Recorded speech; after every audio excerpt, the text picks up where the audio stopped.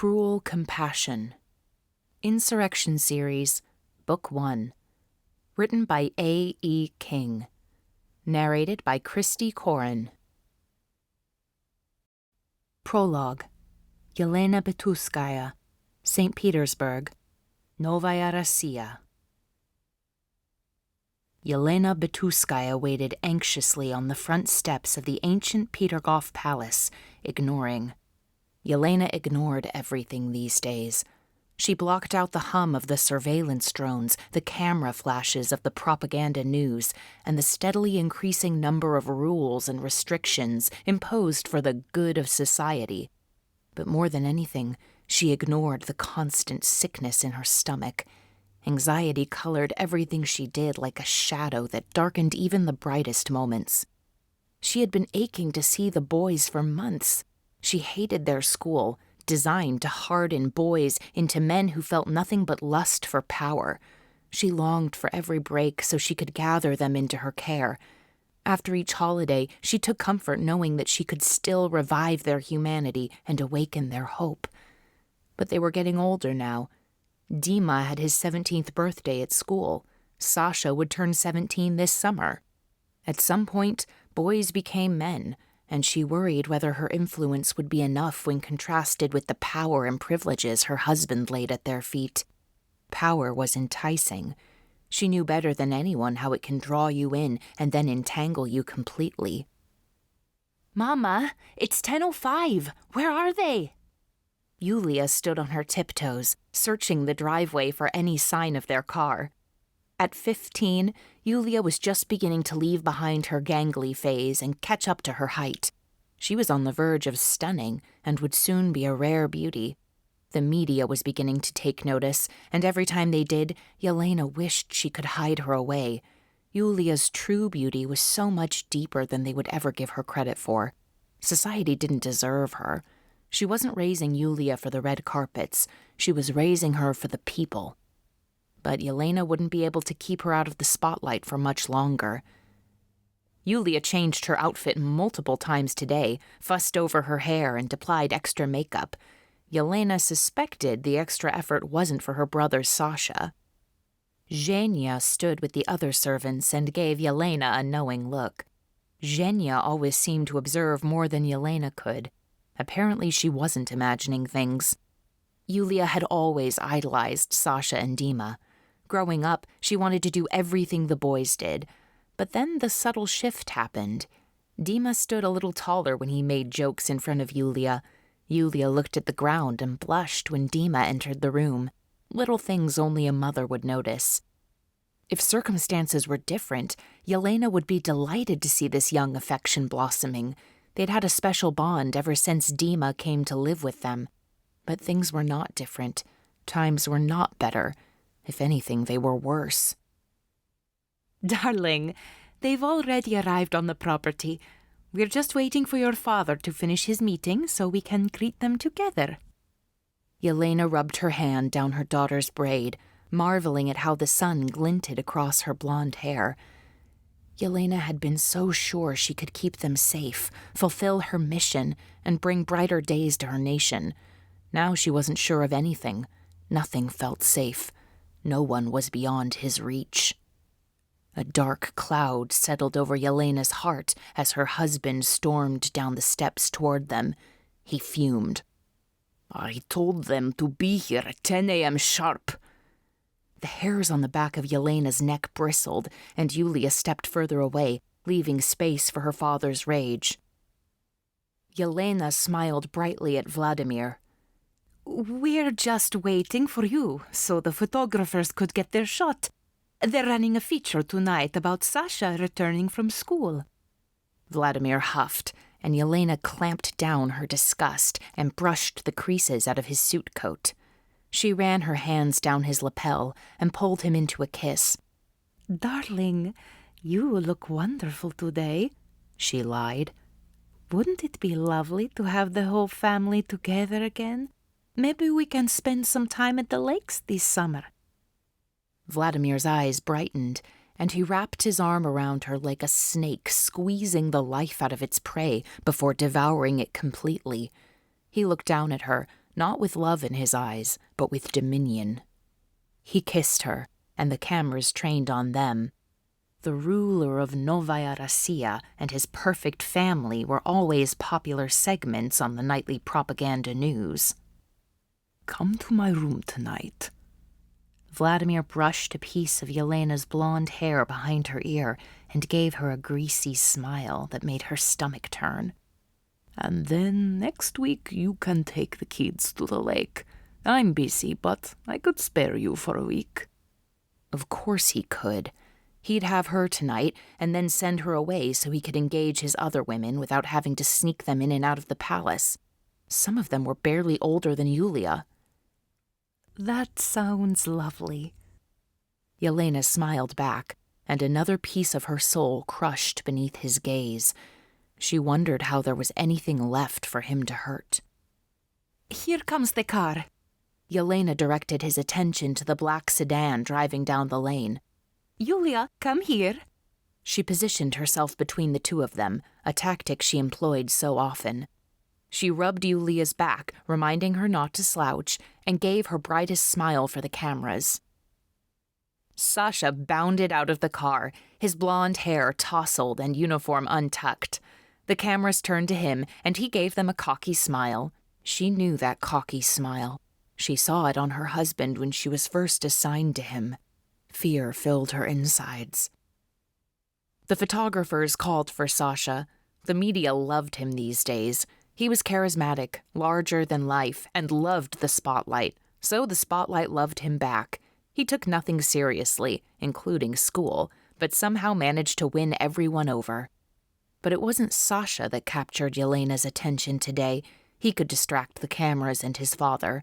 And it wasn't Yulia's clear infatuation. It was Dima. Yelena had raised the boy since his parents' murder. She loved him like a son, but the way he looked at Yulia sent dread pulsing through her. Dima looked at Yulia like she was the sun he would orbit for all eternity. What had she missed? When did a fledgling teenage romance morph into devotion like this? Dima was clearly in love with Yulia. Yelena recognized it immediately because it was the look she longed for but had never seen in the eyes of any man she had been assigned to. "You could have tucked in your shirt," Vladimir grumbled to Sasha. "All I heard of you this year were your run-ins with the headmaster." "Good to see you too, Papa."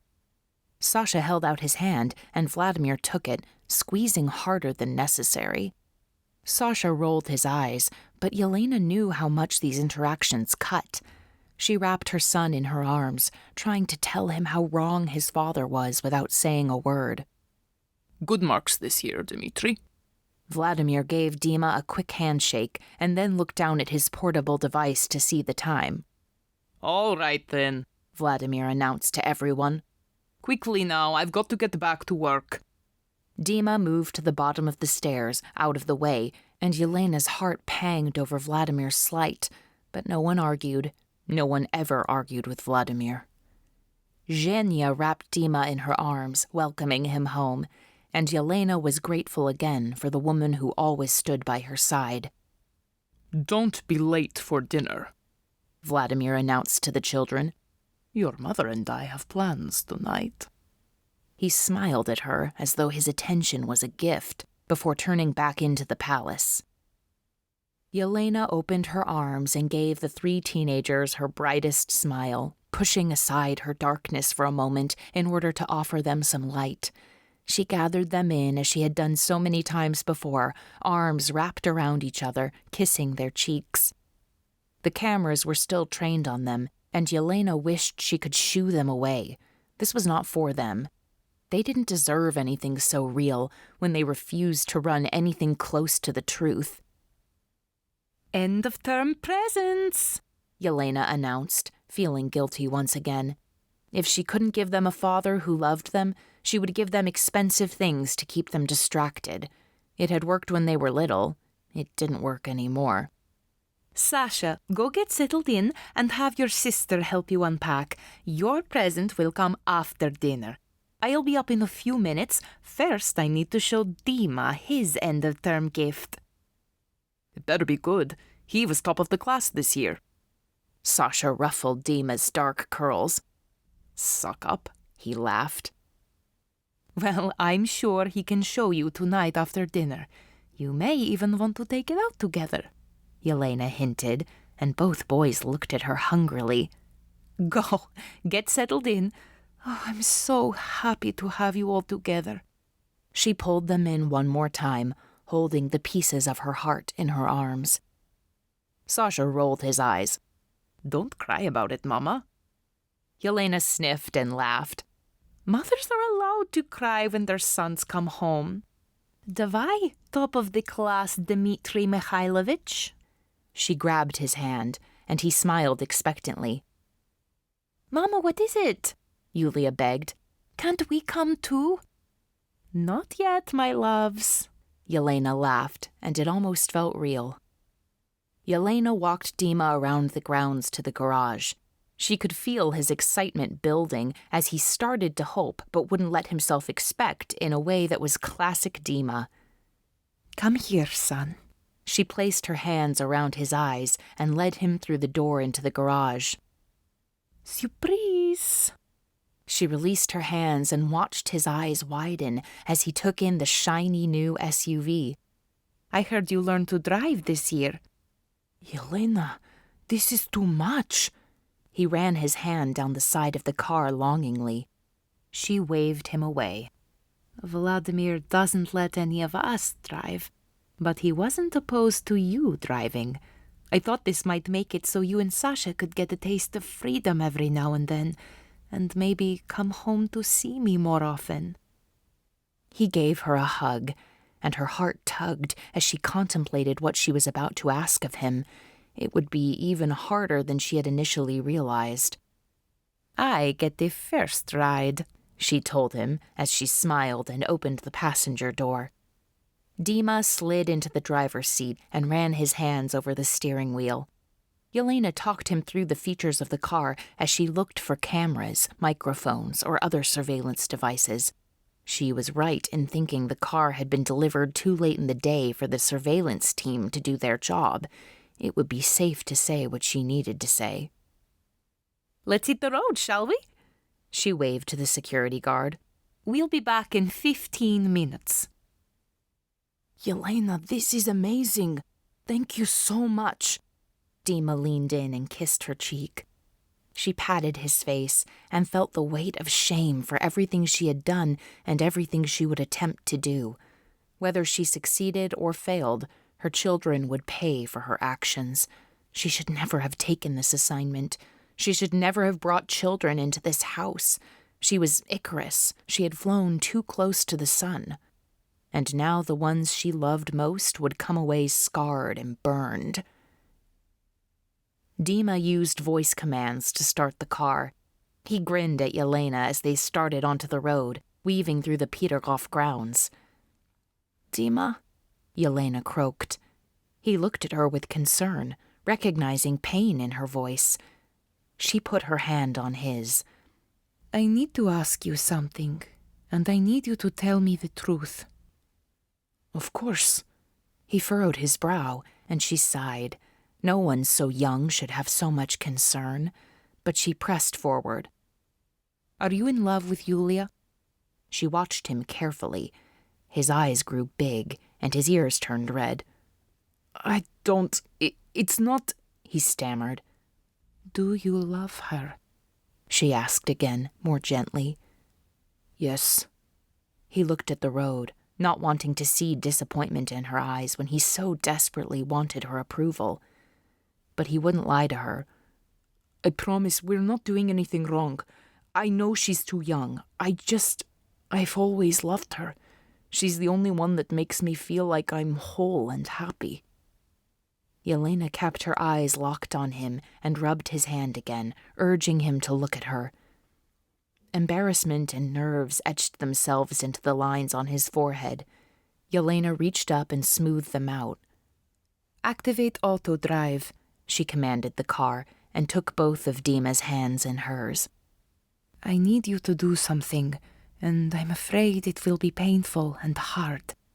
She tried to be compassionate, but watched his face fall.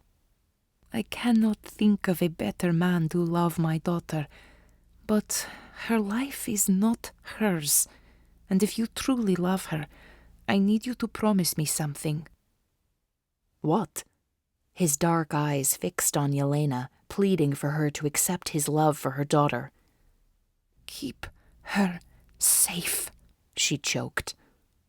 Always, Dima promised, and Yelena placed her hands on his cheeks, knowing in a way he could not yet understand how much she had asked, and how much he was promising. Her safety must come first. That's how you'll love her, and Sasha too. Keep them safe. She pulled him close, wrapping him in her mother's love and feeling the weight of how she had failed them all. She was asking a child to do what she could not. Within a year, either she or Vladimir would be dead, and if it was her, someone needed to stand between her children and their murderous father. I'm sorry, she thought, as she placed this second son into the role she wished she had never accepted. Chapter 1. Yulia Bituskaya. St. Petersburg, Novaya Rossiya, 10 years later. I stand beside my fiancé, smiling as he shakes hands with powerful men I either do not know or do not like. We make our way past the men dressed in black and their wives donning white, the colors designated for citizens fortunate and loyal enough to have a citizen score of 1. I strain to see beyond the line of finely tailored suits to the poor ragged souls dressed in shabby brown behind them. I make eye contact with as many of the Nyanuzhny as possible, letting them know that I see them, even though they likely feel forgotten. That's what my father has officially labeled the poor, Nyanuzhny, unnecessary, unneeded. With a citizen score of 4, they're deemed useless to society. While the official system states that everyone has a score reflective of their contribution to society, I can't ignore the fact that every person who has opposed my father ends up with a 4.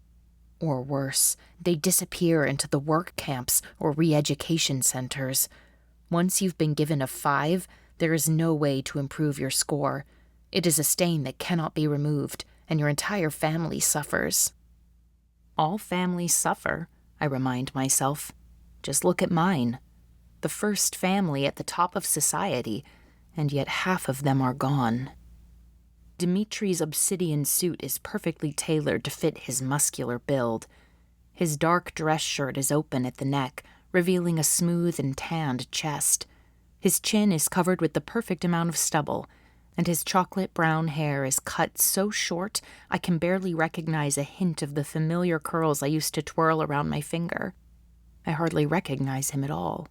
He's practically a stranger to me now. His eyes are dark like coals as he surveys the size of the crowd. He raises his hand in the air, and the crowd cheers in response. I smile and wave, and again the crowd responds. My reception is slightly warmer and louder than Dimitri's. He notices as well and pulls me in, expertly working the crowd as he presses his lips into mine. The kiss tastes of indifference, laced with a hint of longing and loss. I lean in and do my best to feign passion. I'm getting better at pretending. Apparently, the crowd approves. The noise level increases, and as I start to pull back, Dimitri leans in even more. The crowd erupts. "Strength!" shouts the deep bass chorus of the men. "Compassion!" echoes the women with equal fervor. Dressed in black, Dimitri represents strength. In white, I represent compassion. Together, we embody Novaya Rossiya's post-war motto. The crowd chants, either because they approve or because they're afraid to disapprove. It's impossible to tell the difference these days. Back and forth they cheer, men, then women, as their unified claps echo against the stone of the orphanage. Dimitri wraps his arms tightly around my waist and keeps his lips locked with mine to see how far he can raise the excitement. This kiss, like all of our kisses these days, is designed for reaction. I can barely remember the ones we snuck for affection. The noise reaches a fever pitch, and I slide my hand under his jacket and give him a pinch. It's not wise to let a crowd get too excited. It could erupt. He releases me, and I hold my breath as I survey the street for any signs of trouble. The Nyenuzhny are separated from the wealthy by a line of armed soldiers, their camouflage uniforms a blend of all the colors that matter in our society. Level 1 colors are black for men, white for women. Level 1 is reserved for members of the government, the wealthy, and the most influential. It is the only citizen score that distinguishes men from women, the only place women have a distinct, although limited, voice. Level 2 are our business owners, doctors, scientists, and attorneys. They wear charcoal and are constantly reminded that with a little more excellence, a little more achievement, they could rise up into white or black. Level 3 is the last level of acceptability. They're the men and women in service. They do our hair, clean and repair our homes, educate our children, and keep our society functioning without any real reward. They wear gray. These are the only colors represented in the military uniforms. White, gray, and charcoal swirl together, accented by black berets, black belts, shiny black boots, and, of course, the black death machines they hold in their hands. I notice that the weapons they hold today are not designed to target a single perpetrator. They're designed to spray death on a crowd without regard for who goes down. There is no brown on the uniforms, even though a large and growing percentage of our population is level 4, Nyenuzhny. Level 2 refuses to give level 4 any jobs of significance because they don't want level 1's disapproval. So level 4 languishes in poverty, sustained by meager gifts from the white hand of charity. The women, whose husbands banish the Nyenuzhny to poverty and exile, swoop in as saviors to distribute food and clothing while they complain about the lack of gratitude. I'm grateful my mother died before she had to witness things getting this bad. It goes against everything she taught me. I fight to find things to be grateful for. This crowd is uncharacteristically full of both poor and wealthy. Heavily armed guards patrol the edge of the crowd and occasionally jab their guns into the backs of the unfortunate men and women within their reach. I suppose it's to inspire louder cheers and remind them of their place. The crowd presses forward as those in the back try to create a safety gap between themselves and the men who should be providing them protection, but instead only offer cruelty. For the moment, everything looks okay, but the tension in the air is so charged that any little spark could set it all into chaos. So I smile wider, because this is my role today, to diffuse and distract. We're here to show the world, and our people, that our government has not turned her back on them. Smoke and mirrors. My father will be sure to claim today as a victory, just as he claimed my arranged engagement as a victory, despite the fact that Dimitri and I both tried to discourage it with as much opposition as possible. But opposition is impossible with my father. Dimitri and I are so pleased to be with you to celebrate the new additions to the orphanage. I pronounce each word carefully and clearly, using the inflections my speechwriter dictated. Every child deserves a safe space, a warm bed, and food in their stomach. I force my smile not to falter as I see Nyenuzhny mothers tightly grasping hands of their too thin children. Their faces are half grief and half determination as they stare at the well-fed, clean, uniform-clad children that stand in front of the orphanage doors. These poor mothers are here to deposit their children. I cannot look at them, so I shift my gaze forward to the upper-class wives, here for a display of compassion, and smile warmly at them. They don't return my smile. Their mouths and noses are covered with handkerchiefs as they try to block the smell of poverty. They're here because the media are here. Their husbands want to maintain their citizen score. There's no better way than giving money to my father's causes. Men in our nation are required to be strong. Women are required to be compassionate. Today is the perfect chance for them to document both. The men can show strength by building something useful, and the women can perfectly time blotting their eyes when the camera happens to shift their direction. So my father wins, and the wealthy win. But behind the line of soldiers, everyone loses. I fold my script, and Dimitri's lips tighten into a disapproving line. Let him disapprove. His lust for power and lack of empathy disgust me. As a boy, he was tender, kind, and loyal. Now he's cold, militant, and unfeeling. I can never reconcile the boy with the man, so I rely on distance and distrust in all things concerning Dimitri. Both Dimitri and I know the pain of losing beloved parents. Now I have the attention of the wealthy women. They gasp in horror as I allude to my activist mother and Dimitri's overly vocal father, both of whom were murdered. No one ever speaks of such things. Dimitri shakes his head almost imperceptibly, warning me. But we have never forgotten how much our parents loved us. I want you to know that I'm dedicated to the protection of your children. The crowd erupts, but this time it is with a frenzy that cannot be fabricated. Tears spill out of the Nyanuzhny mother's eyes, who came with full arms and will leave with empty ones. The Nyanuzhny men's eyes gleam with a building rage that only happens when they're stripped of all opportunities to protect their dear ones. A disturbance catches my eye in the crowd. A man shakes his fist and shouts, but I can't make out his words over the noise. His wife tries to silence him. His face is red, and he pushes her aside as he charges toward the front, toward me. What did I say wrong? My hands begin to tremble as I look toward the guards and see them closing in on the man. The crowd goes silent, and the raging man's voice echoes through the street. You steal our children! You're the ones that need protection from us! I gasp in horror as he goes quiet and limp the moment the guards and their syringe meet him. I pray it was lethal so he won't suffer in the work camp. They drag his limp body away and into a van.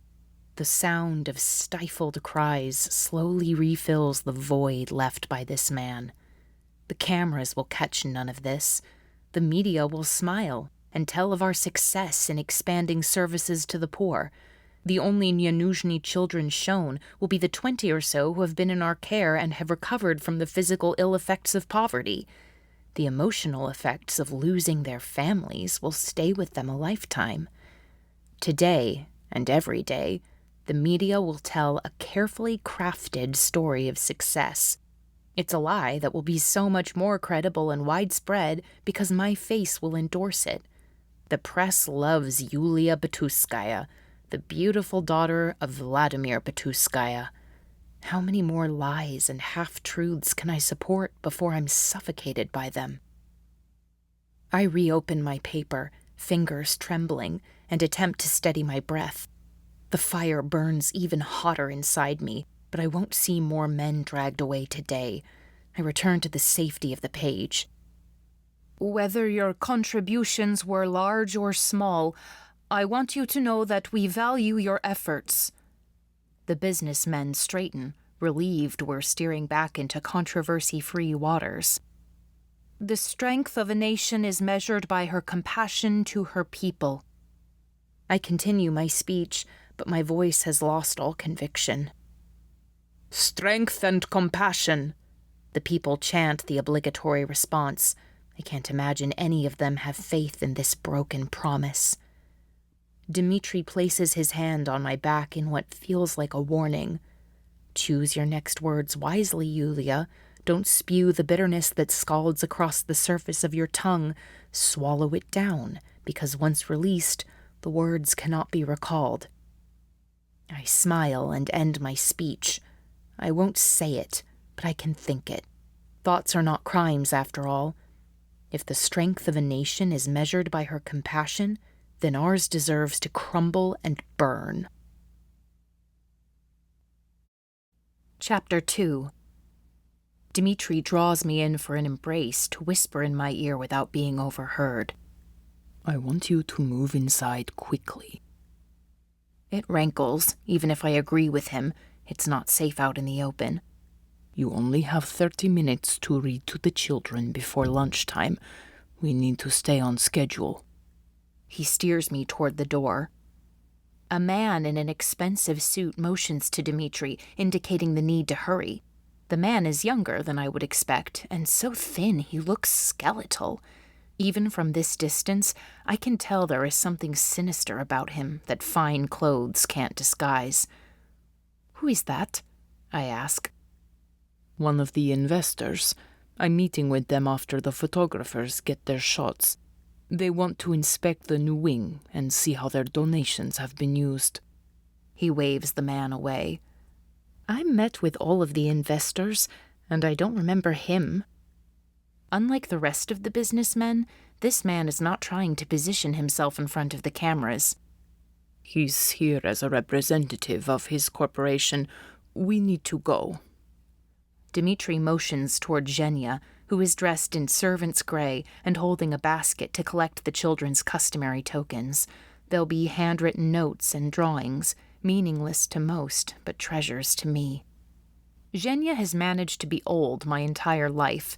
As long as I can remember, she's maintained her short, squat frame, weathered and lined face, and wiry gray hair. More grandmother than maid. She's all I have left to depend on, now that Sasha and Mama are both gone. Zhenya, there's a car waiting to take you home, Dimitri tells her matter-of-factly. I hate when he speaks to her like a servant.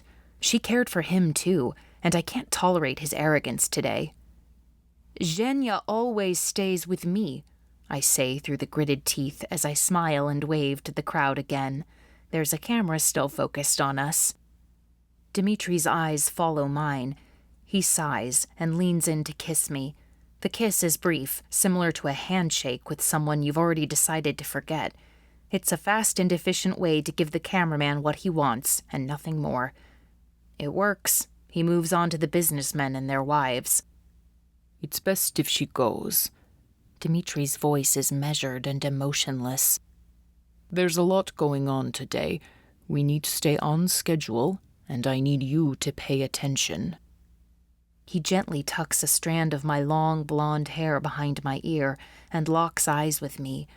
Those eyes, dark as coal, without even the slightest fleck of gold or hazel, invade my space without him moving an inch closer.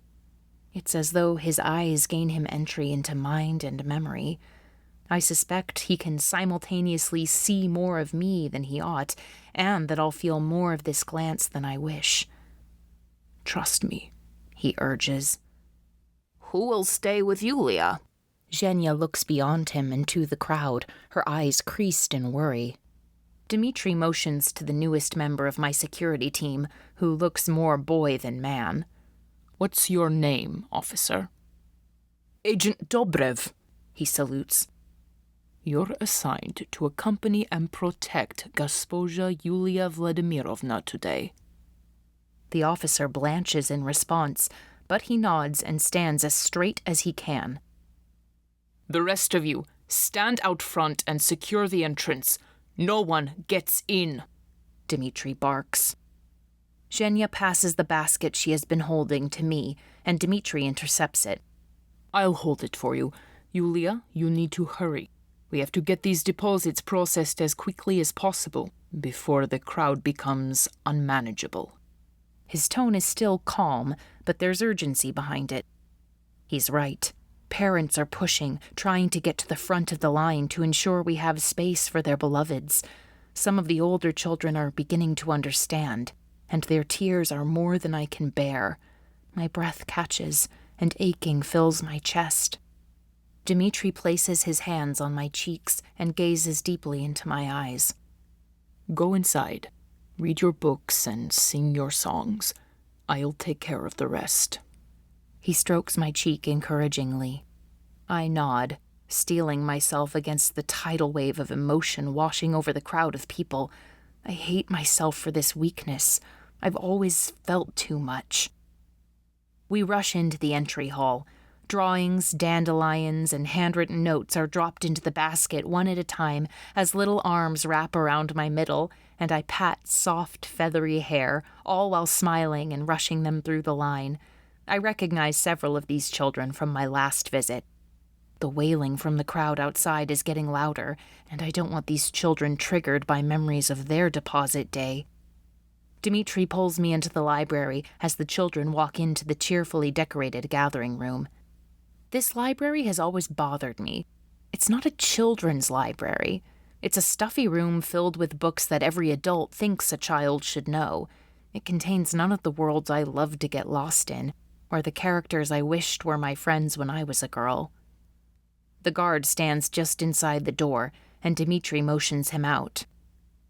You have 30 minutes with the children before they go to lunch. I suspect my meeting will go longer than that. I've asked the staff to send you some tea and sandwiches. You can read the notes and have a nice lunch while you wait here for me. Why don't I join you and thank the investors? I say sweetly, still trying to discover the key to getting what I want with Dimitri.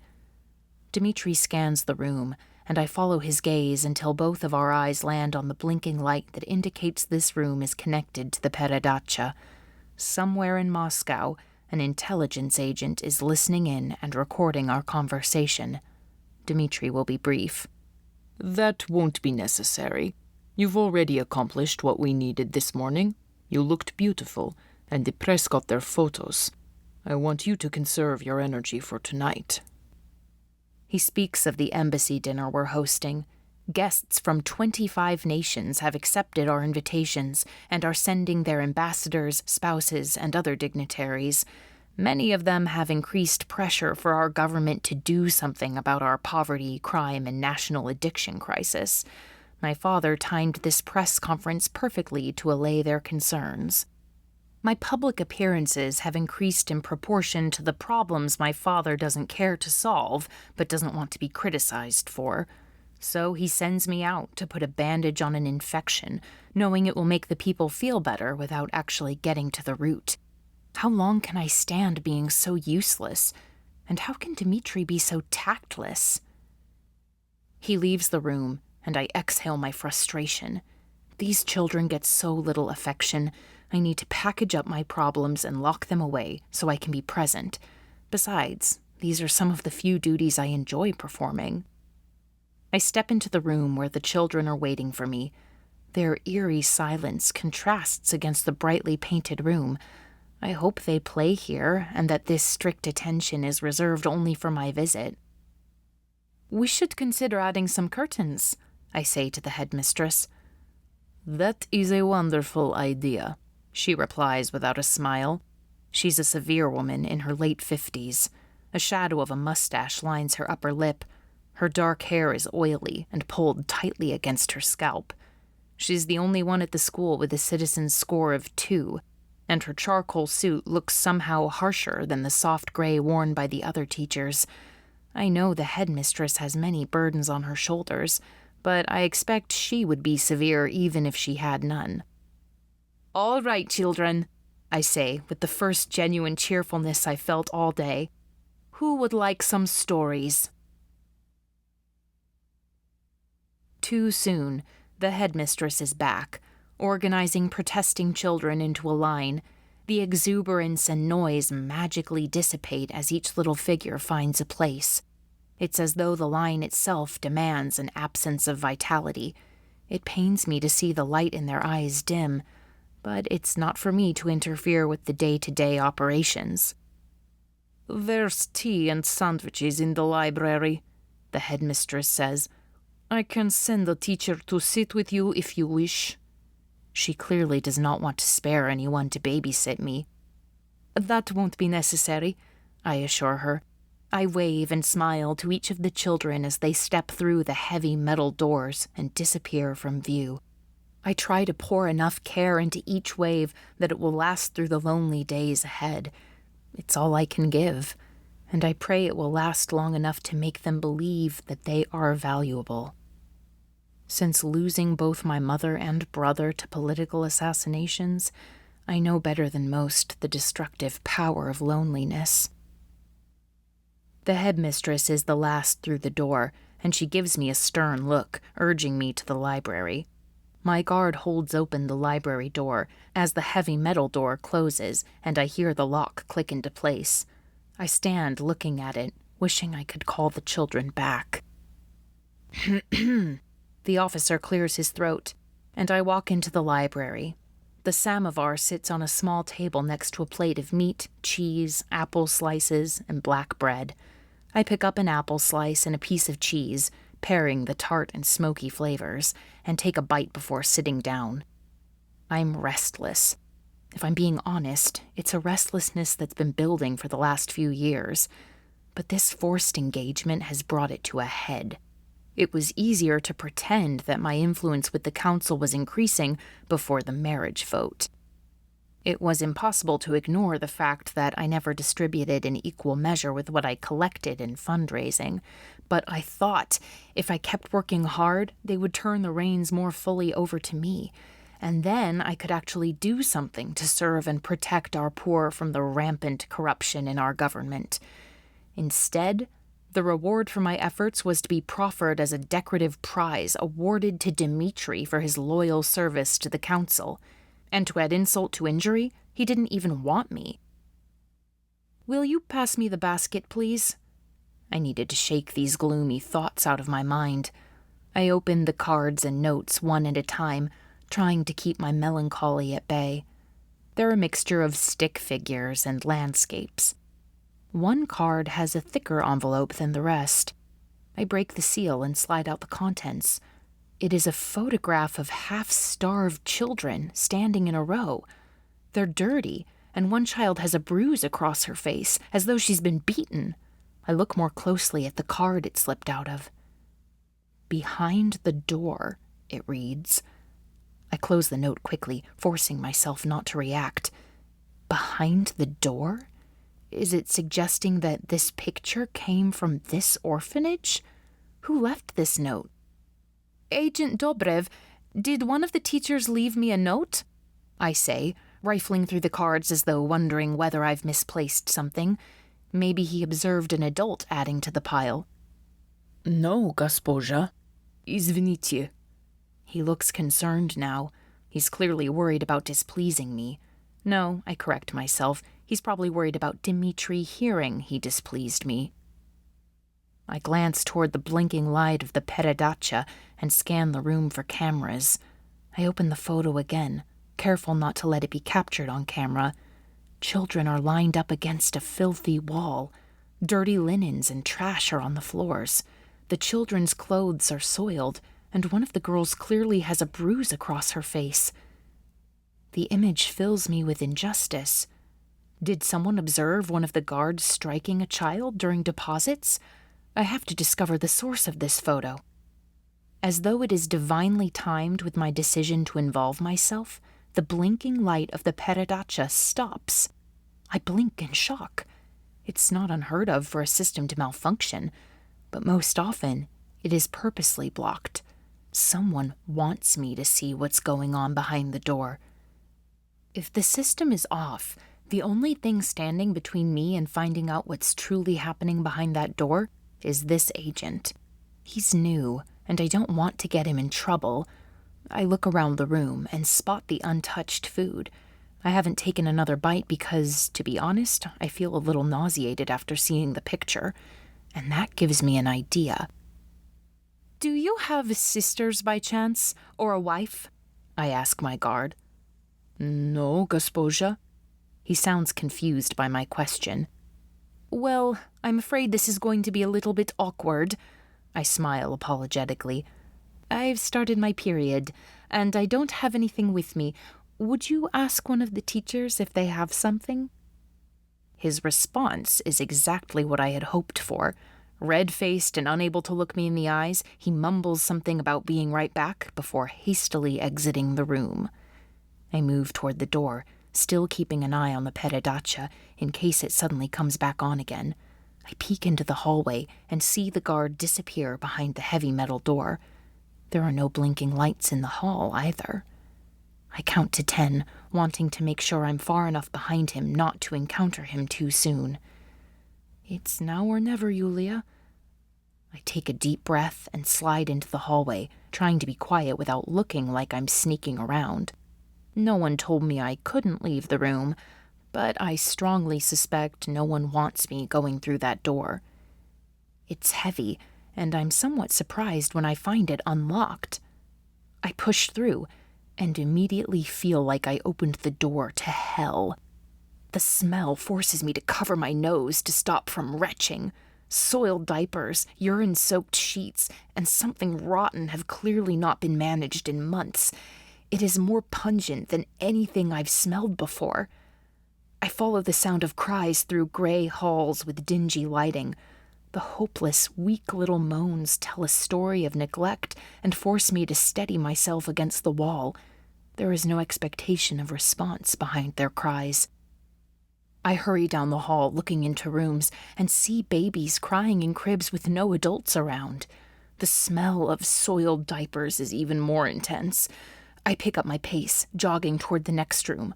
Toddlers play on their beds with shackles tied around their ankles to keep them from wandering. The next room contains more toddlers and more chains.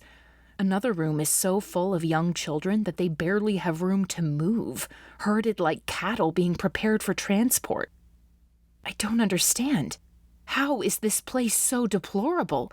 I know how much money we're receiving from donors. Where is it going? Where are the happy, clean, well-fed children I saw moments ago? Anger, red-hot and blinding, takes over all rationality. I will ensure every teacher at this orphanage is replaced by the end of the day. I will personally stay here to bathe these children and sit with them while they receive medical treatment. I will make this right. I have to make this right. I hear adult voices at the end of the hall, and I jog as quickly as I can in their direction. Curse these heels and this stupid skirt. When I find those responsible, they will pay for this neglect. I will see them in jail. I burst through the metal doors and have to fight to keep standing. I feel as though I've been hit. Impossibly, an even greater horror robs me of words, breath, and movement. Children as young as 5 and as old as teenagers are lined up against the walls as filthy men inspect them and say, "I'll take this one." "No!" I find my voice, hoarse and anguished. "Get your hands off those children!" I run to the first man I can reach, pushing him as hard as I can. He stumbles backward and pulls a gun out of his belt, pointing it straight at my head. "Stop!" Dimitri's deep voice commands as he rushes to place himself between me and the gun. "Put your gun away, you fool. Look who it's pointed at." It's the skeletal man from the press conference. Up close, he's younger than I had imagined. He has the look of someone who has ravaged his body in search of his next escape. He spews a string of angry profanities before yelling, "We've paid millions for this shipment. I'll shoot anyone that gets in the way of this deal." "No!" I shout again, emboldened by Dimitri at my side. I'm shocked that this man would threaten me. I lunge at him, wanting to scratch out his beady eyes. "You won't leave here with a single child." Dimitri wraps his arm around me to pull me away from the man, away from danger. "I'm fine." I place my hands on his chest, trying to reassure him and borrow some of the strength I feel having him here next to me. "We have to take care of the children," I instruct. "Call my father. Bring your men in. We have to stop this now." The room erupts in laughter. An older man taunts, "Dimitri, this is why you never bring your women to a business meeting." The room is full of catcalls and jeers. None of these men seemed concerned that they've been discovered, except the skeletal-looking man. "What game are you playing, Dimitri? Prices and terms are set." He glares at me, positioning his gun so it's pointed directly at my head. "If you think this pretense is going to drive up the rate, you're a fool. You know what's riding on this deal. If it falls apart, I will be your biggest problem." Spit flies from his lips as he yells. The laughter dies in the room. I turn my gaze from the man toward Dimitri as a horrible realization comes to me. He sees the moment I understand that this is his meeting. He binds my arms against my sides before I can attack him and all the rest of them. Chapter 3. Put her in the storage room, Dimitri calls to his men. I feel like I'm looking at a stranger rather than my childhood friend. Who is this man? I have to get to my father, or at least the cameras, where someone can see me. My father is many evil things, but he would never condone child trafficking. A large hand grabs my arm. I pull away, and the younger officer looks in vain for an appropriate place to grab me. He has clearly never touched a woman, much less restrained one. I take advantage of his youthful awkwardness and run toward the door. Before I can reach it, a much older and heavier guard tackles me from behind. I hit the ground hard and feel pain in my kneecaps and wrists. He grabs me around the middle, and I swing my head back to connect with his. He grabs a fistful of my hair and pulls hard. I cry out in pain. "Easy," Dimitri yells, and the man loosens his grip. The younger guard wraps his arms around my midsection, pinning my arms against my sides. "I swear on my life that if you hurt her, you'll be floating in the Baltic Sea by tomorrow." "My father will know of this, Dima." His childhood name, the name of the boy I once loved, is the only weapon I possess. His lips tighten for a second, and I know I've hit a nerve. The guard silences me by placing his hand on my mouth. The skeleton laughs at my disgrace. "I'll throw in an extra $1,000,000 for her." The room erupts again, but Dimitri does not join in the laughter. He points his gun at the man's head. "Shut your mouth, Kostya." Icy silence replaces their mirth, and all eyes are trained on the two men. It's like they're waiting for the first shot that will start the battle. I use their moment of distraction to my advantage and bite the inexperienced guard's hand so hard I taste blood. He screams, and his arms slacken just enough for me to attempt to run again. The older guard grabs me from behind. I scream and kick as they drag me out of the room, down a hall, and into a small storage closet. "Shut her up," the older guard directs the younger. The younger guard looks at me more warily now that his hand is dripping crimson onto the floor. He pulls a dirty handkerchief from his pocket and forces it into my mouth.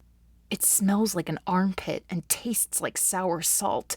He holds my jaw to keep me from spitting it out as he looks around for what else he can use to restrain me. "Here." The older man presses his weight against me and shifts so that one hand binds my wrists. He produces a bandana from his pocket and passes it to the bleeding guard, who ties it around my mouth. The guard secures my arms behind my back with zip ties, at which point his partner finally releases his hold on my wrist. Together they bind my legs and deposit me on the floor as though trying to decide what to do next. These men work for our government, for my father. They must know they're committing a significant crime. Their sentences will be severe. I can't understand why they don't seem to care. I thrash my bound legs and manage to kick one of the men. The older one curses. "Go get a chair," he orders the other guard, and we're left alone as the door shuts us out of sight. The older guard forces his weight on me to keep me from wriggling. The entire time he's inches from my face and looks me in the eyes. It's an unnecessary show of strength that he's no doubt been trained to exhibit. I pray that the younger officer will return. Was the order really instructing him to get a chair, or was it some sort of code that meant to leave? I look anywhere but at him, feeling his gaze on me as it travels down my neck. I feel vulnerable, exposed. After how easily this man forced me to the ground, I have no doubt he could do anything he wanted with me. Would Dimitri let him? Would Dimitri even care? I count to 10 and then back down to 1, trying to keep the fear in check. When the door opens, I almost sob as the tension in my chest eases slightly. The older guard picks me up and drops me into the chair. I want his hands off me, so I don't fight him. He ties me to the chair so tightly I can barely breathe. Then both guards leave me, and all I can do is stare at the door, trying to comprehend the level of betrayal I have uncovered.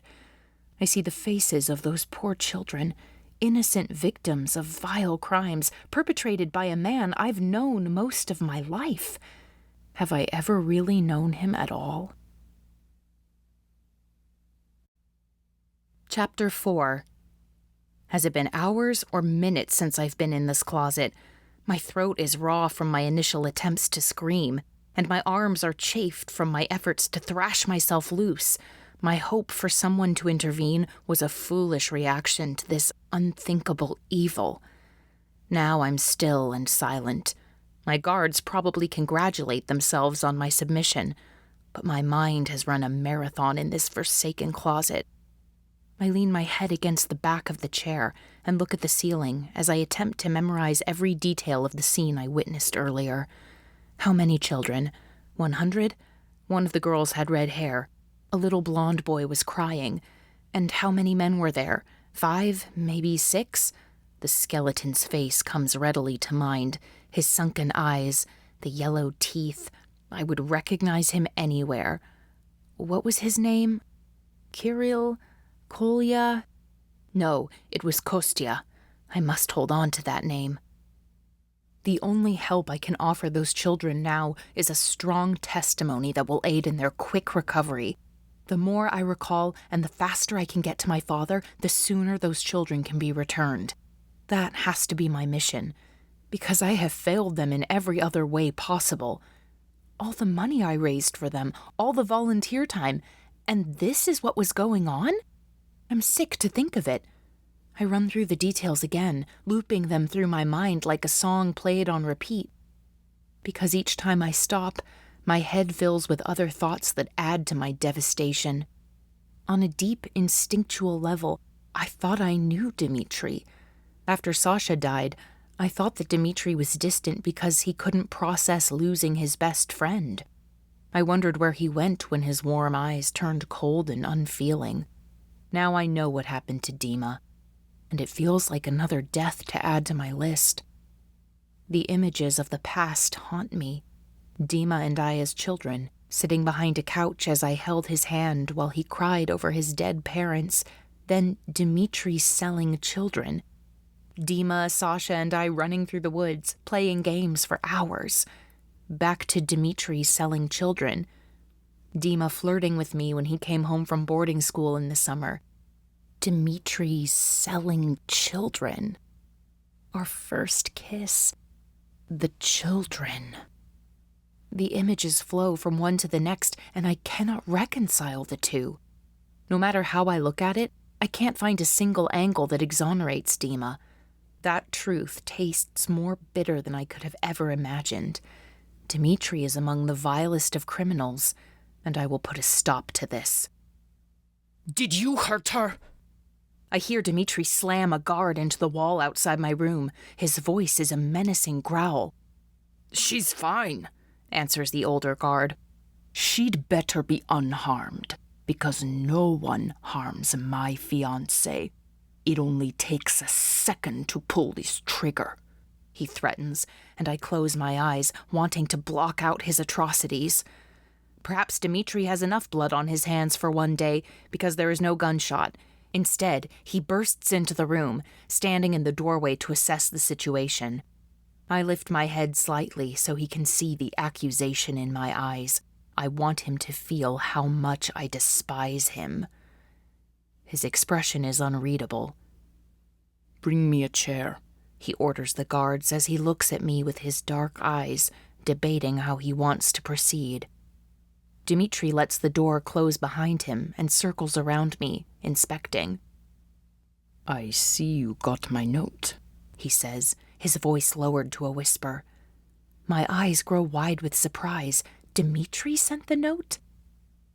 I didn't think you would believe me without seeing it, Dimitri answers, much too calmly. Children are on their way to heaven knows where, and we're here chatting like we're discussing the weather. Your reaction was a bit more dramatic than I had anticipated. You've caused a good deal of trouble today. A hint of a smile tugs at the corner of his mouth like he's teasing me. Does he think this is a joke? His voice rises in volume until I'm sure he's loud enough to be heard through the door. I can't have you making another scene. You'll just make it worse for everyone. He gives me a warning look and pats his gun. What does that mean? Is he threatening to kill the children if I don't behave? Is he threatening to kill me? Take a deep breath. Then, if you can be calm and quiet, I will take off the gag. When I don't respond, he stands up and reaches behind my head to untie the filthy rag. His fingers brush gently across my hair, but it feels like a lie. I want to speak to my father, I demand. My tongue feels thick and dry. Yes, of course you do. I'll call him right now.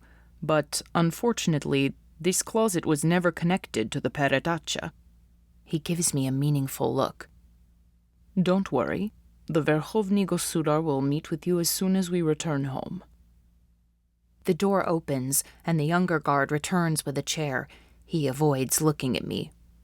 Thank you, Luca, Dimitri says. I glare at the younger guard. It was a pleasure meeting you, Luca. I'll be sure to tell my father about you, I threaten, and he hurries out of the room. Dimitri sets the chair across from me, leans back, and crosses his leg over his knee. Try not to scare the guards. They're only doing their job. He seems amused by my threats. Besides, we have other things to discuss, Dimitri continues. Your father is confident we can clear up this misunderstanding. His dark eyes intently drill into my pale blue ones. My father will do no such thing, I growl at him. There is no misunderstanding. You were selling children. He shakes his head. Those were orphanage transfers. Some of those kids were being sent to more suitable homes in different parts of the country. And after seeing the state of these facilities, I'm sure you can agree that there has been grave neglect here. I stare at him for a moment, unable to comprehend these bald-faced lies mixed with his subtle signals. We spent years communicating like this. Glances across rooms, wordless signals, secret meetings. I've known him long enough to understand he's trying to tell me something, but this day has been too much, and I have no desire to play his games. I know what I saw. Those men had children lined up like cattle being sent to market. They had to inspect them for disease and lice. His eyes bore into mine, challenging me to disagree. Take me home now, I yell at him. I don't have another minute to waste on you and your pathetic attempts at excuses. You, Luca, Kostya, and all the others will be in jail by tonight. A spark lights in his eyes. Does my threat excite him? Of course, darling. It's time to go anyway, since now we have to squeeze in the meeting with your father before the ball. His unabashed treachery enrages me. Let's just remove these bonds and hope that you don't try to bite my hand off. He moves behind me and leans close to my ear. The hairs on the back of my neck lift as he whispers, "If you don't believe it from me, don't buy it from him." Why are you doing this? I ask him quietly. He leans in closer, his lips against my ear. Because you can't fight what you can't see, and we need you in this fight. He barely breathes the words before releasing me from the ropes and zip ties. Dimitri offers a hand, lifting me to my feet. I roll my shoulders and wrists to shake out the stiffness. His gaze is intent, hungry, but as much as I can tell he wants my trust, I can't give it to him. How many children did you sell today? I ask in a whisper. His eyes crease in a flash of concern that disappears as fast as it came. 200. You're a monster. I know, he concedes. Chapter 5. Located on the outskirts of St. Petersburg, Petergof Palace was built as a summer home for the Tsars and later became a national museum. I now call it home, my father having reclaimed it as a safe haven. Every detail is handcrafted and ornate. But after years of confinement inside these walls, I no longer see the palace. I see a prison. This prison comes complete with a tyrannical warden, my father, Vladimir Bituskaya, head of Novaya Rossiya's council and self-appointed Verkhovny Gosudar. He's one of the most powerful and feared men in the world. I've spent a lifetime perfecting the art of avoiding him, but today it can't be helped. The sharp click of my heels echoes across the empty marble halls, mixing with the low thud of Dimitri's steps. The sound highlights the icy silence between us and might as well be a funeral dirge. I approach the heavy doors of my father's office. The hand-carved wood reminds me of a coffin. I can't help but remember the last time I was here. 9 years ago, my father sat Dima and me on his sofa, delivering the news that my older brother Sasha had been assassinated, then promptly left the room to attend his next meeting. We know better than to knock. The hall is filled with cameras. My father knows we're here, yet he makes us wait. I use the time to prepare for whichever of my father's personalities I will meet, as each possibility requires a specifically curated response. After a few minutes, the door handle turns, and my breath catches as I brace myself. To my surprise, my father opens the door himself, wearing a sympathetic smile. I'd almost prefer he were angry. He's only kind when he wants something. Darling. He opens his arm and draws me in for a hug, rubbing my back. I fight the urge to flinch and keep the embrace brief so he doesn't feel me tensing involuntarily at his touch. It feels like hugging a corpse. There's no real warmth behind it. I need your help, Papa. May we speak privately? He places his arm around me and leads me into his office, leaving Dimitri in the hall. Please, sit, my father says, motioning to the sofa in front of his desk. The same sofa where he told me about Sasha's murder 9 years ago, and my mother's murder before that. Half my family was ripped out of my life while I sat on that couch. I choose a nearby chair instead. My father takes his seat in the chair next to mine. You poor thing, having to witness such suffering. He pats my leg and frowns at me with eyes so wide his concern seems believable. Dimitri told me all about it. I'm ashamed to hear we have such neglect going on in an orphanage we support. He shakes his head sadly. I'm afraid it's much more severe than that. Dimitri is running a child trafficking ring. Several arrests need to be made.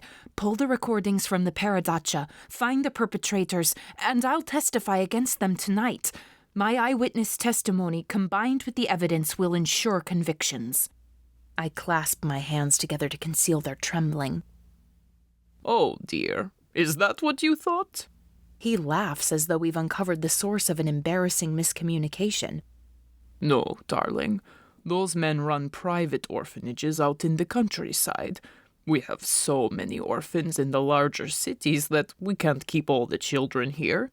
You saw the mothers today, lining up, waiting to deposit their unwanted offspring at the first opportunity. We simply can't keep up with the demand, no matter how many new wings you manage to build. Dimitri must have fed this story to my father to drive discord between us. My father didn't see what I saw. He doesn't know what's happening. I swallow down the panic rising in my throat and attempt to convince him.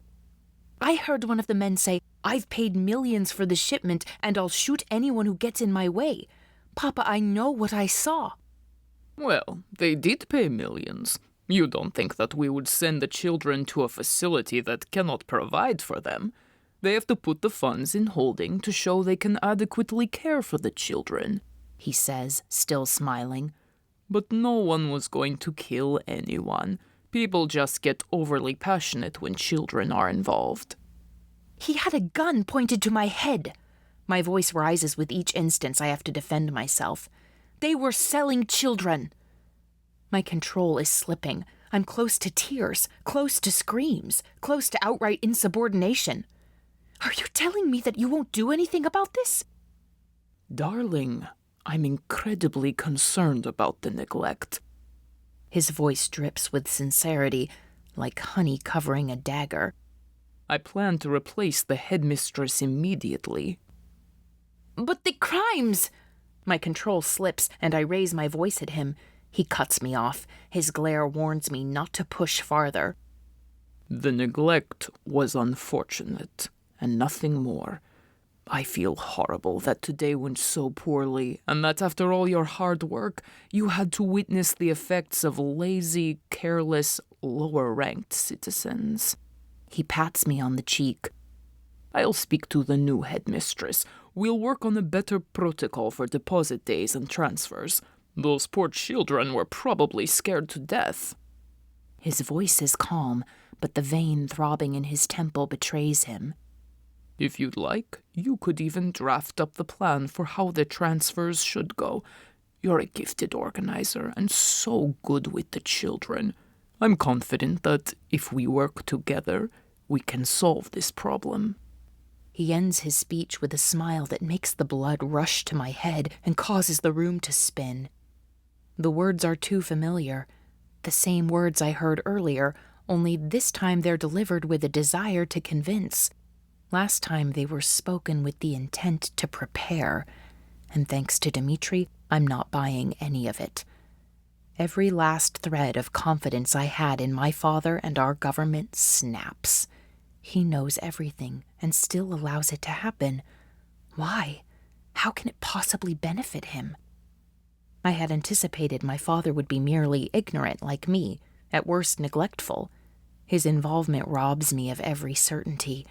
What other atrocities is my father responsible for? Darling, this has all been too much for you. You look positively beaten down. His smile is triumphant and smug. Why don't you rest for a bit before the party? It's an important night. The audacity is shocking and the timing perverse. On the day they're trafficking children, he holds a state dinner to combat the mounting international pressure for Novaya Russia to take a stronger stand against poverty and addiction.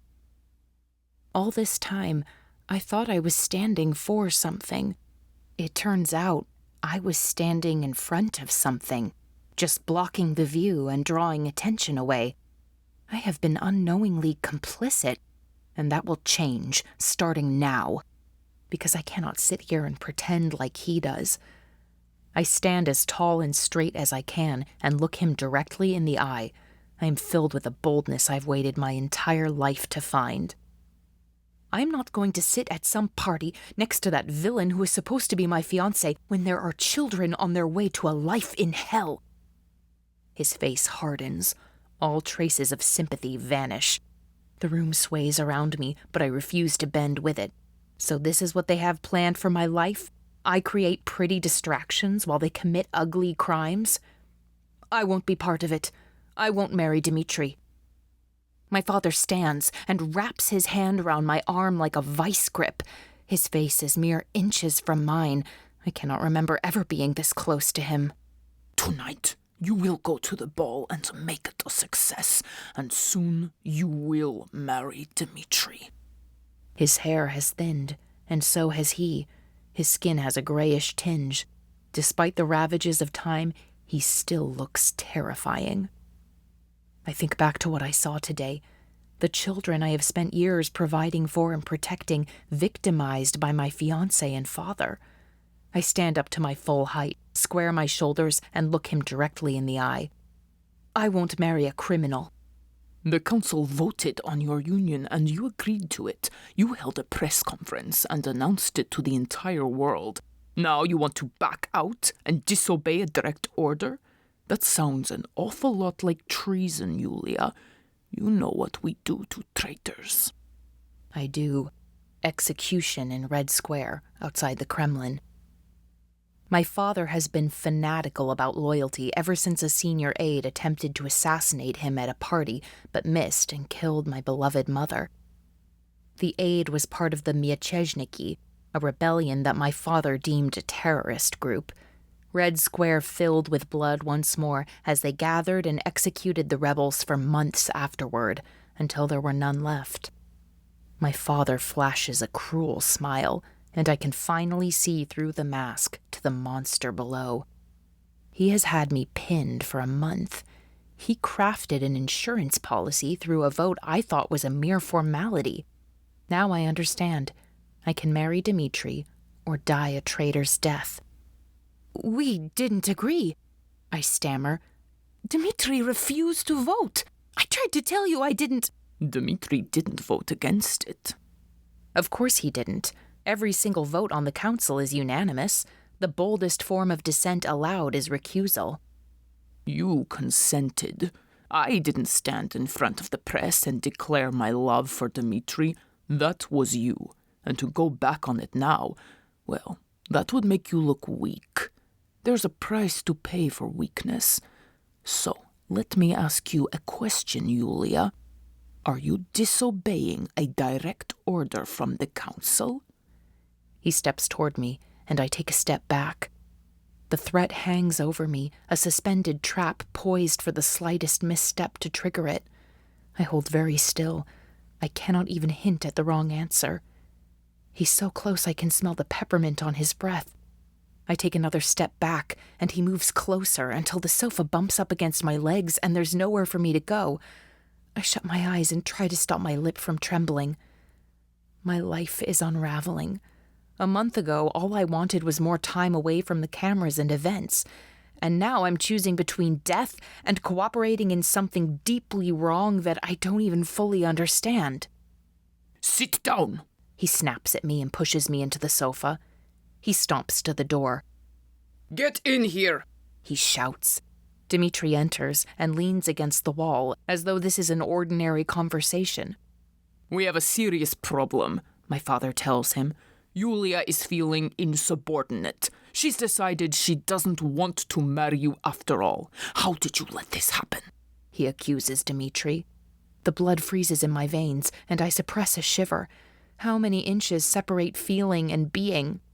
I want to be miles away from the traitor's firing line, but I fear I'm inching closer and closer with every word I speak, and I don't know how to navigate my way back. That's not news. She never wanted to marry me in the first place. Dimitri shrugs, as if this is unimportant and a waste of his time. Tonight of all nights, my daughter is disobeying a direct order from the council. Of course she's not. Dimitri rolls his eyes. This is Yulia we're talking about. She's overly emotional, but when has she ever been anything but pliable? Pliable. It sounds like a dirty word coming from him.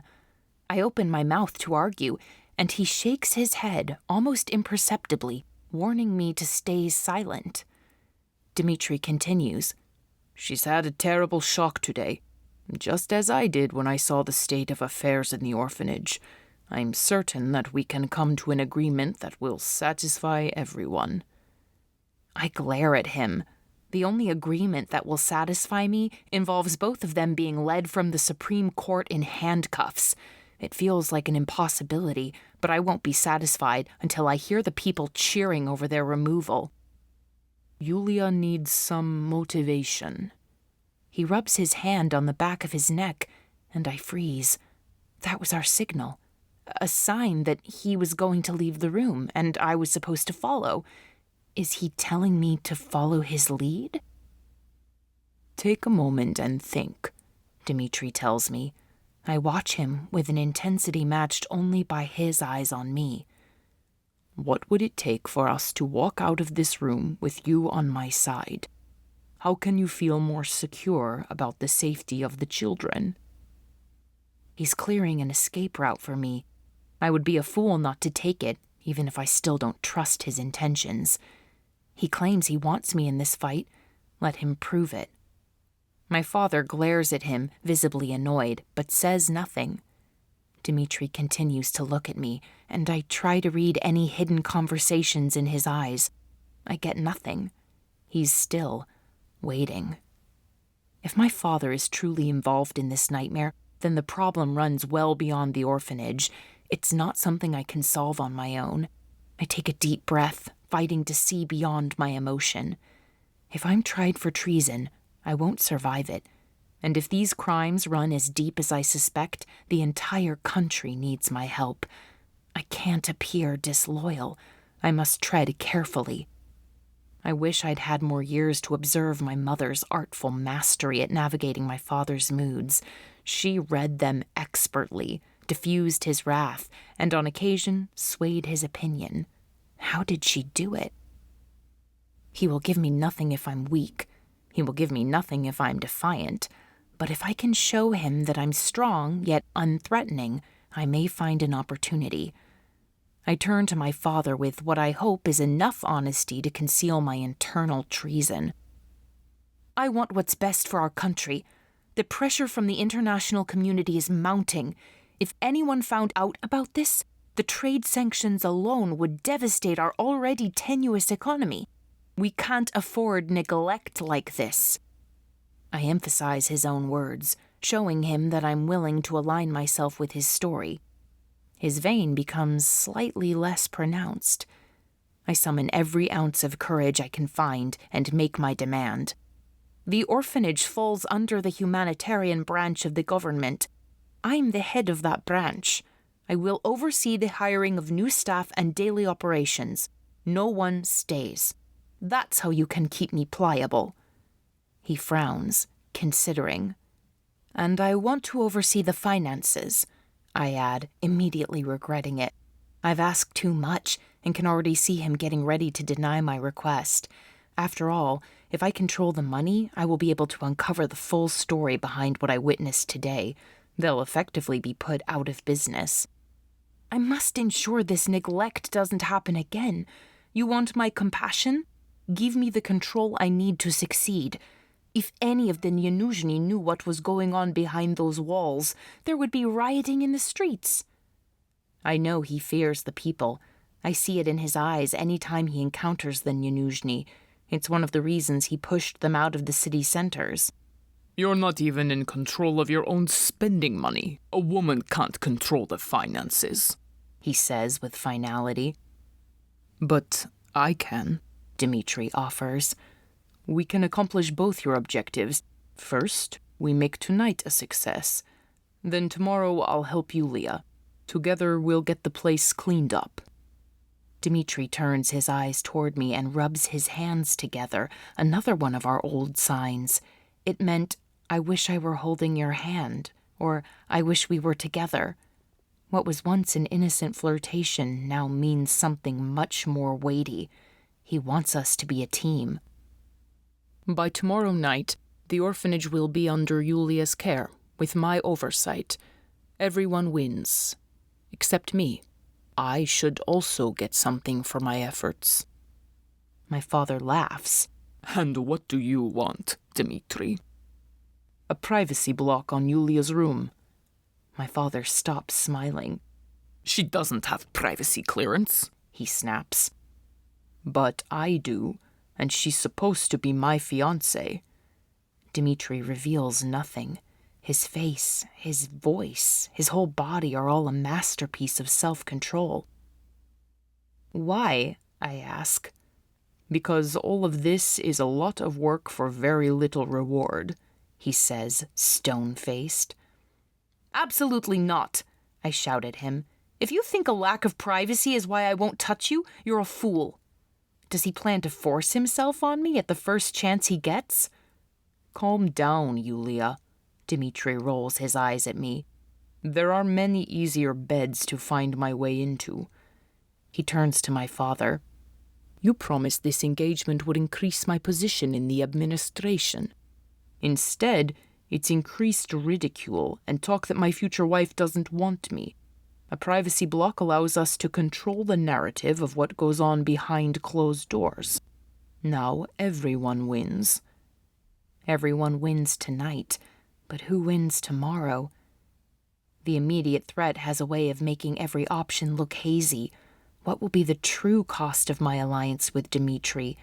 If I enter into it now, what will he expect in return? My father doesn't answer right away. His jaw clenches, and I can see him weighing his options. He never likes to relinquish control. He turns to me. If you want this responsibility, you'll have to earn it. How? I ask cautiously. Power always comes as a reward for loyalty. Yours has been unimpressive. The building panic solidifies in my veins, freezing my arms and legs so they are incapable of movement. The worst thing my father could possibly suspect me of is disloyalty. When I don't respond, he continues. Youth has a way of making you think you understand things you've never experienced, Julia. I've spent my life rebuilding this nation out of the ashes left behind by the last war. It was chaos and violence before I came to power. Your beloved Nyanuzhny were dying in the streets en masse.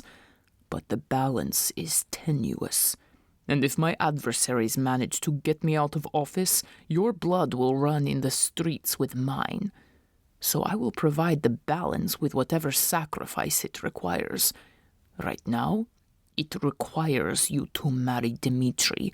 It requires you to make it believable. Our family must appear united and strong. He reaches for my hand, and I force myself not to recoil from his cold and clammy touch. He traces a pattern tenderly over my hand. Just like your mother's, he says and looks into my eyes.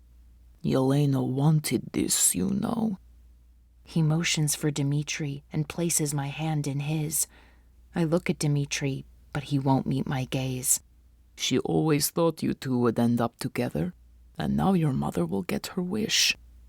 I blink back the familiar burn that stings my eyes whenever my mother is mentioned. My skin crawls as my father raises our hands to his snake lips and blesses our union with a kiss. He smiles at me, mistaking my emotion for belief. My belief in his words, paper thin to begin with, has been irrevocably decimated. The country needs the two of you, united, he continues tenderly. Dimitri has the strength to make the hard decisions.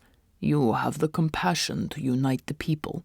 You will be a powerful couple, and together you will ensure that our family remains in power long after I'm gone. We have a legacy to uphold.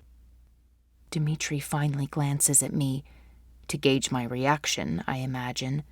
His jaw tightens, and I suspect he sees through my tear-filled eyes and into the storm building behind them. I will find a way out of this marriage. My father's strange moment of tenderness dissipates as fast as it came. You want to control the funds? Then tonight, woo the crowd. People notice the cool indifference between you two, and there's talk, he says.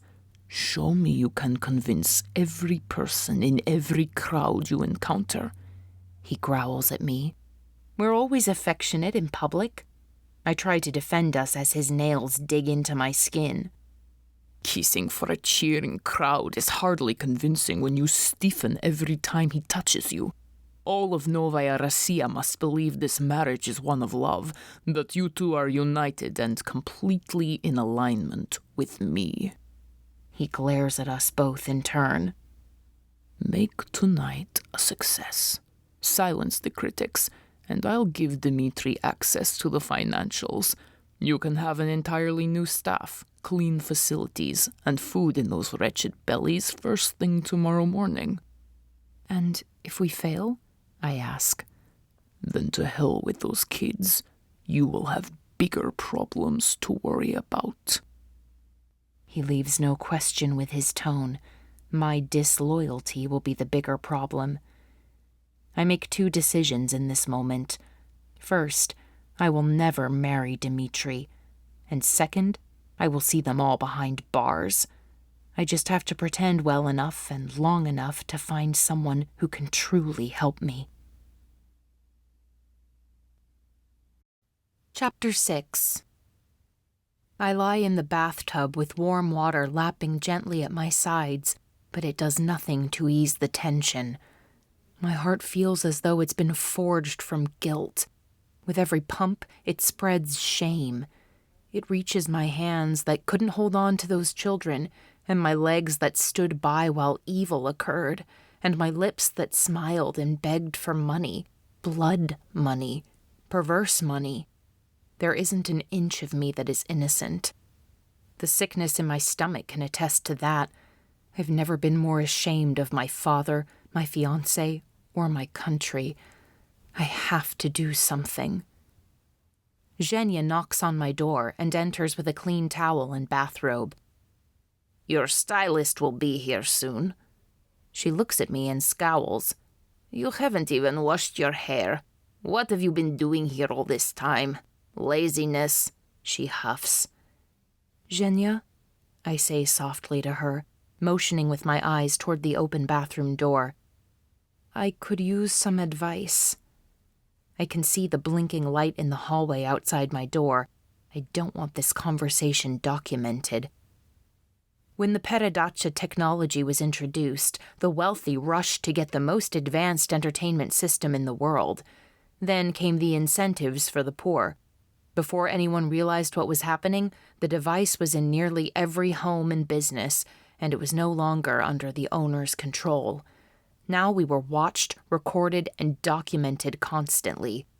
Bathrooms have become a safe haven for truth, since very few people installed the system in this particular room. Zhenya closes the door and comes to kneel beside the tub. You want advice? Stop wasting time. Let me wash your hair. She turns the water back on and pulls the nozzle over to wet my hair, effectively muffling any sound that could carry into the hall.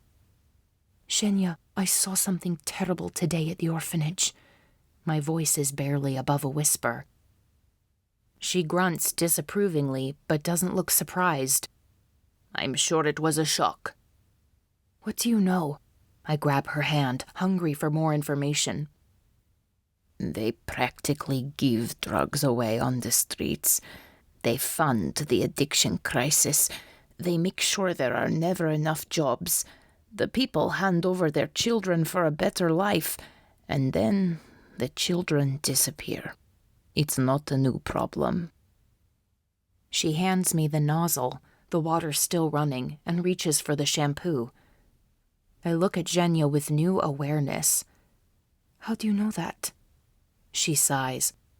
Your mother fought against it more fiercely than she fought for anything. It was a bad time. My mother was... I let the words sink in, and the betrayal with them. Zhenya never spoke of this before.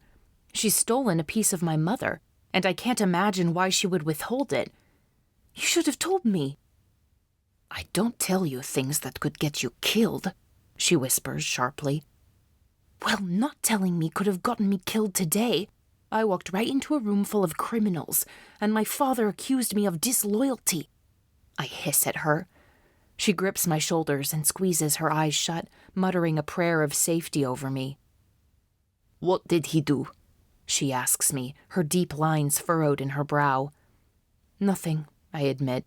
Dimitri stepped in, but Vladimir is not happy. She crosses herself, and I see the lines in her forehead relax. I'm not willing to let her off the hook so quickly. I deserve to know my mother's battles. That information belongs to me. No. She shakes her head and begins washing my hair again, but I can feel her hands trembling. I promised I would keep you safe, and I've done my job. Don't ask me these questions. I recognize her sharp tone that leaves no room for debate. I swallow the knot of rage blocking my throat and try another route. So what am I supposed to do? I ask. I can't sit back and watch this happen. Do? She asks with her eyebrows raised accusingly. I'll tell you what you'll do. You'll keep feeding the people, doing the little good you can, and you'll wait. History teaches that tyranny can only last so long. Eventually, this government will be overthrown. Not likely in my lifetime, but I hope it will happen in yours. I can't do nothing, I hiss at her. It's not nothing. It's everything. Marry Dimitri so he can protect you. Keep supporting the people. When the day comes that your father finally transports his soul to hell, the people will be with you. Then you will have the chance to right the wrongs. Do you remember how your brother was always fighting with your father? Where is he? Dead. And your mother. fighting for the good of everything except her own neck. Where's she? Dead. Zhenya grabs the nozzle back and pours water over my head, silencing me for a moment. Yes, my mother and Sasha fought with my father, more than I ever dared, but that's not why they're dead. The outside world was never safe for us, and now I'm beginning to see why. My father brought these dangers to us. He tried to protect us with distance from the outside world instead of protecting us with his decency. Or is it more than that? Is there something you're not telling me about their deaths? Otherwise, don't use them against me. She grunts again and hands me the shower head. You need to let go of the past. You need to stop trying to fix the future. Your time will come. What you need to do is talk with Dimitri. Dimitri's involved, I tell her. She shrugs her shoulders dismissively. Of course he is. He's a man, and if he spoke against it, he'd be a dead man. He's doing his job. I won't be complicit in my father's crimes. Mama wasn't. Sasha wasn't. How dare you suggest I side with him? My voice is dangerously close to an audible level. Zhenya scowls at me. Hush, you stupid girl. Her whisper is cross, but her hands are still gentle as she runs the conditioner through my hair and begins to comb out the tangles. What good would you or Dima be to anyone if you're dead? Marry him, move out of this palace, and get away from your father. Wait for your opportunity to do the good you want to do. Dima's the one who showed me what was going on at the orphanage, I whisper to her, and she stops moving her hands. Kak durak. She slams the comb on the side of the tub. I tell him to regain your trust, and this is what he does. You two need to stop acting like children and come to an understanding before this gets more dangerous for everyone. You told him to do that? The thought of Zhenya and Dimitri conspiring about how to handle me stings. Don't be dramatic. She rinses the conditioner out of my hair. I've been telling you the same thing for weeks. She hands me back the nozzle and begins the slow process of lifting her weight from the side of the tub. I place my arm on hers. I deserve to know about my mother and the orphanage. I fix her with my eyes. I want her to see me as a woman instead of the little girl she has always cared for. You should have told me. She slumps back to her knees, exhausted by the weight of our conversation. I hate fighting with Zhenya. Pass me the towel, please, I ask her. She hands it to me wordlessly. I stand up, wrap myself, and step out of the tub. Zhenya hasn't moved. I'm tempted to leave her there, but I don't. I bend down and place my arm around her. She uses my weight to help her get to her feet. When she's steady on her feet, she pulls me in for a rare hug. Please, Yulichka, she whispers in my ear. I can't survive burying another one of you. Ride out this storm, and then I pray to God that sunny days will come to Novaya Russia again. She turns off the water and pulls the plug. Get dried off. I don't want you dripping water all the way to the closet. I watch the water swirl in circles and sink into the blackness of the drain. It mirrors my hopes perfectly. I have so many questions, and no one I trust will answer them. Chapter 7. The height of my heels won't start a revolution. I glare at my stylist, Natalia. This argument, like the event itself, feels meaningless. Hundreds of children are on their way to a horrific life. I couldn't stop it, and now I'm supposed to care about heel height. Natalia looks around the room for support. The styling team has invaded my apartment for the night. A rack of designer dresses stands next to my 4-poster bed, where the shoes in question are lined in a row. The antique furniture has been relocated to make space for the tables covered with products, supplies, and accessories. The makeup artist and hairstylist are keeping particularly busy organizing their tools. Natalia looks to Zhenya in the corner for help. Zhenya sits at my writing table, reading her book. She looks up and rolls her eyes at the absurdity of this argument. Yulia, those shoes will hurt your feet anyway, she says with minimal interest in the outcome. What will people think if you're taller than Dimitri tonight? Natalia treats me as though I'm a toddler on the verge of a tantrum. Perhaps she's right to do so. I feel a meltdown coming on. My nerves are on edge.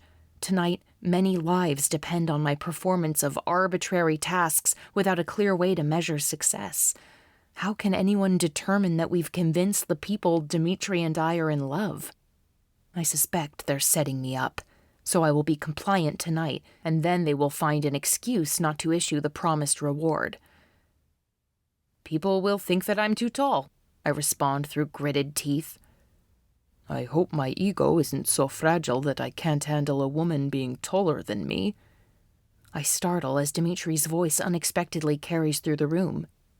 If I remember correctly, you were taller than me for most of our childhood. He's leaning against the ornate gold-leaf door in his tuxedo, his collar open and his bow tie hanging loosely around his neck. He looks handsome, and I wish he didn't. He holds up one end of his bow tie and smiles at me roguishly. I'm sorry to interrupt, but I was hoping for some help with this. My self-preservation instinct tells me to run from him. He's beautiful, much like the sweetly scented killer I learned about in my mother's botany books as a child. A bloom so beautiful it could kill you with a simple touch of the stem. I smile, hold my breath, and brace myself for impact. The stylist abandons her footwear argument and rushes over to help Dimitri, looking exceptionally eager to please him. She can have him for all I care.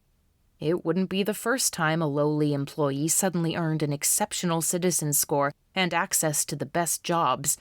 Everyone whispers about the real price they paid for their score.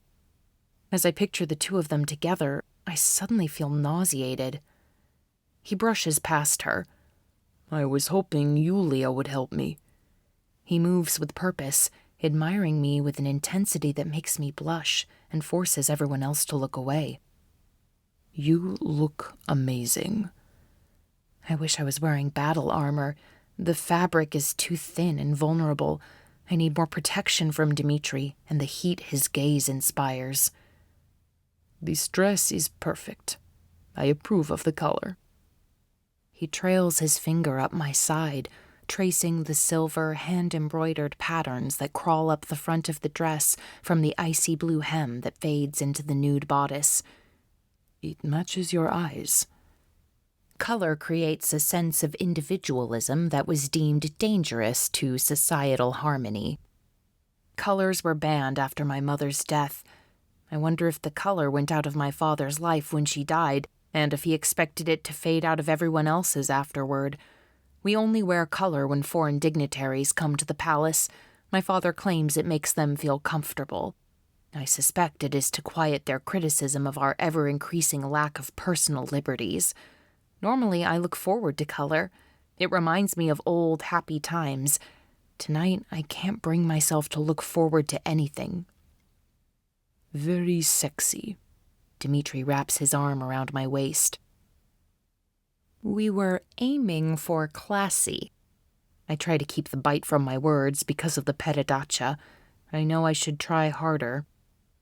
He continues to trace the patterns on my bodice, leaving chills on my skin. I've brought you something. He slides his hand into his tuxedo jacket and produces an enormous diamond necklace. The styling team practically quivers with excitement. It's on loan from the armory. It's beautiful, I concede. He moves behind me and kisses my shoulders and neck while securing the necklace in place. I stare at the crown molding, suppressing any attraction. I don't know why he's putting on such a show right now. No one here cares. Dimitri places his hands on my hips and draws me toward him. I slide my arms around his shoulders and tell him in my sweetest voice, "Thank you, darling. I'm sure this necklace will make everything go perfectly tonight." He doesn't respond to my sarcasm. Instead, he leans in to kiss me. "Not the lipstick," the makeup artist warns. Even better. He grins devilishly and begins placing soft kisses along my collarbone just above each of the diamonds. He wraps his arms more tightly around me, drawing our bodies together. I don't push him away, but I offer no encouragement. "You're all dismissed," he tells my attendants, keeping his focus on me. "But her hair," the hairstylist sounds worried. "I promise not to touch a single strand." Dimitri grins at me. "That's not what I've got my sights set on anyway." He looks down at my chest, and annoyance pulses through me. I look to Zhenya for help. She just scowls at us as though we're two naughty kids. Dimitri's lips move expertly across my neck as everyone makes their way toward the door. He leads me slowly toward the toilet. He must have had something important he wanted to tell me if he would go through all this trouble to get me into the toilet. Dimitri's hands are everywhere. My heart hammers in response. He doesn't seem in much of a hurry to get to the other side of the room. Instead, the walk is agonizingly slow as his lips make love to my neck and his strong hands caress skin that craves touch. The unfulfilled attraction winds me tighter and tighter until I fear I'm going to snap. We step through the door to the bathroom, and I push him away. "Don't look so frightened. I'm not going to hurt you," he says softly. "That's why no one believes this marriage is sincere. You cringe every time I touch you." "I'm not scared of you," I lie, but my shaking hands betray me.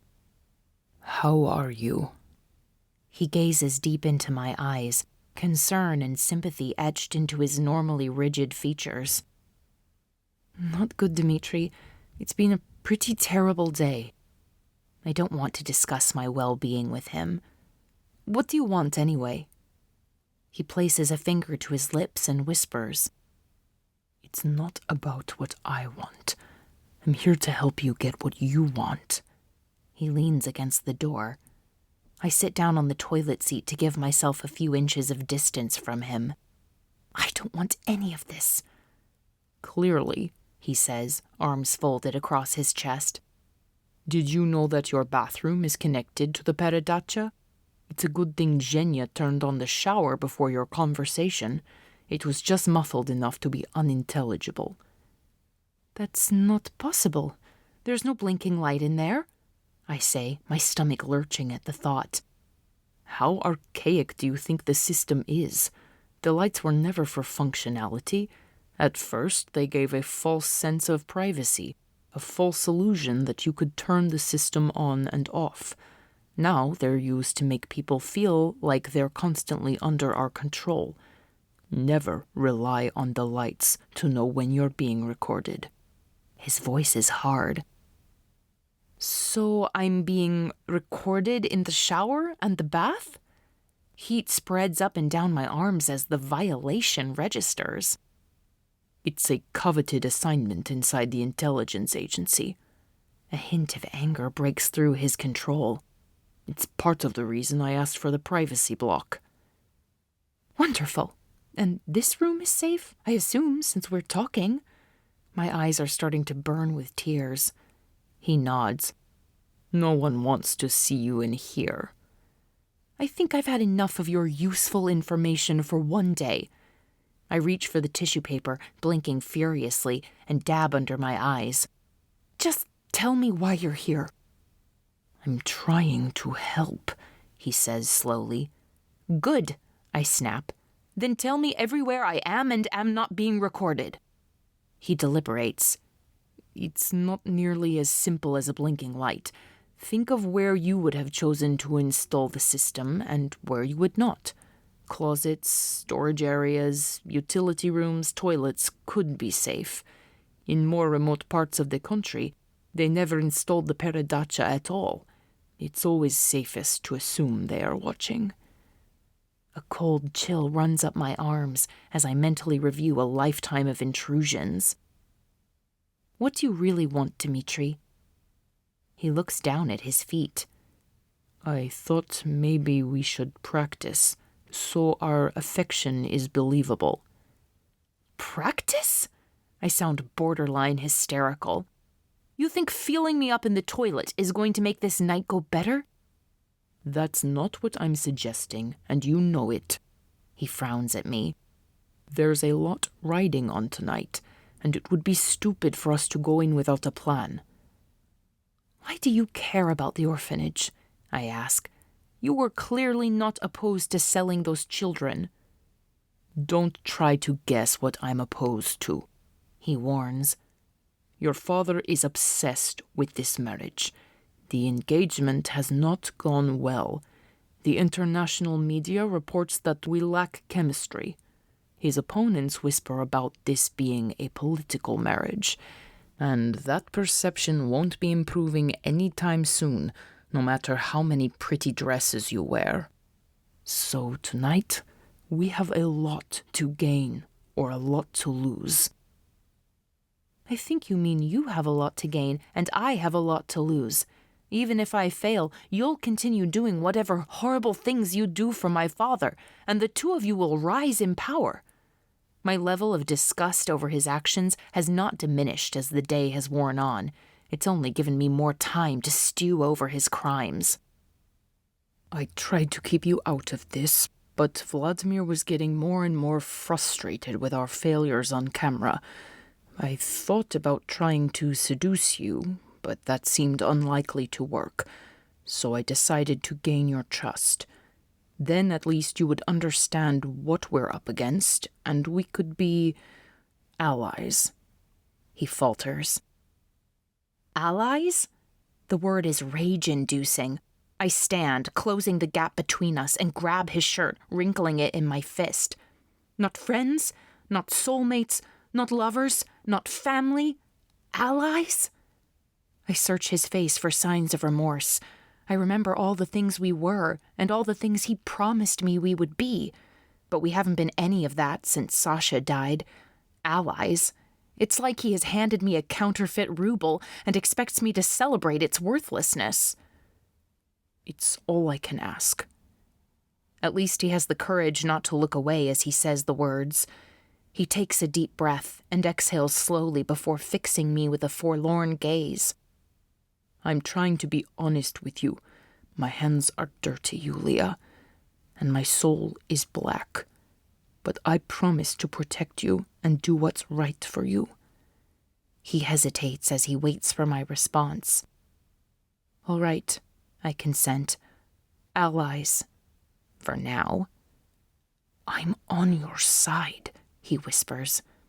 No, I shake my head. You chose your side years ago, and it wasn't mine.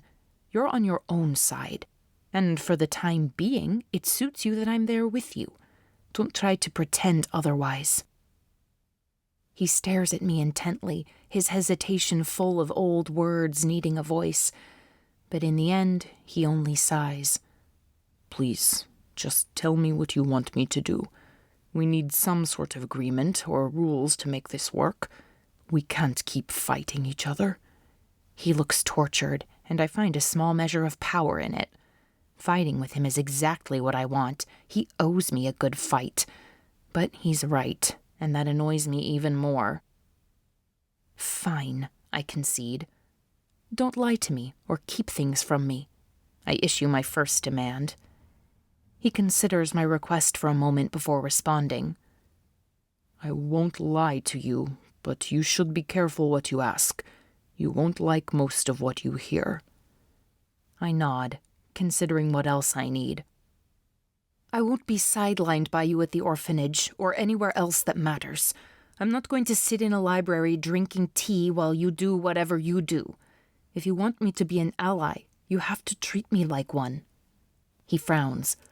I won't put you in a dangerous situation if there is any possible way to avoid it, and I won't apologize for it. So if that feels like sidelining to you, you'll have to get over it. But I want your input and your talents. I want you to make an impact in ways that matter. I won't stand in your way once the orphanage is secured. I'm tempted to shrink away from my final request. Instead, I stand taller until we're at eye level. You treat me like I'm your possession. You're arrogant and aggressive or dismissive whenever you touch me. I want to be treated with kindness and respect, I tell him.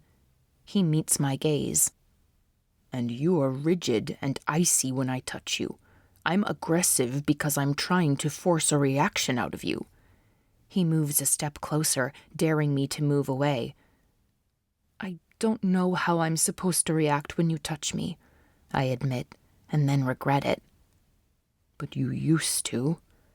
He brushes his fingertip along my forehead, placing a stray lock of hair back in its place. We've proven in the past that we can do this. My skin tingles beneath his touch, and I stiffen in response. He steps closer, erasing the distance between us.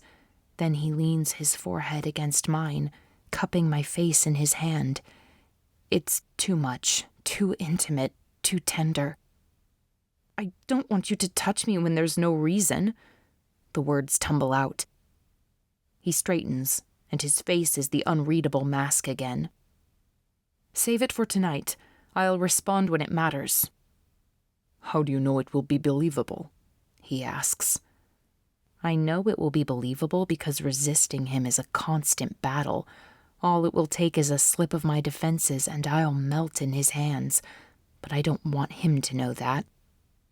I'll pretend I'm with someone else. I'll pretend I'm with Dima. To his credit, he shows no visible response. I think that's everything, I say. We should finish getting ready. I move toward the door, and he blocks it. Not quite yet. You've asked for 4 things. I only need 1. He's so close I feel like we are 2 magnets at the point right before the pull becomes too much and they have no option but to crash into each other, their worlds becoming one. I want your trust. His voice is low and pleading. No. How could you ask for that after what you've done? I take a step back, but he grabs my arm, blocking my retreat. I'm afraid for your safety. Your father is dangerous and reckless. He puts you at risk. I need you to believe me when I tell you that the Peredacha is in your bathroom. You must not have suspicious conversations. I need you to trust me when I ask you to follow my lead in a conversation with your father. I know more of his world than you do, and more than I wish to. Please, can you trust me with your safety, even if you can't trust me with anything else? I don't know why I believe him. It's probably foolish or sentimental, but I do. This alliance is temporary anyway. I don't think this concession will hurt me. Хорошо. I'll trust you when it comes to my personal safety. Good. Then you can't leave looking like that. He steps uncomfortably close. I can smell his aftershave, and I long to breathe air that doesn't smell like him. I look just like I did when we came in here. Yes, but if you're in your toilet having a conversation, that is highly suspicious. If it looks like we've been doing something else, it's understandable. He reaches his hands toward me, and I step back, pinning myself against the sink. This falls under the category of necessary touching, so just give me a minute, and I'll have you out of here. I nod and look toward the wall. He places his hands underneath my hair on either side of my head and shakes, effectively disrupting the perfectly placed strands. Then he gathers some of the fabric from my dress and crushes it in his hands, giving it a slight wrinkle.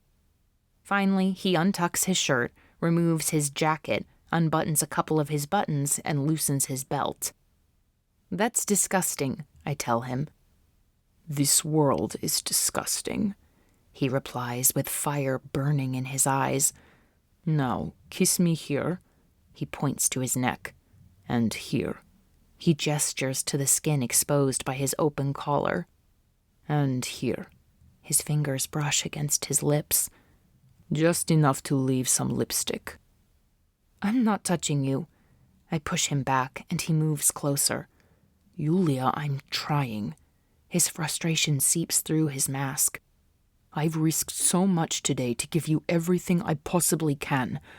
I know it's not enough and you deserve more, but it's the best I have. He doesn't move, but somehow he fills this small space until I feel like he's everywhere. You won't leave here without this looking believable, so just do it quickly so this can be over. He gestures between us. I can see that he means it. I search his face for desire and see only how much he wants to be away from me. That somehow makes me feel safer. I take a tentative step toward him, feeling completely in control until I get close enough to smell that familiar scent. I rest my hands on his shoulders. Something about being snuggled up to this particular neck always made me feel alive, in a way that I had never felt before and have not felt since. I'm on the edge of a cliff. If I leap, it wouldn't even feel like a jump, more like a fall into a deep pool of oblivion. I hesitate, and he mistakes it for something more tender than it is.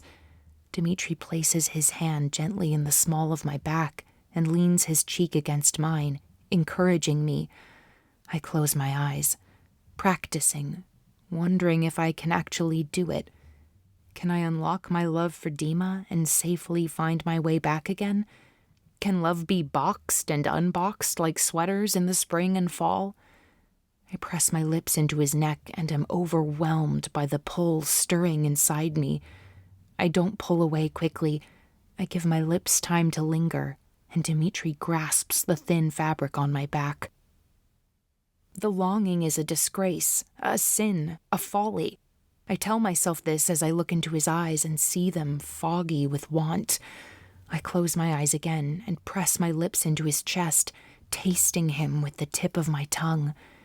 His hand closes around my waist, and by the time my lips reach his, they are not the only ones at work. His kiss is slow, and his lips are soft against mine. These are not the arrogant kisses he gives me for the cameras. They're vulnerable and uncertain, both a question and an invitation. Do I want more? I don't want to want more, but that long-denied chemistry I was so sure had died between us seems to have only been hibernating. Before I can decide if I want more, he offers it. His lips move against mine more urgently. His hands are in my hair, and I can't understand why my arms are wrapped around him, pulling him closer as though distance is disgraceful. No. The voice in my head protests silently before it makes its way to my mouth. In those few moments I grasp at him, desperate to feel that old part of me that died when Sasha died, when Dima left, and I was completely alone. I've been alone for so long. The tears that have been threatening all day pour down my cheeks, and still my lips refuse to acknowledge the word I must say. No, this is wrong. He is wrong, and I must be even more broken than I thought to want him. Don't cry. He wipes my cheeks and tries to soothe me in between kisses. It's okay, Yulia. His voice is hushed in that sacred tone we used to share. I know what words he will say before they leave his mouth, and I hate him for it. Everything is going to be okay, he whispers to me and leans in to kiss away my pain. But this time I find myself. No, I push him back. The last time he said those words to me was the day Sasha died. He promised me then that everything would be okay. Nothing was ever okay again, and it won't be okay now. I don't want empty words. His eyes are dark with concern, and his thumbs still stroke my cheeks, wiping at the tears that won't stop flowing. No, I tell him again. Dimitri nods and takes a step back. I turn from him and lean against the sink. My shoulders shake as I sob silently. I'm crying for all of them, Mama and Sasha, the children I can't save, and the ones I must. If I'm being honest, I'm crying for myself, too. I cry because this is my life. I'm so desperate to feel something that I'll accept this. Yulia, please don't cry. Pain laces his plea as he rubs my shoulder with his thumb. I shake it off. He won't console me again. He won't fill me with false promises, and he won't be absolved from his crimes because of a few nice words and kisses. I will pull myself together for the children and for myself, but not for him. Like it or not, tonight I need him. Those children need help, and I can't do it without him. I grab the tissue and dab at my eyes. His eyes are etched in deep concern. I'm sorry. I apologize and attempt to smile at him. He reaches his arm toward my waist, and I step back. It's been a hard day. I'm just overly emotional. I shouldn't have... I don't know how to finish. We both know it wasn't just me, but he doesn't correct me. What can I do? He asks softly. Help me get the orphanage tonight, I say, finally staunching the flow of tears. I promise I will. I'll do whatever it takes. He is so sincere, and I wish I believed him. I take a deep breath, wishing we had an American bathroom with a tub, toilet, sink, and mirror all together so I could see how much damage I've done to my hair and makeup. How bad do I look? I ask him. He doesn't answer. He just looks at me in a way that once again fills the room with unwanted longing. I've wanted to give you something. He clears his throat. But I never know how to do it. I've been carrying it around with me for a month. The always calm Dimitri suddenly looks nervous. He fumbles for the inside pocket of his tuxedo jacket and then pulls out a small, familiar leather pouch. I recognize it immediately. Dima carried it with him everywhere when he first came to live with us. He used to rub it like a baby rubs their blanket, as though it could somehow soothe the ache of loss. He reaches inside and pulls out a thin, tarnished gold band. The edges are worn from wear. It was my mother's, and before her, my grandmother's. I want you to have it. He reaches for my hand, and I pull it back reflexively before remembering that we need to be on good terms tonight. He tries again, and this time I allow him to take my right hand in his. He slides the band next to the enormous diamond he gave me when we announced the engagement. That ring is the one Vladimir wanted you to have. He runs his thumb over the cold rock. Engagement rings aren't really a part of our culture. Most often, we just purchase simple gold bands and wear them on our right hands. But my father insisted that the extravagant ring better suited the image he wanted us to portray. This is what I want to give you. He presses his lips to the metal for what feels like an eternity. He stands and clears his throat. Don't worry about your makeup. You've never looked more beautiful, he says, before leaving me alone, with his ring on my finger and the feel of his lips still fading from mine. He has told me that his hands are dirty. I've seen enough to know it's true. Unfortunately, they're also tender. He told me his soul is black, but I have a growing suspicion that it's gray. This would all be so much simpler if he were one-dimensional, all black. Then I could secretly cherish the memories of his pure, untarnished soul and keep my distance. Instead, the parts I loathe dance with the parts I love, and there's a new fear taking root in my chest. I'm terrified that I'm weak enough to want him anyway.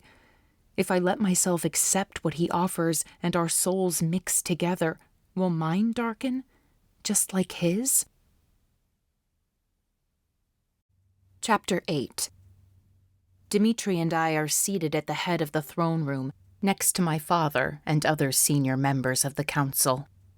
I loved this room when Mama was alive. It felt animated and vibrant. But now the mint-colored trim and the white walls feel too bright for this solemn crowd. The red drapes have turned incriminating, like a testament to the blood we all have on our hands. It's strange to be around people dressed in so many colors. They look like feathers on a majestic bird. Foreign dignitaries don't adhere to our dress codes, and my father doesn't want us to appear backward to them. So tonight we sparkle and shimmer. Tomorrow we'll be back to our cold, harsh, black and white world. Forks clink against china plates, and the occasional hushed conversation breaks out, then echoes through the room before it dies down again. The throne room is elegant, and the table settings are perfect. Our palace chefs have outdone themselves tonight, pairing traditional Russian foods with dishes from each of our guests' home countries. Yet most of the foreign guests sit in awkward silence. My father is stewing next to me. I can feel his frustration radiating off him. Have we fallen so far in international opinion that our guests cannot feel comfortable sharing a meal with us? There's a caution, a politeness, a formality that I can't break through with nods and smiles. It's not just the conversation they seem to find lacking. They nibble on the pelmeni, avoid the holodiets, and try to move things around on their plates to disguise their dislike. To me, these are simple foods that bring memories of my mother and Zhenya instructing me in the kitchen. Instinct instructs me to sit quietly and wait for someone else to take the lead, but hundreds of endangered children compel me to speak. My father tried to impress these guests with finery. My mother would have made them feel welcome. We need something relatable, something that transcends cultural barriers. I look at Dimitri. He squeezes my hand encouragingly under the table. The urge to look away is almost reflexive.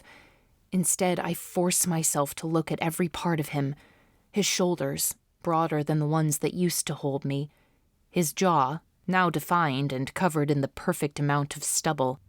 He is incredibly sexy, but none of that helps. It all makes him feel foreign. It all belongs to Dimitri the stranger. Then I find it. The scar on his right ear. I reach my hand out, tenderly stroking the remains of the lost memory. Sasha, Dima, and I were playing hide-and-seek in the woods when Dima cut it on a thorn. We didn't know ears could bleed so much, and all three of us were afraid by the time we made it back to the palace. How old were we? 8 and 10, 9 and 11? Darling, do you remember the time when Baba Zhenya taught me to make piroshki? I laugh, my voice loud enough to echo through the too quiet room. I'm not sure you learned much that day. He returns my laugh and brushes my hair back, almost lovingly. I seem to remember you sneaking out, covered in flour, determined not to miss out on whatever we were up to. With no other conversations to compete with, we hold the attention of the entire room. The guests in the front listen and laugh as though they're part of our conversation. The ones in the back strain their necks, annoyed at being left out. Well, that didn't last long, did it? Zhenya found me, dragged me back, and forced me to make the most dreadful piroshki in history. I cut off a piece of the piroshki now in front of me, spear it with my fork, and feed it to him. It was good. Dimitri's lie is blatant, and the room erupts with laughter. Their reaction encourages me to give them more. Sasha, spit it out! Even Zhenya wouldn't take more than a bite. The bread was hard as a rock, and I burned the cabbage. I laugh, remembering that day. Mama ate a whole pie. That was a testament to her love for me. I cringe as I share these sacred memories with a room full of strangers. It feels wrong. No one here deserves this part of me, and I lay it before them as an anecdote. But I suppose it is a small price to pay for the reward I seek. Dimitri runs his fingers through my hair and looks deep into my eyes. I also ate the whole thing, and felt lucky because you brought it to me, still covered in flour, wearing that yellow apron. So what does that say about me? I can't believe he remembers the yellow apron. You needed a liter of water to choke it down. I know you were lying when you claimed to love it. I feel the old ache in my chest. I smile at him with all the adoration I once felt. But I appreciated the lie. I stroke his cheek, and he leans his forehead into mine. How old were you? The ambassador from Italy asks. I was 14. She was 12. Much too young to be so beautiful. He kisses my cheek. That was the summer I started to realize I was in serious trouble, he says to the smiling room. She was too young to kiss, but I knew I wanted to be the first. He laughs, and the room joins him. I remember that summer now. I appreciated every bit of attention I got from Dima. I was already developing a serious crush on the boy who was decidedly off-limits as my brother's best friend. I tried to hide how much his smiles lit me up. Kiss her already, someone yells from the crowd, and a blush spreads across my face. Dimitri smiles, his old Dima smile I thought was gone for good. A chasm splits open in my heart. But before the familiar sadness can break through my performance, Dimitri leans in to kiss me. It's passionate and it feels so real I find myself wanting to forget it's all just for the crowd and pretend that it's just for me. I hear clapping, and I pull away from him with heat burning my cheeks. But he's not ready to let me go, and pulls me back in for one more kiss. The crowd loves it. They clap even more. Dimitri stands and raises his glass. Let's toast to friendship, loyalty, and love. He lifts my hand to his lips and kisses it softly, looking deep into my eyes. My heart swells against my will. Zdrovia. He raises his glass, and everyone follows suit. The formality has faded, and behind the fine clothes we find the people. People who have mothers that taught them to cook, and failed baking experiments, boys who loved girls. The spell of silence is broken. Conversations warm the room. I catch my father's eye. He nods approvingly. I smile shakily at him. Some of the foreign women are now trying the piroshki with interest rather than wrinkled noses. Dimitri places his arm around me, slides me closer to him, and nuzzles into my ear. You're magnificent. His eyes sparkle with excitement, and he squeezes my hand under the table, letting me know I'm giving a worthy performance. Of course he will be happy with this exploit. If my father is happy, Dima is happy. If we look powerful, he becomes more powerful. But as I look across the room of the now smiling, talking, and eating guests, I can't help but think what this night should have been. Sasha should have taken the spotlight, so I didn't have to. My mother should have been laughing at our banter. Dima should have been by my side, not Dimitri. I corral the sadness into a corner of my mind and fix the smile back onto my face. No matter what should have been, this is the reality. I'm here, Dimitri is here, my father is here. Somewhere beyond this room, dark and void of hope, are the little ones I could not save and the little ones I must save. I'm in a room full of people, and yet I am very much alone. The dance hall is not as large as the ballrooms in the European palaces, but it is as ornate as anything I've experienced. The walls gleam with gold that shimmers across the wood patterns laid into the ballroom floor. Waiters make their way through the room distributing champagne flutes, and everyone seems to glimmer. From the shimmering dresses to the glittering jewels, money and influence glide across the dance floor. I've always felt out of place in this life. The orchestra begins to play, and Dimitri leads me onto the floor to start the first dance. I nuzzle my face into his neck, close my eyes, and breathe in that familiar scent. I've been pretending all night for everyone else. Now I pretend for myself. This is my Dima, good and honorable. We're marrying because we choose to. Mama and Sasha are here. Sasha is my father's right hand, and Dima is mine. I lean in closer to him. Dimitri wraps his arms more tightly around me, and my body responds to the contact I'm so deprived of. I follow its lead. Dimitri leans his cheek across my head, and together we hold each other as though we don't care about anything else. For a moment, it might even be the truth. The dance ends, and Dimitri places a gentle kiss on my forehead. Another dance? His voice is like velvet. I nod, partly because it's expected, and partly because pretending is infinitely easier than what I must do. I can't accept his protection, his sweet moments, or cling to the love we shared, not when it means I must ignore the rest. Instead, I will manipulate and dig until I can find a way to bury him, my father, and every other corrupt man in this country. That thought is both exhilarating and heartbreaking. I feel Dimitri stiffen next to me, and it jolts me back to reality. I look up and follow his gaze. He's calculating, focused on two men who have vodka in their glasses and a menacing look in their eyes. "Excuse me, I need to clean something up," he states with the cold detachment I've come to hate. He leads me toward the edge of the floor and deposits me next to a waiter with a tray of champagne glasses. "Wait here," he instructs before departing. I don't know why I feel slighted as he walks away. Of course, while I'm imagining what our lives could have been, he has been monitoring the room. The waiter bows slightly, and I take the flute. Next to me, a woman removes another glass from the tray. "Pozdravleju," she says, and clinks glasses with me before kissing me on the cheek. Mariana Evgeny smiles cruelly at me. I give her my most haughty smirk in return. Mariana was one of my few approved friends growing up.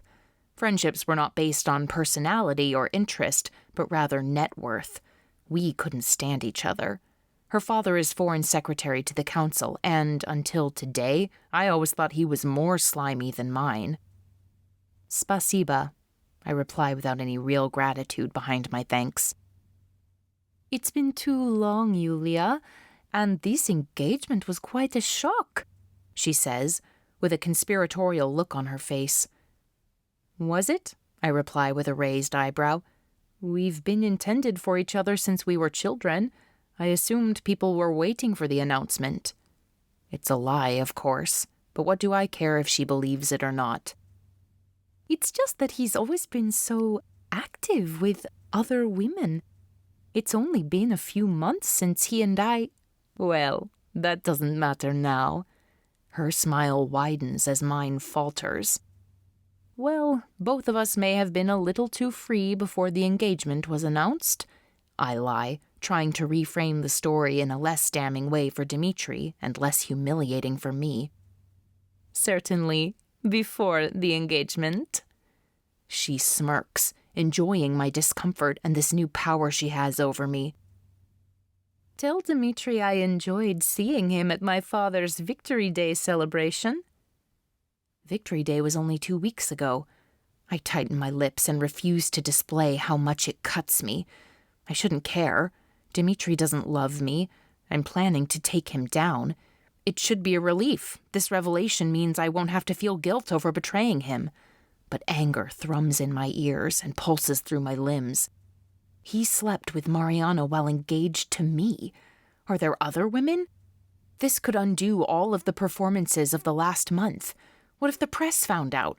Would I have to stand in front of the cameras and publicly forgive him? The thought makes me sick. I've sold enough of my soul. I feel myself unraveling, and I can't do that here. I turn to Mariana. "Consider it your final farewell. It would be wise for you both to keep that secret. My father's determination around this marriage is intense. Your actions would displease him greatly, and I don't have to tell you what that would mean." I tip my glass to Mariana as her face drains of color. "Now, if you'll excuse me, I need to speak with the staff about their champagne choice. Mine's a little flat." I walk toward the staff door, smiling at every face I pass, although none of them register. Just before I reach the door, an unfamiliar man stops me. "Dimitri would like you to meet him for a private conversation. There's a bench at the edge of the woods, underneath a shade tree. Do you know the spot?" I look over at Dimitri, who seems fully engrossed with the man he had pointed at earlier. He must have seen me speaking with Mariana. He's probably thinking of excuses and lies already. I wish I had something equally hurtful up my sleeve. The man at the door continues. "He'll be there as soon as he finishes his conversation. I'll walk you there." He mistakes my lack of answer for me not knowing where to go. "I know my way around my own home. Tell Dimitri not to keep me waiting," I snap and walk through the servant's door, wanting to arrive ahead of Dimitri so I can craft my reaction. My feet lead me down a well-known path. I have escaped events through these back halls many times before. The tightness in my throat propels me faster. I don't want to hear his excuses or apologies. I also don't want to hear him dismiss his actions as inconsequential. I can't decide which is worse. I reach the unruly and forgotten part of the garden at the edge of the woods. I've come here often to escape the unhappiness that lives inside the palace. I run my hand over the cool surface of the marble and let it stoke my fire. I hear the crack of someone stepping on a tree branch behind me, and I stand, hungry to begin this fight with Dimitri. But it's not Dimitri skulking toward me. It's the skeleton man that threatened me at the orphanage today, Kostya. "How fortunate to find you here," he declares. "What are you doing here?" I adopt the demanding tone so often used by my father and Dimitri. "I have a message for Dimitri."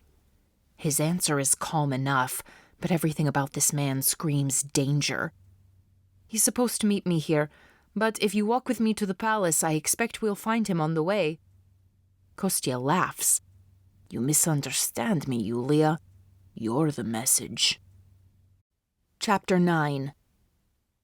"Dimitri's not coming," Kostya leers, and instinct warns me to get away from this man. "It was so kind of your father to invite my family tonight. To smooth over the misunderstanding from this morning, I sent my men inside to occupy Dimitri while they brought you to me." He grins, highlighting his overly defined cheekbones and sunken eyes. I've spent enough time at addiction recovery sites to recognize the signs of heavy drug use. I take a step back. "You're on a security camera right now. Don't come near me or you'll be shot." I don't understand why he would risk this threat when our security is on high alert for the party tonight. Yulia.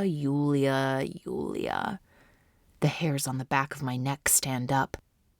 "I know exactly how extensive your cameras are, and my team of hackers has ensured that the guards watching this pretty little bench haven't seen you, and they certainly haven't seen me." "We have foot patrols." My confidence wavers. "Duh, and they were here about 10 minutes ago. You have such extensive grounds." He spreads his arms wide, and we both understand. No one is coming for a while. I don't wait to hear what else he has to say. I pick up my dress and run as fast as I can. For a moment, I think I might get away. Then I feel his arms grip me tightly, and he growls into my ear. "You cost me a lot of money today. I don't like losing money." His hands are rough, and his breath reeks of rot and decay. Adrenaline courses through me, making me bolder and stronger. I ram my elbow into his stomach, and when he doubles over, I ram it into his face. He stumbles back, and I run as fast as I can toward the lights of the palace, praying and hoping he will stay down long enough for me to run into some guard. I hear him bumbling behind me, yelling and cursing, and I push myself even faster.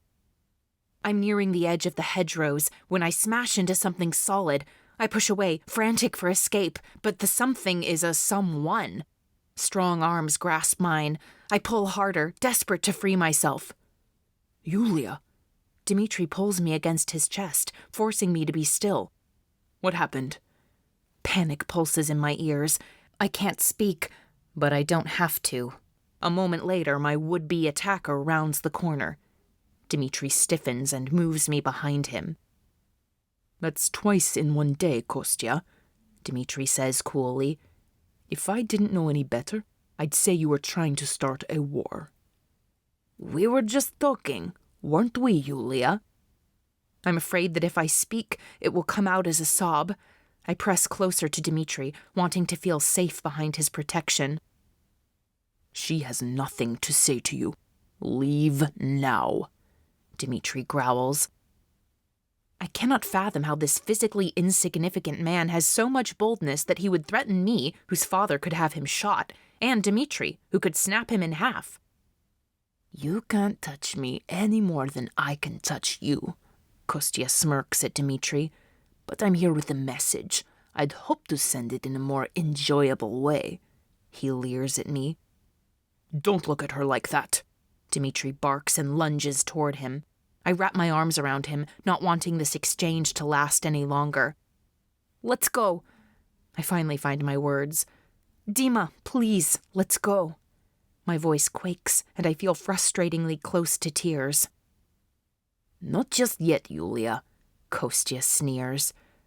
I looked forward to hearing your cries all day, but I suppose this will have to do. Dimitri tenses, and I press my cheek against his back, forcing him to stay calm and stay with me. What's your message? Dimitri snarls. My family won't be controlled by Vladimir Bituskaya. Kostya's smirk is replaced with a murderous glare. You don't have the authority to pull out of the alliance, Dimitri says cautiously. You're not the head of the family, or first in line.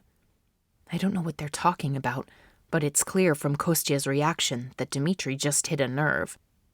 My father is tired of Vladimir's abuse of authority. Maybe so, but if he wishes to lodge a complaint, it would be better to bring it to a meeting than to a dinner party. The Organizatsaya could fall apart faster than your engagement. Kostya smiles, revealing his yellow teeth. Don't underestimate me, Dimitri, he warns. And Yulia, my offer stands. You'd be worth millions to me if only to see the look on Dimitri's face. You could buy yourself something really nice. Whatever the Organizatsaya is, I'm sure it's highly illegal. And if I play my cards right, it might be the key to getting my father removed from office. Chapter 10. Chort! Dimitri curses. He takes my arm and hurries me away from Kostya and toward the palace. Slow down, Dimitri. The straps of my heels cut into my feet during my hasty escape, and every step is a painful reminder. I'm struggling to keep up. He slows down a little. I jerk my arm out of his grip and stop. What was he talking about? What's the Dimitri reacts instantly, pulling me into the shadow of a large sculpted bush and placing his hand over my mouth. Lower your voice, he whispers menacingly. Are you all right? He struggles to keep his composure. I'm fine. I push his hand away from me. What were you thinking coming out here? Do you have any idea what could have happened? You're blaming me? My anger rises to meet his. You're the one involved with criminals, and it's somehow my fault?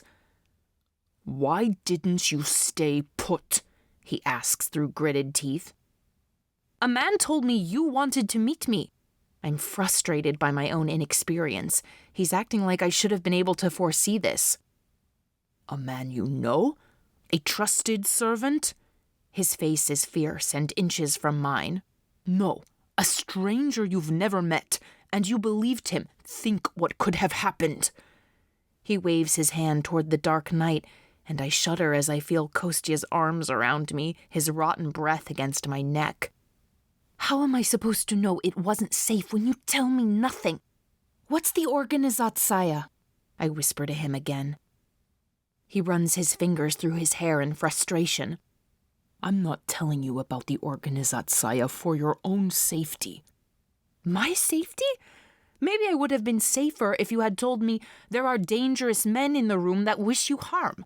Instead, you keep me in the dark and let me walk into danger twice in one day. If that's your idea of protecting me, you're failing. My volume is rising as much as I try to control it. Fine, he whispers through gritted teeth and pulls me in so his lips are touching my ear. The council is a puppet government. The real reason your father has power is because he's the leader of the Organizatsaya. He united the 7 major crime families in Novaya Russia, and now they're the most powerful criminal organization in the world. We don't have a real government. We're run by the mafia. And right now, not everyone wants your father in power. They've got so many problems, it's like a powder keg next to a fire. But if this explodes, the whole nation will go up in flames. Kostya wanted to hurt you tonight so that I would retaliate and start a war. I didn't see him at dinner and thought he had decided to stay home. I assure you he's gone rogue. He's up to something. My arms grip Dimitri tightly as I listen to words I want to deny but can't. Images from my childhood, conversations overheard from my mother, and years of my father's cruelty and neglect click into place. Dimitri is telling me the truth. For the first time in my life, I think I understand who my father is.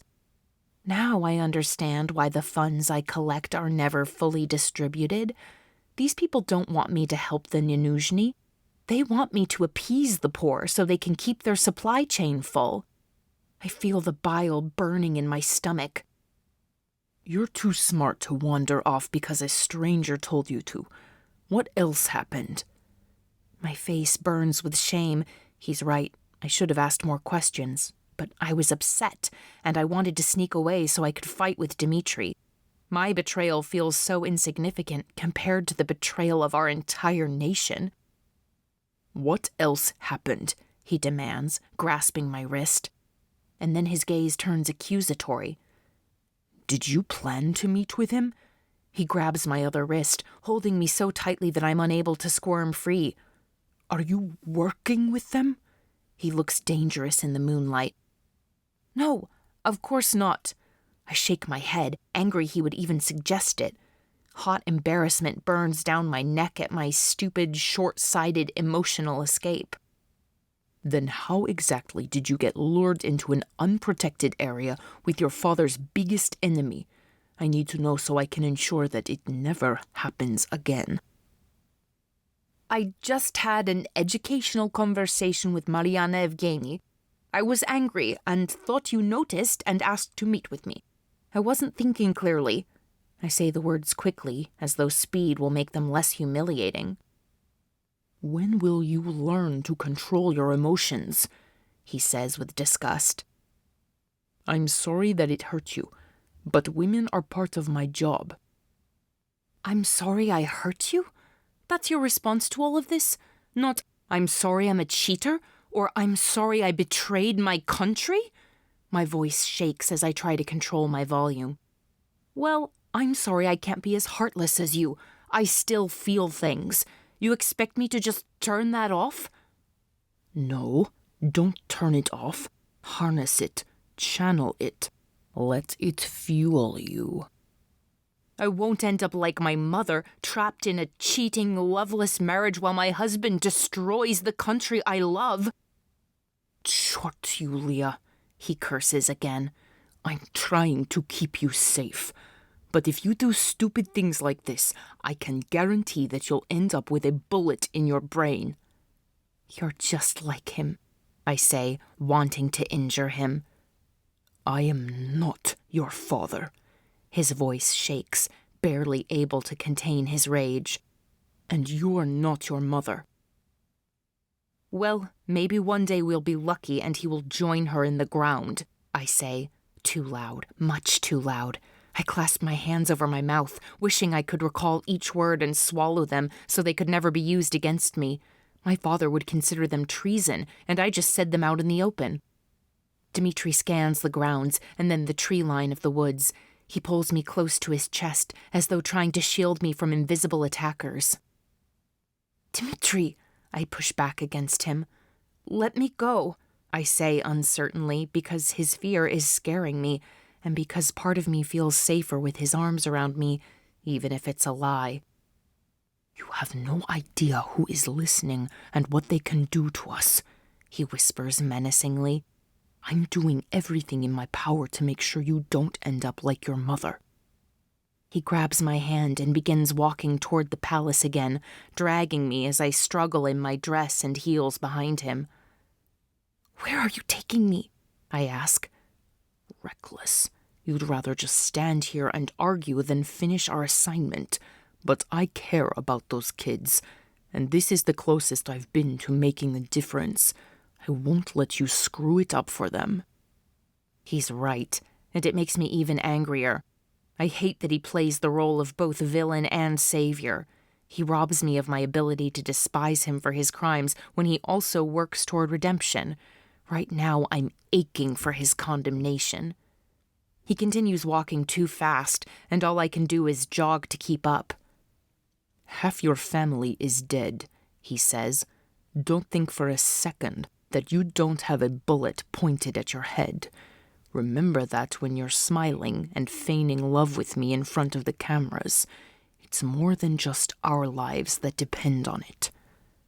I loathe him for being right. How can I be so stupid? We get close enough to the palace that I can hear the music coming from inside. I see people milling around the veranda in the cool summer evening.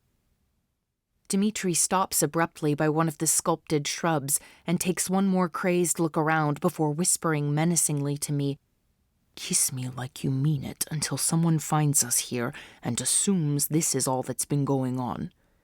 He pushes my back up against the shrub and glares at me, his eyes so charged they might explode. He's inches from me, red in the face and breathing heavily, but he doesn't move. He's waiting for my permission. I close my eyes and lean in before I have time to doubt myself. Then his mouth is on mine, demanding, controlling, and crazed.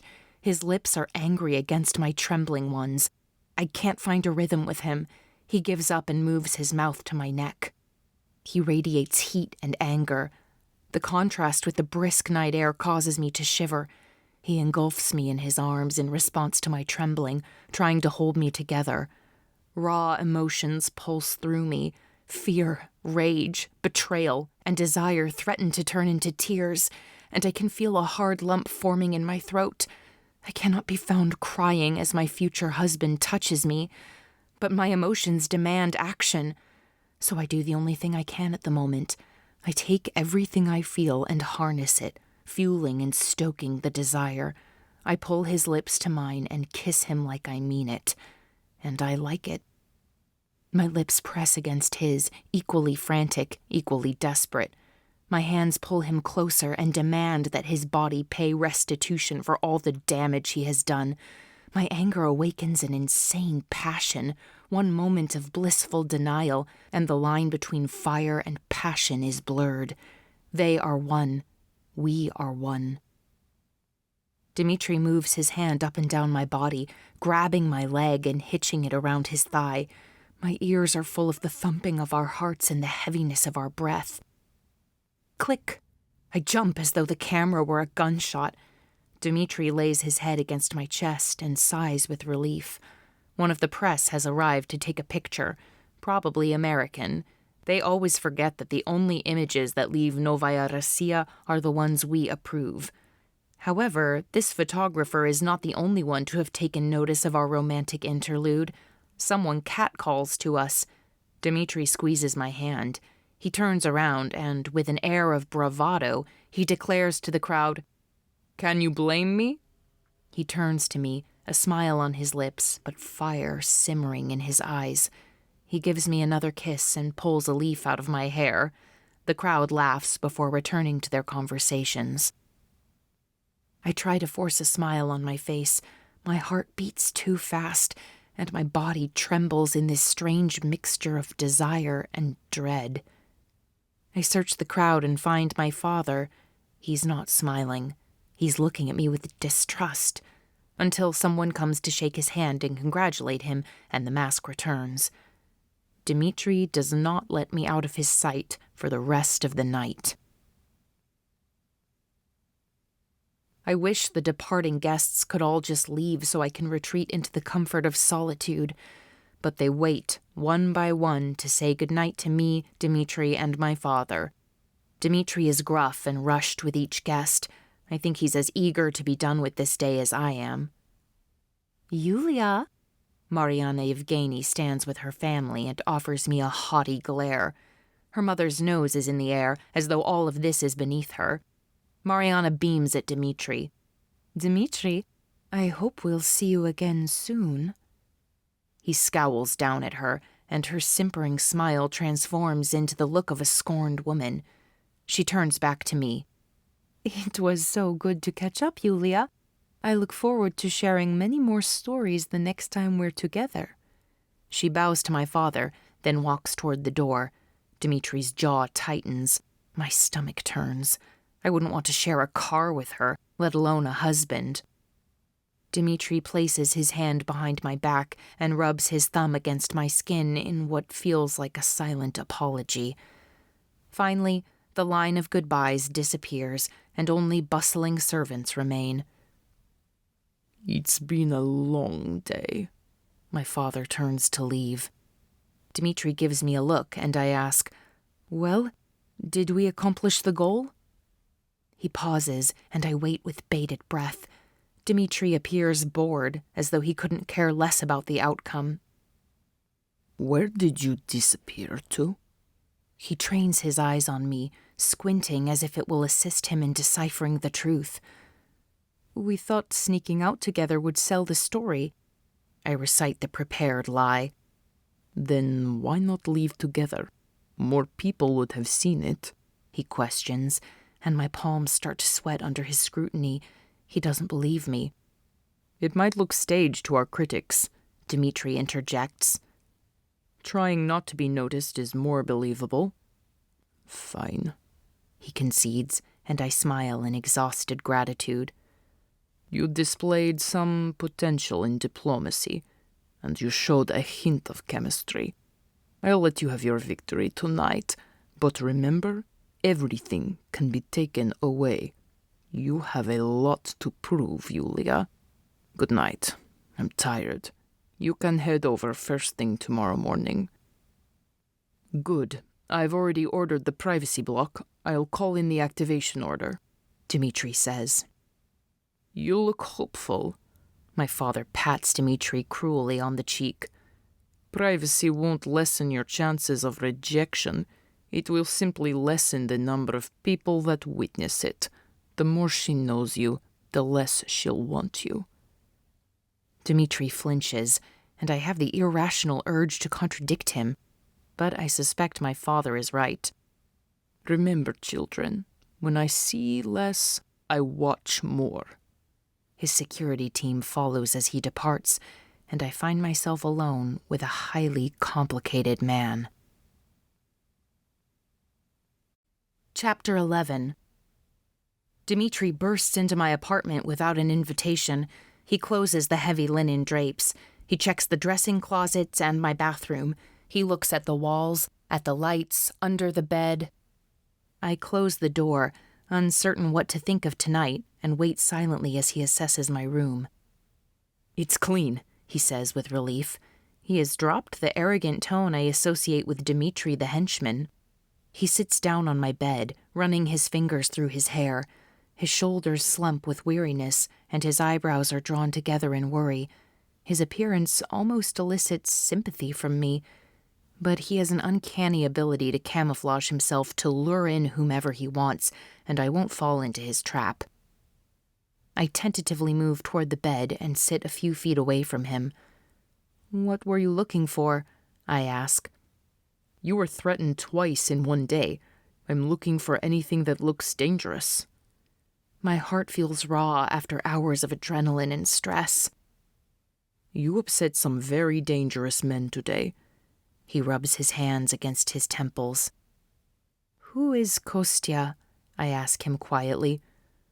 Kostya Dragovich is the younger son of Maxim Dragovich, the leader of one of the 7 families. The Organizatskaya is a governing board of sorts. They have rules and agreements. Your father helps them handle disputes and ensures they have free rein without any obstacles from law enforcement. They've made him extremely powerful. But as you saw tonight, there's conflict right now. What type of conflict? Money, greed, power plays. Kostya is the most dangerous type of fool. Just smart enough to start an all-out war, but too stupid to realize what that would mean. "And you work for these people?" I ask, knowing I will hate the answer. He nods. "What do you do?" "Whatever Vladimir tells me to do," he says bitterly. Is that what my life is about to become as well? No, because I would never accept that. He looks my way and slides closer to me, taking my hand. The deal fell apart after you came in. It took months to negotiate. He groans in frustration. Nothing about today has gone the way I thought it would. I wish I had never written you that stupid note. Something good did come out of this day. Those children didn't go to Kostya, I say, trying to regain a sense of control. No, Yulia, it isn't good. They went to the other buyer. Kostya is a fool, but I have allies inside his organization, and we had plans to transport the children out of the country and into a rehabilitation program. Now they're all lost. As his words sink in, so does an oppressive fog of guilt, swirling around me and seeping into my heart. I see the unwashed faces, tear-streaked and afraid. It's my fault that tonight they descend one more level into the inferno. Dimitri had a plan to set them free. I did this. My head starts to spin, and my entire body trembles. It's too much. I need to get away from him so I can unravel alone. I stand and walk to my changing room. Where are you going? He asks, surprised by my departure. My entire body is shaking uncontrollably. I want to curl into a little ball and block out this entire night. I'm changing out of this gown, Dima. I spit at him with as much contempt as I can find inside my bleak world. You use my name as a weapon. He sighs and stands up to follow me. Maybe I like being Dima. You haven't been my Dima for a long time. I wish I could erase the words as soon as they're out. I don't want to feel anything for him. I want to break this connection between us once and for all. It clouds my judgment. It leaves me susceptible to danger, and it contributes to me unknowingly hurting others. If I didn't feel anything for him, maybe we could just work together. Instead, I'm fighting battles in my heart when I need to be fighting battles all around me. I need to let Dima go, but I can't. I have so few moments of joy in my life that I can't seem to release any of them. I fear my heart would sink into a deficit, and all that would remain is solitude and hopelessness. Is that why I can't stand to be near him now? Because it's impossible to love Dima and loathe Dimitri? I know I should let them all go, Mama, Sasha, and Dima, but they're each engraved in my heart. The difference is the others are gone, so I can revere their memories without the corruption of reality. I hurry toward the closet, shaking, close to tears, and anxious to be away from him, but he follows me. I can dress myself. Anger is easier than the internal crumble I'm experiencing. Dimitri slides his hand across the door to hold it open. You're trembling. His voice is low, and his eyes are full of concern that I cannot believe. I'm fine. The catch in my voice betrays me. The only way to be fine is to be numb, and you're not there yet. You still feel it all. He holds out his arms, inviting me into the warmth of his embrace, and slowly moves closer. I don't want to need him, but I can't stop the tremors. I crave something that feels safe, even if that safety is built on a false foundation. He keeps his eyes locked with mine, waiting to see if I will tell him to stop. When I don't, he envelops me in his arms, and I burrow my head into his neck, seeking comfort. Wordlessly, he holds me, rubbing my back like my mother did when I was little and couldn't sleep.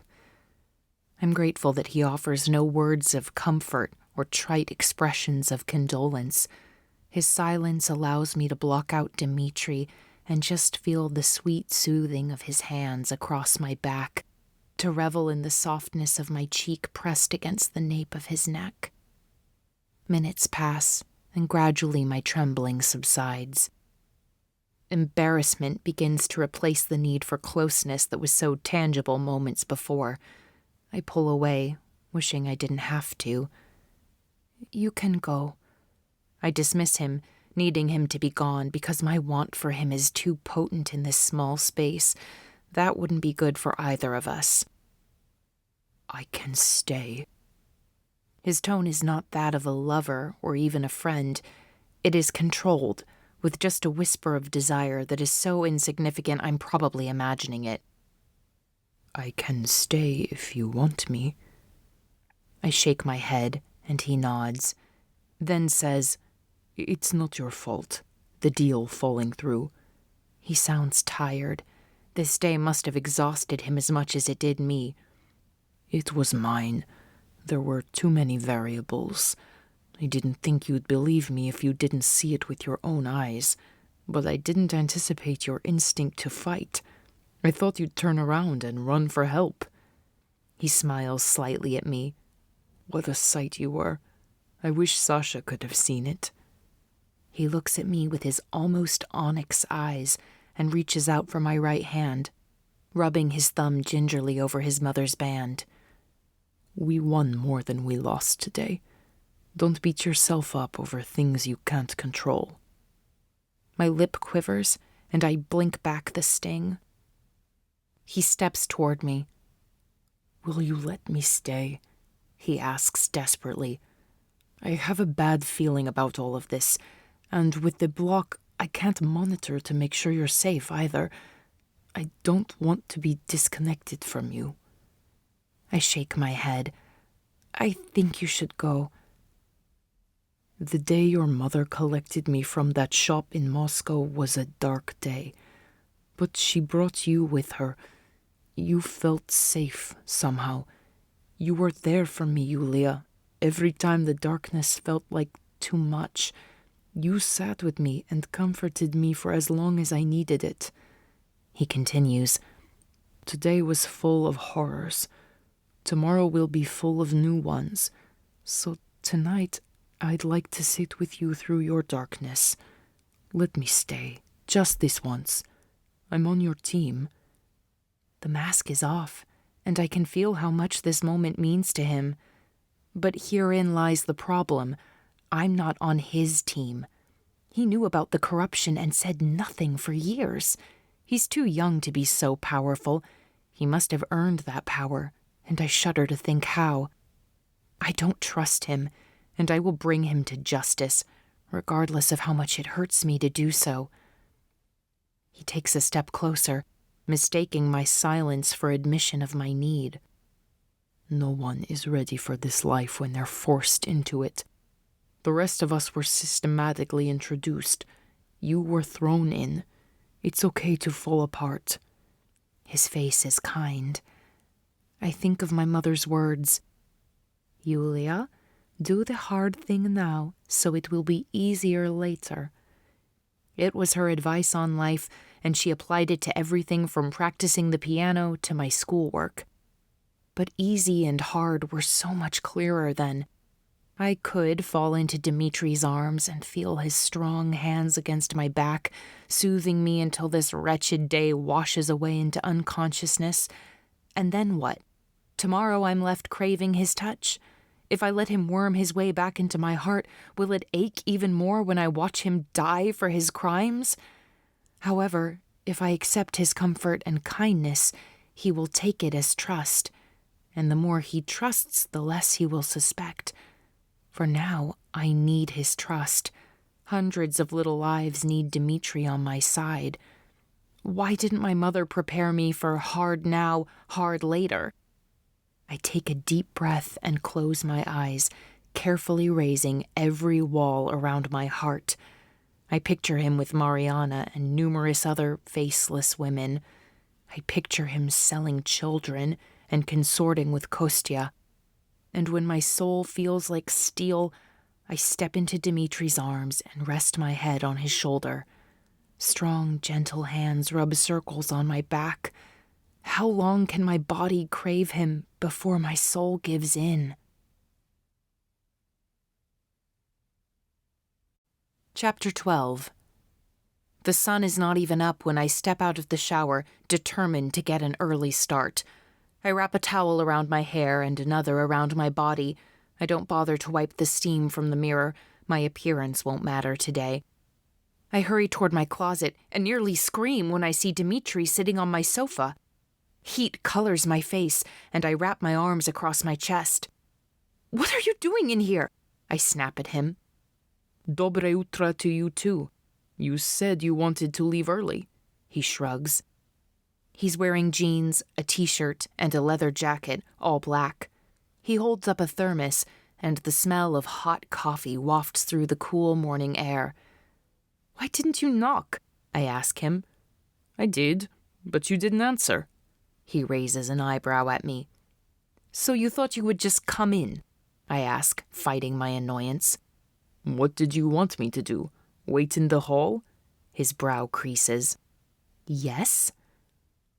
What are you going to do when we're actually living together? A muscle in his jaw tightens. I pray it won't come to that. Engagements can last months, maybe years. All I need is enough evidence and allies to help me put both him and my father behind bars. But I don't say any of that. I'll be dressed in 15 minutes. Go wake Zhenya, I say to him as I walk toward my closet. Yulia, let her sleep. She's too old for this sort of work. His assurance indicates that it's the only possible way to look at this situation. I guess that is the price of my comfort last night. Today he feels more in control. I turn to face him, and the memories of last night threaten to overwhelm me. Dima tenderly cradling me, his strong arms gently stroking my back, and his lips whispering kind words while weakness made me want them. We gaze at each other, both uncertain in our new dynamic. I could argue with him, but something tells me it would be a waste of breath. Please, Dimitri. I try on sincerity. Zhenya can help with the tasks that you and I can't do because of our notoriety. I want someone we can trust. We'll need her today. He contemplates for a moment, and then stands and moves toward me. Heat rises in me as he nears, and my skin erupts with chill bumps against the cool morning air. I'll go wake Zhenya. He keeps a safe distance, and his eyes don't linger. I appreciate it. I smile tentatively, and he returns it. I've ordered a car and a cleaning crew that won't talk. They're good. He looks at me tenderly. Today will be hard, but we'll face it together. I nod wordlessly. Go get dressed. I put clothes in your closet. You're dressing down a level today. It will be dirty work, and the charcoal will help you blend in. I don't want word leaking that you're there. Thank you, Dimitri. I move cautiously and kiss him on the cheek. He smiles again. This time, it reaches his eyes, causing them to crinkle at the corners. After a week of trying to find my voice and power in this relationship, I have my first win. I try to pinpoint what changed the power dynamic. Was it my weakness last night? Is he the type of man who feels stronger when his partner is weak and he gets to play the hero? Or is it my collaboration? Now that our objectives align for a moment, is there nothing more to fight about? Or maybe he, like me, craves the comfort of another's arms. No, I remind myself. He has other arms waiting. Women are part of his job. No matter how I earned this newer, more accommodating Dimitri, I will surely pay the price. I'm purchasing favors on credit. Today he listens, but at some point down the road, he'll seek repayment, and I fear what he will ask in return. Chapter 13. The streets are empty this morning as we arrive at the orphanage. A military vehicle follows behind us, full of armed men that Dimitri hand-picked for this assignment. Will we need guns? I ask when I see the men loading their weapons. Heavily armed soldiers patrolling the halls will terrify the children. I feel sick already. We'll have very displeased investors once word gets out about what we're doing. We can't be too cautious. Zhenya is solemn this morning. She has crossed herself a few times, mumbling prayers. Wait in the car until the building is secure and we have all of the teachers loaded into the truck, Dimitri says. Then I'll bring you in. I grab his jacket to stop him. Where will you take them? He scowls at my question. You said you wanted every single teacher replaced. Where will you take them? I ask again, feeling sweat bead at the edge of my hairline.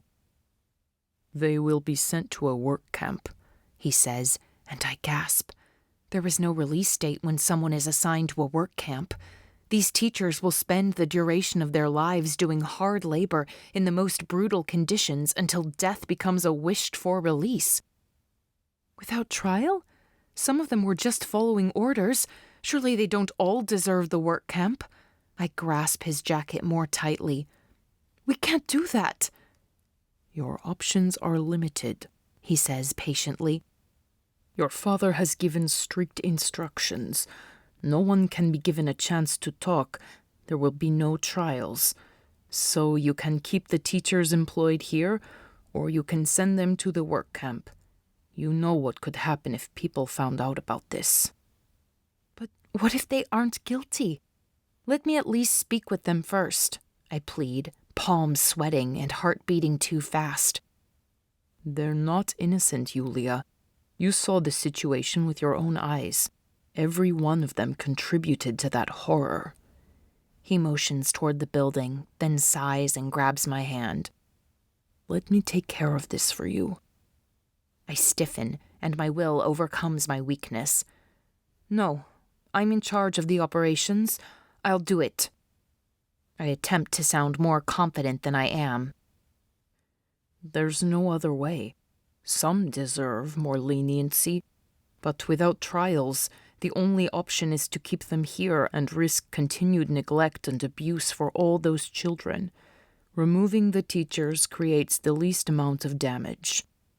I search his face for any crease in his brow that would betray his uncertainty. There isn't one. He's certain that it's right because it's less wrong than the alternative, and I can't think of anything better. I give my consent, sickness plaguing my mind and stomach. I fear it is a bad decision, but I can't find a better one. Is this how all leaders fall? I want to speak to them before they go. 10 minutes later, Dimitri's hologram appears in front of us through the portable peredaccia. All clear. I grasp Zhenya's hand as we brace ourselves against what's to come. I hold a handkerchief over my mouth and nose as we enter the dank building that pulses with cries and crimes. Zhenya crosses herself as she enters, taking in the scents and sounds. Little heads poke through doorways and disappear again when they see us. The guards lead us into the gymnasium, where teachers that I've previously met huddle in the middle of the room, crying. The headmistress looks unrepentant. You face charges of criminal negligence, gross neglect, and violence against minors, I say to her. My voice shakes as I fight my own emotions. I was following orders, she sniffs. Every one of you contributed to this neglect. I force myself to look each teacher in the eyes. In all the times I came here, none of you whispered for my help. I would have protected you. Some of the women look at the ground, their shame too heavy to let their eyes meet mine. You're all being sent to a work camp. Their cries horrify me. Women plead for their children, their aging parents, their lives. Some shake with sobs. Others sit pale and paralyzed from shock. The words taste wrong in my mouth. The tremble in my hands matches the tremble in my heart. I hate this. All of it. I look to Dimitri for support.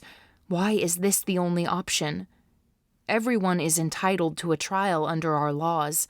They may be guilty, but what about us? This isn't justice. It's my father's corruption and abuse. He allowed all of this, and yet he will remain spotless, while these women pay for their crimes and his. Everyone up. Line up against that wall. If you fight, you will be shot, Dimitri interjects, and the women begin to move. As they step into line, their cries become more hushed. Shoulders shake silently as women stifle their sobs to protect their lives.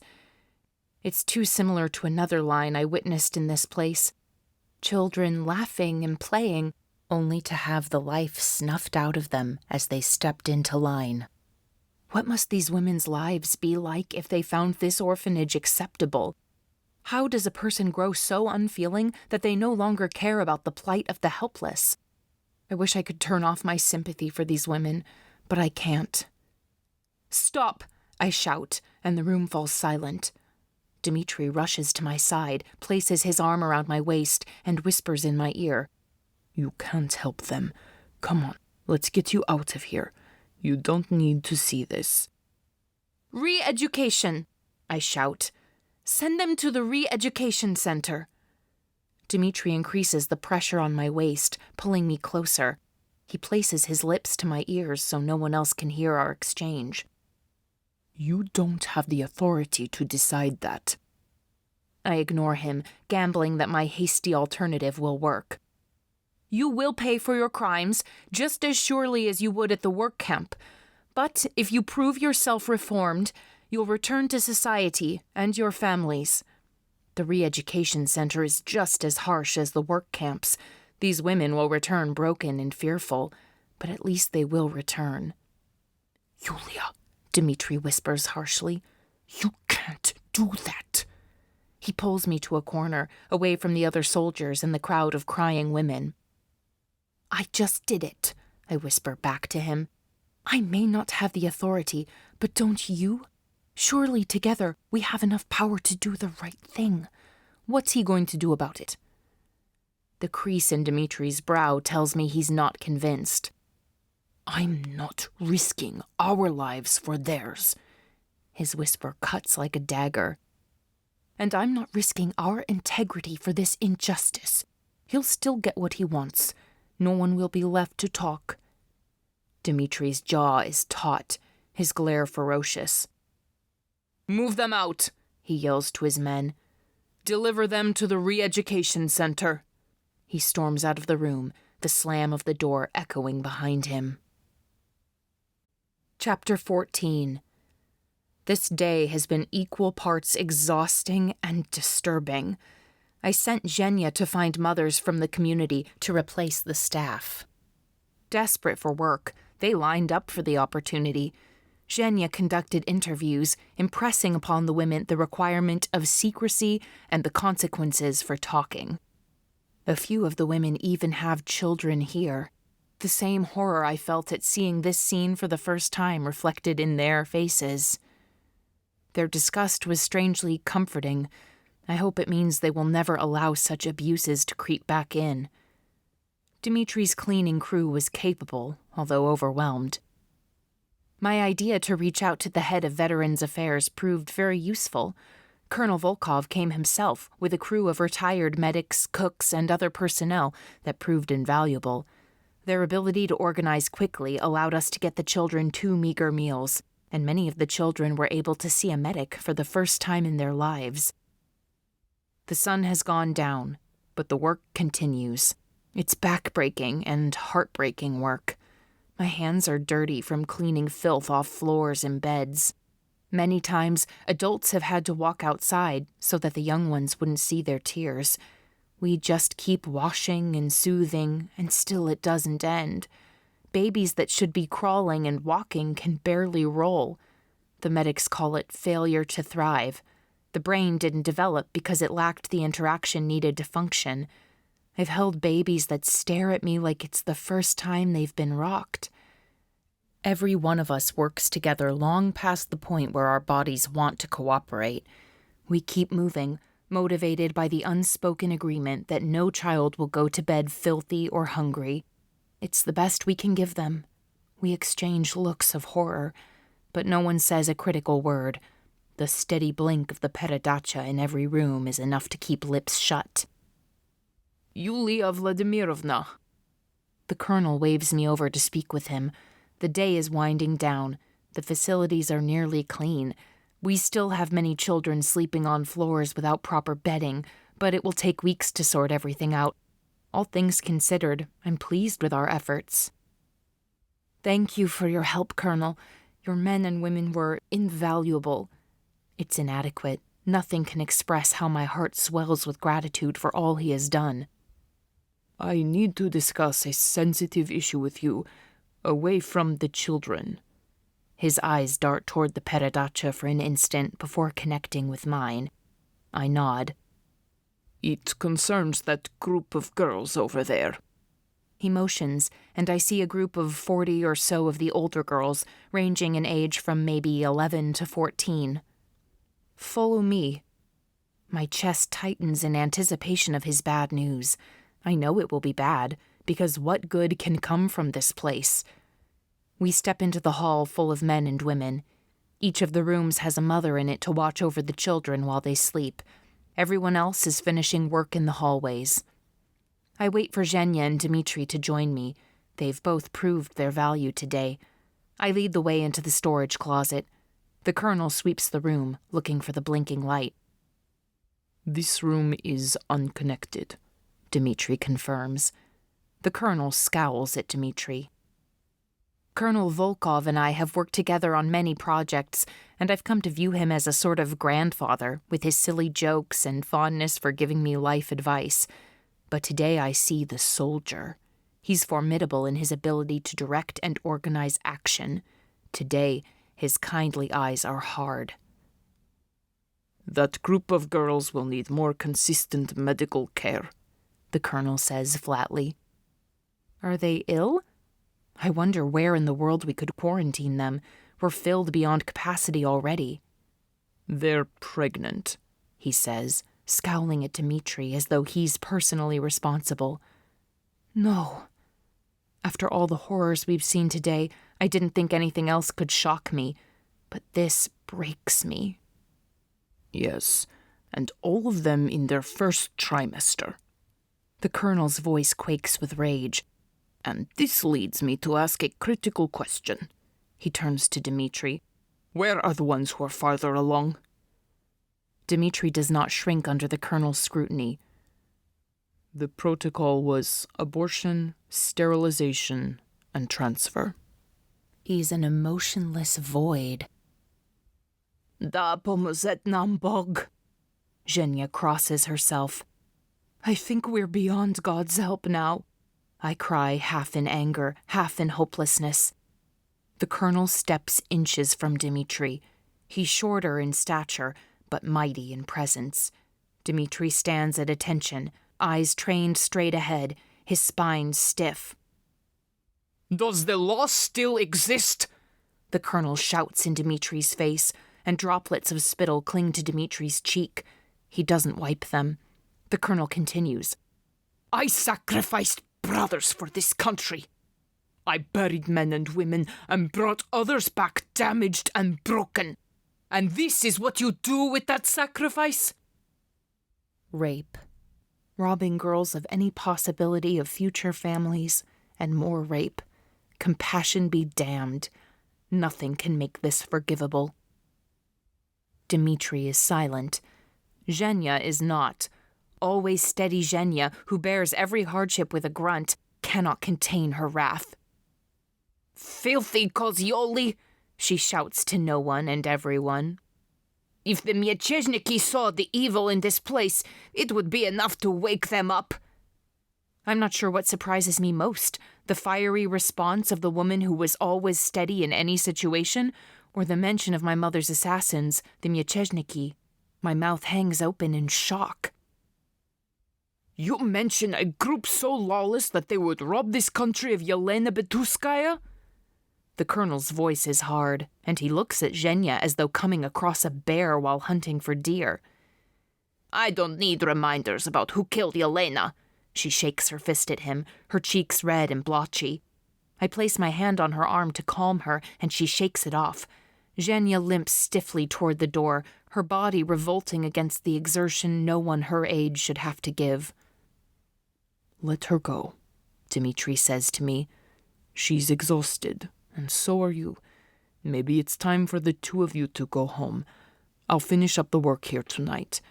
Colonel, you may get back to attending to the young women. The colonel clearly resents being dismissed by Dimitri. Protect this facility. Don't let this happen again. He pushes his finger into Dimitri's chest. Dimitri nods. The colonel disappears, slamming the door behind him. I'm not leaving, I shout at Dimitri. You leave. You've done enough damage here. Or maybe there are more sterilizations you need to oversee. I storm toward the door, and he places his hand on it. You're crying, he says softly. I'm fine. I grit my teeth in anger. You're not. These kids have enough to worry about, and your tears will make them uneasy. Sit down and take a break. How could you? I accuse him. Yulia, I asked you to trust me. He lowers his voice, pleading. This is exactly why I said I couldn't. I fight the urge to be sick. I wasn't involved with the abortions or the sterilizations. He grabs my arm. Think about it rationally. Why would I be going to all this trouble if I supported the system? I could have hidden all of this from you. I shake my arm loose from his, but he does not let me go. I'm a high-ranking official. I'm valuable to your father. I wouldn't normally even be involved with what your father sees as routine tasks. He implores me to believe him. So, rape and sterilization are routine to you? I shout, my voice quaking. Not to me, but to him, yes. He wipes away the tears that I refuse to acknowledge. I involve myself so that I have information, so I can help when possible. I impede when I'm able. I don't know where all of the children who have left this orphanage are, but I know where they went and who they left with. That's worth something. He petitions me for absolution from this particular crime. I'm not exactly sure why, but something in my gut tells me I can trust him, at least in this one case. I nod, and he leads me toward a chair. I slump into it, completely deflated. I feel as though my anger toward him was the only thing holding me up. Yulia, you've done so much today. This is a lot for anyone to handle. Zhenya is exhausted. Take her home and I'll finish up, he invites. I can't, Dimitri. I can't leave them like this. I wipe my eyes and nose on my filthy sleeve, wishing I was stronger, but feeling so utterly broken. Dimitri grabs a chair and sets it next to mine. Look how much we've done in one day. You can come back tomorrow and the next day. It's a lot to take in. He looks at me, concern creasing his brow. No one else is falling apart and leaving early, and neither will I answer him. Yes, but no one else is seeing this for the first time. We've all experienced similar scenes at one point or another. So I'm weak and sheltered, I sniff. He's probably right. No. He places his arms on my shoulders and turns me to face him. You're incredibly strong. I wish more people had your heart, but I hate seeing you hurt and not being able to do anything about it. One nod of my head and his strong arm would be around me. After the repugnance of this day, I feel like we've both earned a moment of comfort. But instead of leaning into each other, we sit separated by the inches of space that signify the gulf between us, both of us heavy with the weight of someone else's sins. Thank you for your help today, I tell him softly. It might be the best day at work I've ever had. I raise my eyebrows, questioning. It's awful, but at least it's something I can fix, he sighs. And we accomplished it together. That's something.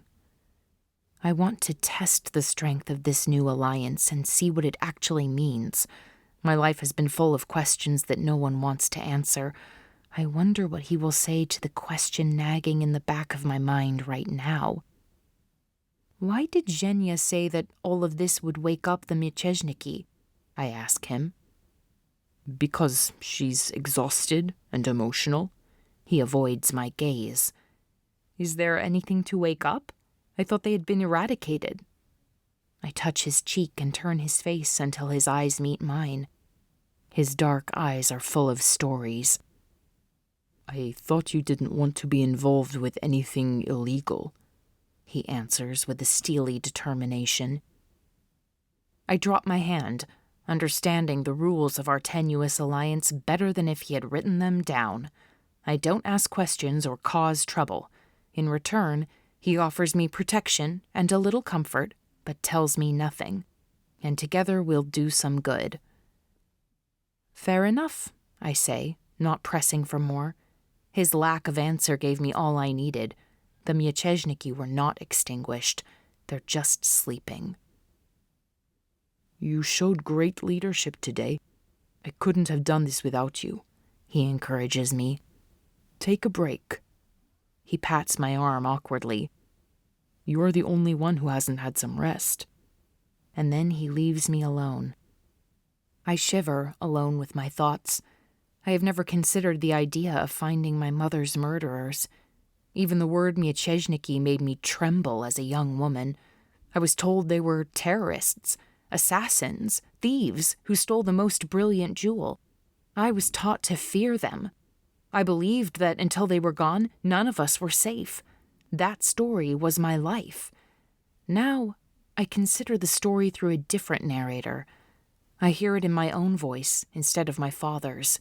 His corrupt, vicious, and lawless reign was the target of the Mieczysniki's efforts. What I once saw as reprehensible is now understandable. I might attempt the same, given the chance. What would happen if I woke up the Mieczyszniki? Chapter 15.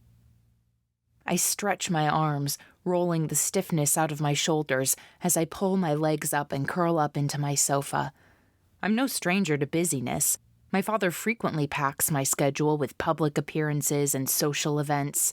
Busyness always leaves me empty. This week, full of long days at the orphanage, is different. Every sore muscle is earned. Every meeting is meaningful. Every task is worth doing. I find myself weary, but strangely full. I'm wearing my most comfortable leggings and my softest old cotton shirt. I'm preparing to celebrate the week's victories with my favorite book when I hear a knock on the door. I sigh at the interruption, set my book down, and stand to open the door. Dimitri waits at the other side, dressed in his work clothes, holding a large pastry box with an open envelope on the top. I intercepted Zhenya in the hall. He smiles at my old shirt. She mentioned she was heading this direction, and I figured that if I served as delivery man, I might get to see you for a minute. It's been a busy week, I respond. Too busy for me, even. I'm glad to find you here. He smiles at me, and I take his hint. Our performance, or lack of performance, has been noticed. I step into the hall to meet him. Once I have him in a good vantage point for the cameras, I lean over the box to give him the obligatory kiss. The cardboard crinkles awkwardly between us. He stiffens and hesitates half a heartbeat before kissing me back. Maybe it wasn't a hint. I back away with heat in my cheeks, embarrassed that I misread him. I've missed you. He gives me a slight smile. I fold my arms and fight against the discomfort that has crept back into our interactions after a week apart. I've missed you too, I lie. I've thought about him often, but I wouldn't count obsessing over all of my unanswered questions as longing. Do you want to see what's inside the box? I'm told a wedding caterer sent samples. I thought maybe we could try them together. He looks through my open door, eyeing my book and blanket. But if you'd rather relax, you can taste them on your own. I've wanted more information all week. Zhenya was useless. Every time I tried to ask her questions, the only response I got was, "Words are silver, silence is gold." So I gave up. I doubt Dimitri will be much better, but I have a theory begging to be tested. Every time Dimitri has lowered his guard, it's in response to me lowering my walls. When he comforted me after the ball, he listened to me the next morning. When I'm icy toward him, he's guarded toward me. There is an undeniable attraction between us. I imagine both of us would get rid of it if we could. Every time we touch, it's a mixture of desire and sickening guilt for me. But maybe he doesn't have the guilt, and I'm curious if I could use that attraction to my benefit. Would he trade information for a little affection? I wish I were slightly better dressed for my first attempt at seduction. "Come in, and I'll get dressed," I say awkwardly. Don't change. It's just us. His eyes are soft. And a huge box of mystery pastries. I open the door and motion him in. He sets the box on the coffee table and sits down. The note slips off, and I pick it up, read my name on the envelope, and give myself an extra moment to steel my courage. I set the note down and wipe my palms against my legs. I'm convinced he knows about the Mieczejniki, and I'm tired of being in the dark all the time. I need information so I can decide whether I should attempt to reach them. Dimitri picks up my book. The sun also rises. I never understood the draw with Hemingway. I plop the envelope on the table and sit down next to him, closer than I normally would, retrieving my book. No one writes like Hemingway. Thank heavens, he laughs, and I hit him with the book. Those characters are not even likable people. They're real, multidimensional, and flawed. You want them to win. But just like in real life, no matter how much you want something, you have to take the cards you're handed. I defend my beloved book, and he smiles at me. I love seeing you like this, Dimitri says. Like what? I laugh. In a sloppy old t-shirt? That is admittedly adorable, but no, I meant happy. My heart thumps a little more enthusiastically than it should, but I push through the familiar urge to block him out. It feels good to be making a difference. I smile at him and nudge his arm. You promised me desserts. How long do I have to wait for this magic box to open? Let's see if they gave us anything good. He grins back at me, opening the lid. The smile fades from his lips, and I can feel him tense beside me. That bad? I ask him, peeking into the box. I recognize the Armenian cookies, the bite-sized Napoleons in their light blue wrappers, and the cannolis. The pastries come from a little international market in Moscow. I went there a few times with my mother because I loved the bakery. It was only a metro stop away from the fashion district. The shop would be forgettable, except for one life-changing event. It's the place we picked up Dima. Mama and I went by ourselves that day, without security, so that Dima wouldn't be scared. He barely spoke 2 words to us. Mama had us pick out a massive box of pastries to take home, hoping to cheer him up. Maybe I'm not the only one trying to manipulate tonight. Buying your fiancé sweets from the first place you met is too romantic of a gesture for a relationship void of sentiment. Did he reach out to the bakery as an attempt to soften my dislike toward him? He looks into the box as though examining its contents for something long forgotten. When he speaks, he's a little too cheerful. It looks like someone did their homework and uncovered all of your favorites. He takes out a Napoleon and passes it to me. I want to grill him about his intentions. Instead, I smile and play his game. What's the name of that shop again? I'm not sure where it came from. Probably somewhere in town, he answers as he settles on a cannoli. He takes an extra-large bite, avoiding my gaze. Now he's lying about the pastry's origin? They're from the international grocery in Moscow, I say slowly, trying to understand his denial. Yulia, there are hundreds of international markets in Moscow and several here. There's a new one that opened up on the Nevsky Prospect. We should go sometime, he mumbles, his mouth full of cream. I want to argue, but I've known him long enough to understand how impossible he can be to pin down. Instead, I try a different tactic. I reach up and place my hand on his cheek, forcing him to look at me. Do you really think I could forget the place we met? He looks deep into my eyes and sets his cannoli in the box. Maybe I would rather forget, he answers softly. Then why did you order them? Once again, his complexity confuses me. I didn't, he says, and I can see the tightness in his jaw.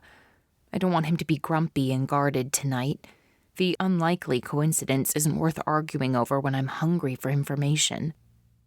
There's a lot we'd both like to forget, I tell him gently and scoot a little closer as I touch his arm.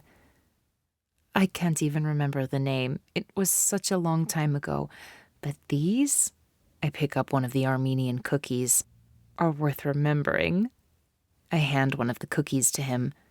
They're guaranteed to cheer you up. I offer him a little smile. I had them every Saturday morning, he says softly, taking the cookie from me. My father used to take me there on his day off. I lean my head on his shoulder and hate myself for using his loss to achieve my objective. Time doesn't take away the missing. I didn't understand that when we were kids. I thought that when you got happier, you would miss them less. But now I know. You learn to smile and miss at the same time. Maybe this moment is genuine. Isn't this how we became friends in the first place? Me comforting him when he missed his family. It's like a reflex. I felt guilty at first, every time I was happy. I felt like I was betraying them. He places his hand on the sofa in between us, and I wonder if it's an invitation to hold it. Happiness? Remind me what that feels like. I attempt to joke. Saturday morning cookies with my papa. Bedtime stories with my mama. Warm, sunny days in the woods with you and Sasha. And you. Most memories with you. I'm suddenly uncomfortable with my head resting on his shoulder. I wonder why he never mentioned the bakery with his father. Was it too painful to think about? I always thought he had been brought to the bakery because it was a location convenient to us. But maybe we went to a location convenient for his people. Mir vkusna, he states, and I look at him in question. That's the name of the international market. Well, I'll have to remember that. I smile at him, attempting to lighten the conversation. It's not every day you go into a grocery store and come home with a brother. Brother? He scrunches his nose and scoffs. Don't say that. Call me anything besides that. He always hated it when people referred to us as siblings. And what would you like me to call you? I ask. That's a tough one. He grabs another pastry. We've established ally, even though you didn't like it. He passes me a bite-sized miod cake. Let me think of all the words you threw in my face the other night. Lovers? Sadly, no. Soulmate? Feels like a reach. Family? He ponders. That one's complicated. Friend? I hope so. But maybe we should start with Dima. My heart stops for a moment, and immediately I feel bricks stacking up to guard my heart. You want me to call you Dima? Well, maybe not all of the time. Definitely not when you're mad at me. He laughs, and I force myself to smile with him. But from time to time, when we aren't playing for everyone else, in many ways it's easier being Dimitri, pretending that Dima is dead. But you have a way of waking him up. I thought that maybe when it was just you and I... Does he know what he's asking of me? Dima is beloved, a sacred memory, a separate being. It's not a meaningless name, and I need the two to be distinct. Sending Dimitri to pay for his crimes is one thing. Sending Dima is something entirely different. Does he think opening up this old connection will absolve him somehow? But I can't think of a rational way to refuse him, and I don't want to drive him away. I suspect that if he were inclined, he could be incredibly helpful to me. Dima, I try it on, and his smile softens in response. I'm getting nowhere tonight, as our conversations spin from pastries to loss to nicknames. I came here for information, and he's muddling my resolve. I wanted to ask you about something. How did the Mieczejniki infiltrate the government before Mama died? He stops smiling. I reach out and place my hand in his. I look deep into his eyes. I deserve an answer. You assume I know more than I do, he says quietly, looking at our intertwined fingers. No, I assume you know more than I do. Please, I ask. I can see the war waging inside him. You promised not to lie to me, I remind him.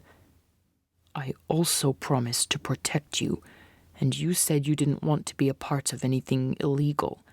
Yet here we are. For the second time, you're starting criminal conversations. Are we breaking rules? He rubs his thumb across my hand. I know my behavior is reprehensible because I have to work so hard to justify it. Dima is sad for his parents and vulnerable. Instead of giving him space, I'm using it against him. Not breaking, just bending.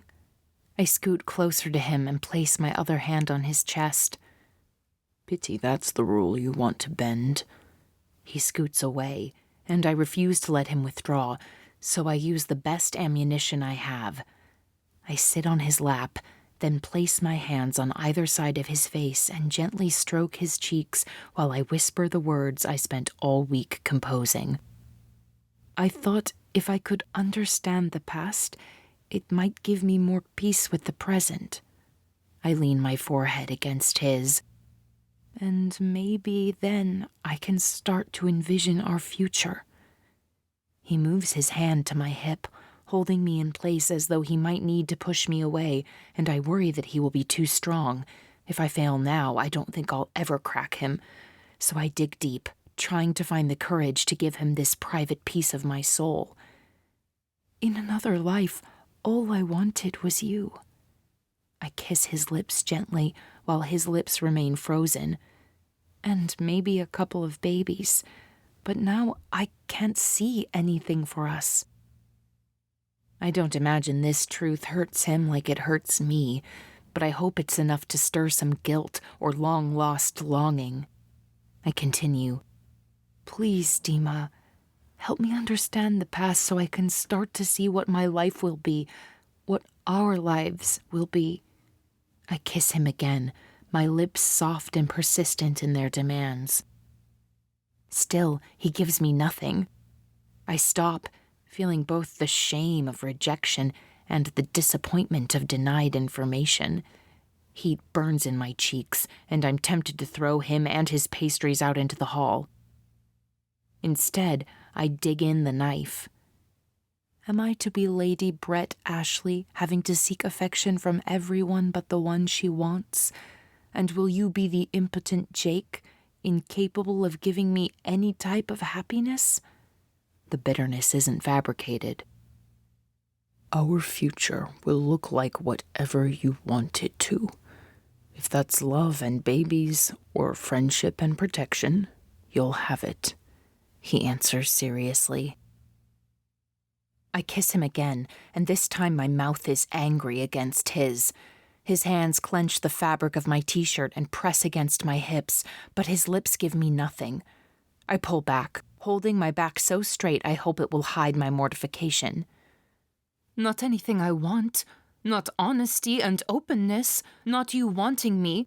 Just secrets, obligations, and half of you at most. I meant to injure him, but somehow the words rebound and hit me instead. There's too much truth in them. How incredibly sad it will be to spend a life with Dimitri, remembering how completely I loved Dima, and only ever having a fraction of him. He wraps his arms around my waist and draws me close. Can't you see how much I want you? He breathes into my ear. His voice, low and deep, sends shivers down my back. Every time I start kissing you and touching you, I don't want to stop. It's incredibly frustrating, but I'm trying to keep my promise to you. So if you're going to start kissing me, do it because you want me, not because you want something from me. He strokes my cheek, and my heart beats faster, pumping embarrassment down to the soles of my feet. He saw right through me. I uncovered my dearest dream and laid it before him, and it elicited nothing more than an admission that he doesn't like to stop kissing me. "Just tell me what you really want from me," he implores quietly. How can I know what I want when everyone knows my life better than me? I slide off his lap. I thought manipulation would be so much easier. I could trade a few kisses for a few secrets. Instead, I find it complicated and full of consequences. I want him to leave so I can forget this strange mixture of guilt, longing, and disappointment. Just throw the pastries away.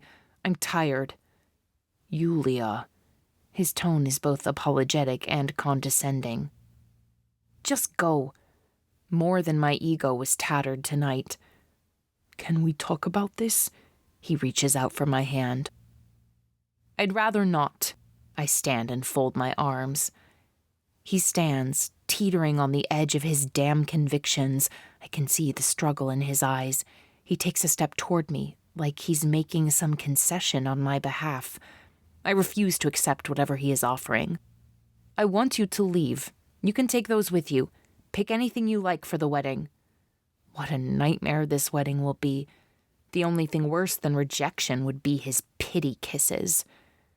He doesn't move for a moment, so I sit back down, grab my book, and pretend to read. Fine. He grabs the box roughly, cramming it into the trash with more force than is necessary. I watch him over the top of my book and notice him quietly slipping the note into his jacket pocket.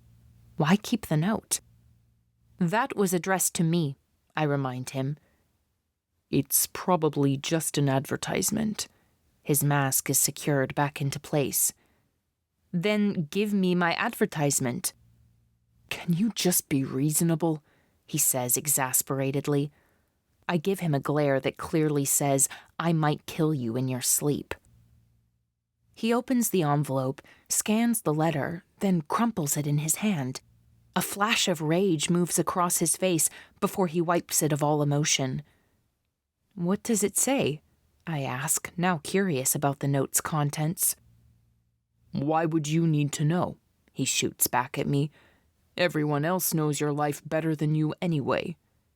Give me my note, I demand. He throws the crumpled paper on the floor, storming to the door. Then he stops with his hand on the knob, takes a deep breath, and changes course. He fetches the note off the floor and smooths it out. Read it. The birds will sing for you, Yulia Vladimirovna Bituskaya, if, as you're preparing for your wedding, you're dissatisfied with your current options, please consider reaching out to an old friend. We would be happy to serve you and connect you with any resources you may need to prepare for your special day. M. Dimitri watches me like a judge looking for signs of guilt. What in the world is that message about? And why did Dimitri find it so offensive? I look at him, trying to form all the questions into one coherent inquiry. Want to tell me what that's about, Yulia? He demands. How should I know? You're the one throwing a tantrum. Maybe you should tell me what it's about. I place the question back on him. I can't quite explain it, but the note does stir forgotten memories. He knew me from childhood. I'm the groom in this blasted wedding, and he doesn't bother to mention me, he says through gritted teeth. Why does that bother you? I ask him. Because everyone who knew my father thinks I'm a disgrace to his name. He storms away again, the door slamming behind him. I reread the note again and force those hazy memories to the forefront of my mind. No, I say to myself, there's more that bothers you about this note. I've planned enough events to know this is not how a caterer solicits business. The birds will sing for me? A dim memory rises to the surface. How is the weather today? My mother asked Zhenya. The birds will sing for you, Zhenya answered. The memory stayed with me because it was raining, and birds don't sing in the rain. Another distant memory rises. How is the weather today? a stranger asked my mother. It was the shopkeeper at a grocery store she and I were visiting for the first time. Beautiful. The sky is so clear the birds will sing for you. My mother smiled at him. Yulia, look at those pastries. Go pick out some for Sasha and Papa. We'll bring them home tonight. I ran off, enamored with confectioner's sugar and frosting. The man who wrote this note definitely had a connection to my mother, one that required cryptic code.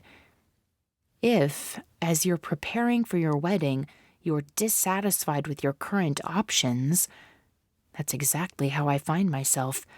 Maybe I don't need Dimitri to give me information. Something tells me the man who wrote this note has answers, and I intend to find them. Chapter 16. I put the final touches on my makeup. I am dressed in a sleek white dress with a low-cut neckline, chosen to punish Dimitri. If he really wants me, I will use it to my advantage, and if he suffers a bit for it, all the better. I slide on my tallest heels. I need the height advantage today. I have not been able to shake the suspicion that Mirvkuzna is connected to the Mieczejniki, and I need both my father's approval and Dimitri's cooperation to pursue my hunch. For the last week, I've been working on an engagement album to disguise my growing obsession. I've searched all sorts of places and events connected to Dimitri and me to disguise the one search I truly care about, Mirvkuzna. The market is owned by the same man. He looks older in his picture, but I recognize him from my childhood trips. I have so many questions. If Dima went to the bakery weekly with his father, why not send the note to Dimitri? Surely the owner knew Dima better than he knew me. I only went there a handful of times. And what about the M? According to the website, the owner's name is Grigori. Why not sign it with his name, or with Mirvkuzna? I've read the note 100 times. Each time brings more questions. What if the M stands for Mieczejniki? Mirvkuzna is only a metro stop from Moscow's fashion district. For once, I'm grateful for my upcoming wedding. What kind of bride would I be if I didn't insist on the perfect dress? And while I'm pursuing that dress in the fashion district, I can surely indulge in a nostalgic visit to a pastry shop that holds so many dear memories. At least, that's what I'll tell my father when I petition him to approve my shopping trip to Moscow. I slide Dimitri's mother's ring on my finger and clasp my mother's favorite pearl necklace behind my neck. The pearls always felt heavy and tight around my throat, but lately the cool weight of the pearls against my skin is a constant reminder of my mother's presence. I feel more connected to her than ever. Maybe it's the loveless marriage or the fight over the orphanage, but I feel her guiding me as I walk a path that feels more and more like hers. My father loves when I wear the necklace because our citizens recognize it. He'll see it as an act of compliance, my agreement to play his game. Only I will know it truly symbolizes my growing rebellion. I gather the portfolio of dress designs my father commissioned and make my way to his office, where the council is holding their weekly meeting. It's a bold move for me to attend unsummoned, but it's the best way to catch Dimitri and my father at the same time. I arrive precisely 2 minutes before the scheduled end to the daily meeting. I stand against the wall, holding my portfolio and wishing for the door to open. Several minutes go by. What time is it? I ask the Peradacha. 315 minutes. The familiar automated voice responds. The meeting is running late, and that means my father will have less time to spare for me. Will that help or hurt my cause? Finally, the door opens. Dimitri steps out, raising his eyebrows quizzically. I need a few minutes with you and my father, I say, gesturing to my portfolio. It's urgent, about the wedding. Dimitri disappears behind the door and reappears a few seconds later, motioning me in. My father sits behind his desk, loosening his necktie. He has dark circles under his eyes and looks like he hasn't slept. Whatever this is, I assure you I don't have time for it. Your little pet project has already cost me enough this week. My stomach tightens. Your support is appreciated. I'll never be able to repay you. I smile at him. I'll be quick, Papa. There's no time to spare. My wedding dress is a disaster. He sighs and moves from behind his desk. 5 minutes. The designs are completely unacceptable. I set the portfolio on the desk and open it. Take this one, for example. I hold out a beautiful sketch. That silhouette is terrible for someone my height. I'll look like a beanstalk. The vein in his forehead throbs. And this one. I raise my voice in indignation and shove another beautiful design in front of his face. I might as well show up in sweatpants. This is far too casual. He pushes the designs away. Yulia, this is anything but quick. I don't have time to look at dresses. Find a different designer and have them send me the bill. Thank you, Papa. I smile at him. The best designers are all in Moscow. I'll go in person. That way there will be no delay in commissioning the dress. Zhenya and I will leave tomorrow. He scowls. I catch Dimitri's expression out of the corner of my eye, his lips turning up in amusement. Not this weekend, my father says. I need Dimitri here. Yes, Dimitri should stay here. He can't see the dress. I feign shock at the suggestion. I won't curse our lives with misfortune. I glance toward Dimitri. His smile has faded into scrutiny. Plan it when he can go. Otherwise, it's a waste of a PR opportunity, my father says. He need not enter any shops, but you should make appearances together in the evenings. He waves his hand to indicate that I'm excused. I anticipated this argument. But, Papa, it can take upwards of 6 months to get a gown. I can't afford to wait for Dimitri's availability.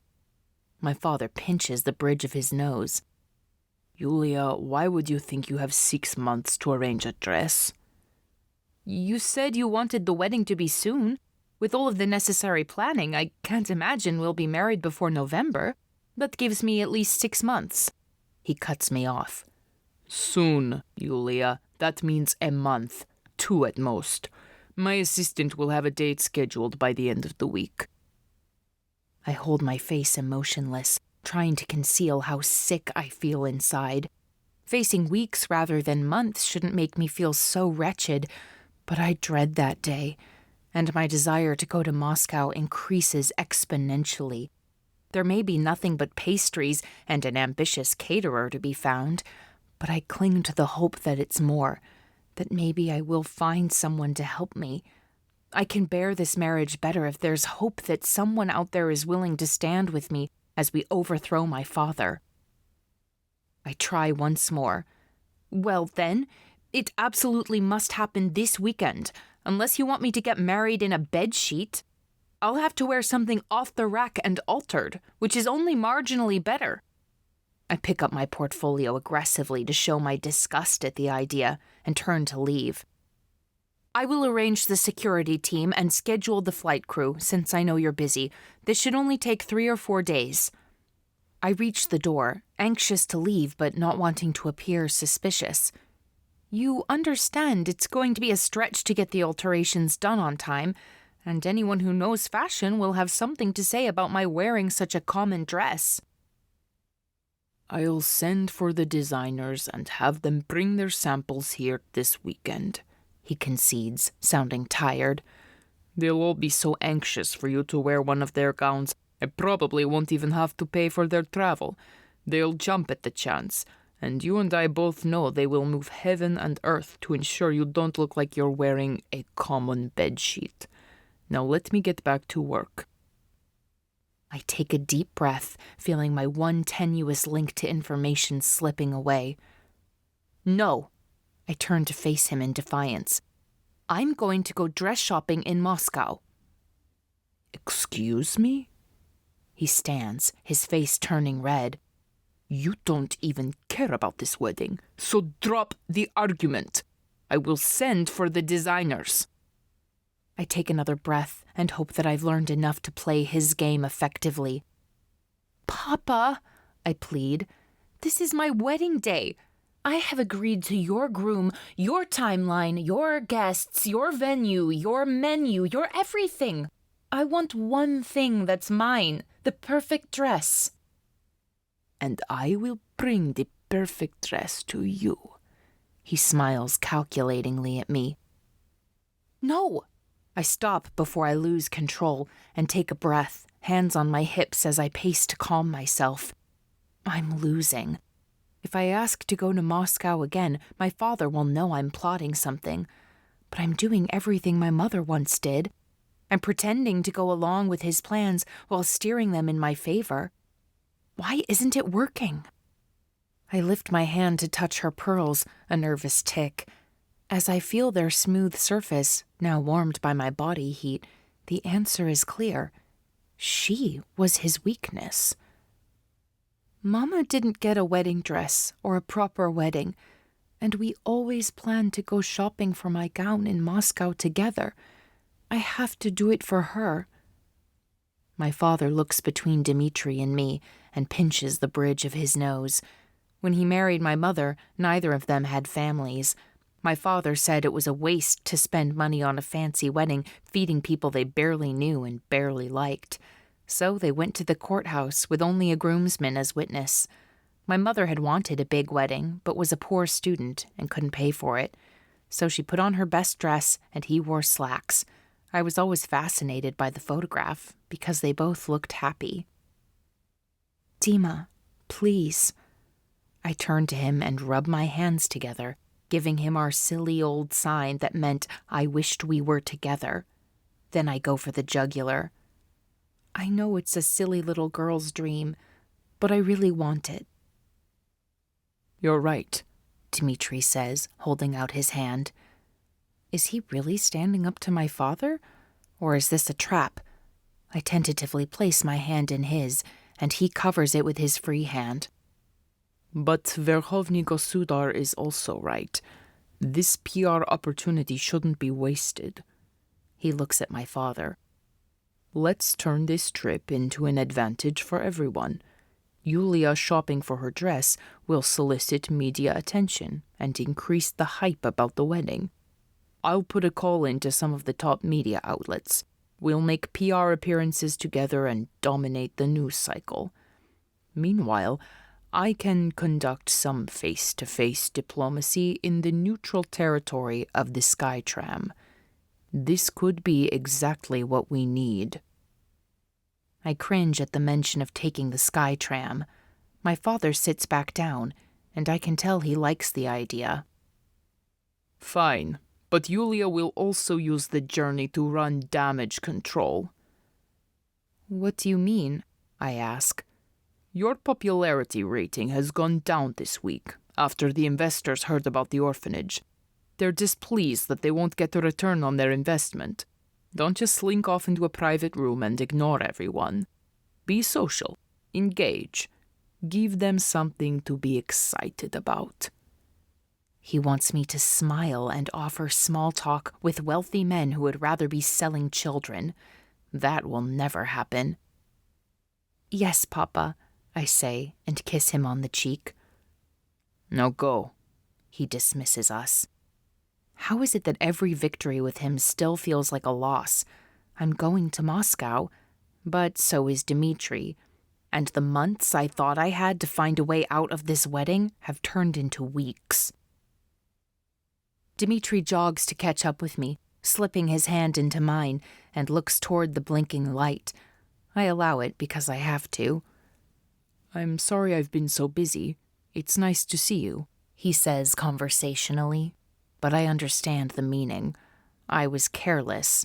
I haven't seen my fiancé in a few days, and I should have given him a better greeting. Well, isn't it fortunate then that we'll be seeing so much of each other this weekend? I smile at him and stop walking so I can reach up to kiss him on the cheek. Now I'd better get packing, and you better get to work. He wraps his arms around my waist, and I tense. I can spare 15 minutes. I'll walk you to your room. He smiles seductively. That sounds perfect, I say, my jaw clenching to hold the smile that keeps me from scowling. Dimitri gets friendlier as we walk down the hall, stopping before the door to nibble my neck. We look perfect as lovers until the door closes. Then he unceremoniously drops the act and walks to sit on my sofa, stretching himself out. He has no business looking so comfortable in the same space where he humiliated me. Or, if I'm being truthful, where I humiliated myself. Did you know about our expedited wedding? I ask him. No one told me 4 to 8 weeks. The bitterness seeps through now that no one is watching. I knew he wanted us married before the annual meeting in September. He talks about our wedding like it's a pit stop on a road trip. He's been forcing things on both of us for years. This is just the next assignment, and it's far from the worst one I've gotten. Well, I hope we can squeeze it in before my Historical Society luncheon and the Art Society banquet, I snap at him. Before we start fighting again, I've been thinking. He gives me a half smile. About what? I retort. About me being an idiot the other night. He smiles apologetically and pats the couch, inviting me to join him. Just the other night, then. I sit next to him and fold my arms. He reaches for my hand, and I debate for a moment before taking it. I don't have to. I'm fully justified in refusing him. He deserves to be rejected, but he's easier to manage when we're getting along. Maybe he will view it as a sign of solidarity in the face of trials. I give him my hand, and I'm rewarded. He says, I don't know everything about the Mieczyszniki. They were around long before the war, and they placed top-ranking officials close to your father from the very beginning. He strokes my hand with his thumb. When your mother died, it was a huge blow. Many of the Mieczyszniki were rooted out and killed. The rest went into hiding. Your father kills anyone with suspected ties. He doesn't wait for proof. Your curiosity about them worries me. I wish you would stop looking for information. If they can help, don't I owe it to my country to find out as much as I can? They aren't going to come in like heroes and save us all. Please hear me, Yulia. The Mieczyszniki are useless these days. No spy is infiltrating your father's inner circle. The best chance for change is from within, right here. We just have to wait for the right time. He brushes my hair back and places his hand on my cheek. I don't think he's telling me this information just out of a guilty conscience. He's confirming my suspicion about the note, and I suspect the Mieczyszniki aren't as useless as he says. I suspect they're trying to get in touch, and he's worried about it. There's a cost to your patience, I say carefully. How many more people will be hurt before change happens? He folds his arms in his lap. That's the wrong question. Instead, ask, how many people can I help before change happens? Focus on that as we hack away at your father's injustices, and you'll find a little happiness. He looks down and clears his throat. I'm a fool for not telling you this when you asked the other night. I want you to be happy. We should take every happy minute and every free minute because everything will change after the wedding. I fear it will get worse. Because my father needs me now, while he didn't before? Dimitri nods. He places his arms around me and draws me closer to him. Part of me wants to push him away. Instead, I nestle against his chest. There's never been more instability in the government than there is right now. He's a fool if he thinks I can diffuse the people's anger for much longer, I say. And he's a fool if he thinks he can keep playing czar without consequences, Dimitri adds. He traces his thumb across the back of my hand. We'll navigate this together, but I need you to be more careful. He lifts my chin, looking deep into my eyes. Don't run into his office making demands again. It could end badly. Tell me what you want, and I'll make it happen. All right, I lie, already mentally working on my plan to contact the Micheshniki. I need to get back soon. Dimitri looks at me, not with his usual careful control, but with an unexpected vulnerability. I thought about you the whole night, and every night since. His gaze rests on my mouth. The next time your lips want mine, they won't be refused. And the next time you want something from me, I'll give it. I can feel the pull between us. Is there anything else you want me to do for you? His voice is low. If he's offering, I'm taking. Yes, I whisper and scoot closer. Let me enjoy shopping for the dress. I want to stop for lunch with Zhenya and behave like any normal bride. Let me pretend that you asked to marry me instead of being told. He leans back, reclining into the side of the sofa, and holds my hand. I lean against his chest, sensing I'm moments away from a rare victory with him. Security isn't optional. He runs his strong hands up and down my back. But I can ask them not to interfere unless your safety is in danger. I give him my best smile and kiss him on the cheek. Thank you, Dima. He looks thoughtful for a moment, then says, So, these babies you used to think about, how many were there? 3, I blush. 2 girls, because every girl should get a sister, and 1 boy, so you could have a little friend. I'm highly uncomfortable with this conversation, but instead of pulling away, I lean into it, just as I watched my mother do so many times. Did you ever think about things like that? I ask. He smiles wickedly. I constantly thought about the making babies part. You should probably go. I disguise my words as flirtation, but the reality is that he should go before we get too close to crossing a dangerous line. I guide us back to safer waters. I can't wait to find the perfect dress. And you, I give him a stern look, need to stay as far away as possible. I want you to at least look surprised when you come to pay the ransom. Are we doing that? He asks, with a strange look on his face. It was a lifetime ago that we laughed and planned this day. Dima would arrive to take me to the church. Mama would demand a ransom, and Sasha would probably come out under a veil to kiss him, demanding a larger ransom before handing me over. The ransom is a silly tradition, but it's also something that wouldn't be for the cameras. He knows I'm suggesting something just for us, and I'm testing him to see how he'll respond. We don't have to do it if you don't want to, I add, observing him. I know it's undignified. We should do it. It's fun. He looks down at his feet. There's not a lot of fun things for us. He gazes at me intently, and I can see he wants to say more, but he clears his throat, shifting back to business. I'll help you have a good trip. I won't see the dress until I come to take you to the church. And whatever you choose, you'll take my breath away.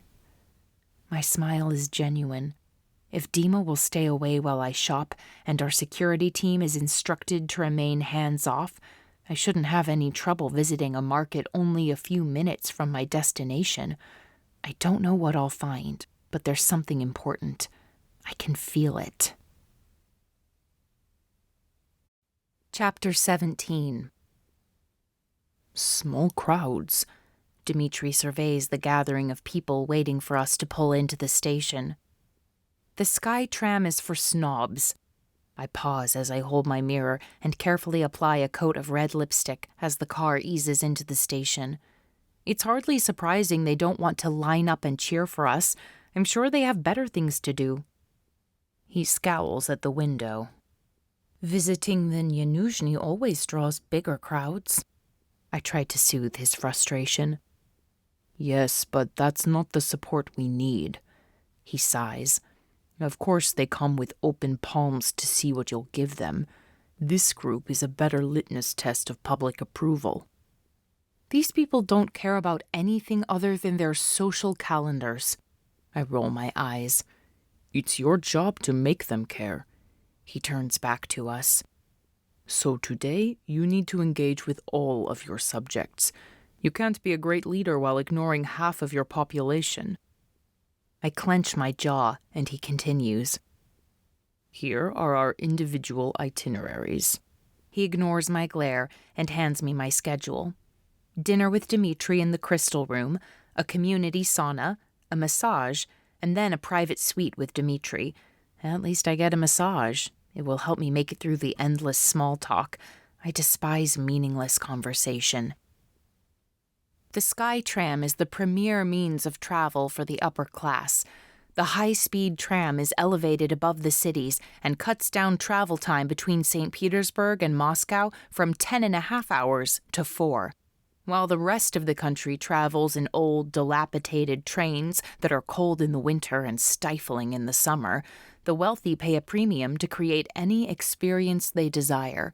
Gambling, endless alcohol, dancing, drugs, and even prostitution can be acquired privately or publicly.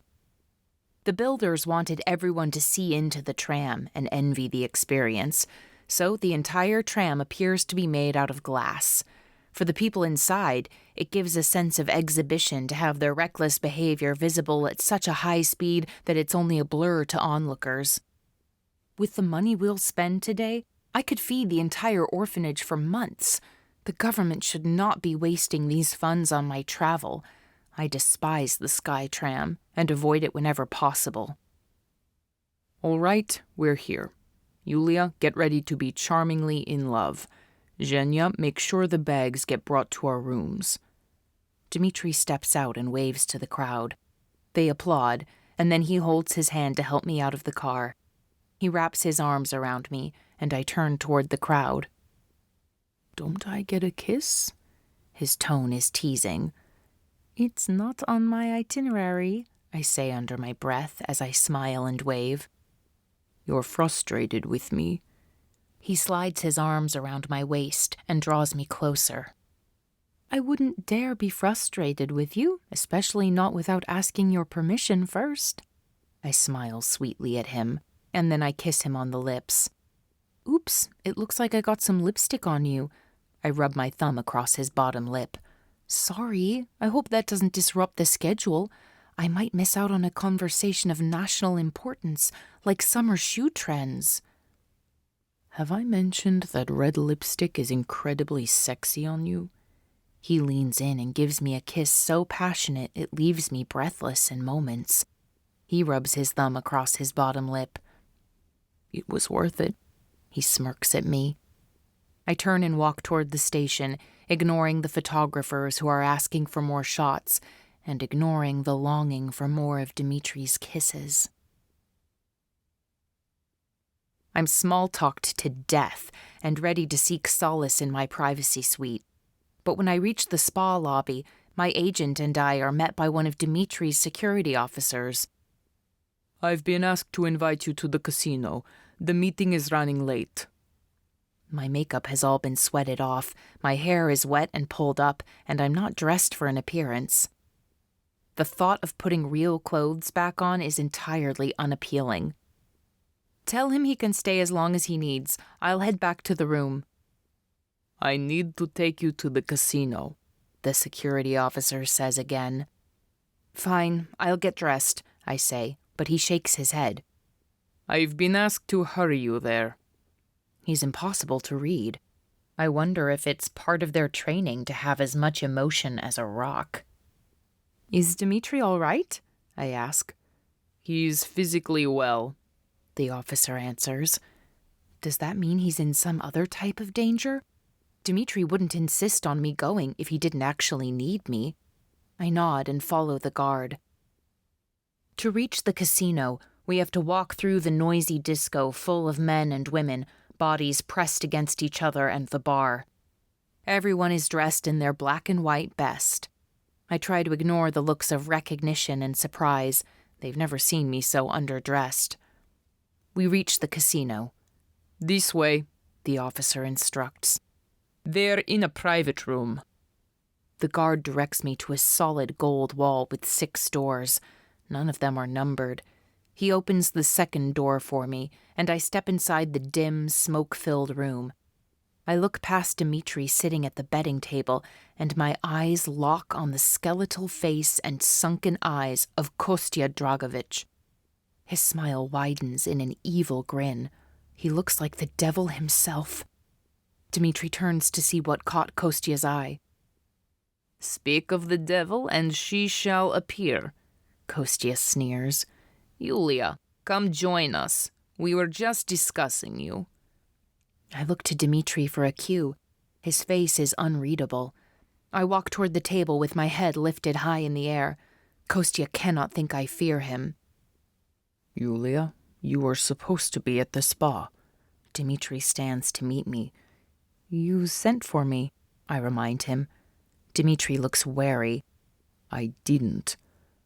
I invited you, Yulia. This meeting was taking forever. Kostya glares at Dimitri. And since Yulia seems to find herself to the center of every issue, I figure we should accelerate the resolution. So I told your guard to fetch her because you urgently needed her. I like guards that don't ask a lot of questions.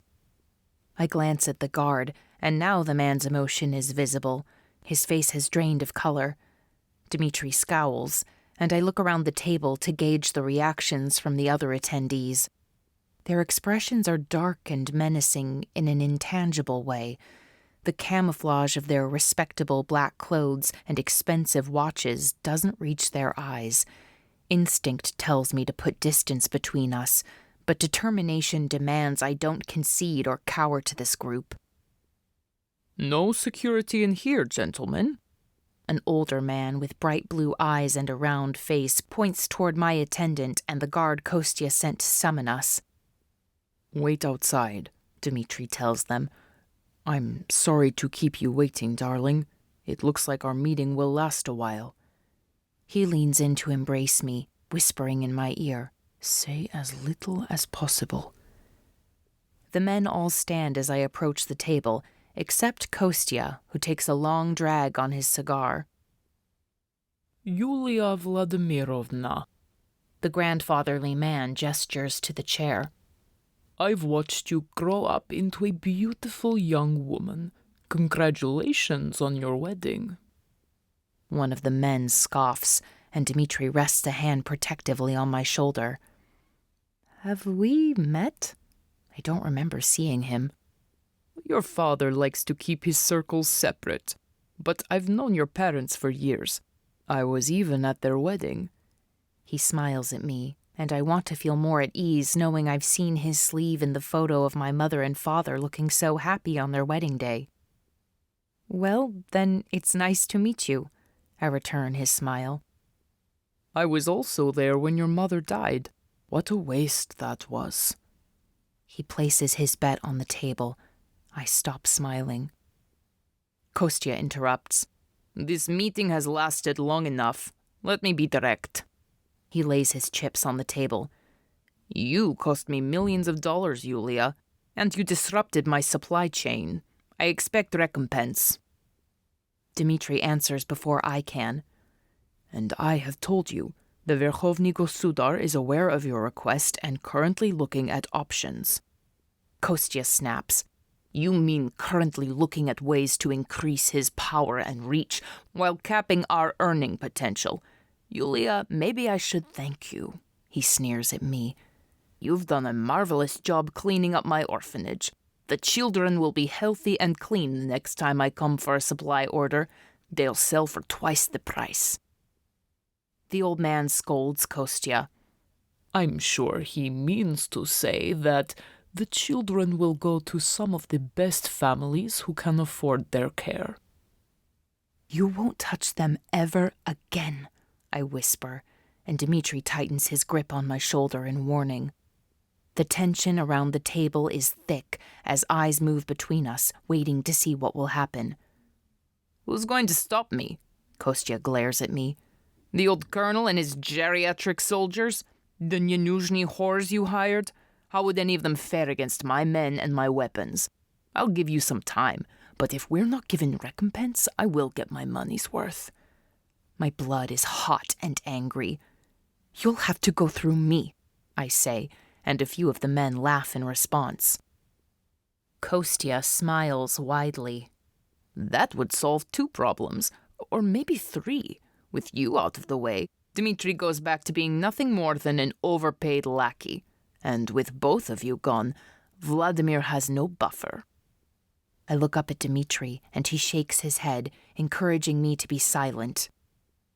Would it solve your problems, or would it cause more?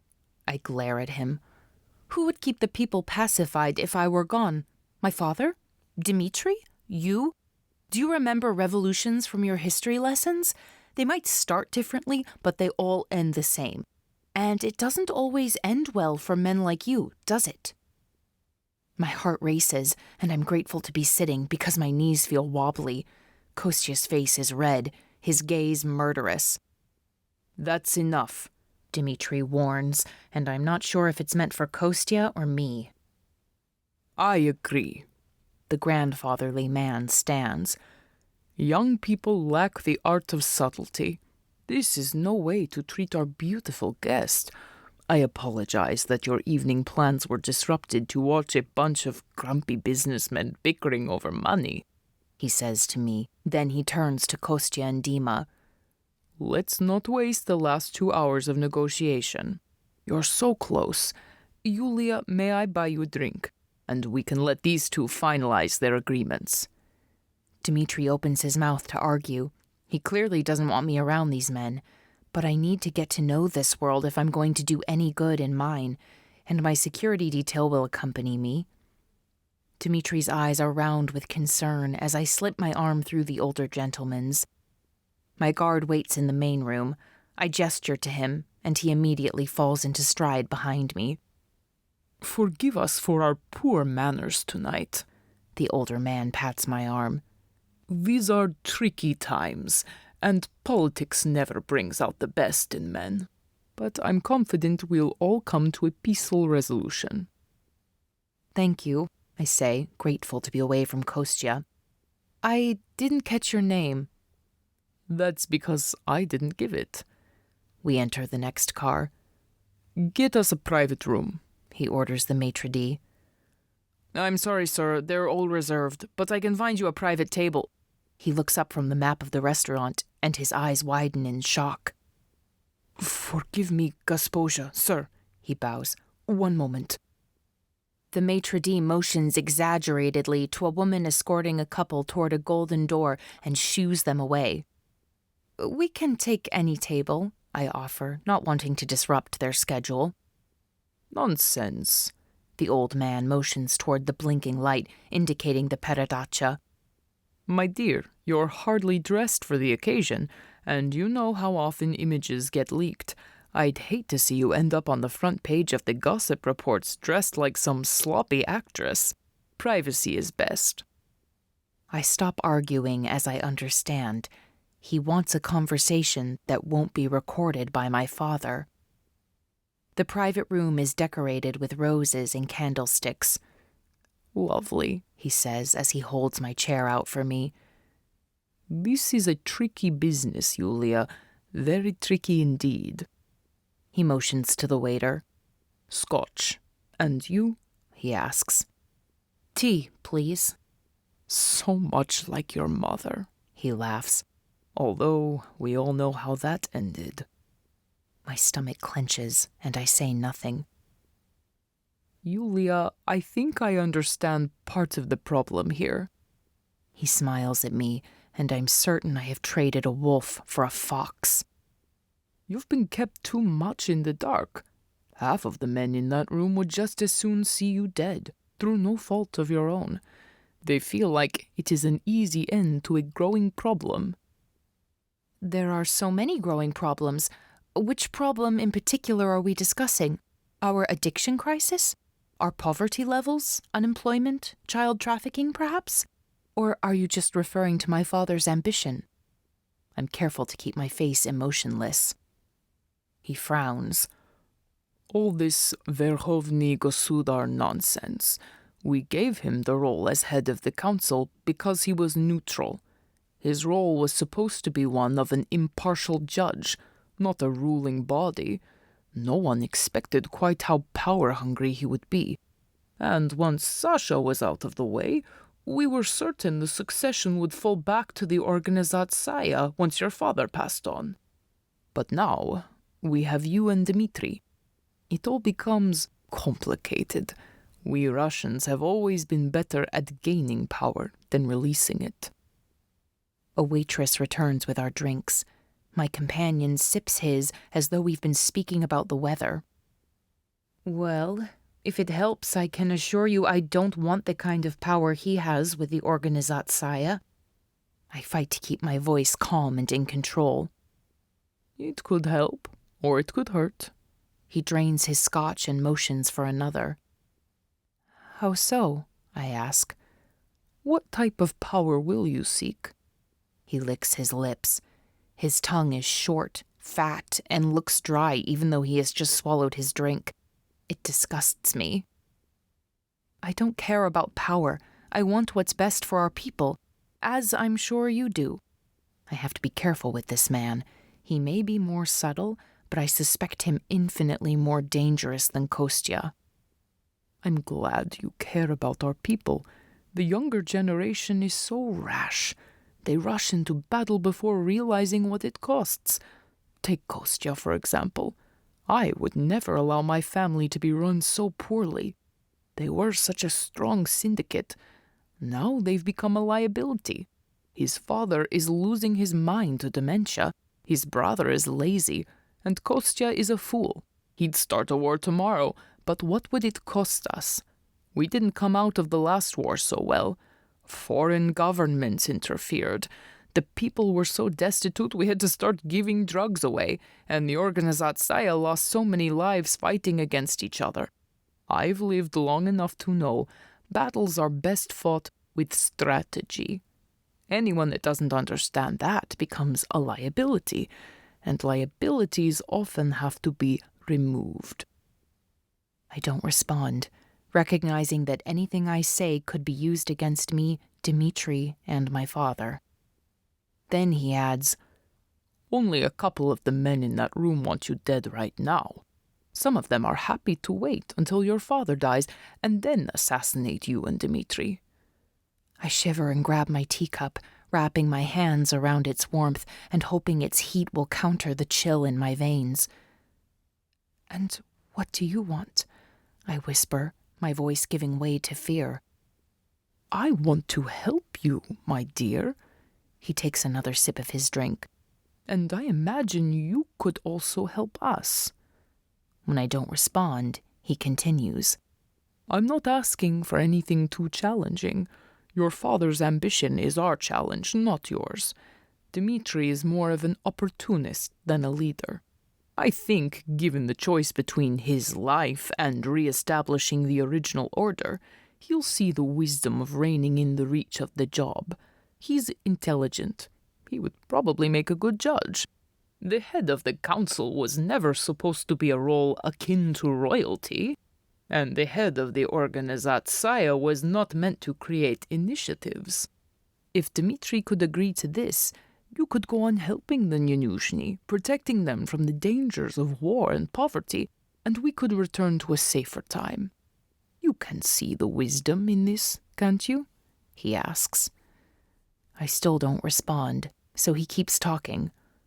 No one said you have to like it. We just need to know that you don't plan to continue interfering with our business, or no amount of negotiations will keep us from war. And if that happens... He shakes his head in dismay. I'll survive. I always do. The royal family never does. But there will be so many unnecessary deaths. Communities, churches, nothing will be off limits, even your precious orphanage, he calculates shrewdly. What exactly are you asking for? I ask. He's just as murderous as the rest. He just wraps it in a smile. One gesture of goodwill from you would be enough to calm the contention and keep the peace a little longer. Of course, we'll need to keep our dialogue open. Not everything will be solved overnight, but it would help. He looks at me, his bright blue eyes greedy for my consent. There are some things I won't do, some things I can't do. Everyone has their limits, and I think you'll find my moral compass more similar to my mother's than my father's. I can't pacify the people forever. I look down at my feet. Yes, we should discuss your mother, but first, let me be clear. We keep the people pacified. They're so low they can't find the energy to rise up. You keep them from realizing how much we want them to stay poor. Give them a blanket, and they don't notice you took away a job. I open my mouth to argue, but he continues. We need to solve the problem at hand. The Dragovich family has an order for a large export of hydrogen cyanide gas they would like to fulfill. It would be wonderful if there were some large event to occupy the eyes of the world while Kostya transfers his products. My wedding, I say, and he nods. You know my father is going to pick the date, I tell him. Come now, dear. We all saw him hand over the orphanage to you. Whatever you did to get that, just do it again. Where is the export going? I ask. Not that it matters. It is a vicious gas used for genocide in nations too poor to be more sophisticated with their barbarism. The fewer details, the better, my dear. All kindness is gone. His gaze is hard, and his demands relentless. Name your date, and I'll see that it happens, I say. I strongly suspect this order will go forward with or without me. This isn't truly about them needing cover. It's a test of whether I will assist them. Tomorrow, I hope to connect with the Mieczesniki. If I play my cards right, I might be able to give them a date and location for this illegal activity. One last thing. He grasps my hand. Neither your father nor Dimitri can know about this deal. It's unsanctioned because the group Kostya is selling to is on an international watch list. There will be questions about where it came from, but it will make up for the funds lost from your little act of heroism, and I've been in the game long enough to know how to ensure it's not traced to us. The secrecy makes it feel even more sinister. I need to know where it's going. I try again. My dear, think of it this way. You've traded lives you know for lives you don't. Don't you want to protect those children? Give us this small concession, and I will guarantee Kostya stays out of your orphanage for good. How many people will die? I whisper. Oh, I don't know. Thousands at least. But the beauty is you won't know any of them. I nod, tasting the burn of the bile rising up my throat. June 30th is a beautiful time of year to get married. He offers his hand. I grasp it, and he wraps my trembling hand in his. The date of my wedding is hardly my biggest concern. I suddenly feel like I'm at the card table, placing a bet and hoping it pays off. You shouldn't have to concern yourself with any of this. We've had such a useful arrangement for years. You just show compassion to the poor and give them just enough to make them believe the government cares. None of us is really suited to that work, and our operations continue to strengthen the power and influence of Novaya Russia. An agreement no one bothered to inform me about. And now you tell me we're on the brink of war and that I'm under threat of assassination. Perhaps you and I could come to a new agreement, I say quietly, and his sinister smile spreads. What did you have in mind? He leans back in his chair. Nothing too consequential. I can easily get married on June 30th, and you can just as easily share simple details with me. He stops smiling and assesses me over the top of his glass. I've always felt rather uncomfortable about your position. Every move you make creates political ripples, and yet no one informs you. They treat you like a child rather than an intelligent, capable woman. He pats my hand. I think this could be the beginning of a beautiful friendship, and it will give you a much prettier end than your mother's. She was such a delight. She could warm even the coldest hearts. We all regretted how things ended, your father most of all. But in the end, she stood in his way. He had no choice but to kill her. What? I choke. He didn't. He couldn't have. I can't even wrap my mind around the words. You're lying. My words are as shaky as my hands. I wish I was, dear. She was a friend of mine for nearly 30 years. But she stabbed all of us in the back, and it had to be done. The bullet was meant for my father, not my mother. It didn't happen that way. I close my eyes and try to recall her back to me. Everyone knows it. I try to find something in the room I can focus on, but everything is moving too fast around me. He wouldn't do that. He loved her. I try to make the sunlight dance across her golden hair. I try to hear the sparkle her laughter brought into every room, but it's so dark in my mind. All I can see is my father. I shake my head, trying to clear it as everything crumbles around me. All my strength, all my courage drains out of me, and I drown in aching emptiness. Even as I deny these claims, I feel foolish. He loved her, but he loved himself more. My companion smiles in triumph. We had a party for her. Oh, it was a wonderful event. I remember she was wearing the most beautiful golden gown.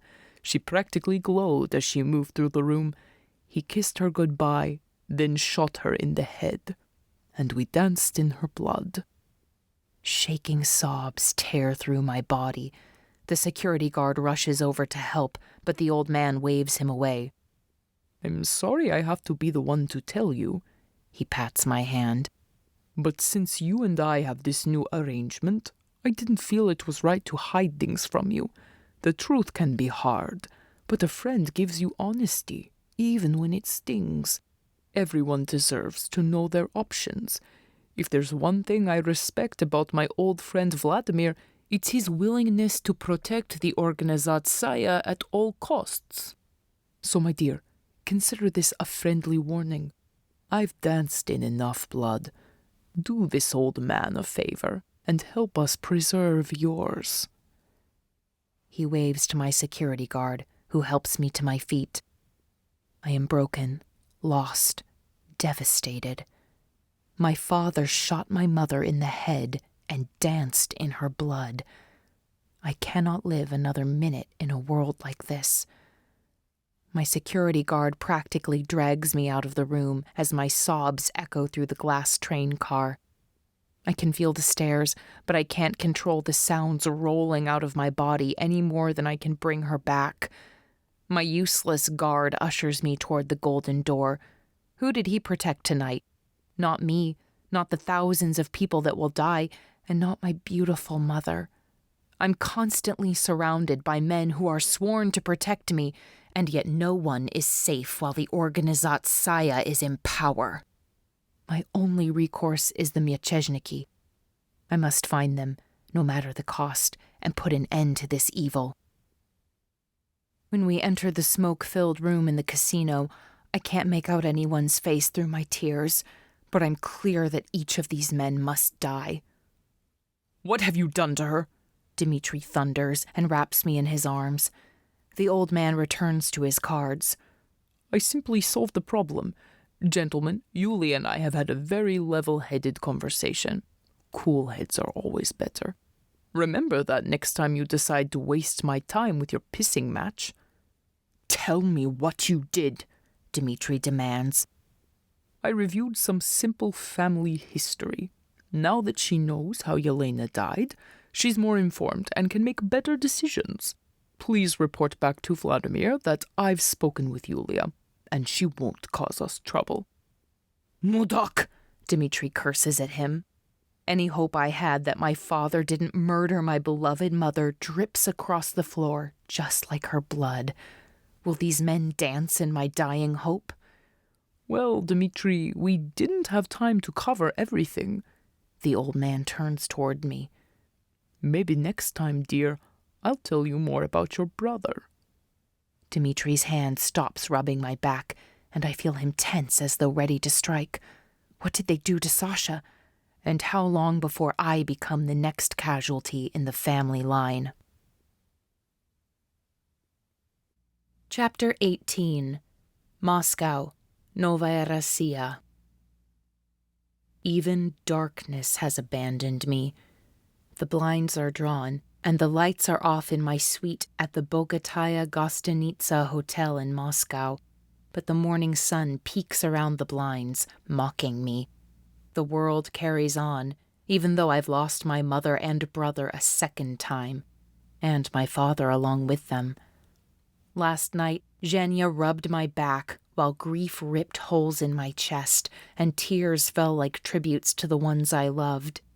Eventually, she succumbed to fatigue and went to sleep in her room.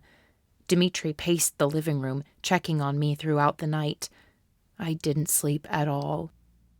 In the morning light, the tears are gone, and my mind clears. As long as my father lives, I will never be safe. If he could murder my mother, he's capable of killing anyone. I lie on the bed, wishing the covers were my coffin so I could join my family in death to leave all this behind. But responsibility anchors me to this life. Like Dimitri said, no outsider can bring my father down. I have to do it. I should act quickly before those chemical weapons reach their intended targets, but the thought is too big, and my brain is too filled with grief for me to even put my feet on the floor. It can be tomorrow's problem.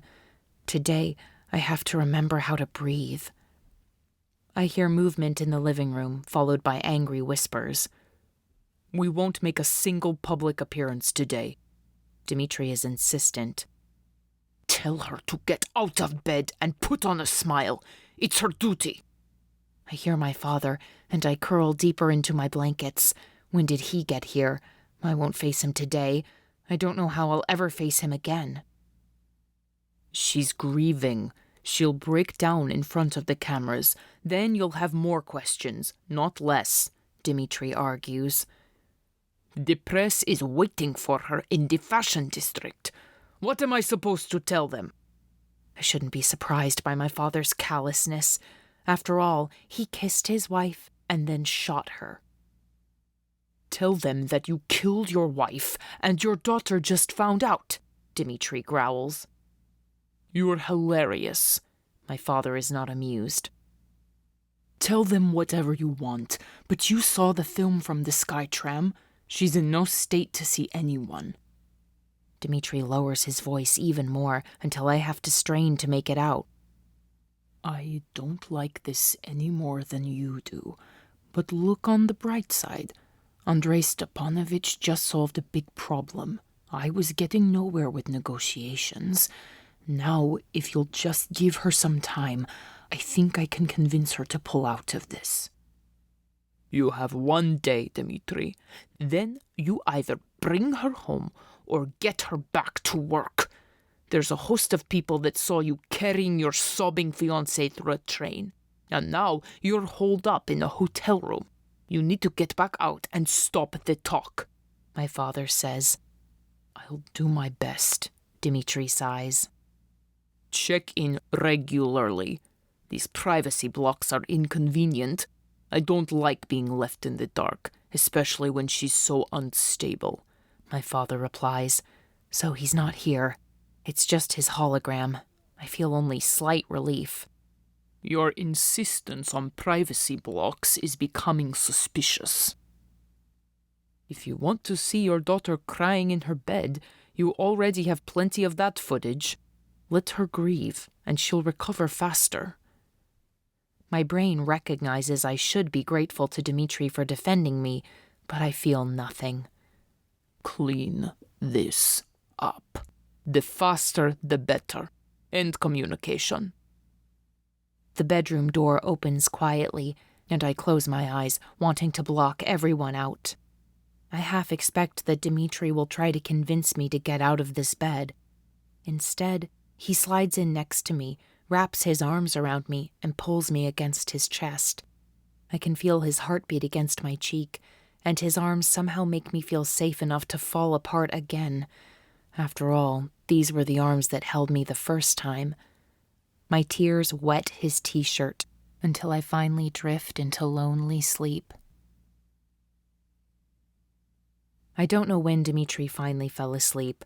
I woke several times, and he rubbed my back and urged me to return to my unconscious escape. The next time I woke, he was sleeping. I snuck out of bed, needing to be alone. Hours later, I stand in front of the window, looking at the colorful domes of St. Basil's Cathedral, piecing together the truth out of the pile of lies I've been given. I can't change the way she died. I can't bring her back. But how I respond defines me. I cannot align my wedding date with chemical genocide and sit quietly while these gruesome men destroy my country. I may not know how to fight, but I'm dying for a battle right about now. Because from where I stand, everyone looks guilty. I hear movement behind me, then I feel Dimitri's gentle hands on my shoulder. I don't move. When did you wake up? I shrug. Are you hungry? No. It's the first I've spoken in nearly a day, and that single word becomes the key that unlocks my anger, freeing it to destroy anything in its path. How long have you known? I ask him. I found out about a year after she died, he whispers. The truth feels like another knife to my heart. We were together then. He kissed me with a liar's lips. And Sasha, did you lie to me about his death as well? I turn to face him. He nods slowly, giving me the devastating confirmation. He's lied to me about all of it. I'm stunned by a level of treachery I would never have imagined him capable of. Then get your hands off me, and don't ever touch me again. I slap his hands away. Let me explain. He steps closer. I take a step back, maintaining the distance between us. The sight of his sad eyes makes me want to claw them out. There's absolutely nothing you can say that would excuse this betrayal, I tell him. I want you to leave. The wedding is off, and I'll take my consequences. I slide the rings off my finger and throw them at him.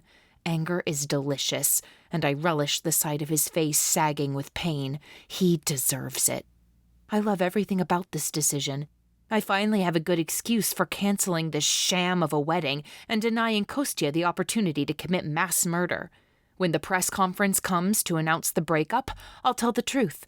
They'll cut the mic in the feed, but I can get in 4 or 5 words first. That's all it will take. The whole world will know what my father did. Please don't say that. Pain weighs heavily across Dimitri's features. He bends to pick up the rings, like maybe I dropped them by accident, like getting them back on my finger can solve this conundrum. Why? Because you'll have to include it in your next report about Yulia's behavior? You can take your wedding and go to hell! I scream. I mean every word.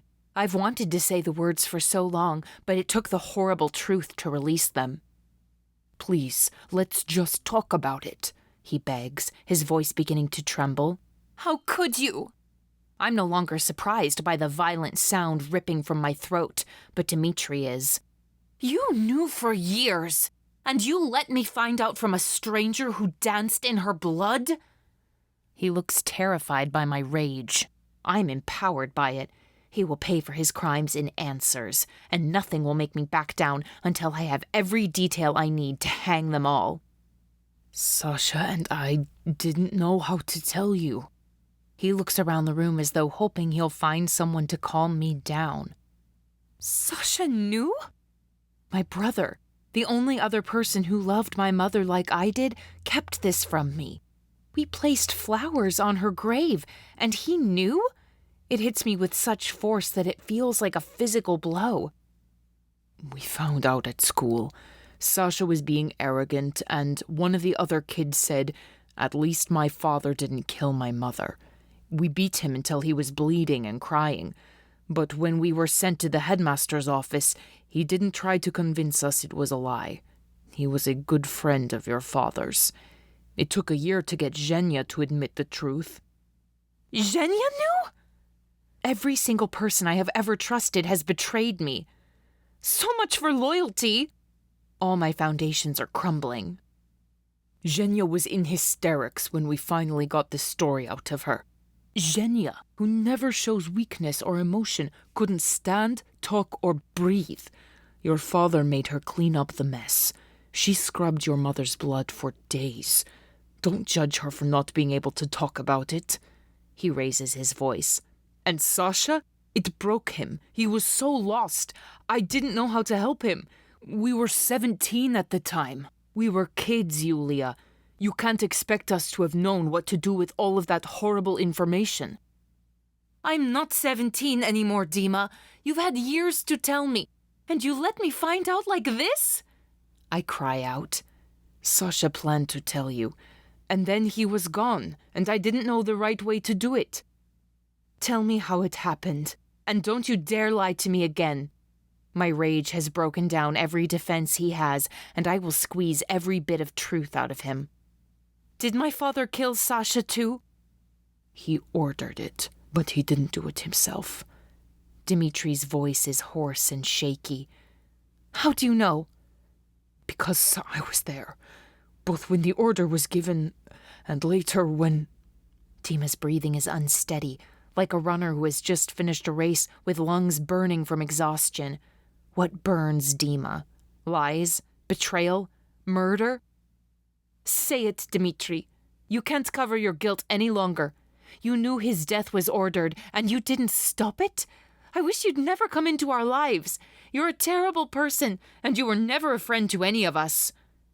He shakes his head and presses his palm against his forehead. I told Sasha, and we tried to figure out another way. Well, you failed. I wish it was Dimitri buried in the ground instead. How did it happen? He doesn't answer. Tell me, I scream. I was there, and I heard him scream in pain. There was blood everywhere. Pieces of his body twitched on the ground. The knife was so... Dimitri is convulsing now, racked with the torment of the past. Stop! I press my hands over my eyes, trying to push the image out of my head. I feel like I might be sick. I don't want to hear any more. It was the worst day of my life, and it's haunted me every day since, but I didn't know how to tell you.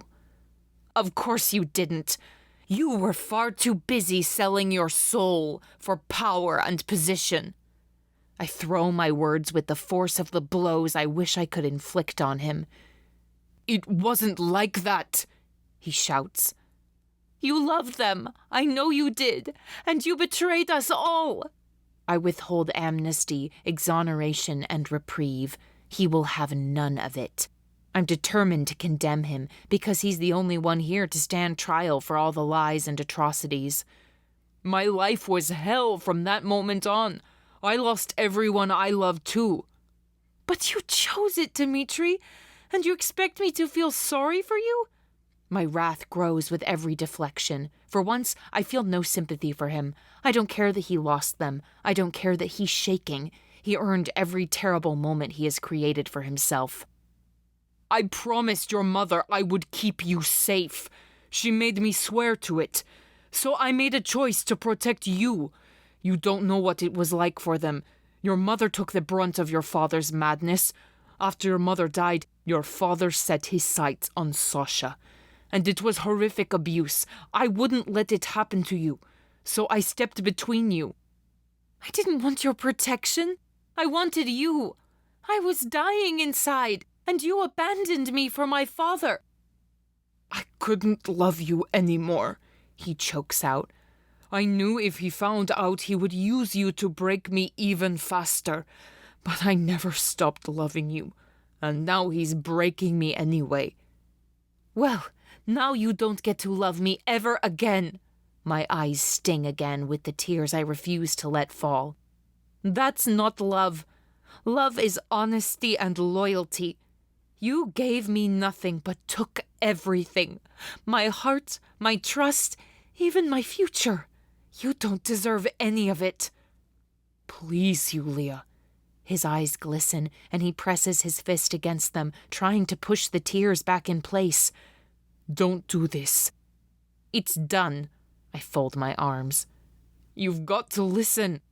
His strength is cracking, and Dimitri is falling apart before me. But instead of catching him, like he would do for me, I let him crumble. I'll tell you everything you want to know. I was wrong to think that not telling you would protect you. We can't survive if we don't trust each other. And you have to survive. He reaches out his hand, and I turn my face toward the door. I'll tell you everything. He gasps for air. My father was part of the Mieczhniki. They killed him for it. The shop owner from Mirvkuzna was also Mieczhniki. He hid me and kept me from the orphanage. Finally, a drop of honesty. And after years of lies, I'm hungry for something that tastes like the truth. That's why your father took you there every Saturday? To communicate with other rebels? He nods. Years later, when I was with your father at a meeting in Nizhny, he introduced me to an older gentleman. I shook his hand, and he said, "You look like your father," before I blew his face off. Mieczhniki trash. He and Vladimir laughed like it was a hilarious inside joke. He sniffs. His knuckles white, fists balled. Mirvkuzna was used to pass information, but it was also a waypoint for people who needed to disappear. My father knew he should go into hiding, but he pushed his luck, thinking he had more time. Another week, and maybe we would have been shut away in some forgotten village where no one would waste time looking. He wipes his eyes again, but he isn't keeping up. The tears are prisoners escaping from their cells faster than he can recapture them. Every muscle in his body is tense as he fights to hold himself together. Do you think I could ever be loyal to your father after that? He reaches his hand out for mine, but I don't let him touch me. The only way you could know that information is if you're still in contact with the Mieczhniki. Of course I have contacts. Fat load of good it does. They're cowards that refuse to come out of hiding, he shouts. Clearly he despises them. Your mother saved me to punish him. She wanted him to have a daily reminder of his carnage, and she wanted to pay public tribute to my father, a man who died with honor. But if she knew, that means she was... Now that I know, I can't finish the sentence. This truth is too sacred to be uttered aloud. Yelena was Mieczhniki. My father killed her because he found out she betrayed him, I whisper. It took Sasha and me a year to uncover the story of her death, and another year to uncover the connection to the Mieczhniki. His cheeks glisten as he continues his rough attempts to wipe them dry. And now you're the insider that's going to take him down? I ask, as I try to process the truth I had begun to suspect, but still struggled to believe. I don't know how or when Vladimir will die, but I swear to you, it will be by my hand. I have sworn on my parents' lives. He's shaking now. Then why haven't you killed him yet? You've had years and countless opportunities to end it. My arms are still folded, waiting for the next blow. There have been so many tonight, I can't imagine what else he could throw at me. And then what? Kostya takes over? Or your friend Andrei Stepanovich? Removing your father unties a knot that unravels into chaos. Dimitri balls his fist and hits his thighs, and I wonder if he's trying to beat some strength back into himself. I can't just end it. I'd be shot, and then who would keep you safe from them? You don't know what they would do to you. I must provide a stable transition of power. I could hardly manage it when I risked just my own life, but now I'm risking yours too, and I can't do it anymore. I can't lose you. He throws his arms around me, and without a second thought, I find myself running my hands across his back as we hold each other up, both desperate for support. Chapter 19. For years, my life was a puzzle made up of irregular pieces that never seemed to fit together. Now they finally fit.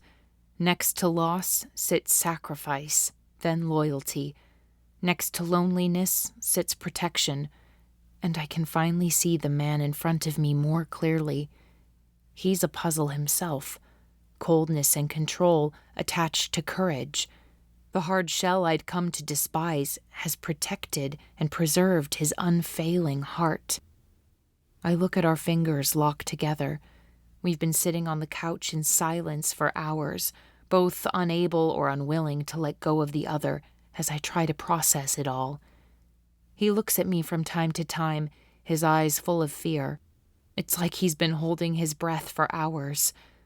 I see now how much he's loved me all these years, how he did his best to protect me, how much he sacrificed for me. Trust unifies us, making us one. It's the missing piece in my puzzle, lost but finally discovered under the table. As I feel it click satisfactorily into place, revealing the whole picture, I can see that it is bathed in my love too. Trusting him feels like a sweet reward after a long day's work. I forgive you, Dima.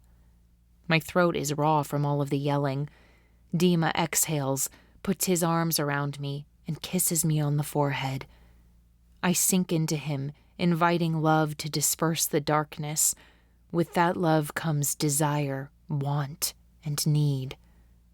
I understand now how difficult it must have been for him to love me, yet leave me alone and in pain.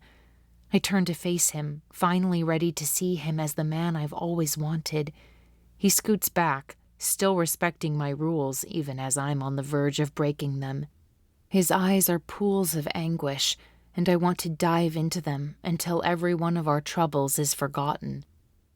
I slide onto his lap and touch his cheeks, then his shoulders, his chest, his arms.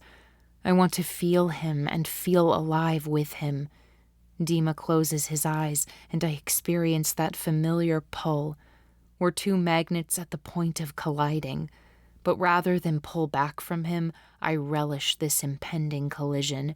I want to shatter all space between us. I bring his hand to my lips and kiss it. He opens his eyes, and I can see the battle between hope, longing, and caution. I smile at him, but he still looks wary. He's still overthinking. I'm tired of thinking. I ache to feel something good. I want him to join me in this sweet space where thoughts don't matter. So I kiss him. I taste him with the tip of my tongue. I feel his caution melt against my will. And then, finally, we are one. We are mouths and hands, bodies and breath, and I can't seem to catch mine. I never stopped loving you. His voice is ragged as hands grapple at clothing that no longer makes sense. He pulls my top over my head. I unbutton his pants and find his zipper. I tug gently down, nervous about what comes next, knowing this moment is fragile. Dimitri rubs my bare back, warming his hands. I will love you like this every day as long as you want me. Every day? I can't see anything beyond this moment. Tomorrow I will seek out the Mieczejniki, and I don't know what comes after, but I suspect it won't involve Dima. Can I do that to him? My hands hesitate mid-zipper. It's only the slightest hesitation, but he notices. His hands grow still. We don't have to do this tonight, love. I want to, but not if it's just because you're hurting. We should wait if you have any doubts. I want to, I admit quietly. I'm 27 years old. Most of those years have been filled with solitude and loneliness. My romantic experience is limited. My body feels deprived, and he's feeding a building need. It's okay if you're not ready. I'll be just as happy holding you until you're certain. He kisses my neck, and I wish he would kiss away this guilty nagging in my mind. I don't want to wait. I've waited long enough. I move my hands to his waist, intending to tug his t-shirt over his head and end this conversation. But he's right. I'm not sure. I want sex with certainty, I tell him, not entirely sure what that means. But he nods and wraps his arms tightly around me as the fire smolders down to embers. In a couple of weeks, I'll pledge my love and devotion to you before a priest. I'll mean every word. Maybe that will give you certainty. He smiles at me. I love him, but that doesn't mean I can be with him. He is fueled by revenge that keeps him here, trailing my father. I understand it, but I don't share it. I feel pulled in different directions. One arm grasps towards freedom, the other clings to Dima. If tomorrow goes well for me, he will never make that pledge. If I give myself to him tonight, losing him tomorrow would rip me in half.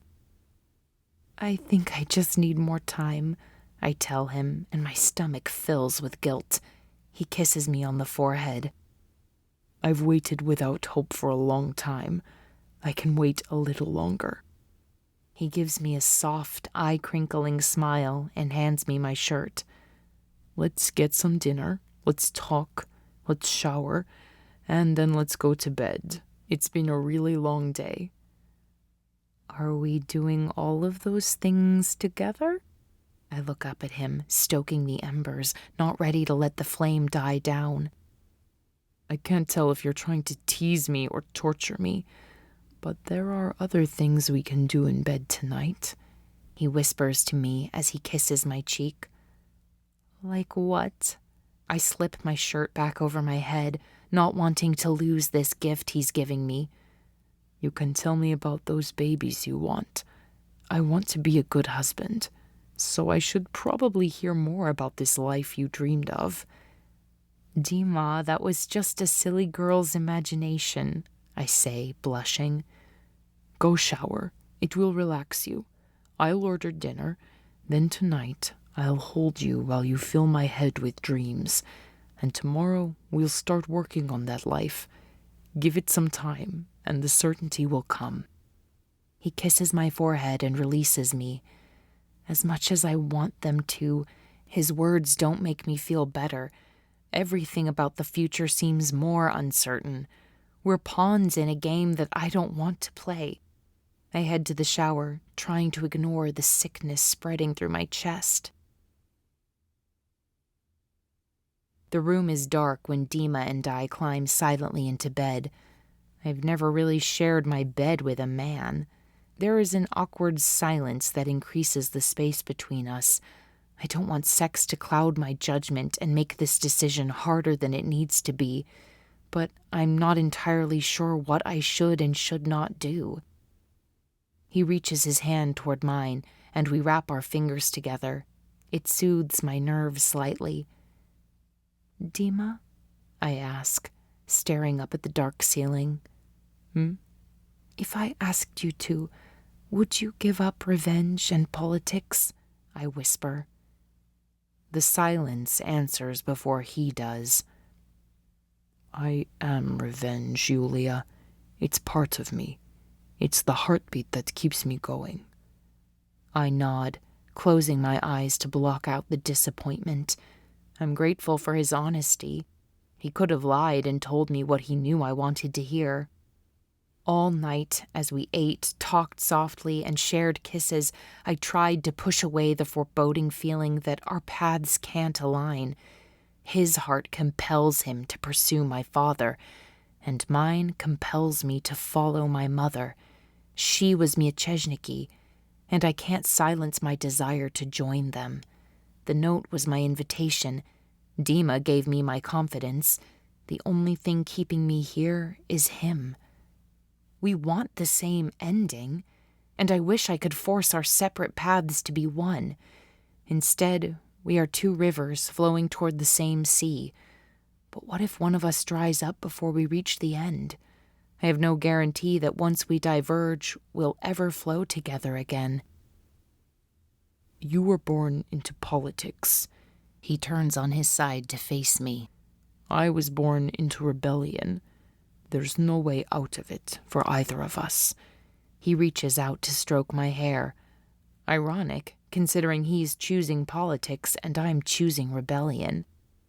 That doesn't mean we can't be happy. He slides a little closer to me. My bravery, my loyalty, and my heart are completely yours. Your life doesn't have to be dedicated to revenge. I try again. Why don't we leave it all behind? I hold my breath as I wait for his answer to see if he will give me any indication that he would come with me. If he were on my side, maybe he, Zhenya, and I could disappear together. I can't, he says softly. He wraps me tightly in his arms and kisses me. It's so much more than lips moving together. Our souls collide. I'm lost in him, his feel, his scent, his heartbeat. He's around me and in me. I will love him forever. But as much as I want this kiss to represent a beginning, I know it is a kiss goodbye. He can stay and seek revenge, but I have to go and find answers. If I told him my plan, he would try to stop me. He's teased me all night about how much he'll miss me while I'm shopping tomorrow. He wouldn't let me leave for good.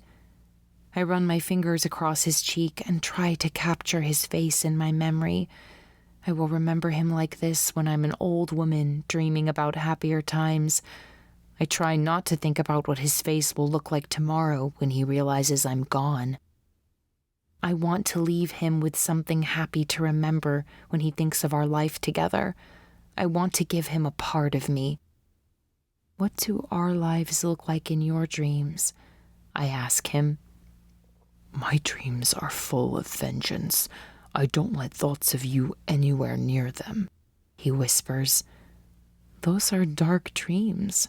I run my hand against his cheek. It's been a pretty dark life. He kisses my forehead. You've given me some bright spots. Then maybe you should borrow my dreams. In mine, we're blissfully happy, I tell him. With the 3 babies? He asks. Every baby makes me a little bit fatter, but you still pretend I'm beautiful. And on the days when I'm exhausted with the children, you give me a night off and play with them. I scoot closer. Fat or not, you're the most beautiful woman I've ever seen. He runs his hand up and down my back. What sorts of games do I play with the children? Tea parties with the girls, wrestling with little Sasha. I lean my forehead against his. Can you see it? I ask him. Almost, he sighs. I wrap my arms around his neck, and he draws me close against him. Am I a good papa? The best. I think that's a stretch, he scoffs. Dima, the trick to dreaming is picking the good dreams. Let them reflect who you want to be, not who you think you are. He rubs his cheek against mine, and the stubble tickles my jaw. Then I want a dacha near the woods, far away from everyone and everything. You want to be a farmer? I laugh, not able to picture him with dirty patches on his knees. I'll grow beets and mend fences. At night I'll come home with a sore back. I'll rub it for you, I offer. And then one thing will lead to another. I feel him smile against my cheek. But not tonight, I smile back. Of course not, he agrees, because this is just a dream. He falls silent, and his breathing slows. Thank you for giving me a better one. His breathing grows deeper, and I feel him drift into dreamland in my arms.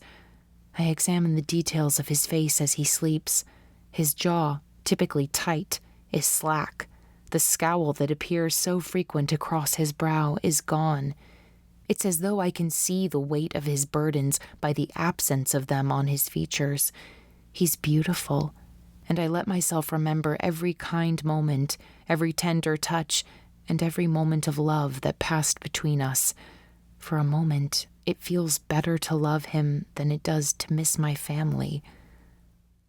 I never stopped loving you, Dima, I whisper and kiss his forehead. His arms tighten around my waist. The dream of our lives together is a bandage for my grief. It covers it just enough that I won't lose myself in it again tonight. If these are my last moments with him, this is exactly how I want them to be. Chapter 20. I think I'm ready. I paste on my brightest smile as my heart beats erratically. My voice sounds false, even to me. Dima is too happy to notice. He sets his newspaper aside and smiles up at me. He's still half-dressed, and his hair seems to be pointing in the wrong direction. He stands to meet me. I hope you find the perfect dress that makes you smile. He wraps his arms around me and draws me to him. But whatever you do, don't buy anything today. He smiles wickedly. Why not? I ask, my mind only partially present. I'm too distracted by the ache of leaving him. Because if you buy a dress, we have to go home, and I have a big night planned for us. He kisses my forehead, and I can't look him in the eyes. I've ordered the privacy blocks for each shop, and I scheduled the press conference for 1700 hours. It was the only way to give you privacy and keep your father from sending the press to every single dress shop. But as soon as the conference is done, I've got candles and room service. We're going to have our first official date. I plan to be charming. He smiles, and then notices when I don't return the expression. Is it too much? He asks. No, it sounds wonderful. My voice is shaky. I'm just a little emotional this morning. I've been thinking of Mama. It's halfway true, at least. Not an outright lie, but it still irritates my conscience. He hugs me tighter, making everything worse. I want to stay. I want to come back to these arms and spend my night talking and laughing. I wish I could spend every night with him. He walks me to the door. Have fun, he smiles, leaning against the doorframe. My heart breaks, thinking this might be the last time I see him. I reach up to kiss him. As I do, I pour from my lips to his every apology I won't speak, every night I'll long for him, and every moment we should have shared. Zhenya's waiting. I love you. I think but don't say. It doesn't seem fair to love someone you plan to leave, and I don't want those words to torture him like they will torture me. I'm surrounded by a sea of white gowns, displays of opulence, and photos of glowing brides with their perfect grooms. The dresses seem to mock me, reminding me that I won't have that happy ending.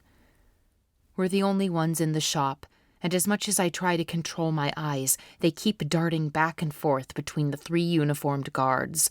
I've nicknamed them Baldy, Angry, and Stash. This is the 3rd shop we've been to, and the closest to Mir Vkusna. I've abandoned my original plan for Zhenya and me to stop into the bakery on a casual shopping trip. Zhenya knows so much more than she's ever admitted, and I know she would hinder my plans. Plus, I'm no longer planning on a casual chat. I'm going to ask them to take me. It's a short walk to the metro. I can run it in a couple of minutes. And then it's a 1 stop and a couple of blocks to freedom. It's my best option. The crowds are dense, which is conducive to blending in. But new challenges would arise if I'm recognized. We came in through the back door to avoid being seen, and I notice a window in the storeroom that leads directly into the alley. We've already been shopping for 4 hours, and the guards are bored out of their minds. This next gown is the 5th in this shop. Dzievuchka, I say to the shop attendant in my bossiest voice. This is hardly efficient, you walking back and forth carrying these heavy gowns. Let's just go into the storeroom together, and I'll pull the ones I like. I always know my dress when I see it. I know this is against the rules, so I whisper to her, It was the same for the council ball last year. I found the perfect dress hidden in the back room of a little boutique, and the minute I saw it, I knew. It doesn't take much convincing. The woman leads me back to my dressing room, unlaces the corset, and frees me from the heavy gown.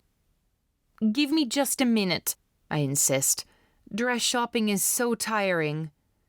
She leaves, probably trying not to roll her eyes. But hours of one heavy gown after the next is tiring, and I need a minute. I pull out my tank top and a pair of leggings I had stuck in the bottom of my bag. I roll them up as high as they can go so they will be completely invisible beneath my robe. The map to Mir Vkusna is tucked in my waistband. I roll up a cap and tuck it in as well. I pull on my shoes under the guise of a dirty floor, then grab all of my rubles, tucking them into my bra. I leave the purse. My portable is in there, and if I'm lucky, the portable staying in one place will assure anyone monitoring me that I am also stationary. "Zhenya?" She looks up from her seat, and my heart breaks a little that this is how we'll say goodbye. I'll never get to ask her why she lied to me, and she'll never get to know why I ran. I hope she will continue to love me anyway. "I'm starving. Could you go out and get some lunch? There's a French restaurant a few blocks from here. You always know what I like." I have to make sure she isn't here when I run, so she won't be held responsible. "Хорошо," she agrees, probably hungry herself.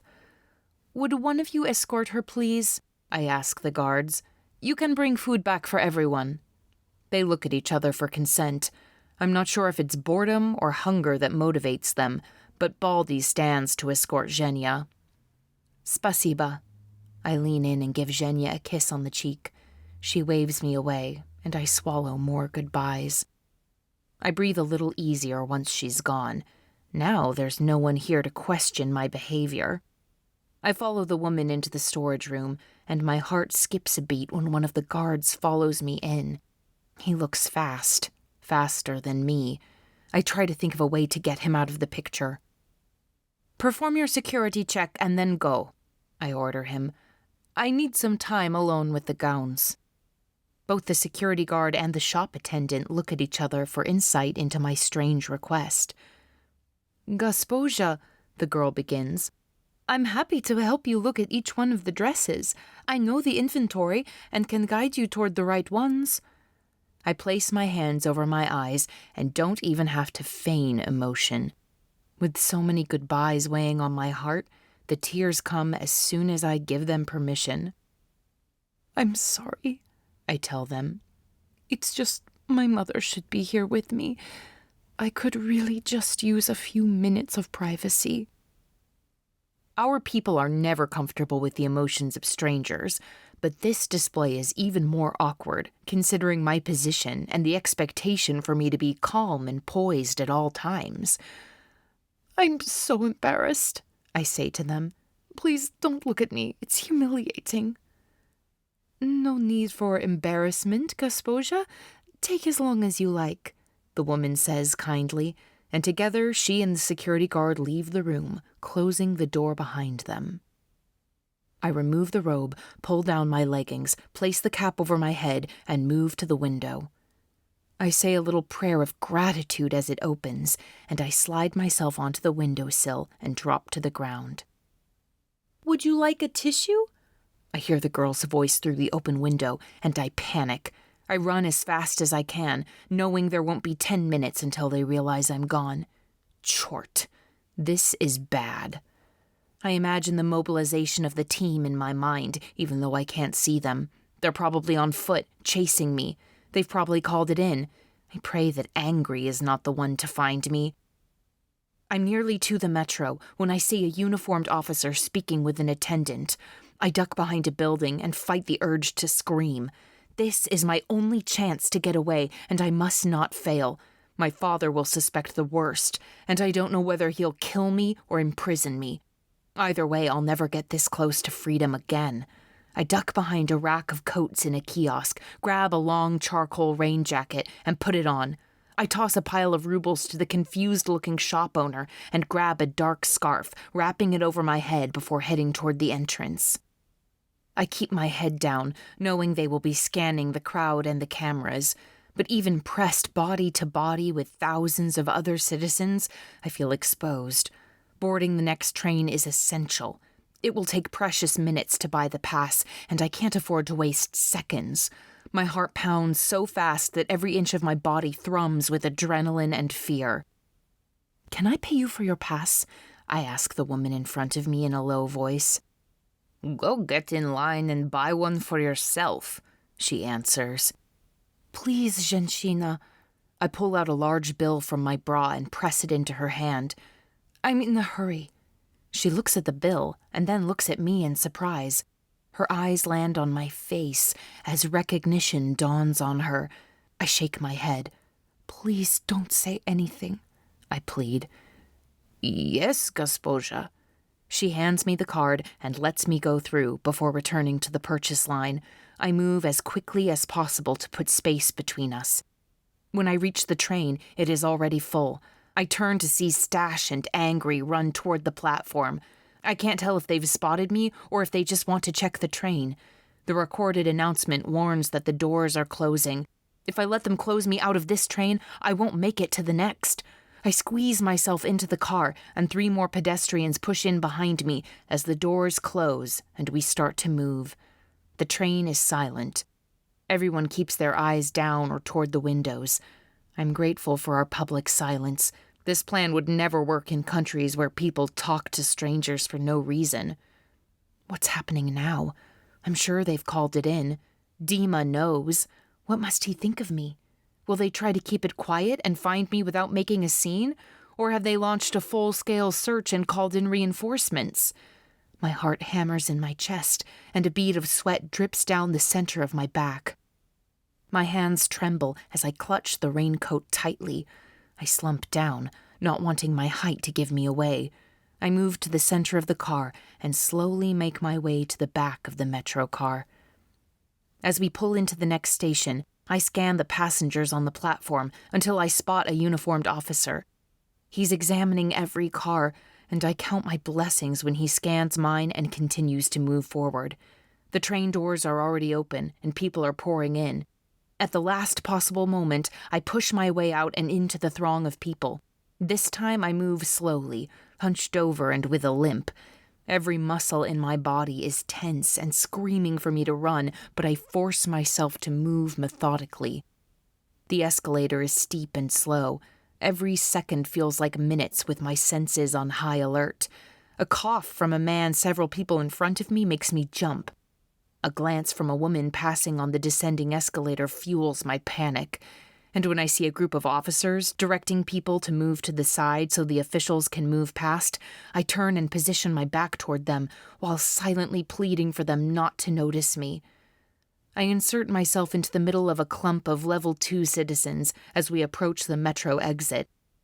When I step out of the station doors, the bright sun hits my eyes. Police fill the area, stopping everyone that moves toward the street. I hug the walls of the metro until I reach the edge and slink into an alley. Then I run in the opposite direction as fast as I've ever pushed myself to run. 2 blocks, and then 3. I turn into an alley and duck behind the trash cans, breathing hard and shaking. My lungs burn with exertion, and my heartbeat thrums in my eardrums. "You're too close to fail," I tell myself. I reach inside my waistband and pull out the hand-drawn map to Mirvkusna. I peek around the corner to check the street sign and then start running again. I'm close, only a couple of blocks away. The farther I get from the station, the fewer people I see. That feels promising. This plan has to work. I have to get there. I'm nearing Pluksanovskaya Street. I turn to the left. I see the faded lettering of Mirvkusna, and it gives me another burst of energy. I run faster. Something registers to the side of me. I turn just in time to catch the shape of a man charging toward me out of the corner of my eye. A solid mass tackles me, and I cry out in pain as my head smashes into the side of a brick wall. Chapter 21. There is a hand cupped tightly over my mouth. My captor uses all his weight and strength to keep me pinned against the bricks. I fight with every desperate ounce of strength I have. There are officers looking for you throughout the entire city. What were you thinking? Dima whispers menacingly in my ear. My heart pounds, and I can't breathe because of his hand over my mouth. I stop struggling, relieved that it's him. Stand up, he says gruffly. I stand, a little unsteady from the blow to my head. So you pretended to love me for this? He growls at me. You're even better than your father. Come with me, I motion to the grocery store desperately. We can go together. My hands tremble. You're not going in there. He grabs my arm, dragging me toward the crowds. I have to. Dima, let me go, I beg, drawing the last drops of my courage together. It's a death sentence for you and countless others. I could strangle the idiot who sent you that note. It would seem their leader is both lazy and careless. He nods toward the shop. Get rid of these. He pulls off the coat and scarf, shoving them into a rubbish bin. He drags me away, and I glimpse a face disappearing from the shop window. But just before we round the corner, the shopkeeper places something emerald in the window. Dima prevents me from getting a good look by pulling me toward a busier intersection. Hurry, we can't be found here. We rush through the intersection. I feel like someone is stabbing me between my ribs, and I stop to catch my breath. Keep moving. Dima pulls my arm, and we jog a few more streets. Finally, he stops. They know you jumped out of the window. They found the woman you asked for a metro pass. There can be no doubt you were on the run. The best hope you have is to make it look like an innocent run. What do you want me to do? I ask. He glares at me and searches the area, looking for anything that might prove a good alibi. You're what I would run to, I tell him. I reach out and stroke his cheek to soothe away the pain. He looks disgusted to be in my presence. Dima, please, kiss me like my life depends on it, because when my father finds out about this, I fear it will. The pain on his face echoes through my heart, but he lifts me up and presses me into the wall. I wrap my legs and arms tightly around him and kiss him with all the terror and disappointment I can manage to present as passion. The kiss is a shell of the one we shared this morning. It's angry and empty. He holds me with one hand under my bottom and moves his other hand to my neck. Out of the corner of my eye, I see people stopping, pulling out their portables, and recording this rare sighting of Yulia and Dimitri. It won't be long now. Everyone will know where we are. My lips feel raw and bruised when I hear the commotion of boots running against the pavement. Men call for their comrades as the police and guards close the gap between us. It takes everything I have not to scream. I'm trembling, but Dimitri does not slow. We're just two lovers, too engulfed in each other to notice anything around us. Someone pulls on Dimitri's shoulder. What? He yells at the would-be disruptor of love. Half the city is looking for her, and you kidnap her to производить потомство. The phrase is so vulgar that even in my panic it makes me blush. Dimitri, with a hard and ferocious glare, gets within an inch of the guard's face. Me kidnapping? I think you mean your security failure. His words are laced with threats, and the guard turns a shade of deeper red. The best way to test the strength of a system is from within. He points at me with my sweaty, messy hair and breath that's coming out much too hard. You should be grateful she's fine.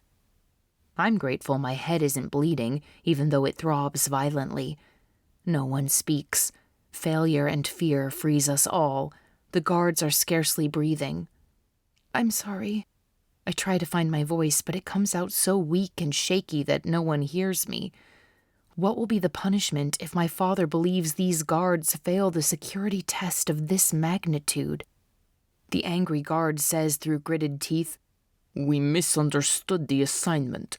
We thought the task was to work with our leaders, not work against them. It's brave and reckless. I worry for this man who went to work to protect his country and ended up in the crosshairs of my nightmare. I'm sorry, I shout at them, needing them to know. A few look at me. Most avoid eye contact altogether, but the angry guard glares back at me. "Go back to your posts if you hope to keep them," Dima shouts. The angry guard turns and storms away. The others follow, eager to put distance between themselves and Dimitri, I imagine. I release a sob, and Dimitri grabs my arm. "Don't even think of crying," he whispers roughly. "If you're stupid enough to run, you will be brave enough to deal with the consequences. They're still watching." He pulls me back and kisses my cheek. He pretends to run his fingers through my hair, but in reality he is checking the bump on my head. "You may have a concussion," he whispers, fighting to keep his calm. "Chort, I don't know which one of us is the bigger fool." "What's going to happen to me?" I choke out, angry at myself that my fear is so apparent. My frame quakes, and as much as I want to, I can't stop it. He holds me closer, trying to steady me. "First, I'll find a way to get you some ice.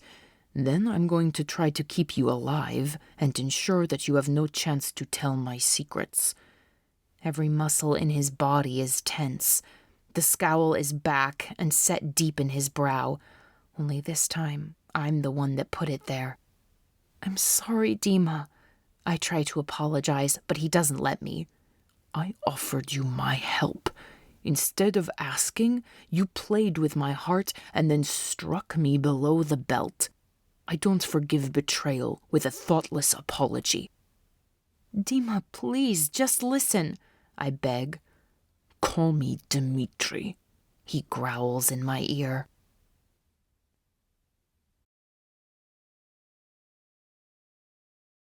Chapter 22. St. Petersburg, Novaya Rossiya. Dimitri called Zhenya and told her to buy whichever damn dress she wanted. Then he ordered a private jet to fly the two of us back to St. Petersburg. It wasn't until I threw up the first time during takeoff that he asked the attendant to bring me some ice and medicine for my migraine headache. His silence is loud. It's full of accusation and rings of my failure. The only words of comfort he offers are for the peradacha. Even after I betrayed him, he still covers for me. It's after dark when our car pulls up to Petergoff. My head pounds and my stomach churns with nerves. Dimitri is grim. I reach for his hand and he ignores me. A servant opens the car door and Dimitri offers his hand to help me out. He winces when our hands meet, as though I disgust him. We walk wordlessly through the empty halls toward my father's office. Is he distancing himself because he doesn't want to be tarnished by my fall from grace, or because he truly despises me? My father's personal security guard opens the door as soon as we approach. Dimitri deposits me on the sofa before taking the chair. His face, the emotionless mask I used to hate, is now something I wish I could emulate. The guard closes the doors, standing with his hand on his weapon. I expected rage from my father. Instead, he's calm. "Well, children, I gave you a rope, and it looks like you've gone and hung yourselves with it." The hairs on my arm lift as he speaks. "Jumping out of windows, metro escapes, lovers in the park, and then this." He gestures to us, sitting on opposite seats, barely looking at each other. "That doesn't line up, does it?" He stands and walks around his desk, casually leaning on the edge. "How do we go from reckless passion back to this cold indifference? Where were you going, Yulia?" My father's voice is calm, like he's asking me a typical question on a typical day, but I can feel his excitement building. He's enjoying this. "I went to meet Dimitri," I lie. He shakes his head. "Dimitri, why don't you show her what loyalty looks like?" My father turns to him. "I told you it was too soon to send her out. She would have been easier to babysit in the hotel, but I complied, and she ran. People do stupid things in grief. You destroy, I kill, and apparently she runs. He rubs his hand across the back of his neck, telling me to follow his lead. It's the first communication he has given me all evening. I recovered her before the police and provided her an alibi so that you could have more options for your response. He doesn't look at me. See, Yulia? It's not so hard to tell the truth. Let's try again. Where were you running to? My father moves toward me like a hunter approaching his prey. I don't know. I wasn't thinking clearly. I lie again. He lifts my chin so I'm looking him directly in the eyes. Liar! He screams at me. If you were smart enough to coordinate that escape, you wouldn't be stupid enough to do it without a plan. He strikes me across the face with the back of his hand, and I clasp my hands over my cheek. The sting sinks much deeper than the surface. Where were you running? A little drop of spit hits my eye. I wipe it off and touch the tender area on my cheek to assess the damage. I look at Dimitri. He offers me nothing. The white skin across his clenched fists is the only indicator he's bothered by this scene. I gather all of my courage, look my father in the eye, smile at him, and disguise my lie under a layer of truth. The Organizatsaya threatened my life and then told me that my papa, who I thought would protect me, killed my mother. Of course I ran. Anyone with any sense of self-preservation would have. So does it matter which embassy I had my eye on? You caught me. My father takes a few steps back and sits on the edge of his desk. Do I get a kiss before you dance in my blood? Or is that reserved only for those you truly love? She forced my hand. I didn't have a choice. He's quieter than I'd imagined. It's fuel to my fire. The heat of my rage rises until it surrounds me like smoke billowing from an inferno. Dimitri shakes his head, warning me to use caution. I've seen that look before, Yulia, and I'll warn you to keep it in check. Or what? I shoot back. You'll kill me? That would be a gift. I emphasize each word. Then I can join them. Do you believe in heaven, Papa? Because I do. And it is the one place I'm sure to never see you again. I can feel the heat rising up my neck as I push him farther and farther. I hope he will snap. I hope he will lose control. If I'll never be free, then surely I at least deserve a clean end. Don't think I enjoyed doing it. She was plotting my assassination. It was me or her. I chose me, and I'd do it again. Save your excuses, I shout at him, but he doesn't seem to notice. He has gone somewhere far away. She looked beautiful, even lying crumpled on the floor, covered in blood, much like I imagine you would look. Dima grips the side of his chair. We had a celebration of sorts. The full council was there, along with the Organizatsaya. I encouraged her to look her best. She showed up wearing the most magnificent gown. It was pale gold and shimmered when she moved. She was radiant. I told her so. I kissed her, capturing her final breath, and then I shot her. She doesn't need to hear this. Dima speaks up for the first time. I dig my fingers into the sofa, needing something to hold on to. Of course she does. It's her family history, part of who she is. Everyone should know their story. His voice is calm, delicate, almost detached as he relives this terrible crime. There were cheers as her blood spilled across the floor. Some men danced in it. I didn't. I watched it drain from her, every drop taking her farther and farther away from me. I feel sick. When everyone else cleared out, I stayed behind. I lay next to her, caressing her, kissing her all through the night. I didn't want her to be alone as she transitioned into nothingness. She turned stiff long before she turned cold. That's enough.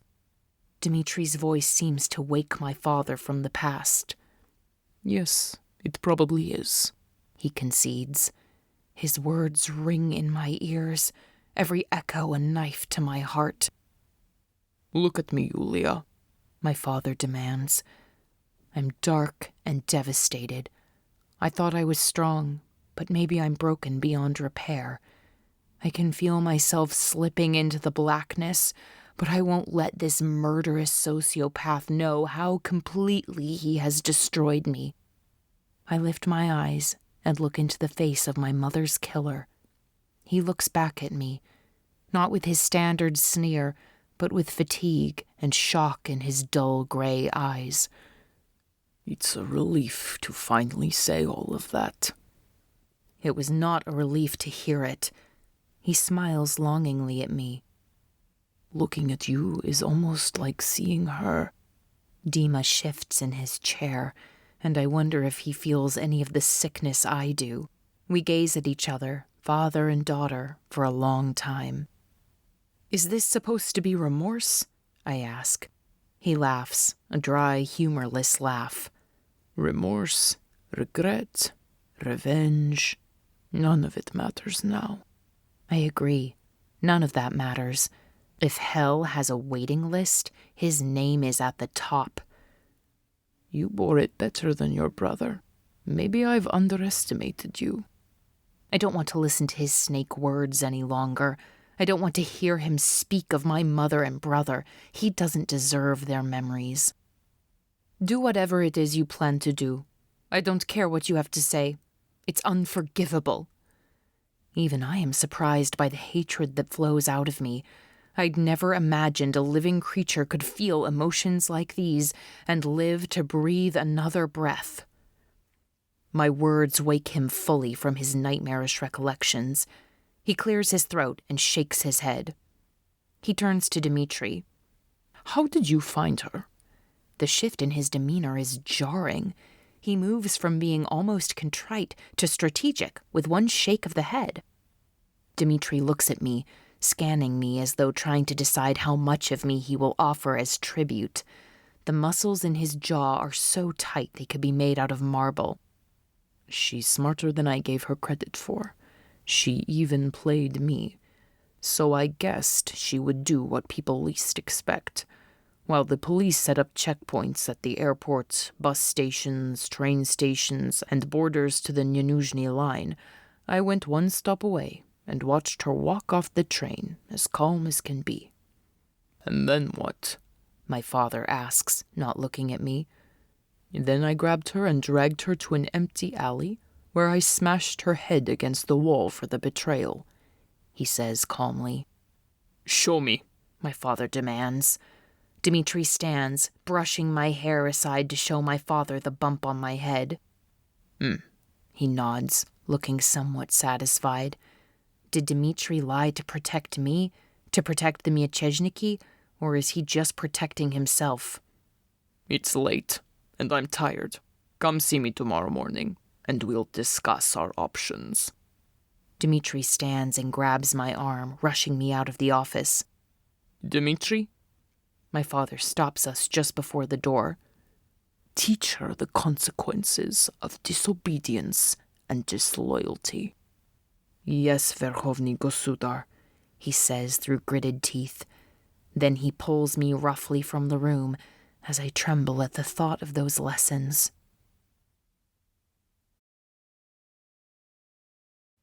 Chapter 23. It's good to be back, darling, Dimitri says before he opens the door to my apartment. He pulls me close and kisses me. I taste his anger through his hard and unfeeling lips. He pulls me inside, closes the door, then almost pushes me away from him. He paces back and forth. He's so tense I feel like he's on the verge of snapping. Dima, I'm sorry.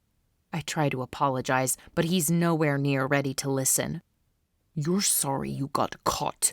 There's a difference. His voice is menacing in its control. I wanted to tell you. That's why I asked if you would walk away from all of this.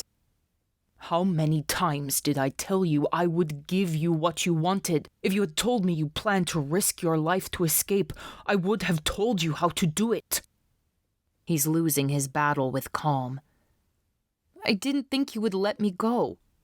And why was that? Because I did everything you asked of me? Because I helped you with the orphanage? Or because I have been willing to sacrifice my safety and well-being for yours? I was so busy trying to earn your trust, I missed you plotting to betray mine. You didn't have to do it like this, Yulia.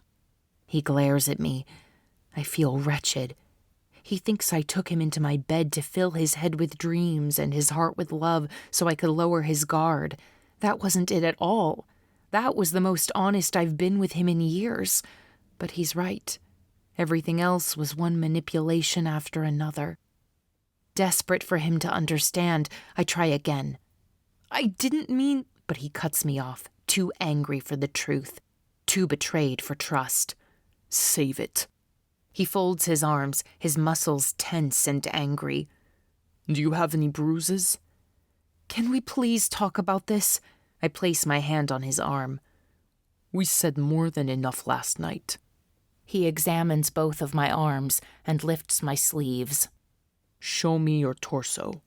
His coldness chills my heart. I lift up my shirt. He surveys my ribs without touching me, evaluating the emerging shadows settling over my left side. He pinches his forehead and closes his eyes tightly, as though steeling himself against the effects of my treachery. You will have to give yourself more. Is this some sort of joke? I ask. His grim features assure me it isn't. My father expects Dimitri to beat me. I pull my shirt down and hug my arms, coming to terms with this situation. How am I supposed to do that? Sasha and I made a twisted sort of art out of it. It hurts the same, but you keep your dignity intact. He looks me up and down as though trying to decide where to bruise me, and I step back. Do you want me to punch myself in the face? This is the most ridiculous idea I've ever heard in my life. Never the face. That would damage your ability to serve your purpose. No one wants to see Yulia Bituskaya with a black eye. This is crazy. I throw my hands up in exasperation. Crazy would be walking back into your father's office tomorrow unmarked. He spits back at me. It would be the end of both of us. Right there, he says. If you hit the wall there, you'll have some variations in the bruising. Dima, I can't. I start to panic. You have to bruise yourself. His frustration is building. Because I refuse to hurt you. I look at the wall and then back at him. My heart beats hard in my chest. Your father won't question me if I choose to call in a guard to do my dirty work. It's either you or him doing the damage. I survey the wall, and he yells, "No!" I run across the room as fast as I can and hurl myself into the unyielding surface. My body crumbles to the ground with a loud thud. Pictures fall off the walls, and glass shatters all around me. Blood drips from a cut on my forearm, and the left side of my body aches. Tears sting my eyes as a dull throb runs through my shoulder, elbow, and hip. Dimitri walks to me as I gingerly assess my injuries. He offers his hand to lift me up. I wince as he pulls me to my feet. "Let me see," he says with less heat but no compassion. I have angry red marks all down the side that connected with the wall. "Good. Your fair skin bruises easily." He rubs his hands up and down my arms. "Go again, and this time yell for help." As I run, Dima yells, calling me a name that cuts deeper than the broken glass. "No, Dima! Someone help me!" I yell and crash into the wall. Tears sting my eyes, and I look into his pale white face and glassy eyes. "Please don't use that name," he whispers. "Call me Dimitri." We repeat the process, Dimitri allowing me to rest in between by pacing the room and yelling at me about how I humiliated him and need to learn respect. Finally, he's happy with the damage I've done both to myself and to the wall. "The cleaning crew will have stories to tell," he says, studying the smears of blood and the dented plaster. He punches the wall. I scream out in surprise as his hand cracks the plaster and hits the hard stone. Dima pulls his hand back and studies it. A few drops of blood seep out of his knuckles. He turns to me. "It needs to look like I grabbed you. Brace yourself." He grabs my upper arms with both hands like vices. "Ow, Dima!" I instinctively try to wriggle free. "Hold still, and it will be done faster," he says, watching my arms closely. He continues to apply more pressure until my skin starts to turn a deep red. He rubs my arms, and for the first time I see a crack in his facade. When I peer into the crack, it's full of anguish. The pain shooting through my body is nothing to the pain of knowing I injured him so deeply. "No ice. Let it swell, but I'll send you some medicine for the pain. Do you want Zhenya to attend you when her train arrives?" I shake my head. I don't want her to see me like this. I betrayed her, too, and I'm not ready to face her pain and disappointment. He turns to leave. "Dima, wait."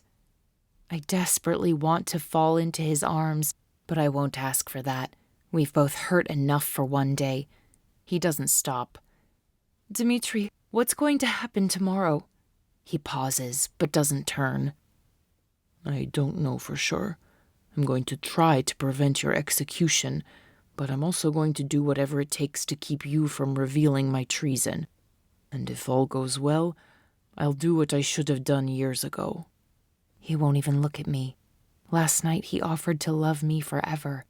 In this moment, I would give just about anything to see him look at me with admiration once more. But something tells me he'll never look at me that way again. I've broken his trust and lost his love. "You'll stop loving me?" He doesn't respond immediately. Finally, he says, "No. I'm going to help you join the Mieczyszniki." I don't know what I expected, but it's not this. "Then why didn't you just let me go today?" I ask. He turns around, his eyes blazing with betrayal. "You have to pass a test for admittance, and if by some crazy chance they've changed their rules for you, they don't have the infrastructure to safely get you out of the city. You and everyone you came in contact with would have been discovered and shot in Red Square. To get out, you need my help." "What about you?" I ask. "I can take care of myself. Be prepared to work fast. You need to be gone before this sham of a wedding." I feel horrible for the pain I've caused. "I gave you everything I had. What more could I have done to earn your trust?" "I'm sorry," I say quietly.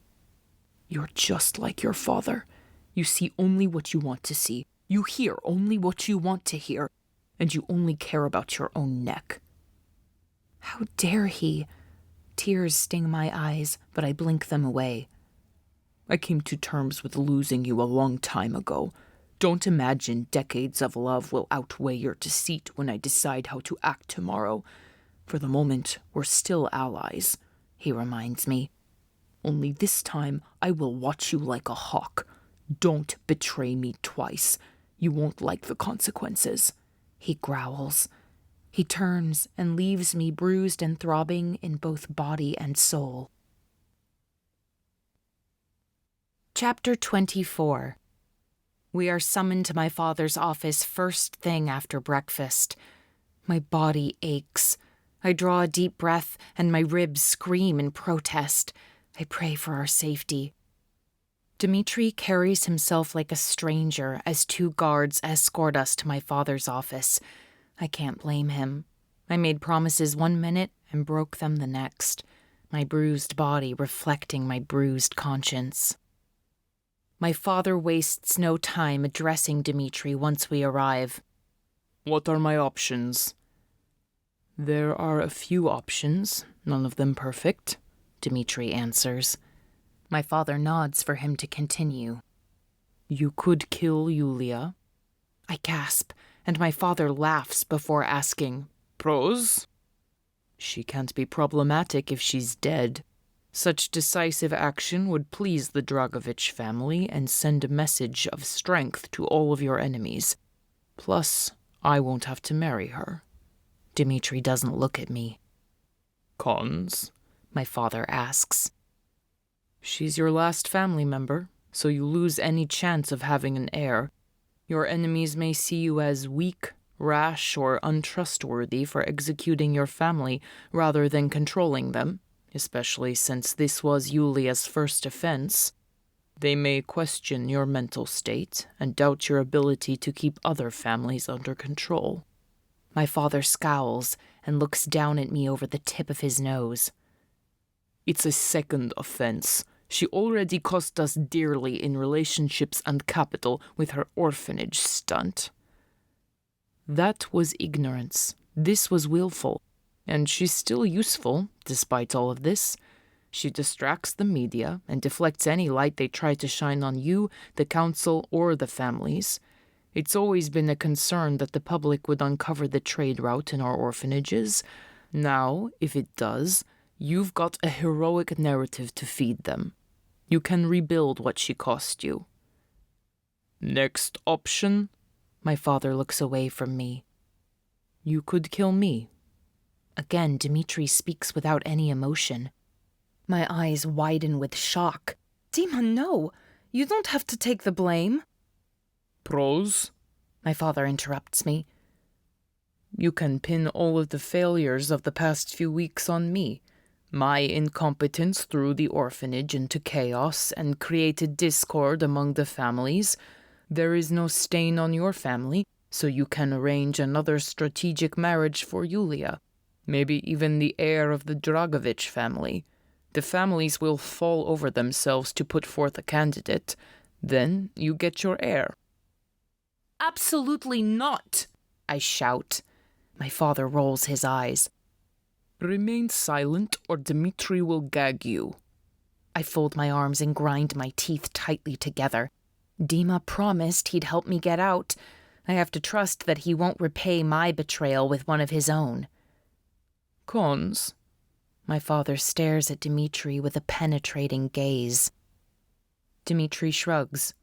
You won't have anyone else to play this game with. My father leans his head back and laughs out loud. Did you know, Yulia, that this is what your future husband is known for?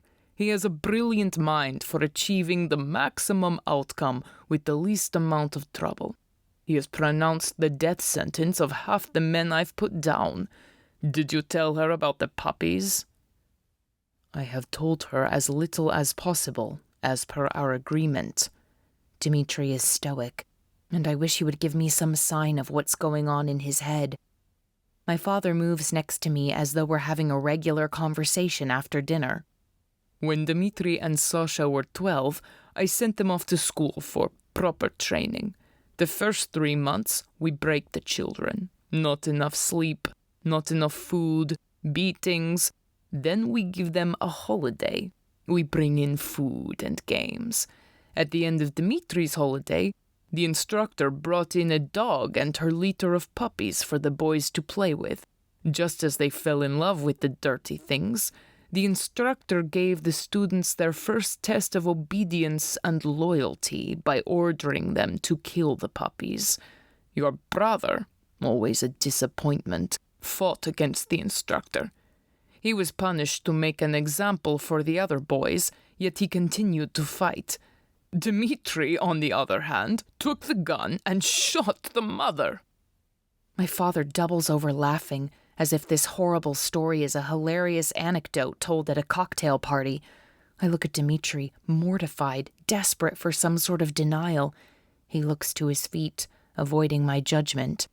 He yelled to the instructor, "I've saved your bullets. 1 shot and now they will all die." And the arrogant little boy was right. We only needed 1 killer, not 7. It was brilliant. I love this brain. He points to Dimitri's head, then reaches for the bottle of vodka on the table in front of us to pour himself and Dimitri a drink. He's been putting it to work for me ever since. My father raises his glass in salute to Dimitri, and they both take a sip. I imagine, my father licks his lips, that you don't favor either of those plans, Dimitri. So why don't we skip ahead to your favored recommendation? Put her to work. Dimitri sets down his glass. She has Yelena's ease of mixing with the Nyenuzhny, but now that I've spent more time with her, I see how much she takes after you. I have to bite my tongue to keep from arguing. Does he really see so much of my father in me? Explain. My father sets down his glass. She's self-serving and shrewd with a remarkable talent for manipulation. I hate hearing myself described in this way, especially when it's so painfully true. I have been all of those things in the last few weeks. No wonder Dima can't stand to look at me. Dima continues. She displayed a natural ability for leadership at the orphanage. We'll teach her to control herself, and she'll be very useful. We could go on a pre-wedding national tour to remind the Organizatsaya of why they need us. I'll meet with each of the families to strengthen the alliance, and she'll pacify the people. Everyone can be controlled with the right motivation. My father looks at me greedily. What would it take to break her? Zhenya, her maid, Dimitri answers. Killing the maid would leave Yulia completely alone. I clasp my hand against my chest. For a moment, even the air stops. How could he offer Zhenya up like this? She raised you too, I shout at Dimitri. How could you? Because I grew up. He looks away from me. My father brings his hands together and rests them under his chin, relishing in my emotional response. That's one problem solved. He peers at me, savoring every last sign of pain I cannot hide. See how his brilliant mind works? The old maid is disposable. Her death costs us nothing, but we gain so much. We'll still need more than the maid, though. We still have another layer to break through. Dimitri's eyes dart toward me momentarily before returning to my father, who looks excited at the prospect of orchestrating my emotional and mental destruction. Show me your handiwork. He nods to Dimitri. Dimitri stands and pulls me roughly to my feet. Then he pulls down my waistband, revealing a large bruise on my hip, and lifts my shirt to unveil my purple rib cage. He pulls my jacket off to show the handprints on my forearms, along with my bruised shoulder. My skin swirls with purples and reds. While I know the context in which I received these injuries, my cheeks burn as I'm displayed like an animal. Plus the bump on her head. She won't forget that soon. Dimitri releases me and returns to his seat, leaving me to rearrange myself and gingerly sit back down. Next to me, my father smiles triumphantly. This is perfect. He laughs and clasps his hands together, looking perfectly at ease. I thought it might take us months to get to this point, but here we are. Do you know the last time I saw such perfectly formed bruises, Yulia? So isolated to a single side of the body? My father isn't looking at me. He's looking at Dima, whose face has drained of all color. Your brother's punishments used to result in such tidy formations. Do you know what it really looks like when someone has been beaten? He pauses, relishing Dima's discomfort. Fists flying and kicks landing on any available surface look nothing like this. Although I don't mean to minimize your suffering, Yulia. I'm sure it still hurts. He puts his arm around me as if in consolation. It makes my skin crawl. Should I show her, Dimitri? Should I show her what a true beating looks like? His lips curl into a cruel smile. Dima looks up for the first time. Don't. My father's smile widens at his palpable desperation. Do you honestly think I didn't know? He laughs at Dimitri. You were a sneaky little oubliou duck even then, fondling my daughter. My eyes shoot to Dima before I can force myself not to react. My father knew about our relationship? I wanted to send you away long enough for me to marry Yulia off and put an end to it once and for all, but Yelena was sure the two of you were soulmates. She mounted a fierce defense of your young love. She would have appreciated all those years you spent your free time monitoring Yulia's peredacha so that another pervert wouldn't pleasure himself while watching her shower. And you were such a gentleman that you didn't even peek, did you? My father walks to his liquor tray to grab a third glass, to the coffee table for the vodka. He refills his glass and pours one for me. Dima's is still full. You've loved her for all these years. You're a fool, but a loyal one. He hands Dimitri's glass to him a second time. Dima's face is white, and his hands shake while he accepts the drink. I don't say a word as he passes the glass to me. Just tell me what you want me to do, Dima pleads. We're dropping the deception then? My father asks. Yes, Dima whispers hoarsely. Good. My father downs his vodka in a single gulp. He stands towering over Dima's defeated frame. He grabs Dimitri's jaw, forcing him to look up. My father's gray eyes bore into Dima's onyx ones, until Dima looks like a trapped animal, broken but unpredictable. My father is an imposing man in countenance, but he would be helpless if Dimitri turned this situation into a physical confrontation. Dima doesn't move. He's barely breathing. What is he thinking? The maid is Yulia's trigger. Yulia is yours. My father pauses to let those words sink in. Dimitri places his head miserably into his hands.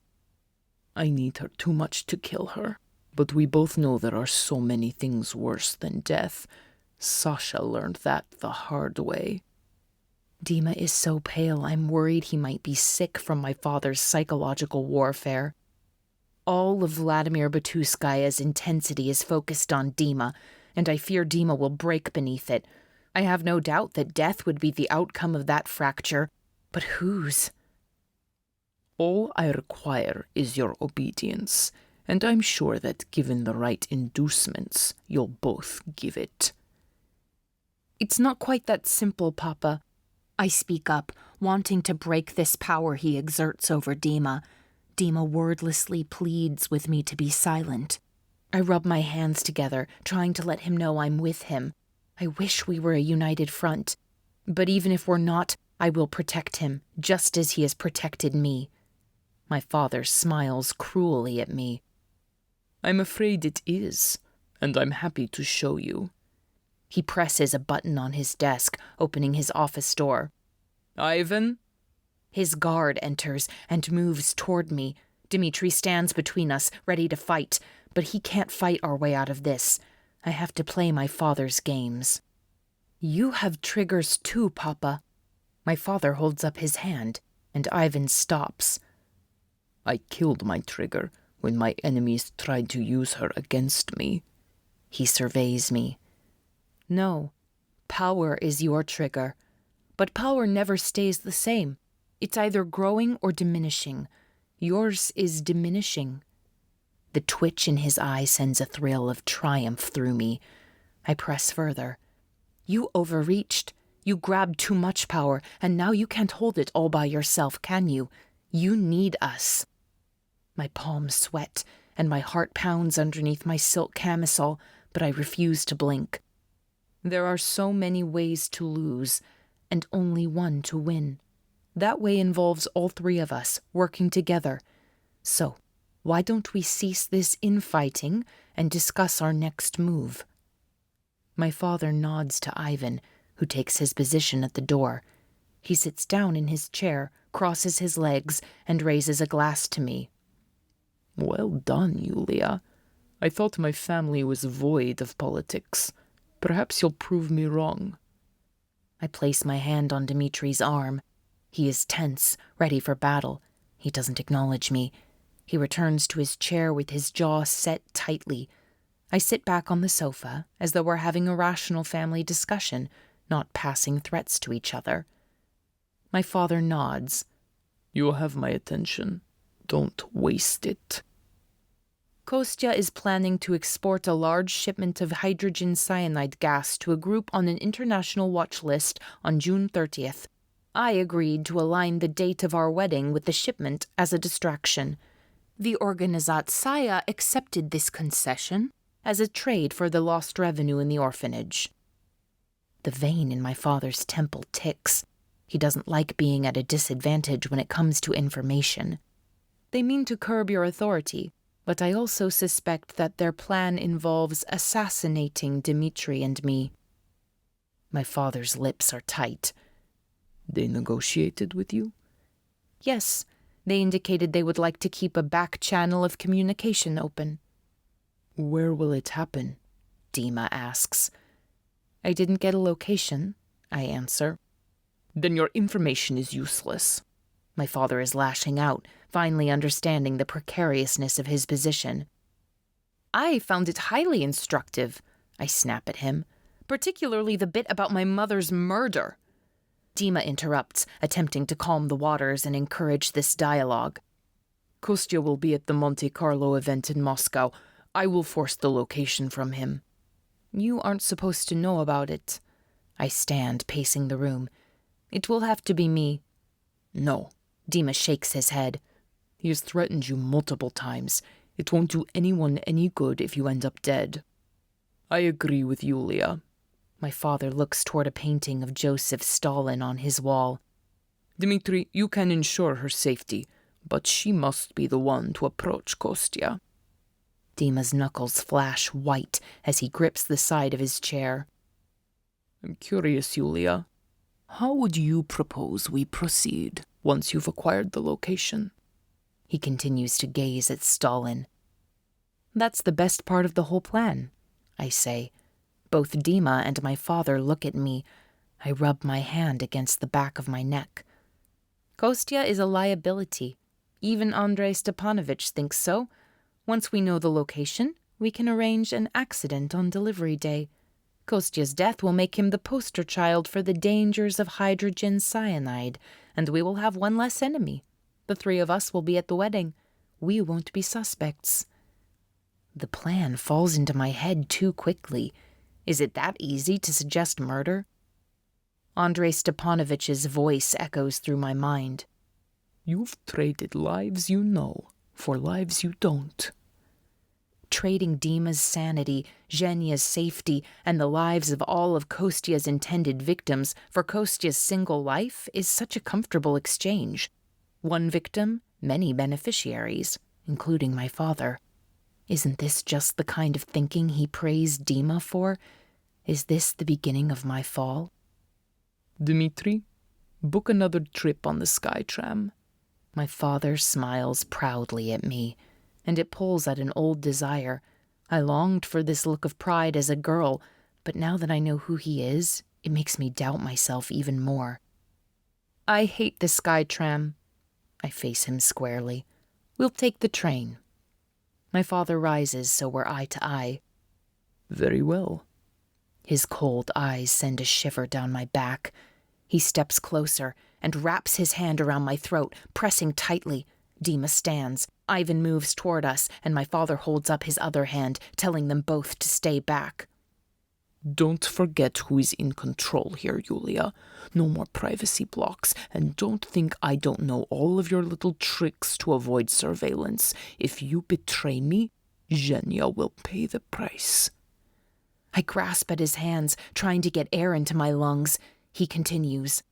Alive and compliant, you're an asset. Anything less, and you're just another liability. He releases me, and I gasp for air. He turns to Dima. Your privacy clearance is revoked. Go on your tour and make peace. I'll announce your June 30th wedding date. Be back by the 27th. Dima walks me to my room in silence and then says, I'll pick you up at 1800. Don't say anything to Zhenya. Your father means it when he says he's watching. He leaves, and I'm overwhelmed in my isolation. My father was right about one thing. I've lost everyone in my minuscule world, and it will destroy me. Are you ready? He asks. How could I possibly be ready for this? With only my wit and my charm, I'm about to attempt to get information from a man who has threatened my life on multiple occasions. I'm not even sure Kostya understands wit and charm. I tried on 10 dresses before Dima approved this one as seductive enough. It was hard to find something that could cover my bruises and still show enough to draw attention. My dress is a metallic white, with long sleeves that conceal my bruised shoulder, ribs, and hip. The neckline dips so low it nearly touches my navel, and the slit reveals every inch of my leg, right until the bruising begins anyway. Zhenya tisked every time she saw my bruises. I refused to leave her behind with my father, and Dima didn't object to bringing her along.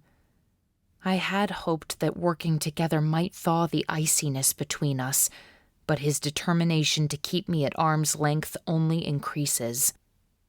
I think I'm as ready as I can be. I'm dressed like a diamond attempting to attract dung. May I? Dimitri motions toward my chest, and I nod. He reaches into my dress, where we sewed a tiny microphone into the lining. His hand skims my breast, and I'm overwhelmed with longing for him. Dima. I place my hand over his, and he stiffens. Tell me how to fix us. You selling your body for secrets to a man who wants you dead is my worst nightmare. So if this is you trying to fix things, it's better to leave them broken. He steps away, then adds, Say something. Your mic should be live. It's hard to speak through the lump in my throat. Testing. My voice breaks. Again, he demands. Testing, I say, louder. Good, he nods. If at any time the feed ends, I will be there within minutes. If you need help, use the code. Tell me the code, so I know you've got it. I've already told him the code 100 times. To live with wolves, you have to howl like a wolf.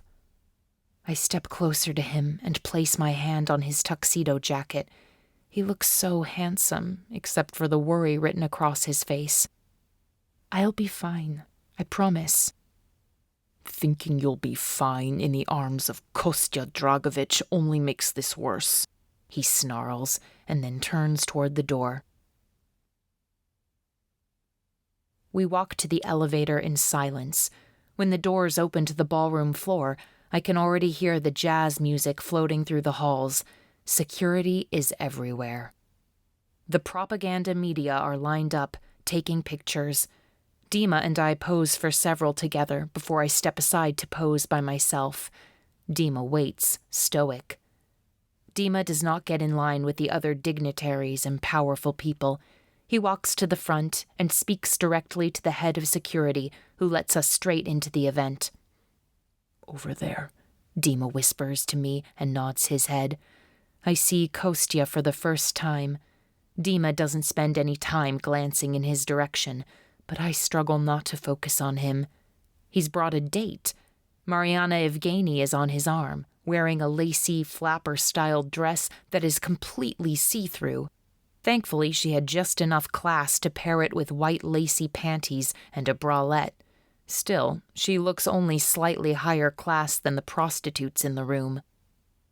I'll take care of Mariana, Dima says in a low, cold voice, and my heart clenches. We shake hands and smile with countless strangers as we make our way toward Kostya and Mariana. It's a slow dance, like a huntress circling her prey.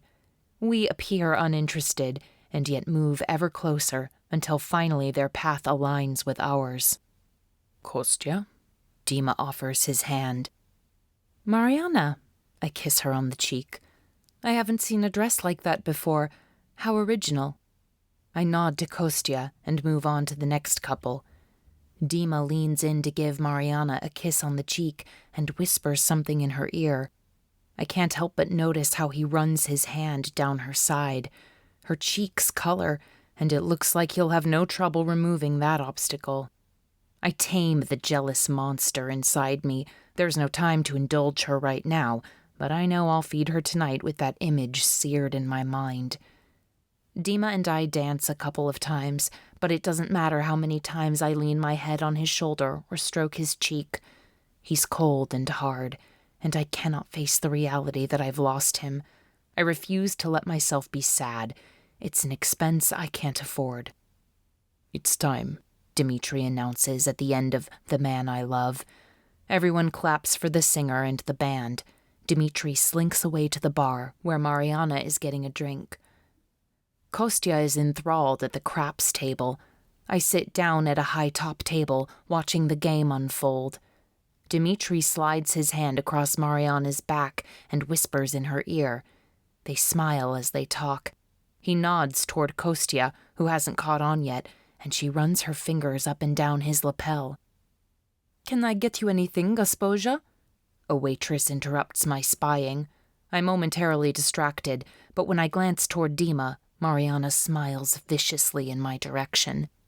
"Yes, 2 whiskey sours, please." The waitress takes my order, and I glance toward Dima, but he's no longer at the bar. I catch him holding Mariana's hand and sneaking out a side door. It burns more than the whiskey will. I look at Kostya, who has finally noticed his date. He glares murderously. I need to intercept him before he goes after the 2 of them. "Dievuchka," I call out to the waitress, "bring it to me at the craps table." I walk toward the table and sit down next to Kostya, blocking his view of the utility door. "You can do better than her, Kostya. Let Dimitri entertain her while we talk." I smile at him.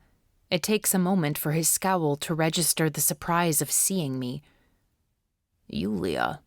He nods, scanning me as though I'm a dangerous creature. Perhaps tonight I am. The waitress brings over my order. I take 1 glass, pass the other to him, and then raise mine. "Zdrovia," I say before taking a big swig. The whiskey burns like fire. My eyes water as I attempt to stifle my coughs. He smirks in amusement. "To what do I owe the pleasure of your company?"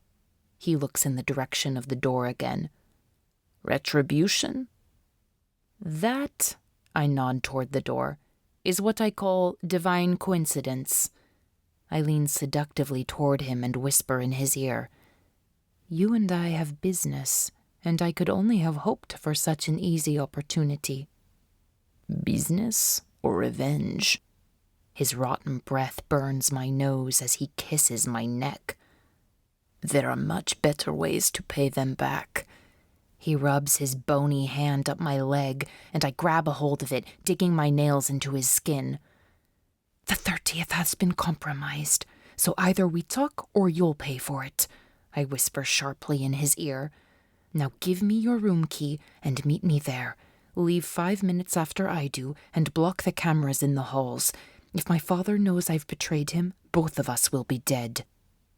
I release his hand, and he gives me a sinister, yellow-toothed grin. 8:42. He hands me the card and whispers, "And your lipstick has faded. You should take a trip to the ladies' room to reapply."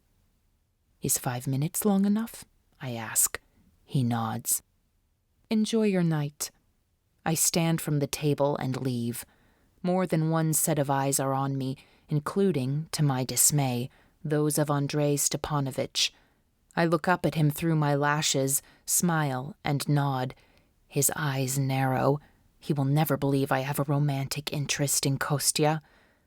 1 problem at a time, I tell myself. Chapter 26. I wait for 5 minutes in the ladies' room before making my way through the halls to the elevator and up to the 8th floor. I nod to my security as they remain behind when I enter the elevator. I can tell they disapprove, but they follow Dimitri's orders. I just pray I don't run into anyone. Fortunately, it's late enough that the halls are deserted. I reach room 824, slide the key into the reader, and nearly scream when I see Kostya sitting on the sofa. "You were supposed to wait, so it didn't look like we left together," I snap at him. You didn't think I would trust you alone in my room, did you? For all I know, you're here to poison me or set up surveillance. I look around the room. It's a mess. He has left dirty clothes, half-eaten food, and drug paraphernalia strewn about. I can't help but notice the sinister-looking knife on the side table. It's no wonder Mariana was so quick to switch arms tonight. I pushed that thought to the back of my mind, eager to make this as fast as possible. I heard about your little escape in Moscow. Pity I wasn't there to find you. He leers at me. Pity I was caught, because now they know the date and location of your drop. I throw in the lie about the location, as though I had it all along. A cloud of rage settles onto his features, and he looks even more menacing than usual. I told the old fool you couldn't be trusted. If I couldn't be trusted, why would I be here? I ask him, as though he's a stupid child. He leaps out of his chair, his hands balled into fists. I'm completely in over my head. I flinch and raise my hands. "They beat me until I told them," I cry out to calm him down. He lifts the slit in my dress, revealing the deep purple and green across my hip. "There had better be more damage than that if you sold us out," he growls. I slide down my top, revealing my bruised shoulder and rib cage, cupping my breast to try to preserve my decency. Shame burns in my cheeks. He moans in admiration, and I can't tell if it's the bruises or the breast that inspire him the most. He reaches out to touch me, and I step back, pulling my clothing back into place. "If you even think about touching me, I'll give you nothing. Then you'll have no way to recoup your losses." I fold my arms. "We don't have much time. When Dimitri realizes we're gone, he'll track us down. If he finds you on top of me, he'll beat the life out of you." He sits back down, and my heart rate slows by a measure. "Why are you really here?" he asks. "Things must be bad if you're seeking me out." He touches himself only once, but something in his eyes is deeply troubling. I have to get out of here as quickly as possible. I take a deep breath to clear my mind. I have to time this perfectly. How long will it take Dimitri to extricate himself from Mariana? How long before Kostya makes his move on me? I glance toward the knife. He smiles when my eyes lock on it. I take a deep breath and answer. "I'm here because to live with wolves, you have to howl like a wolf. I never asked to be a part of this dirty world, but they're determined to drag me into it, and I will play my way." I reach into my dress and slide out the microphone. I hold it up so he can see it, and then I turn it off. In an instant, he's up. He grabs the wire from me, smashes it under his foot, and pushes me to his chair. "You suka!" He curses at me. He grabs his knife and presses it to my breast. "I showed you the wire because we're on the same side, you fool," I tell him as bravely as I can. "Now that the wire is dead, Dimitri will be here momentarily, so listen carefully." He doesn't move, and I can feel the steel of his blade against my skin. "I'm listening." His reeking breath makes me want to vomit. "My father doesn't know the location. I was supposed to get it from you. Then he was going to make sure you had an accident. If you move the date and location, I can keep eyes away on the 15th. Dimitri and I will be in Omsk on our pre-wedding tour. Stay in Troysk and take the river down to a village called Bobrovka. There are no businesses in the area and very few people. Make it look like a fishing trip. People will travel to attend our rally, leaving you an open border." I rush through the details and hope he's paying attention. "And why should I trust you?" He snarls his putrid breath on me. "Because we're both tired of old men calling the shots," I say, my heart racing beneath his knife. "And you want me to lead with you?" He laughs. Of course not, you fool. I want to lead the country. Do whatever the hell you want with the Organizatsaya, as long as it's not at the expense of my citizens. So you do plan to interfere? He presses the blade tighter, and I fight not to cry out as it digs through my skin. Listen to me, you dorok, I yell. I'm offering you the chance to sell as many drugs, children, and weapons as you want, just not on my streets. You're limiting your own growth by making Novaya Russia your supply chain.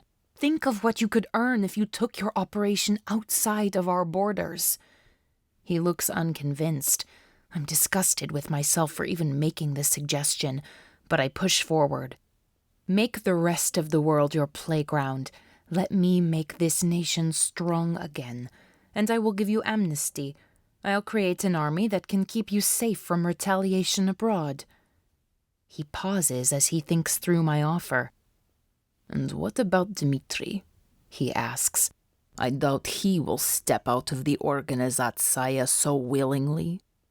I swallow down the hate I feel toward myself for saying what comes next. Once my father is dead, there will be no one left to protect Dimitri.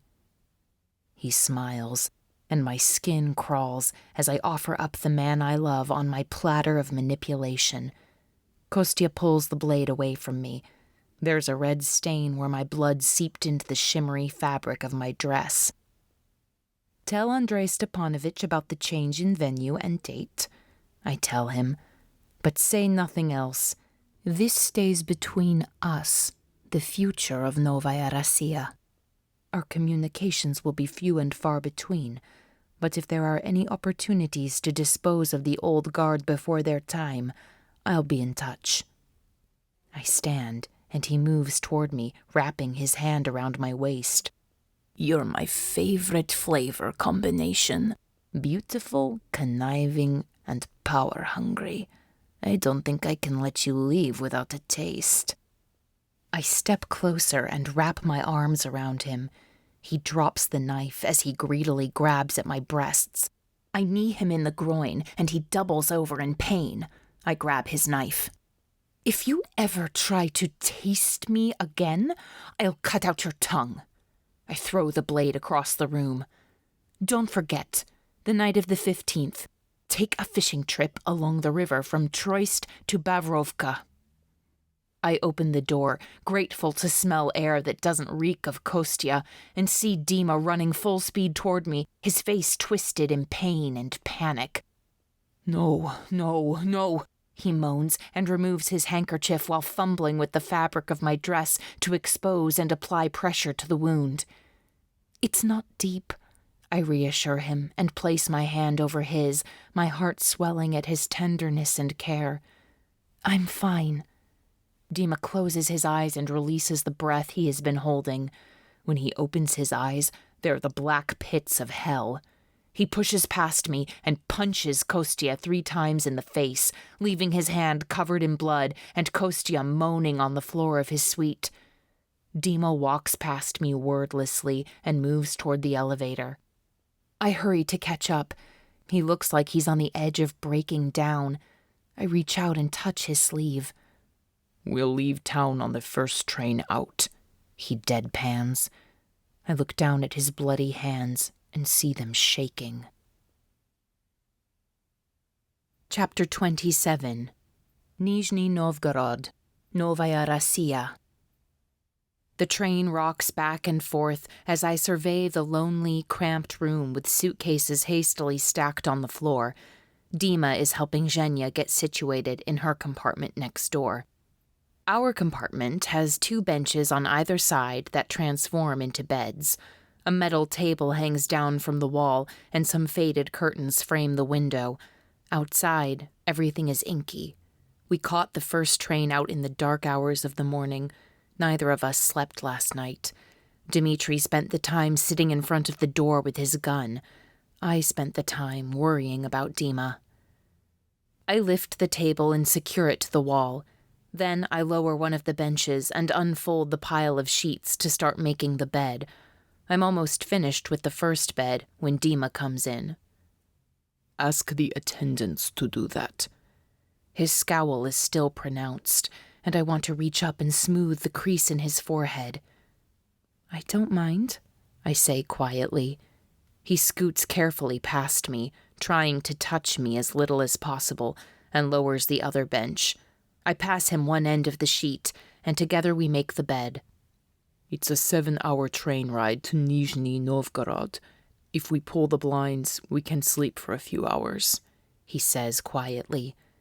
I nod and open my suitcase, wanting to change into my pajamas. I turn to face the wall and awkwardly lift my shirt over my head.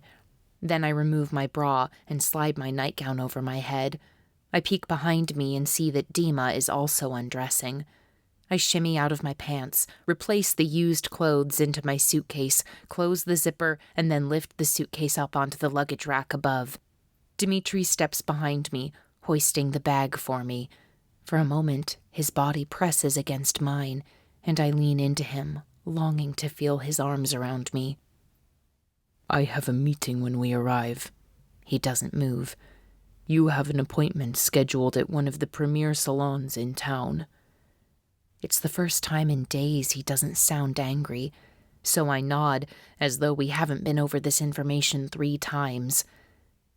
"Thank you," I say quietly. "I never wanted any of this for you."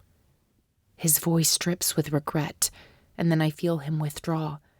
When I turn to look at him, he's climbing into bed. "Good night, Dima," I say before climbing under my covers. I wonder what would happen if I climbed into his. We step off the train in Nizhny Novgorod just after lunchtime. The sun is bright in the sky. I haven't been to this city of 1 million people in a couple of years. I doubt the citizens have seen much care from my father. A good-sized crowd has gathered, mostly Nyanuzhny brown, speckled with the occasional gray and charcoal. Security doesn't seem as hostile as the guards in St. Petersburg and Moscow. I smile and wave, and the shabby crowd cheers. Dima stands behind me, and I slide my hand into his and walk toward the people. "Dobry dien," I say over and over again as I smile and nod at our citizens. A little girl, maybe 4 years old, reaches out her arms to me. "Można?" I ask her mother. I reach down and hug the little girl. I hear cameras snapping from all different directions. I pick her up and pull Dimitri into our shot. "What's your name?" Dima asks her gently. "Ksenia," she answers. "That's a beautiful name," I tell her. "I bet you're a very good girl for your mama. You're very smart." Her face beams, and she starts listing every number she knows, although many of them are out of order. The crowd laughs, and even Dima smiles. He slides his hand onto my back. "We've got to go, darling," he says, and my heart deflates just a bit. We've reverted back to pet names for the cameras. Something about seeing him with the little girl tugs at my heart. I've realized that I fear losing Dima for good more than I fear him rejecting me. I pass the girl back to her mother and announce to the crowd, "We're looking forward to meeting many more of you during our tour." Dima and I get into a car that will deliver us to our respective destinations. Zhenya heads straight to the hotel in a separate vehicle to make sure everything is ready for our arrival later. We have been watched night and day, with no time to discuss Dima's plans to get me to the Myachezhniki. I need him to know how much I love him when we say goodbye. I don't want to waste any days together. I slide next to Dima and take his hand, knowing he can't refuse me without being caught on camera. Wasn't that little girl beautiful? I smile at him and rest my head against his shoulder. He's not stiff, but he's far from welcoming. The entire salon has been closed down for me, and every employee stands lined in the lobby as I enter. The owner is in a hurry to please me, but I stop and greet each one of the employees, asking their names. They're all dressed in respectable gray uniforms, but their thin frames tell a story of hunger. They clearly don't earn enough to feed their families. Most of them are young, but an older woman stands out, catching my attention. In her 40s or maybe 50s, she's beautiful and elegant. Her long, honey-brown hair is pushed behind her ears. An emerald-green necklace stands out against the sea of gray. "What a beautiful necklace," I tell her. "Thank you, Gasposia." She nods. I feel like I've seen this necklace before, but I can't place where. It's a mini emerald Fabergé egg with gold crisscrossing over the smooth surface. It's so out of place here, much too expensive for a salon employee. I walk to the next employee, but the necklace is still nagging me.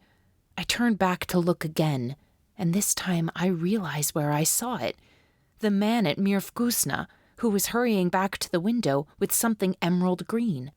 I look at her, eyes wide and questioning, and she nods, almost imperceptibly.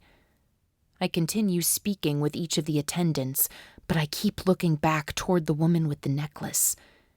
The owner approaches me after I've greeted each team member. "We'll pamper you today with a wash, blowout, pedicure, and manicure. Are there any other needs?" "No, thank you. I don't want to take up your entire day." I consider asking for the older woman to perform the blowout, but I fear putting her in danger. If she's Mieczyszniki, I have to trust she will position herself to get close to me. My instincts pay off when the older woman extends her arm toward the washing station. "Gasposia, I will shampoo your hair today." I follow her back to the washing station while everyone else tries to find ways to make themselves busy. I'm asked about my preferences on scents, water temperature, and pressure levels for my scalp, hand, and foot massage. The employees are very anxious to make a good impression. I'm eager for them to give me enough space to ask the woman with the emerald necklace a simple question. "How will the weather be today?" I ask her. "Perfect. The birds will sing for you, Gasposia," she says, and my heart skips a few beats. She sits me down in the chair, places a towel around my neck, turns on the water, and guides my head gently back into the basin. "Proceed with caution, Yulia. Your exploit in Moscow could have been bad for everyone," she whispers just loud enough for me to hear, but no one else. "But you sent the note," I say. "I thought you wanted me to come." "We wanted to make contact, but sending a swarm of the enemy to our hive was not wise. We rely on subtlety. Every Mieczyszniki must earn their spot, even you." She turns the water off and begins massaging shampoo through my scalp. She chats politely about my trip and how I've liked the city so far. I cannot wait for her to turn the water back on. Finally, after the world's longest scalp massage, she begins to rinse. "How do I earn my spot?" I ask. "You'll have to betray your father and prove your loyalty to us." "I assure you that's not a problem. Tell me how, and I'll do it right now." "Words are not sufficient. We want you to retrieve something we can't get." My heart sinks. If the Mieczyszniki haven't been able to get it, what makes them think I can? She must read the discouragement on my face. "If anyone can accomplish this mission, it's you. Find Sergei Mikhailovich. He knows the location of weapons the last government hid decades ago. We haven't been able to get near him in years. Bring us a weapon, and you're in. We need these weapons to turn the tide of this war. And Yulia, don't give up. The ghost wants you to succeed." "The ghost?" "Our leader. He's been interested in you for a long time. He believes you will succeed." She turns off the water and wraps a towel around my head. Then she leans over me, allowing her hair to fall down around her shoulders. She fiddles with the clasp around her neck, removing the necklace. "It was an honor to serve you today, Gasposia." She stands, places her hands over mine, and leaves me the emerald and gold Fabergé egg. I shove it into my pocket without looking, and then I am immediately overtaken by the rest of the team, who are eagerly efficient in their beautification efforts. I look to find the woman, but she has disappeared into the staff room. How in the world will I find the right Sergei Mikhailovich? There could be thousands of them. She didn't even give me a surname. I slide my hand into my pocket, run my thumb over the egg, and notice it has a hinge. I slide it open and feel something small inside. If I'm going to see it, this is probably my best chance when I'm surrounded by people. One little object can get lost in the flow of a busy salon. I pull the object out of my pocket. It's a tiny sparrow, a symbol of fighting against all odds. The woman may not have given me a surname, but I suspect she's left behind a calling card. Chapter 28. I check the clock again. Dima is late. Every minute that passes makes my plan more likely to fail. I thought he would be back by 1700, and the clock is getting closer to 1800. I finally hear the door and hurry to the living room to greet him. "Why aren't you dressed for dinner?" he asks, looking at my casual cotton dress, cardigan, and walking shoes.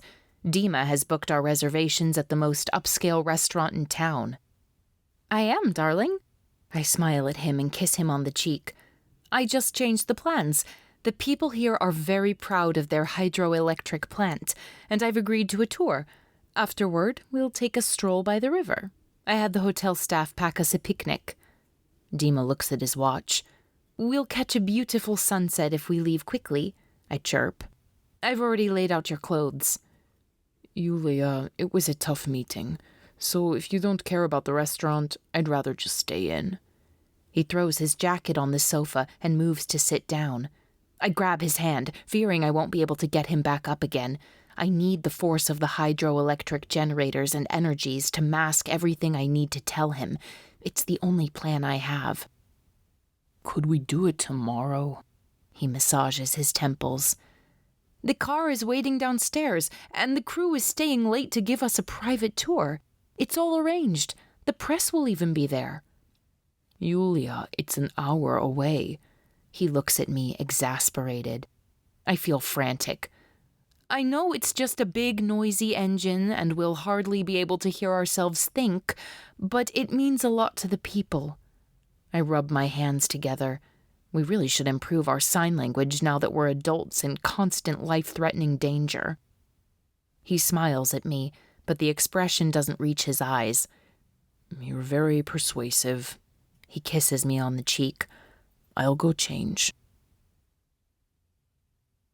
We eat in the car because we're both starving. I try to act as relaxed as possible, but my lips burn with information. When we arrive at the hydroelectric plant, rows of employees look for us with the haggard-looking press. We'd better work extra hard to leave a good impression, I murmur as the car slows to a stop. Good thing that's your specialty, Dima mumbles. I can't tell if he's serious or mocking. I put on my best smile and offer my apologies for our lateness. Dimitri is not expected to smile, but he shakes hands with each of the men. When I offer my hand as well, the employees look surprised to be shaking hands with a woman, but in the end they're pleased by the attention. We walk along the upper deck, our guide droning on about every feature of the plant. I stop to look over the railing at the water churning noisily below us. Dima places his arms around my waist and rests his head against my cheek. I missed you today. He kisses my neck, and I see the guides withdrawing to give us some space.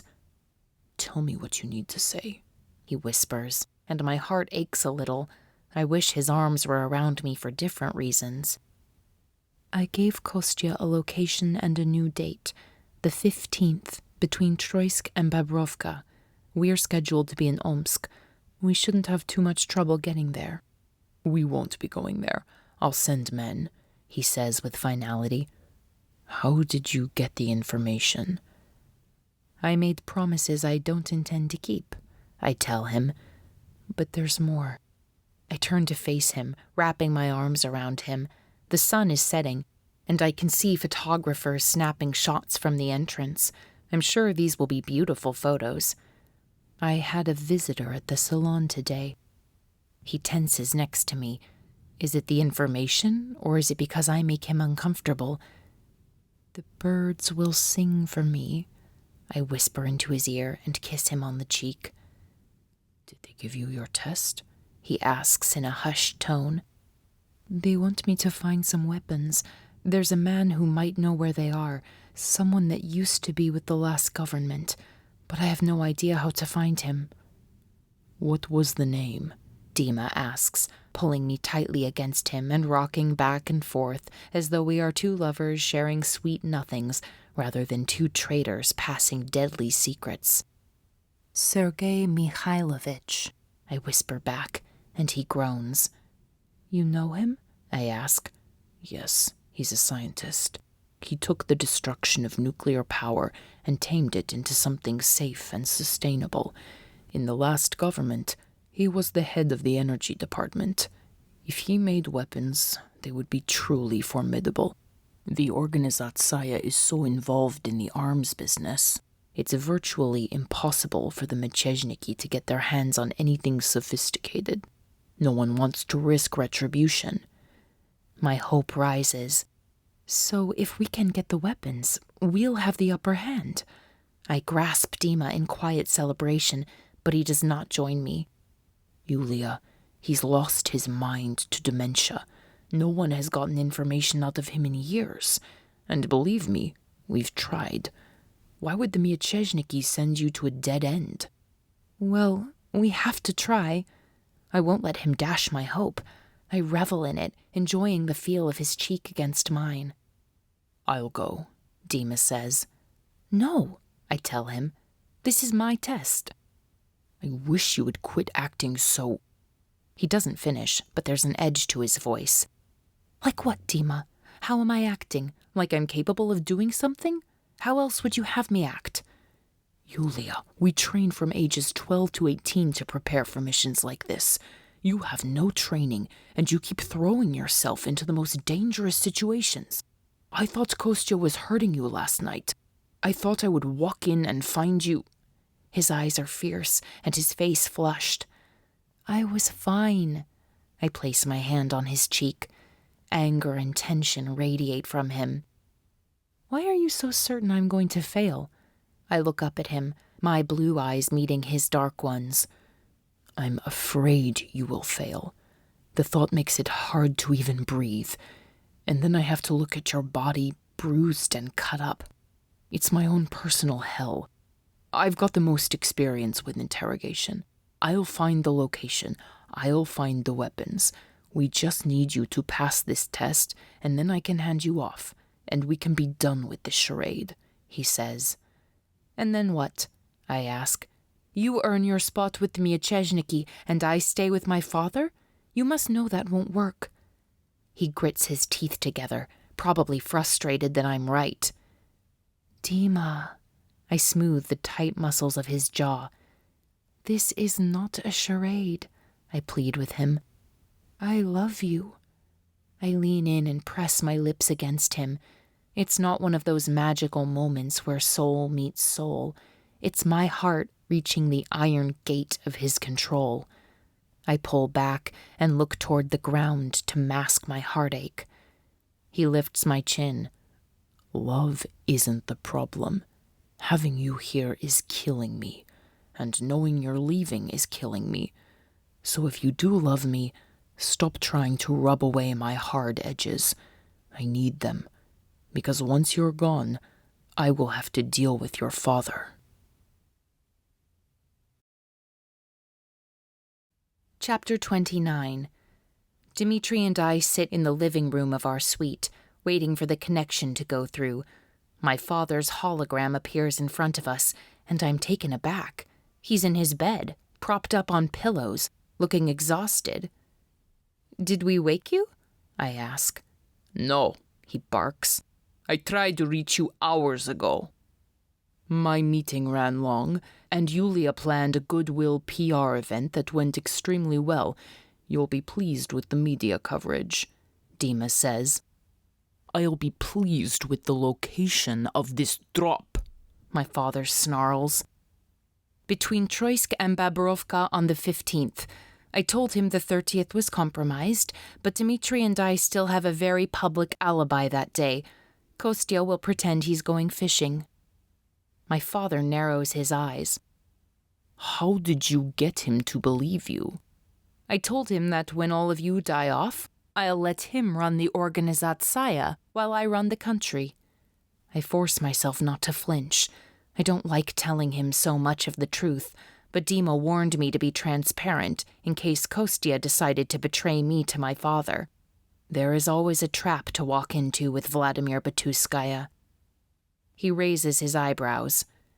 And where does Dimitri fit into all of these plans?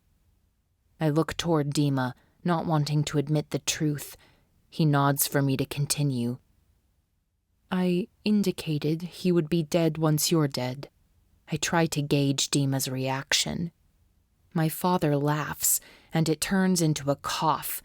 He takes a moment to catch his breath, and I find myself wishing he were about to take his last breath. There's one other lead to come out of the party, Dima adds. Mariana Evgeny traveled through Kazan with her family before her trip to Moscow. There's only one reason I can think of for her father to go to Kazan. Did you approve a visit to Yana Grigorovna? My father scowls. No. Kazan's not exactly on the way, is it? It's been a few years since Yana has given us any major information, which means... Dima pauses. My father rubs his hand over his chin, contemplative. It means she has either sold all of her secrets, or she's getting ready to drop something big. I thought of sending someone to see Yana myself. But for Secretary Evgeny to go unauthorized? Dima prods. Very suspicious. My father's gaze darkens, and I'm afraid for the Foreign Secretary. I think Yulia and I should pay Yana a visit, Dimitri says, every muscle in his face tense. A visit to Yana Grigorovna is generally the type of visit you hide from your Zhena. Things must be icy between you, if this is how you plan to heat things up. My father laughs cruelly. His cackles turn into racking, rattling coughs that leave him wheezing to find his breath. Are you ill, Papa? I ask him. It's just a cold. I'll be well in a couple of days. Just get the info and tell me if I need to shoot my foreign secretary. End communication. What did you just get me into? I ask. Yana is an informant, and a tricky one. If you can get new information from her, it will raise your respect from everyone in the government and the Organizatsaya. Her husband was a top scientist in the old government before he lost his memory and his mind. He had suspected ties to the rebellion. His dementia set in at an early age, and she knows many of his professional secrets. The Organizatsaya has been after them both ever since. Was her husband executed? I ask. No. It's rumored he had powerful connections that prevent his discovery, so Sergei Mikhailovich's ties were never proven. So Dimitri has found a way for us to accomplish my test. Lack of proof has never stopped my father before. True, but he also wants Sergei's information. Meanwhile, Yana is a shrewd negotiator. She's threatened to take her own life and Sergei's secrets to the grave if anything happens to her husband. My mind races through the mission ahead of us. What will we need to do? Yana's cunning. She gives a steady stream of minor secrets, and every few years she drops something valuable. She knows how to stay alive. Dimitri sighs, and I get the impression that he's stalling. How much will she want in exchange for the information? That depends on how big the secret is. For something major, it will be a year's living expenses. He looks at the ground, searching for the right words. She has other expectations as well. And? I prompt. No one really knows what to expect when you visit Yana, just that the price is always high, and when you leave, you're always in her pocket. Everything about Dimitri is hard. His face, his voice, and his gaze on me. Have you been to see her before? Yes. His jaw is tight, and a flash of anger burns hot across his features.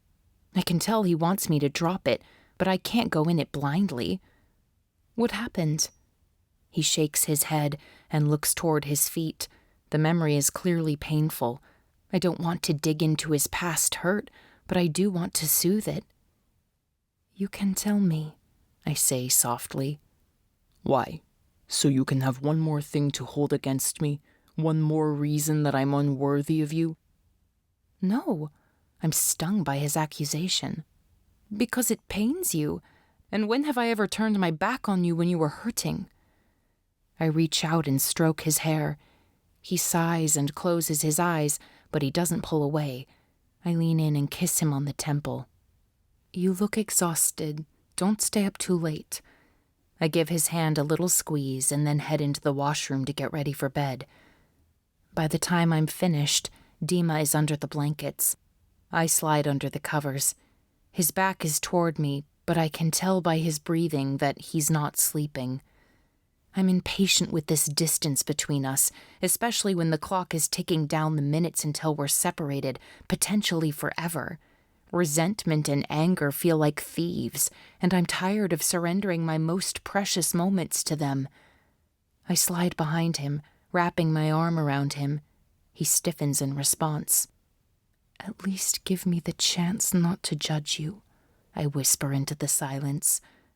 I wait, but he says nothing. I press my cheek against his lean, strong back and urge him to let me in. Dimitri has a will of iron that I both resent and respect. Maybe this is a hopeless mission. I peel back my arm and roll onto my side in silent surrender. I can't force him to forgive me, I can't slow down time, and I can't stop our inevitable separation. Are we just too broken to fix? I clench my body tightly, trying to force the sadness of this realization back down into some steely part of my soul, but I'm not hard and metallic. I lack Dimitri's strength, and tears slide down my cheeks anyway.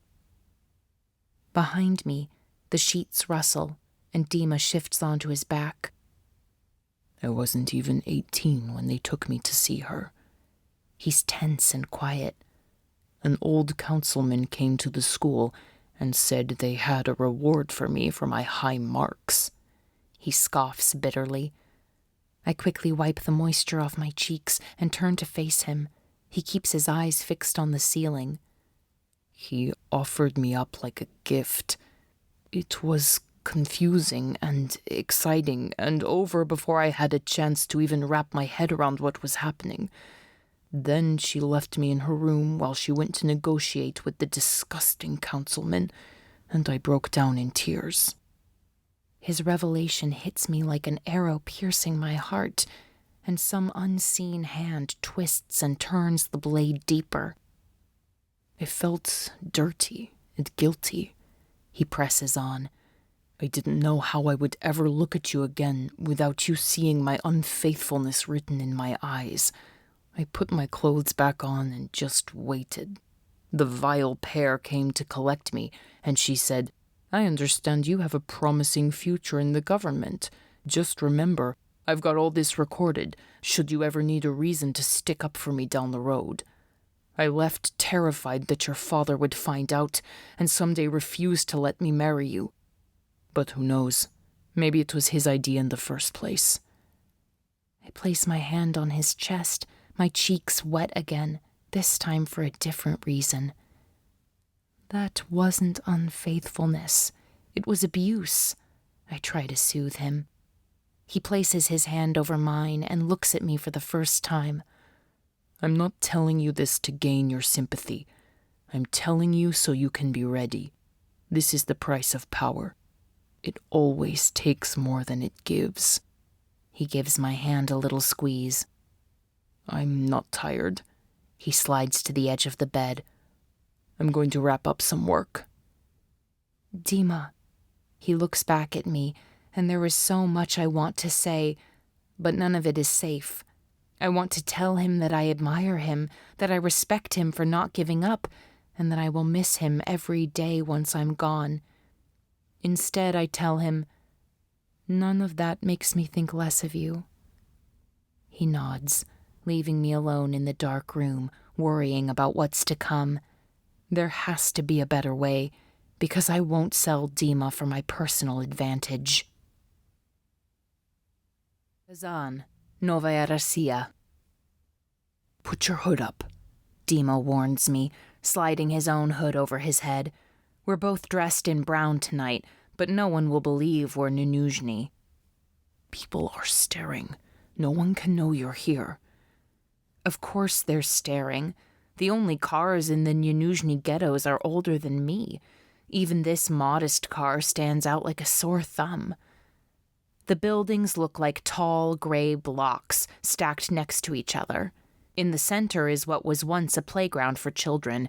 Now it's full of trash and drug paraphernalia. From behind my tinted windows, I look out at the men and women milling around in the dusk. A mother calls her children and hurries them inside. Some of the older men continue to play their chess game as though nothing has changed. A few of the younger men, who were moments before crouched down, smoking and talking in a circle, stand to better see what's coming. "Is your audio on?" Dima asks. I reach down my shirt and fiddle with the tiny microphone taped to my chest and nod. Yana's apartment was never connected to the Peredacha, so my father demanded we use older surveillance methods. "You've got the only wire, so pick up as much as you can." I cringe. He doesn't have a wire, in case she requires more than money from him. I refuse to let that happen, even though I have no idea how to stop it. "We won't leave empty-handed." His expression is unreadable, but his promise is unmistakable. He will get this information for me no matter the cost. My stomach turns. This is an impossible mission. Dimitri needs to get information from Yana for my father, while I attempt to get information from Sergei for the Mieczeshniki and somehow hide it from my father. Our plan feels flimsy. I reach for Dima's hand and give it an encouraging squeeze. Please let her be reasonable. An image of me sitting on a couch reading a magazine while Dima is in the bedroom with an unknown seductress makes my stomach turn. Haven't we worked our way through other challenges? We'll find a way through this one.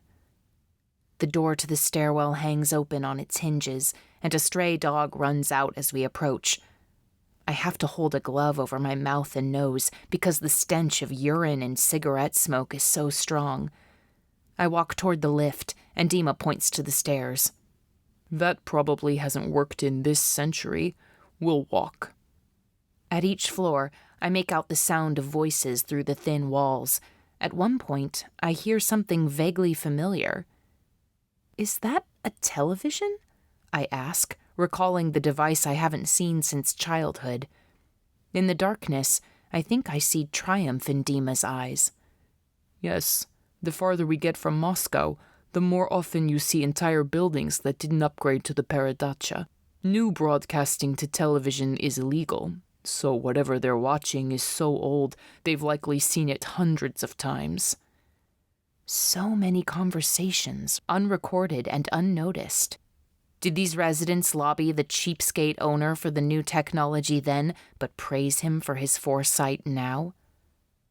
Occasionally there is a flickering yellow light, but mostly the stairwell is dark, dreary, and smelly.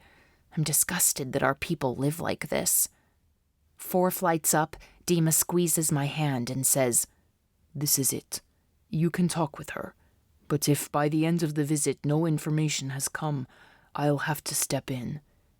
He's sympathetic and contrite. I nod, swallowing everything I want to say but can't. Dima knocks on the door and pushes me back out of view. I hear clicks of various locks moving on the other side. The woman who answers is beautiful. She's slender, with dark hair, a defined jaw, and brown eyes with flecks of gold. She's wearing a faded red dress that leaves little to the imagination, the color itself rebellious and shocking. Her hair and face have been prepared for this encounter. There's something about her that is hard to put my finger on. Her eyes are not full of lust. They're careful. I survey her face, and behind the beautiful mask, I suspect she's had a hard life. Maybe that's the intangible trait. She's a survivor, someone who will protect herself no matter the cost. Dimitri, I was surprised to hear from you. The last time I saw you, you were just a Chinook, and now you've grown so powerful. The Verkhovny Gosudar must want something very important to send you back. I step forward, and her sultry smile slips. She tries to recover quickly. You didn't mention you were bringing additional guests. Yana, this is Yulia. Dimitri introduces us. I know who she is. Yana looks at me, eyes wide and calculating. Здравствуйте. I size her up, and she does the same, each of us deciding how to deal with the other. So good of you to have us. I push my way through her door. Dimitri told me about his visit tonight and mentioned that your husband's health was poor.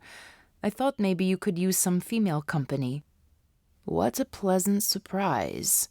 Yana stands back and purses her lips, assessing us. It's as though I can see her trying to regroup. I suspect she dislikes not having the upper hand. We remove our shoes, and each of us takes a pair of old slippers from the basket beside the door. The lights are brighter in here, but the walls are faded, and the floor is so worn in places that I can see the cement under the old linoleum. I've never been to this part of the country before, I say, trying to think of something to get her talking. Did you grow up here? Unfortunately, yes. There is a rasp in her voice that matches her sultry appearance. She's probably a heavy smoker. She motions us into a cramped little kitchen. Perhaps we could talk in the sitting room? Dimitri offers. It might be more comfortable. Sergei sleeps in there now, and he's not well enough for visitors. Yana raises her eyebrow, effectively ending the argument. Dimitri motions for me to go into the kitchen first. I take a seat at the tiny table, and Dima stands behind me. Yana sits in the other chair and holds out her hand. Portables, she demands, and we both hand her our portable devices. I don't mention the tiny microphone taped to my chest. She checks to make sure both devices are off and then sets them on the windowsill. She stares at us, saying nothing. I understand your husband is unwell, I say with as much sympathy as I can muster for this woman. That must be challenging. It's a burden. Every girl that marries a rich old man knows it's a possibility. She just hopes the money lasts. As you can see, it has not for me, she says pointedly. I hope you plan to improve our situation. She smolders at Dima, and the look on her face makes anger boil up in my chest. I won't allow her to look at him like that. I think you'll find that I'm the one who has more to offer you tonight, I say, bringing her eyes back to me. Her smile fades into a hard, thin line. Dimitri, why are we playing games? Yana turns her scowl from me to him. I'm not playing games, I tell her. I'm here for information, and I'm willing to give you what you truly want. How could you possibly know what I want? She snaps. Because. I look deep into her eyes, trying to see through the hard exterior and into the woman below. She has spent all these years keeping her husband alive, keeping herself alive. It certainly would have been easier to leave him unprotected and start over. Just looking around her depressing apartment paints a picture. I suspect she's not nearly as horrible as everyone thinks. I suspect she's just desperate. It's what I would ask for if I were you. And what's that? She asks, her lips curled into a sneer. An end to all of this. I gesture to the broken-down apartment. The struggle, the uncertainty. She doesn't respond for a moment. That would take an exceptional amount of money. His medications alone burn through the payments I receive in a matter of months. I'm offering more than money. I'm offering security, an apartment, a nurse, and a monthly stipend. Yana takes a deep breath and clasps her hands together to disguise her trembling fingers. Of course you're required to show me compassion. Will this count toward your charitable quota? She scoffs. No. I hold my ground, unwilling to let her get under my skin. I don't offer compassion as a requirement. I offer it because that's who my mother taught me to be, and I'm offering it to you because everyone needs a way out. She X-rays me, searching for any anomaly that would disqualify me from her confidence. And just like that, you expect me to trust you? She narrows her eyes. I expect nothing from you, but I would hope you could trust me. I reach my hand across the table and rest it on hers, offering something I don't think she has had in a long time. Empathy. Yana stares at my hand on hers and then sniffs and stands. Join me in the bedroom, Yulia. Chapter 31. No, Dimitri growls. Join me to talk. I only want to talk to you, she implores me, and I nod. I stand, placing my hands reassuringly on Dima's chest. I'll be back soon. I have cameras, as I'm sure you remember, Yana tells him. Take one step out of this kitchen and you can both leave with nothing. We leave the dingy kitchen, hurry down the short hall, and move into the lonely bedroom. Your father knows you're here? She asks. I nod, and she bites her fingernail. Well, she says in her sultry voice, he knows what I like. So let me test the prize before I decide what I'll give. She moves closer. I cross my arms defiantly and shake my head. She rolls her eyes at me and motions with her hand for me to play along. I shrug, having no idea what she wants me to do next. Yana sighs and walks around the bed to grab a hairbrush off her bedside table. She holds it to her mouth like a microphone, asking if I'm wired. I nod. She opens her closet, revealing monitors. Dimitri is pacing in the kitchen on one screen, while a lonely old man sits slumped in a wheelchair on the other. Yana paces back and forth before moving close to me. I like what I see, Yulia. I'd like to see more, she purrs. I'm going to give you 5 minutes with my husband, and then you're going to give me everything you've promised, plus some. She's artful in her performance, while calculating and measuring every move. Yana walks me across the hall and opens the door quietly, ushering me into the shabby sanctuary. Sergei sits in his wheelchair by the window. His white hair is long and stringy, his whiskers need trimming, and he wears a threadbare green sweater. The color makes me smile. These people refuse to conform within their home. I wonder if others do the same. Sergei raises his head and starts to mumble about his neighbors stealing his keys. I walk over to him. "Hello," I say in a gentle voice.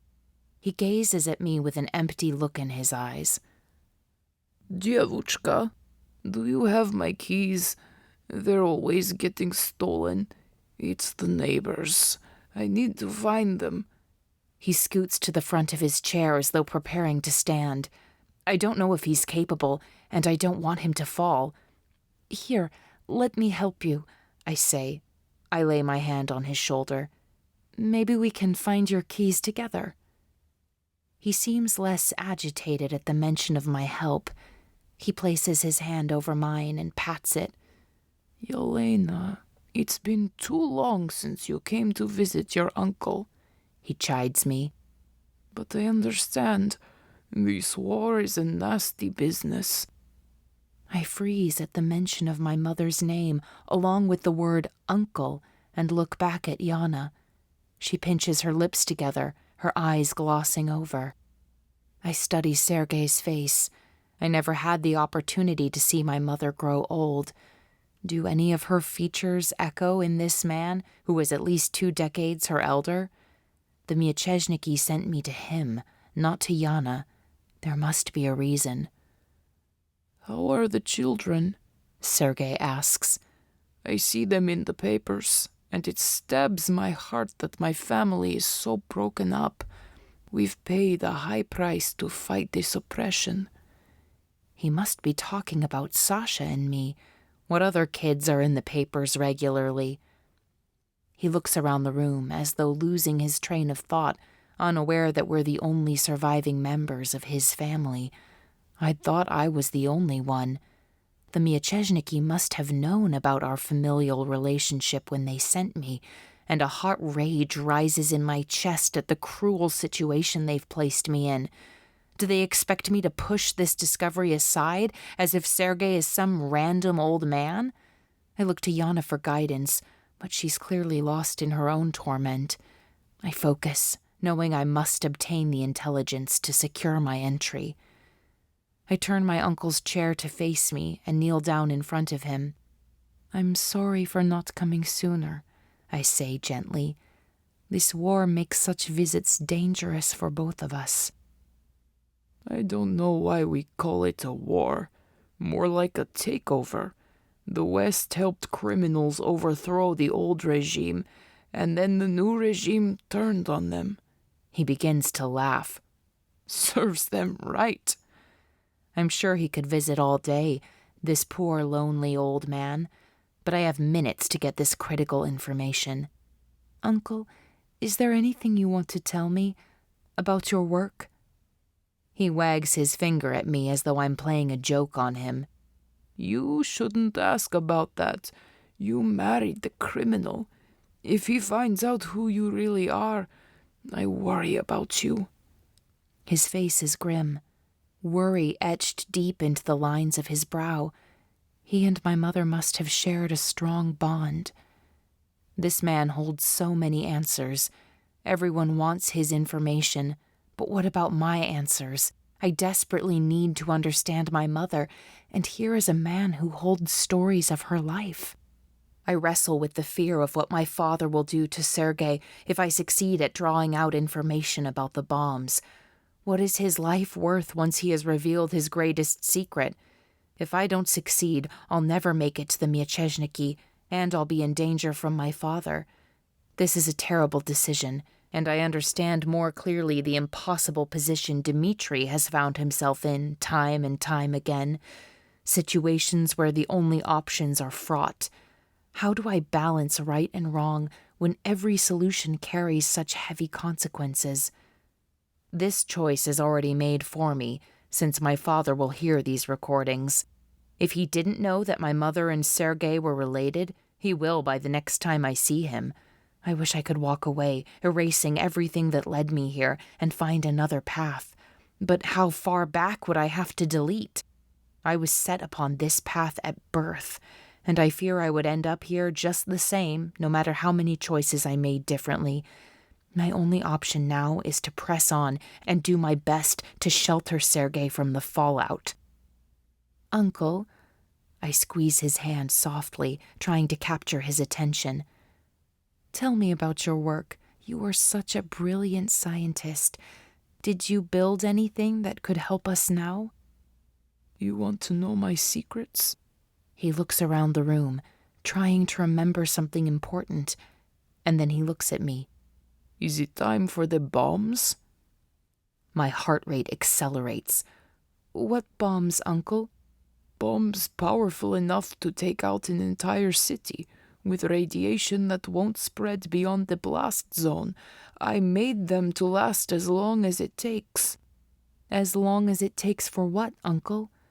Even in his dementia, he takes care with his information, providing only simple, vague answers. His secrecy is instinctive. I need to make him believe we have a mission. "Where are they, Uncle? I think we're ready for them. They could save the nation if we have enough to beat our enemies." "Not to worry. We have just enough." "Enough for what?"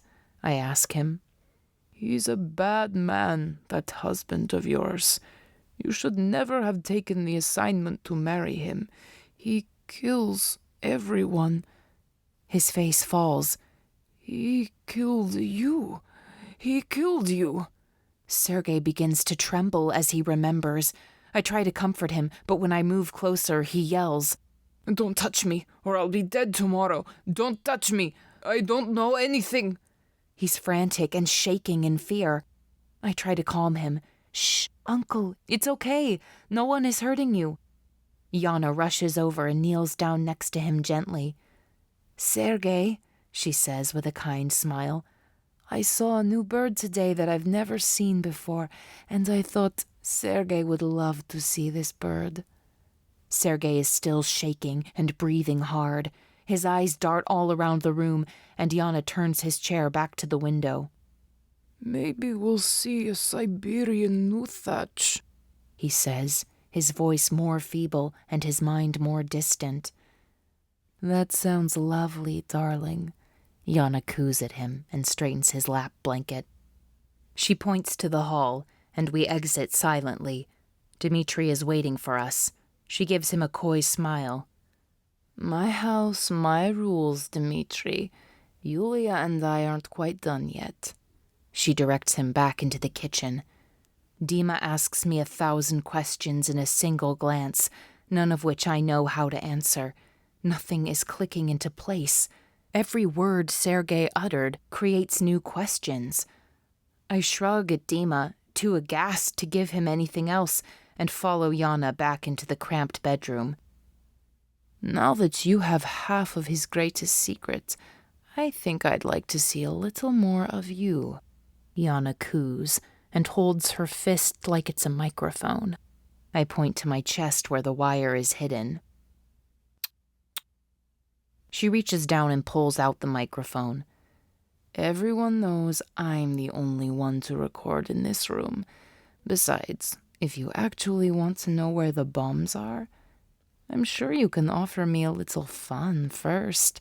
Prove your loyalty, and then we'll talk about how and when I'll give you locations.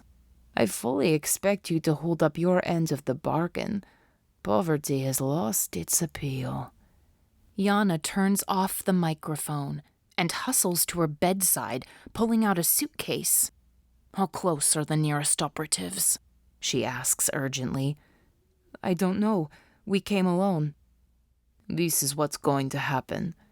The case is already full, but she adds a few items to it, her hairbrush and a picture of her and Sergei smiling on a beach many years ago. I'm leaving. Give me at least 20 minutes. Get whatever you want from him, but swear to me on your mother's life that you won't cause him any pain. I won't. I swear. Where are you going? I'm trying to keep up. He's near the end, and once he's gone, there will be nothing to protect me, not even your charity. So I'll disappear, and you can run back to your papa with whatever story you need to tell. But remember this, Yulia. He spent his life trying to keep this information from your father. He loved your mother more than anything or anyone in this world. And if you have any loyalty to her, you'll take his secrets to your grave. I'm not here to get information for my father, I tell her. I don't care why you came. He's been asking for your mother daily. He knows he's at the end. Give him a good ending. She pulls her coat on. What do you mean? She brushes past me and opens a drawer in her dresser. She fumbles through the bottles and jars until she finds a clear one.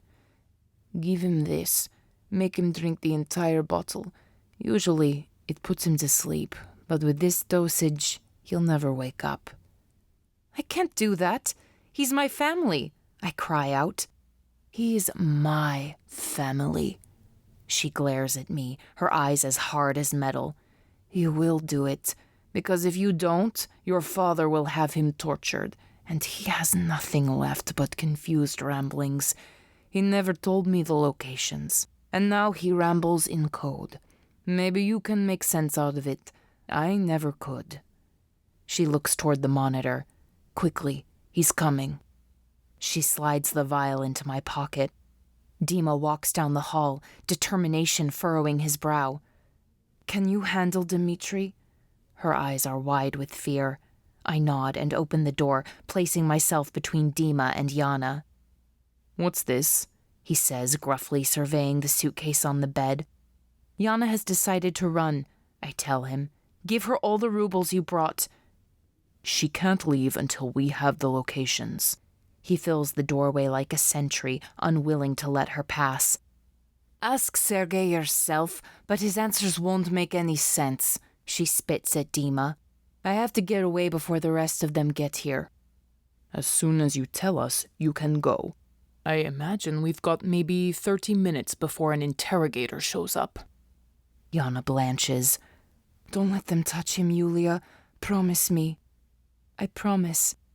"She can't promise anything of the sort," Dimitri butts in. "You have the information. You've spent a lifetime with him. Don't pretend you don't know." "He was a good man. He deserves a good end," she begs, panicking. "Yana," Dima implores her.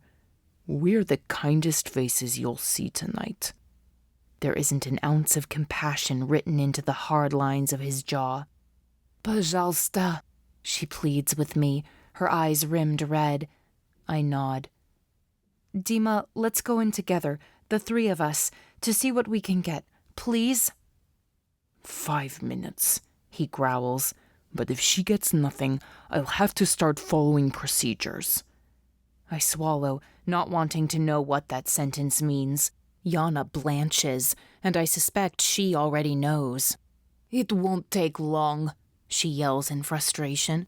"Why do you think I've slept with every disgusting pig you've sent here? I haven't let anyone near him because he rambles about things he shouldn't."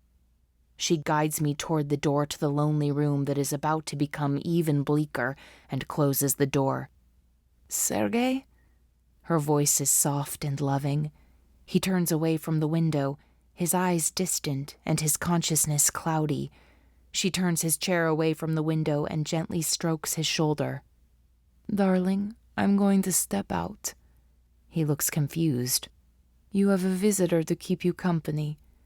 She motions to me, and Sergei looks in my direction. "Yelena," he mumbles. Yana leans down to kiss him on the forehead, and her tears drip down her cheeks. What must she feel at this moment? Dima waits by the door with her suitcase. She retreats to the corner, biting her nails. Worry and grief are written across her beautiful features. I turn, take a deep breath, and walk toward Sergei with a sickness in my stomach at what I'm about to do. "Hello, Uncle," I say gently. "Yelena." He gives me a gap-toothed smile. "I thought you were dead." "So does my husband. I'm sorry I had to fool you too, but it had to look real for the plan to work. It's time for you to tell me where the bombs are. My husband is weak. He's surrounded by enemies. My army is ready. We need the weapons to strike while he's vulnerable." Sergei looks at me, trying to focus. "The Red Mountain." He scrunches up his eyes, forcing his consciousness to bring together memories scattered in forgotten folders in his mind. "The island by the city and under the Easter water." His confusion sets back in. "Your children," he says, "they've suffered without you." "I know, but they're strong. We'll all be so happy once this is over. We'll finally be together." I kiss him on the head and give him a hug as a tear runs down my cheek. "The Red Mountain, the island by the city, under the Easter water. What about the other locations?" I press him to focus. It is difficult, and he seems exhausted from the effort. I rub his hand encouragingly, feeling like a terrible person for trying to milk every last bit of information from him before I lead him to the slaughterhouse. 7, he says. 7 to end them all. 7, I repeat back to him. "Yes, Uncle." The forest. Oh, where was it? He looks at me, and I can tell I'm losing him. Your children, they've suffered without you, he says with concern. I glance at Dimitri, and then back to Sergei. Yes, Uncle, but they want to end this just as much as I do. We need to know how to find the 7 bombs so we can win. The world will be a better place once my husband is dead. Can you tell me where you hid the bombs? Red versus white, blood, the forest, the red mountain, the islands near the city. He trails off. Yes, Uncle, the island near the city, and under the Easter waters, I say, as though it makes perfect sense. Green domes, 2 of them. Like church domes? I ask, and he nods. Which church, Uncle? The square, the one we love to hate. He struggles to catch some memory, and then he looks out the window. Yelena, I want to see you more often, but I don't blame you. It's hard with the war, not safe for anyone. Dimitri shakes his head. He might as well have donned a black executioner's hood. The information is not good enough for my father. They will bring in the interrogation officer, but I refuse to let this sweet old man come to harm. Uncle, I'll do my part. 7 bombs, I'll find them all, and I will end the work you started. The birds will sing for us. Those words spark panic in him. Yelena, don't marry him. No information is worth it. Your life will be forever tied to his. I know you want to think he has good in him, and I know you love him. But every time I think of you married to him, I feel your mother's ghost raise the hairs on my neck. Don't do it. Tears slide down my cheeks. I don't know if it is better or worse to know that my mother loved my father at one point. All right, Uncle, I lie to him. I won't. I'm tired, Yelena. I'm so tired. He closes his eyes, and I pull his blanket up to him and tuck it into the sides of his wheelchair, my only act of kindness for this man who clearly loved all of us. I won't be here much longer. He sighs and peers at me again. I'm sorry I sent you away when they died. I didn't know how else to keep you safe. He wipes at my tears, then says, Don't cry, Yelena. You're not as alone as you feel. I pray for you every day.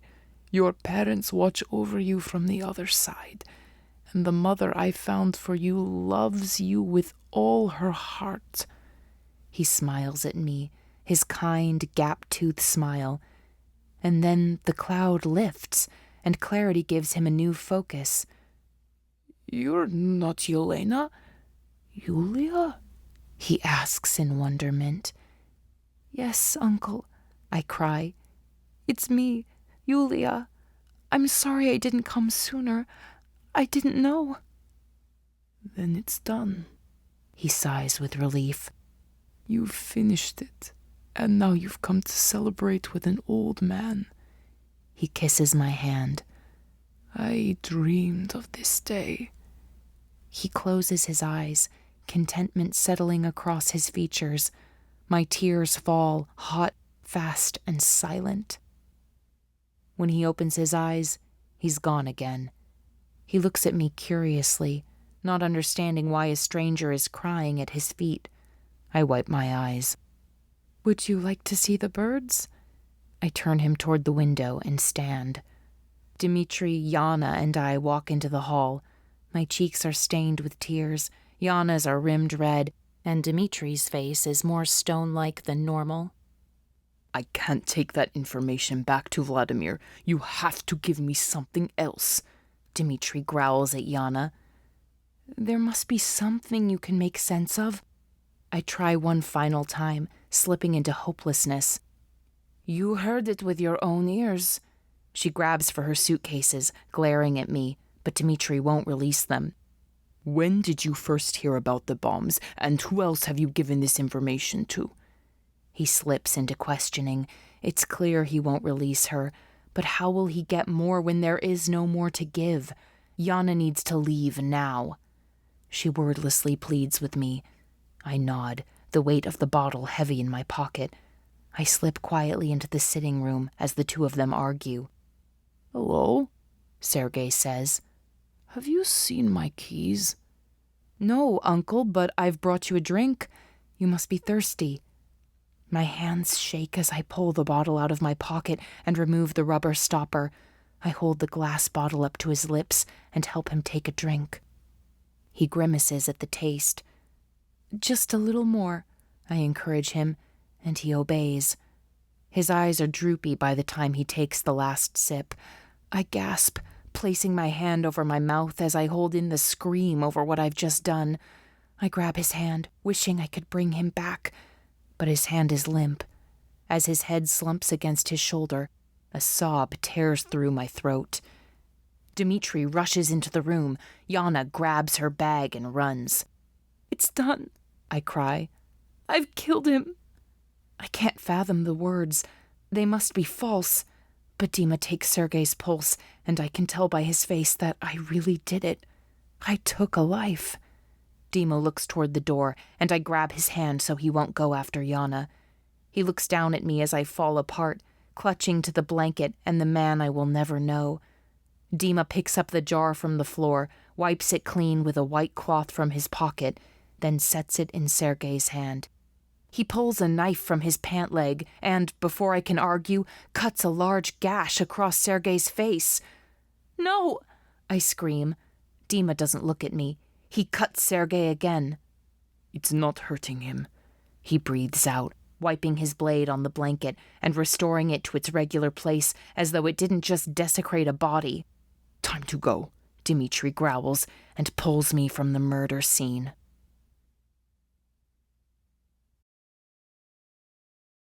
Dima orders the attendant as the glass finally blocks us from his view. He pats my thigh.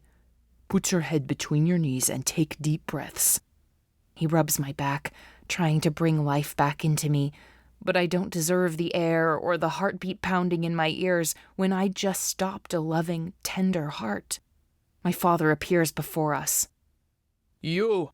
He yells at me, and the sight of his evil face triggers my gag reflex.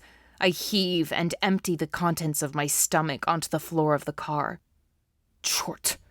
Dima curses and removes his jacket. He tries to wipe my mouth and then lays the jacket over my vomit. Look at me! My father screams.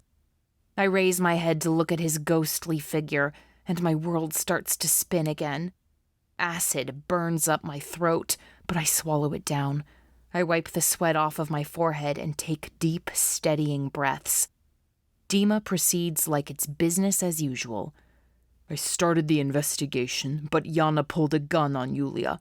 I let her escape, knowing it would be easier to get her back than negotiate a hostage situation. But the old man can't go anywhere. Bring in an interrogator to finish the job. Yana can't have gotten far. Who trained you? My father screams at me, unconcerned with Dimitri's information and unconcerned with my well-being. I don't understand what he's asking. I don't, I say shakily. Twice this week you've walked into high-level situations, and both times you've acquired information. Did your mother train you? Sir, you've had her under surveillance for years, and she's falling apart. How could she have received training? Dima says, trying to reason with him. I won't be made a fool of, especially by you. His face is red and angry, and I realize that my all-powerful father is terrified of me. For the first time in my life, I hold the power. You trained me, I yell back at him. Don't play games with me. Who are you working with? I've seen this rage on his face before, all the times he spanked too hard and for too long, all the times his hand leaped toward me as I shrieked with laughter or sadness. Mama is not here to protect me, and it's his fault. I won't run from him or cower before him. I sit up straight and proud, my anger acting like a rod in my spine. He won't break me today. I've spent my entire life watching you, I shout at him. You think I didn't notice that you left Mama alone while she was sweet and acquiescing? And the minute she showed strength, you turned into a brute? I studied the mask you put on when cameras were watching, and I created my own. It's so good, it even fooled you. I played the part you wanted to see. You're just angry because you underestimated me. I glare at him with such ferocity that I see his lips quivering involuntarily. I keep going. I used to think you were terrifying. Now, when I look at you, I see a scared, small man. I exhale as I gaze into his gray, heartless eyes. So kill me if you want, but good luck holding on to power once I'm gone. Never speak to me like that again. He points at me. Why, Father? Because the truth reveals my strength or your incompetence? Stop. I'm not sure if it's me or my father that Dima wishes to silence. My father turns to me with a sinister smile. One more sound from you, and by the time you get back to her, Zhenya will have one less eye. Am I clear? I refuse to shrink under his glare or hollow threats. If you pluck so much as one hair from her head, you'll have one less daughter. For once, I'm the one whose rage can't be controlled. I think he senses it. He must. He has a lifetime of experience with vehement hostility. He eyes me for a moment, and then changes course. Dimitri, what did you get? Dimitri says, As you can see, Yulia didn't have the stomach for it. We got ramblings, but nothing more. There had better be more, because the old man is dead.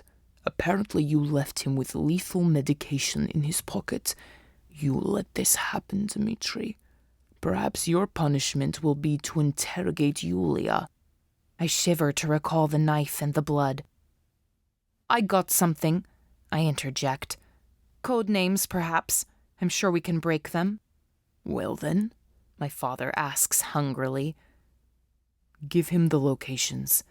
Dima taps my wrist with his index finger, indicating one, only one, real location.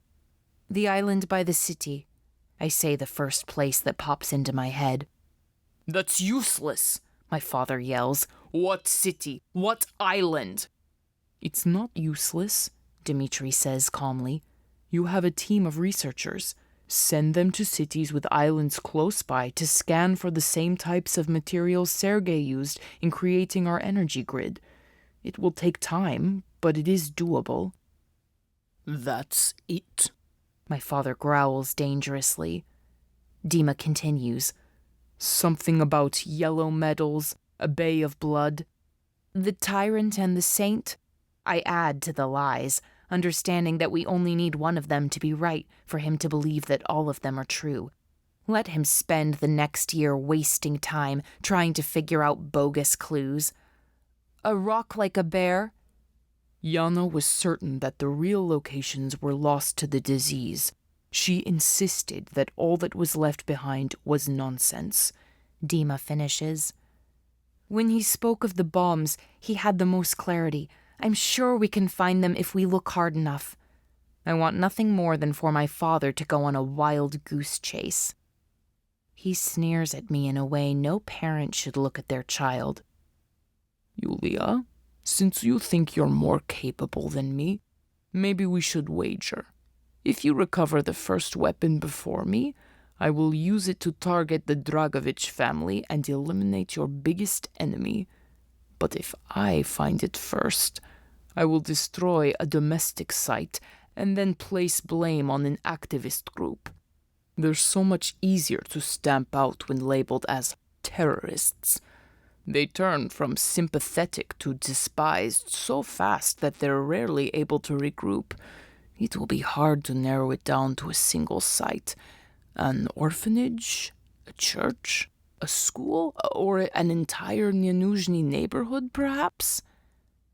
Where is his tenderness? Where is the compassion? Was he born evil, or did he have to work hard to get to this point? He turns to Dimitri. Take her to the number 4 respite site. Let's see what the two of you can accomplish together. I'll even give you a 72-hour head start. Either way, it's a win for me. End communication. He disappears. He's already looking, I say. He'll give us the 72 hours.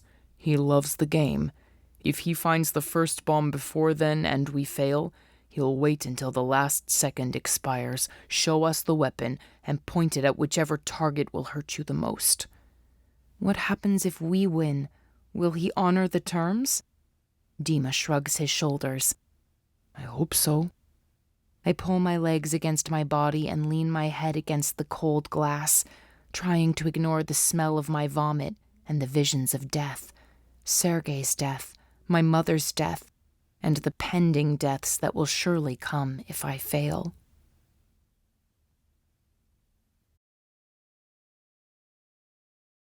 Chapter 33.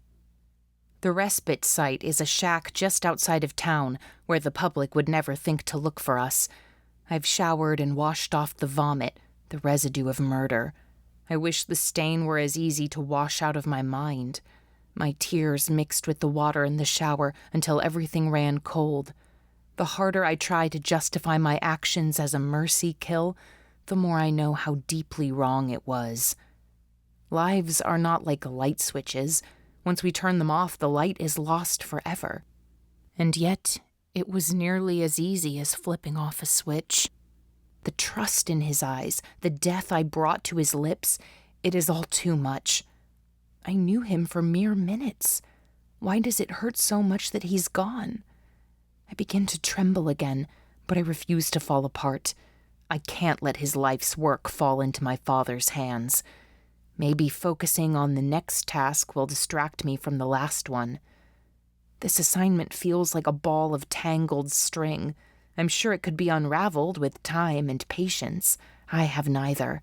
I have 3 days to accomplish an impossible feat. The clock is ticking, and I don't even know where to begin. I pile my wet hair on top of my head and twist it into a knot. I open the bathroom door and force myself to put one foot in front of the other. Weak and exhausted, I've run an emotional marathon today, and I wish I could curl into a ball and sleep it all away.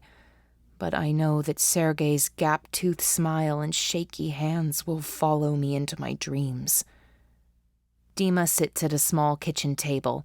He has a holographic map in front of him, and I can tell he has been working the entire time the water masked my cries.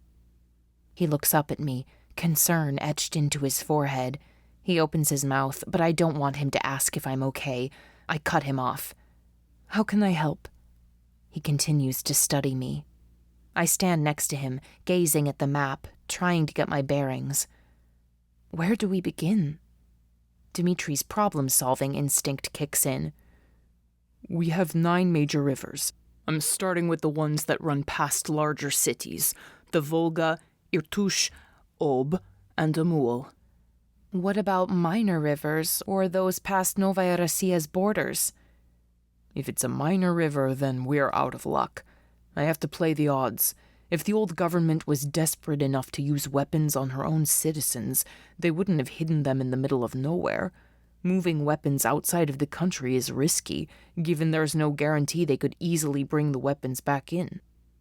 His logic makes sense. Even so, this task is impossible. There are hundreds of islands along the Volga alone. I started on the west side of the Volga. Dima indicates the brightly glowing spots marking islands. You start on the southeast side. Mark every island near a city. I begin searching, starting at Astrakhan. I tap on the little brown globs set against the blue of the river, lighting each island. It's a blessing to have something to focus on that doesn't require me to think. My mind goes quiet in the process. I move on next to Volgograd, then on to Saratov before heading to Samara. Tap, light, tap, light. Dima brings over a plate of bread and cheese, but I don't stop. Hunger would require a connection to my body. We work in silence, and I'm grateful he's not trying to comfort me with trite phrases like, "It was a mercy for him to go," or "He's in a better place." They might be true, but it is also true that I took a life, and no matter the context, I can't forget that. Tap, light, tap, light. I push the guilt to a deep corner in my mind. Dima stifles a yawn and rubs his eyes. I'm suddenly aware of how heavy my own eyes are. I rub them, intending to keep going. We're getting sloppy, Dima says quietly. Let's call it a night. We can start up again first thing tomorrow morning. I open my mouth to argue, and he points out 2 islands I missed. How will we scan all of these islands in 72 hours? I ask him. We won't, but I'm hoping we'll come up with some ideas in the morning as we look at the information. He yawns again. It's your family. There's got to be some connection. Then he says, Come on, let's get some fresh air before bed. It smells in here. He stands, stretches, and steps out into the cool night, where bugs swarm the lone light bulb. I follow him out. Close the door so the mosquitoes don't get in, he says, and I slide the door shut and step close to him. Do you have any ideas? I ask softly. He nods. There are 7 bombs and 7 families. So much of Sergei's clues were nonsense. But what if the Red Mountain is code for Krasnaya Polyana? The phrase literally means Red Mountain. It's outside Sochi, which is the location of Andrei Stepanovich's operation. Why else would you want to target Sochi? There are cities with much larger populations. If I'm right that Sergei hid the bombs close to each family, then we're looking for a base location that happens to be a riverside city. I nod. So if we know the family's locations and can figure out the nonsense words, we can find them all, I say, trying to process.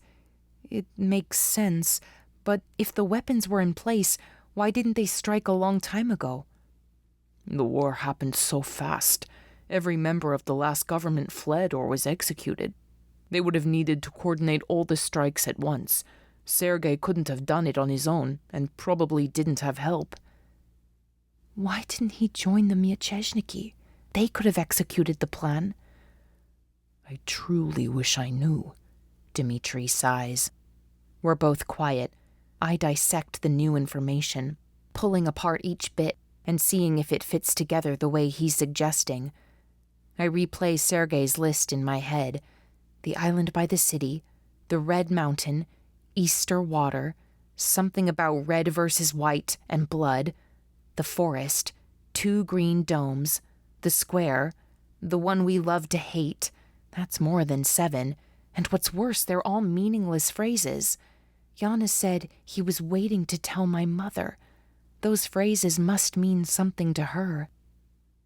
Dima breaks through my speculation. There are maybe 3 or 4 targets located near rivers. I'll give you a sign so you know where to focus. I think we have a shot. His voice is low, but not a whisper. I imagine it will pick up on the peredacha, but not enough to distinguish any words. It's the perfect way to have a conversation without raising suspicion. No one would suspect us of planning something so traitorous in plain sight. Then why did we waste so much time? My brain and body are tired. My soul is weary, and I don't have the mental stamina to waste time. Because we have to make it look like we're making a wild stab at this, or your father will suspect we kept information from him. Don't mention the families.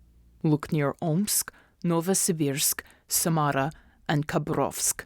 Search every single island around the cities. I'm praying your mother left you with some clues. He stretches out his back. How will you make contact with the Mieczyszniki? I pull the necklace from below my shirt and show him the emerald green locket. This is all they gave me. Dima laughs. That's from Mir Vkusna. Don't you remember? They had a giant Fabergé egg in the case near the bakery. You asked your mother to buy it for you. Is this their sign? I ask. They wouldn't dare use a sign repeatedly. It's a sign for you to reach them. When we know where we're going, we'll make sure you get photographed wearing the locket. He looks relieved. Don't give up, he says. He hasn't beaten you yet, and in a few days, You'll be where you belong. He places a hand on my shoulder, and I lean my head against it, needing so much more from him. I wrap my arms around my chest, trying to hold in the ache. I'll never see Dima again. I have committed crimes I can't absolve myself of, and I'm stepping into a life that is a complete unknown. My chin quivers, and I take a deep breath. Will you ever forgive me? I exhale slowly. I already did, probably too quickly. He smiles sadly. But it doesn't matter. We're on different paths. Yours will lead you away very soon, but it's the right one. He steps back just as I'm about to step closer and walks into the house. I look up at the sky, wishing my mother could write a message in the stars to guide me. I cling to Dima's plan. As unlikely as it seems, at least it gives me a small measure of hope. When I open the door, Dima's chest is bare, and he has already changed into his sweatpants. He spreads a thin blanket onto the lonely, threadbare couch. I climb into the miserable bed, still not ready to face my feelings. I fear they'll drown me if I open that door tonight.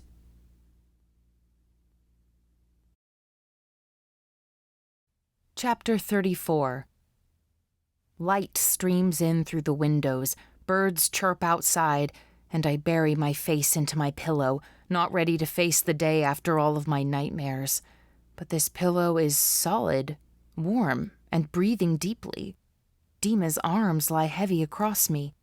I don't remember him coming into my bed. I pull back to look at him, and he rubs his eyes, looking at me in confusion. Sorry, I didn't mean to stay.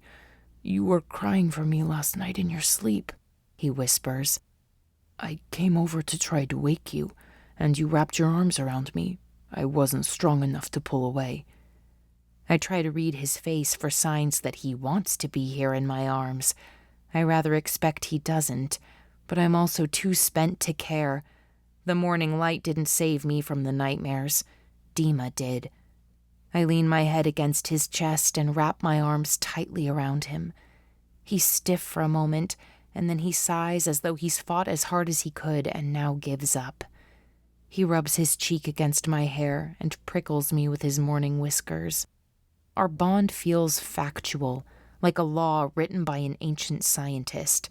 Dimitri must love Yulia. Yulia must love Dimitri in equal measure. There is no other way the world makes sense otherwise. We cling together, stealing a moment of connection and comfort before we face the battles again. I will love you forever, I tell him, and my heart will always be yours. He wraps me more tightly in his arms. Somewhere in Moscow, this conversation will be viewed as two lovers making up after a fight, instead of two hearts preparing for surgical separation. I want to write this moment on the pages of my heart and publish it for eternity. I trace his muscles with my fingertip. Then it settled. And now, my love, you have your certainty. Bitterness seeps into his sacred words. Yes, we have certainty. We'll love alone. When I cry for him at night, I'll wake up to an empty room. I bury my face into his neck and try to breathe in a lifetime of love in a single moment. It will never be enough. We have to get to work, he tells me, and I nod in agreement. But neither of us moves. I know work can't wait, but I also know that when we get out of this bed, we begin the process of saying goodbye. We sit again in front of the holographic map, my head leaning against his shoulder, his arms wrapped around my waist. It was our unspoken compromise to hold on as long as we can. I start at the Amur River, tapping the holograph every time I see an island. But after each island, I look back to Khabrovsk, trying to find anything that catches my attention. Sometimes I'll see a name jump off the map, only to realize it's because I know somewhere else with that name. I don't have any recollection of or connection to Khabrovsk. I want to jump ahead to another city, but I have to pace myself, taking my time. I let an hour go by, and then I start to feel panicky. I have today and tomorrow to recover this bomb. I'll need time on the ground as well. I stretch my back, then stand behind Dima, wrapping my arms around his waist and resting my chin on his shoulder. I spend 15 minutes looking at every possibility around Omsk. Nothing stands out. I find myself trying to make up connections to any of these places.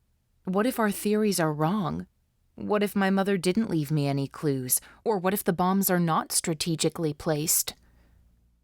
Don't do it, Dima says. Do what? I ask. Don't get discouraged.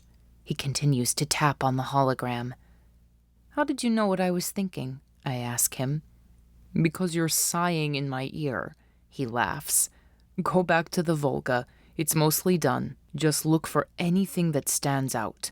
Maybe there's a family connection, or a place your mother mentioned from her childhood. Sergei was your great-uncle. People always choose familiar places. Normal mothers tell their daughters about their lives. Mine hid everything. I sigh, then kiss him on the cheek, in awe of how perfectly he maneuvers right in front of the cameras. I stand in front of the Volga, staring at the islands around Samara. I close my eyes to picture my mother and catch a remnant of a long-forgotten conversation. All the other girls are going to Europe this summer, and we never go anywhere, I complain to my mother. Well, all of the other girls don't have a father who leads the entire country, she tells me patiently. A lot of good that does me. I want to see the world. She smiles patiently at me. I can see the look on her face so clearly it makes me ache for her. You're so quick to see the world, but you haven't even seen your own country. Her ghostly form pulls up a map just like this one and sits next to my pouty 11-year-old self. One day, when you're older, we'll take a cruise up the Volga. We'll eat all of the delicious foods as we take in the beautiful cities. And when we get to Samara, I'll show you where I used to live and the little island where my family would take picnics in the summer. She points to a little island. I'm too busy rolling my eyes to fully catch the name. Dima, I remember something, I say frantically, searching near Samara.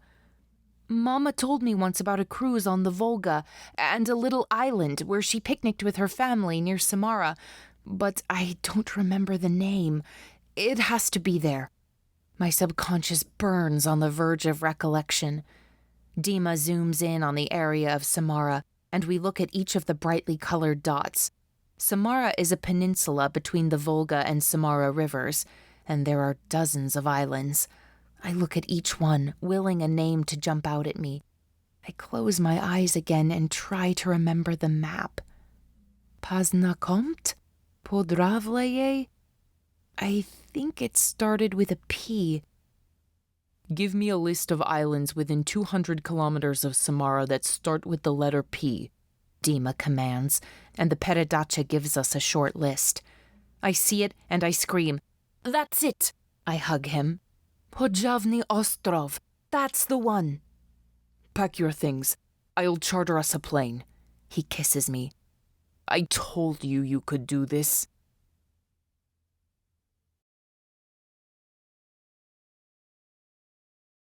Chapter 35. You called the press? Dima asks as our car nears the little airport. Every stop we make matters to the people. I follow his pretense. We need the necklace photographed and the pictures distributed. I told them we snuck away for a romantic getaway. Every outlet in Kazan will be there hoping to boost tourism, so make sure you're thoroughly enamored with me. I try to sound lighthearted, but my joke only increases the ache in my heart. I both want and don't want to finish this mission. As soon as we succeed, we'll be ripped apart. Easiest assignment I've had all day, he says quietly and squeezes my hand a little tighter. The car stops. I slide the emerald egg from under my shirt and make sure it's visible. Dimitri opens the door and waves to the small crowd before offering me his hand.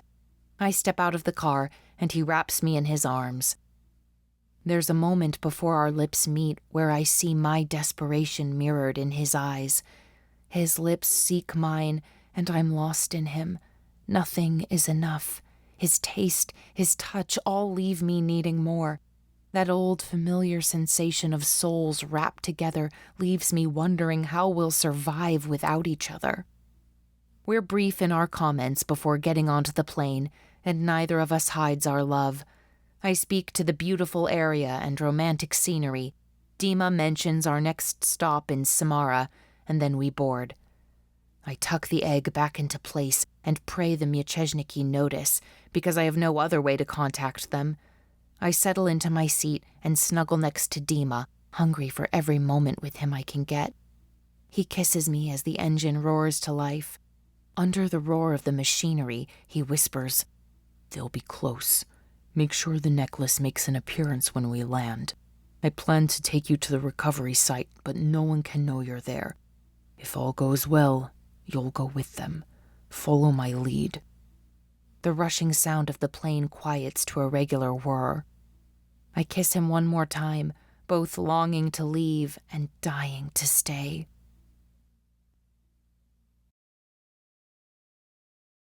Chapter 36. Samara, Novaya Russia. Our hotel room is set up as a communication base for the mission. Dima is video conferencing with a team of 6 soldiers and 2 specialists on explosive devices and detonation.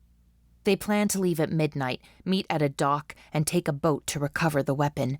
The explosive specialists are excited to uncover what they hope will be a technological breakthrough that will make Novaya Russia the most powerful nation in the world. I pray they never get their hands on this weapon. I uncovered the information and location. This is my mission. And yet they sit here making decisions without even acknowledging me or my accomplishments. For the first time, I'm grateful rather than frustrated that my sex keeps me on the sidelines. Tonight, all eyes will be on Dimitri. Hopefully, no one will notice me.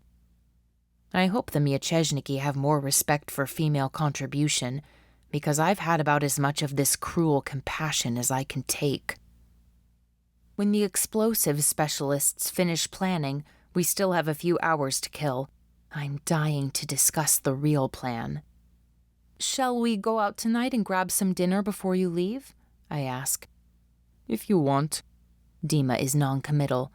"We could just get room service and stay in as well." He stretches out on the couch.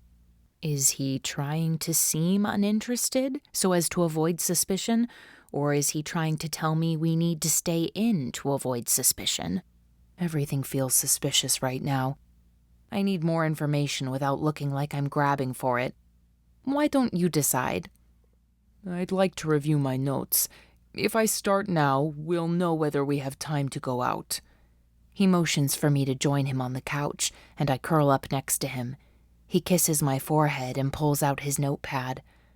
I scan his notes and notice that certain words are written in print.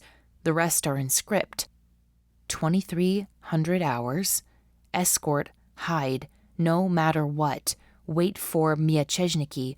Go with them. I look up at him with so many questions. His eyes don't leave his papers. He continues to read over his notes and writes a few more ideas in the margins.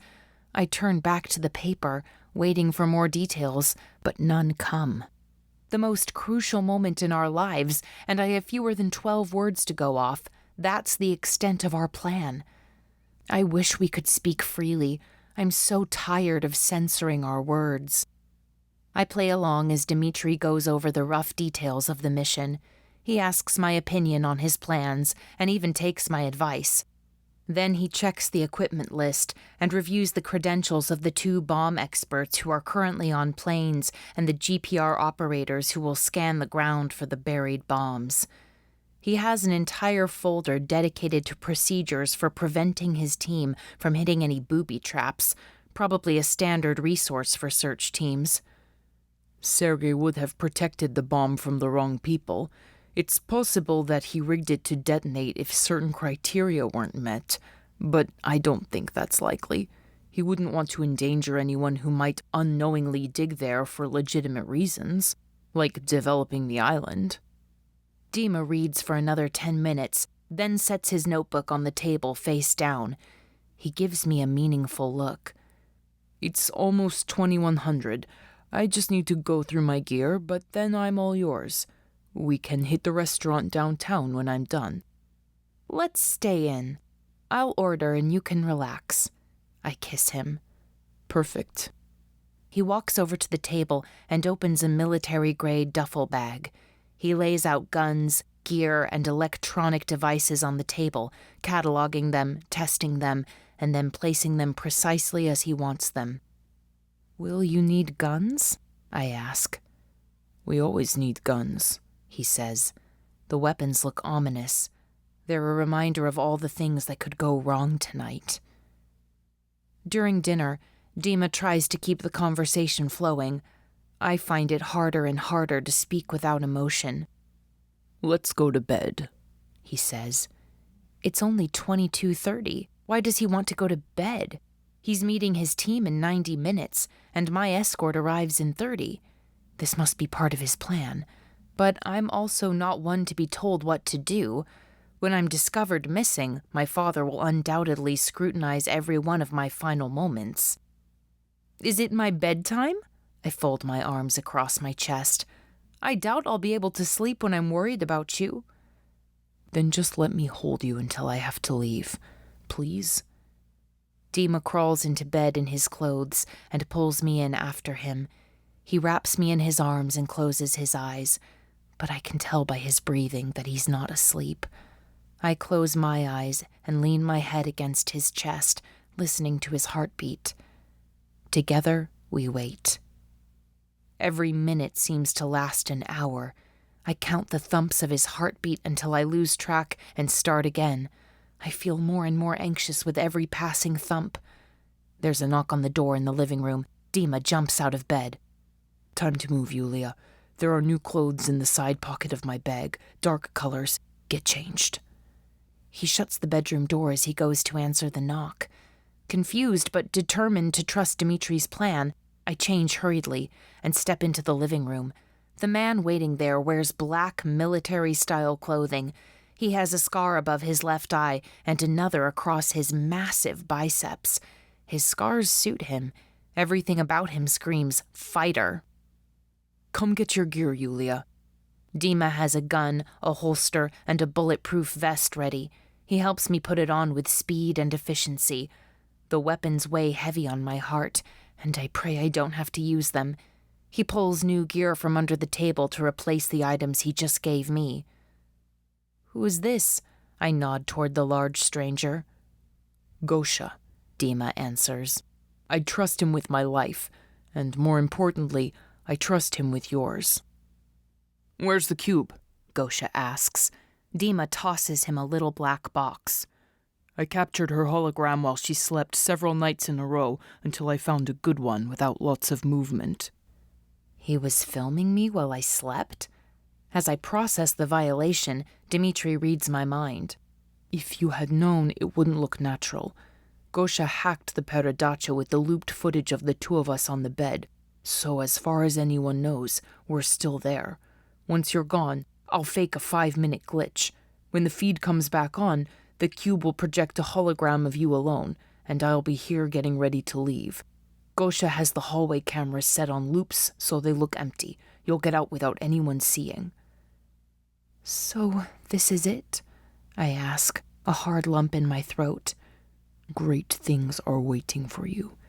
He places both hands on my cheeks and kisses me. Promise me you'll take care of yourself. I promise. My voice shakes as I try not to drown in the flood of sorrow that fills the room. End it, and then come find me. I beg him. My heart feels like it's bleeding. Dima nods, unable to speak. I wrap my arms around him and we cling to each other, both of us frozen in our pain. Gosha clears his throat and checks his watch. We need to release the looped footage before the system scans for interference. Give us 60 seconds to be clear, then start the glitch. Let's go. Dima nods but holds me even tighter. Go. His voice breaks. I love you. I kiss him one more time, but don't trust myself to say another word. Chapter 37. Gosha is not a talkative man. We've been sitting silently in a thick clump of muddy grass for an hour by the time Dima arrives with his team. I watch the men comb the field with their GPRs. The process seems to go on forever before one of them finally calls out. The men all congregate around the spot, and I move to get a closer look. Gosha reaches out to stop me. He motions toward the darkness. Your job is over there. They're here? I squint, trying to make out forms in the light of the stars. They've been here. They followed you. He holds his gun in front of him and starts moving. Stay low and stay quiet. We move away from Dima and his team. It feels wrong. My gut tells me I need to be with him. I take a deep breath and trust in our plan. We creep toward a thick grove of trees, and I think I hear movement. When I turn to look, I meet the barrel of a gun. Gosha shields me from the weapon. He holds his gun in front of him, relaxed, but something tells me he could raise it and shoot in an instant. Здравствуйте, the voice says quietly. The barrel advances, and with it an older man, probably 65 or 70. From his deeply defined scowl lines, I suspect he rarely smiles. Здравствуйте. I return his greeting. Are you the ghost?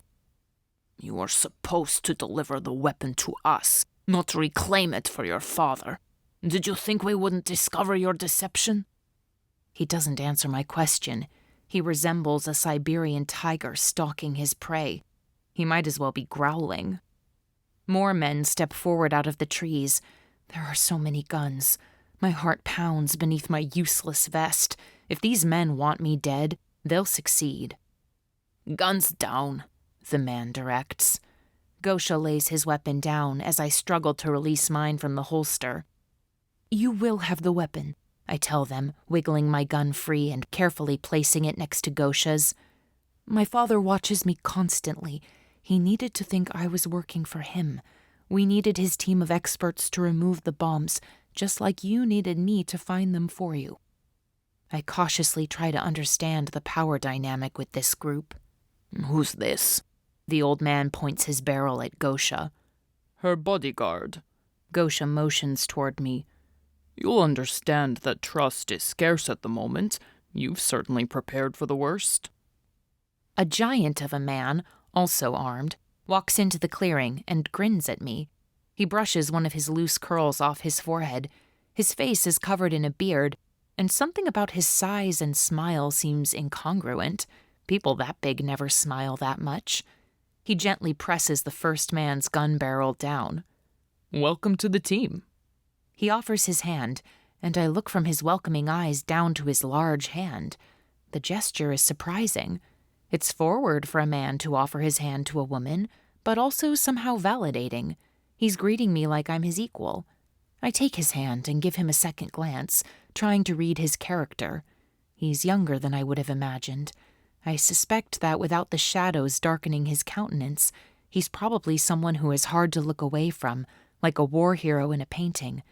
Your eye is drawn to him, even when there is so much else going on around him. She's not on the team yet. We don't have the weapon, the old man grumbles. They found it, the giant answers, focusing on me enough to make my cheeks burn in the darkness. I think it's just what we hoped for. The recovery team has never seen a weapon like this before. They're out of their minds with excitement. What does that mean? I ask. It's hard to guess. They're old bombs. They should have leaked nuclear waste through the area, but it's uncontaminated. One of the experts mentioned something about clean bombs. The core is nuclear, but it's contained. His grin widens as he studies my face. It's like he's searching for clues hidden in the curve of my eyebrows. His staring is beginning to make me uncomfortable. Do I have jam on my chin? I ask him, wanting the giant to turn his attention elsewhere. Sorry. Strong family resemblance. He grins. You look just like... The old man cuts him off. The whole world knows she looks just like her mother. Shut up and get the men ready to move." "Why are they moving?" I ask, not liking the sound of this. "To get the bomb," the old man says without looking at me. "Dima will bring it to you," I tell him. "You don't need all of these guns." "We don't trust the murderer." "Then trust me." I try again. "I've done everything you asked. Leave my team unharmed, or you'll leave without me or the weapon." "She's going with you," Gosha says. "If I have to throw her over my shoulder and strap her into your boat." I glare at him, though I doubt he can see it through the inky night. Of course Dima had given him such orders. The old man orders someone hidden behind him. "As soon as the bomb squad has the weapon in the box, surround them." "There's no need for violence tonight," Gosha says in his deep, commanding voice. "The voice of peace," the old man wheezes with a scornful laugh. "Where were you when they were filling graves with bodies discarded from the work camps?" For such a small man, he's fearless. He inches his way toward Gosha, who is easily twice his size. "Old man, call your men back," Gosha says through gritted teeth. "Don't do something stupid that we'll all regret later." "If they surrender, the soldiers will leave here tonight in one piece." The old man looks Gosha straight in the eyes. I can see the truth in his gaze, and Gosha nods in acquiescence. But something still nags the back of my mind. I look toward Dima, attempting to make out his frame in the darkness, but I can't find him. A sick feeling twists knots in my stomach. "Now," someone whispers, and men take off running through the trees. Realization dawns on me. "Dima is not a soldier," I gasp. "Dima's execution order was signed years ago when he started exposing and executing our men." The old man is unapologetic. "Short," Gosha curses before headbutting the old man, picking up his rifle and running as fast as possible through the woods. The man curses and grasps his bloody nose. Before I can run, he has my arm in a tight grip.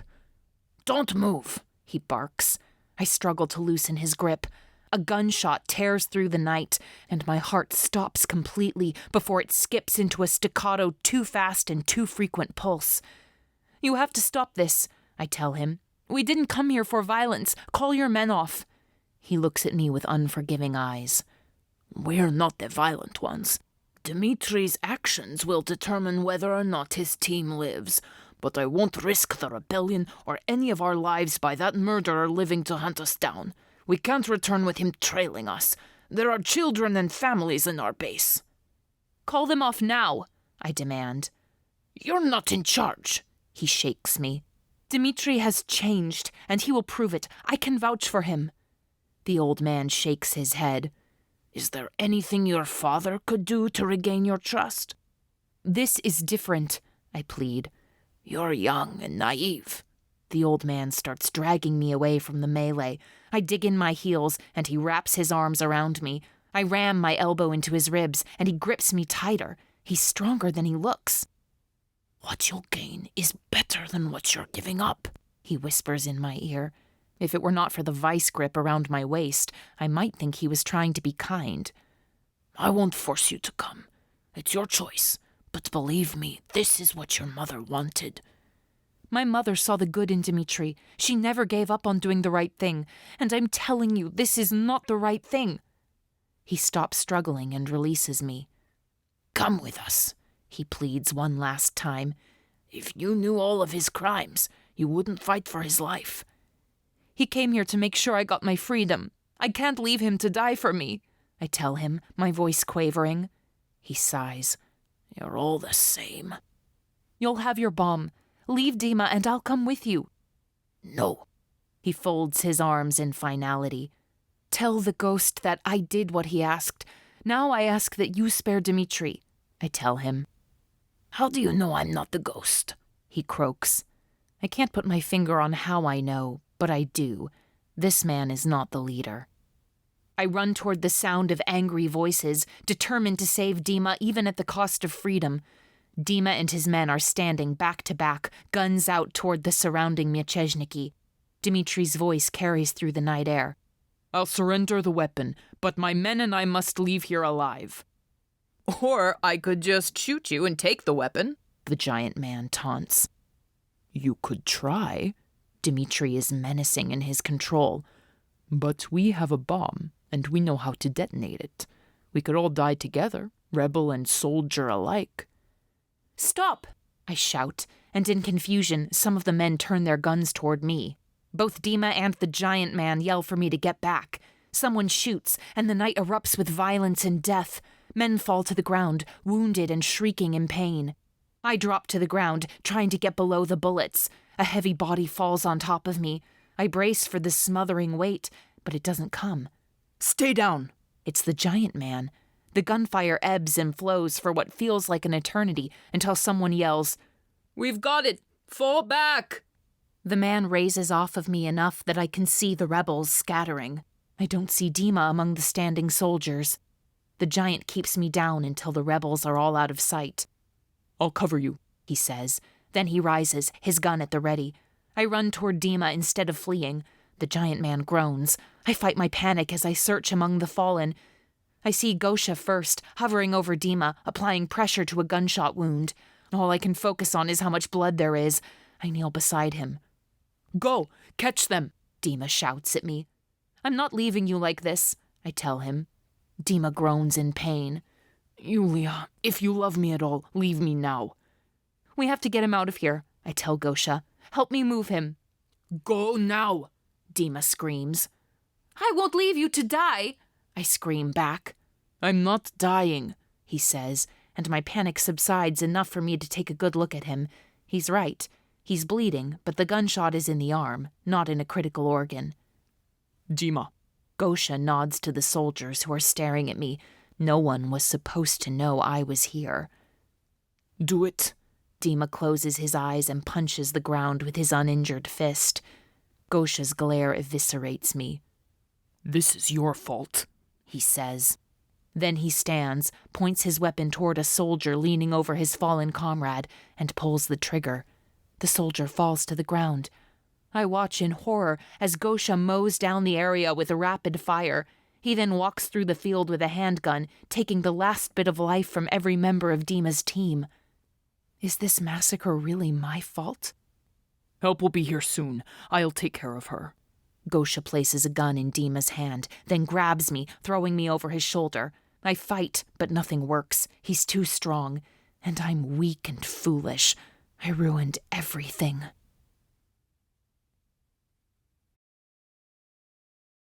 Chapter 38. Gosha shoves me into the passenger seat of his black van. I pound my fist against the dashboard. He was never in danger, Gosha barks at me. I shot him so he'd go down first and not be a target. He slams the door shut and walks to the driver's side. He climbs into his seat and punches the steering wheel. Too many faces fill my mind. The soldiers, shocked and afraid just before they died. The old man's judgment. The enormous man's protective determination that faded to betrayal. Dima's panic. And now this. Gosha takes a deep breath, closes his eyes, and pinches the bridge of his nose. I did this. The air between us pulses with anger. Gosha's anger radiates toward me. Mine reaches for someone else to blame, but comes back empty-handed and self-destructive. I struggle to know where to focus it. It is multifaceted, a hydra capable of sprouting more heads. I fear it will eat me alive. What's the plan? I grit my teeth, trying to control myself. The plan? He questioned sarcastically. Oh, you mean that thing you threw out the window? I mean the thing that keeps Dima, me, and you alive. I don't have one at the moment. He slams his hand on the dashboard. I'd have to put another block on the hallways and the service staircase. It's a week's worth of work that I'd have to accomplish in the next 30 minutes while driving this car. Could you reprogram my prism self to get out of bed and walk down to the lobby? No, he says like I'm a complete idiot. All a prism can do is play a previously recorded or computer-generated scene. A realistic CGI takes a week or more. What other resources do we have? Men? Money? Allies in the hotel? Zhenya is there. She would do anything I ask. Great! I'm risking my life to help an entitled, ungrateful princess, and my accomplice is geriatric. This is wonderful. Your accomplice is me. She's an asset. What other assets do we have? I don't have time or patience for his condescending frustration, no matter how justified it is. Are there any other ways to get back inside the building? Yeah, you could walk in, take your shoes off, and kick back on the sofa while you're also sleeping in the bed. His sarcasm is getting old. Well then, that's our answer, isn't it? I'm not going back to the room. I'm not dying for you tonight. Tie me up and gag me. Leave me in some housekeeping closet with a warning note. They'll find the prism, realize I was taken, and it will make the whole night look like an ambush. It might even help Dima more. I think it's a brilliant idea, but based on his scowl, Gosha does not. Do you want a second chance with the Mieczyszniki? Framing them for kidnapping and murder is probably not a good look. That's a fair question. They clearly wanted Dimitri dead. If I could talk with their leader, I could get some clarity. It seems that the Mieczyszniki follow the same pattern of wanting to use me without informing me. And heaven forbid anyone would listen to me. It tastes bitter. Or maybe that's just the aftertaste of my guilt. Nevertheless, Gosha is right. I can't afford to slam that door shut. Pin it on the Organizatsaya. My father is paranoid anyway. It will feed the discord between him and them. And the Mieczyszniki will escape without notice. If the Organizatsaya wanted you dead, you'd be dead. They wouldn't play this cat-and-mouse game. That doesn't matter, I argue. Leave a note that says something like, power given can also be taken. He'll suspect the Organizatsaya immediately. It will make him more disquieted that the tactic is not what he expects from them. He'll be irrational and reckless. So, nothing new, Gosha grumbles. Oh, it's new, because he'll direct it toward the Organizatsaya. Maybe we'll find out what happens when you bite the hand that feeds you. Gosha scans the screen intently. This is the one. He points to a storage closet in the blueprint of the hotel. I'll get in and out in under 10 minutes. Disrupting the system will fit into the storyline. I'll have to wipe all of my files and leave the vehicle. He looks around the vehicle longingly. The back of his van is filled with computers and technology that I can't begin to understand. No wonder he was able to get me out of the hotel earlier. He has a mobile anti-surveillance unit. Given enough time, there is nothing this man couldn't break into. What if you didn't wipe the footage? I'm struck by a sudden idea. Could you encrypt it and leave behind incriminating evidence against the Organizatsaya? Don't have to, he says as his fingers move across his keyboard. The van itself is incriminating. He'll know which family produced this vehicle. You're part of the Organizatsaya? My brow furrows and my muscles tense reflexively. The gun in the corner no longer feels like a safety precaution, but a threat. He scowls at me as though he can tell exactly what I'm thinking. And you're part of the royal family plotting with the rebels. Dimitri is part of the government plotting with me. Don't be so surprised. It's true, but it doesn't make me feel more confident in this stranger. I take a deep breath and borrow some of Dimitri's trust in Gosha. Will they know it's you? I ask. They'll trace it to my family, but there are bigger targets. Hopefully the gun points to them first. He answers, not taking his eyes off the screen. His fingers fly furiously across the keyboard. The clock is ticking. According to the Peredacha reports, Dima has already been rescued and is being transported to the hospital. Very soon, someone will get around to letting me know that my fiancé has been shot in the line of duty. I have to be in that closet before the message comes through. Which family do you work for? I ask him. Not exactly first date conversation, he replies gruffly. I glance at the clock, my leg bouncing incessantly. Done. We have 5 minutes to get you in, or I'll be caught. Gosha pushes a button on his computer, and everything goes dark. He grabs some rope and duct tape and binds me with such efficiency that it is clear he has done this many times. I would hate to be his enemy. When you're in the closet, sing the national anthem to yourself 3 times, and then start kicking and making as much noise as possible. That will be enough time for me to disappear. It might take them a while to find you. I nod, and he covers my mouth in duct tape. Gosha pulls a black mask over his face, covering everything but his eyes. He opens the van door, peers into the alley, and then lifts me over his shoulder for the second time tonight. He places a small device on the service door and pushes a button. A light beeps 3 times before I hear a click. He opens the door, peers into the hallway, finds it empty, and starts to jog. When he reaches the next corner, he peeks around the side. Then he pulls back fast, like he has been hit by a jolt of lightning, and presses himself against the wall. My heart rate picks up. There must be someone in the hallway, and I fear they're coming toward us. I am keenly aware of these lost moments, as though I can see a countdown in front of me. Gosha peeks around the corner again. This time the hallway is clear. I hold my breath as we pass a door with a small rectangular window. We reach the door with the sign marked Boiler Room. Gosha turns the handle, but it's locked. He pulls a screwdriver out of his belt and shifts me on his shoulder, so I'm partially supported by the wall. Then he jimmies the lock. Gosha deposits me on the floor and turns to leave. "Wait!" I try to say, but it comes out as an indistinct yell. I intently look at him, and it takes him half a second to realize he's missed a critical step. He comes back, places the note on my chest, and turns to leave without a word. I begin to sing in my mind, "Novaya Rossiya, our sacred power."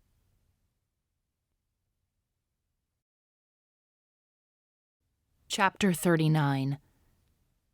I pray in the little hospital chapel. I pray for Yana and the other wives who won't have husbands thanks to me.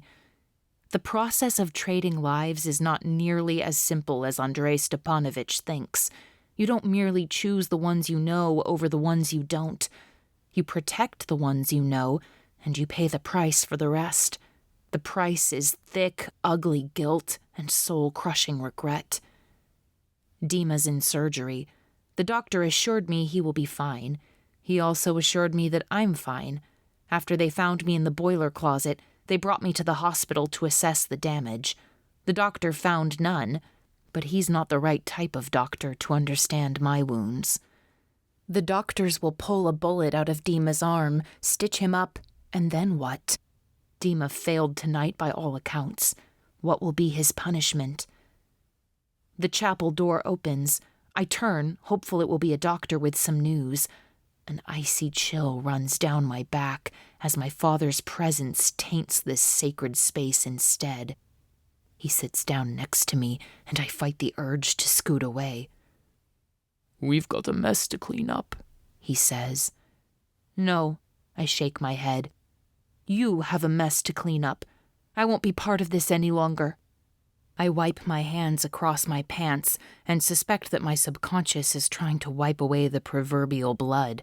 My hands are not clean. "The Dragovich family is responsible for all of these problems. When they're gone, everything will get better," he assures me. I laugh without any humor. "Better for who, Papa? Not our people. Not me. Only better for you." The muscle in his jaw tightens, and I brace myself for the argument, but it doesn't come.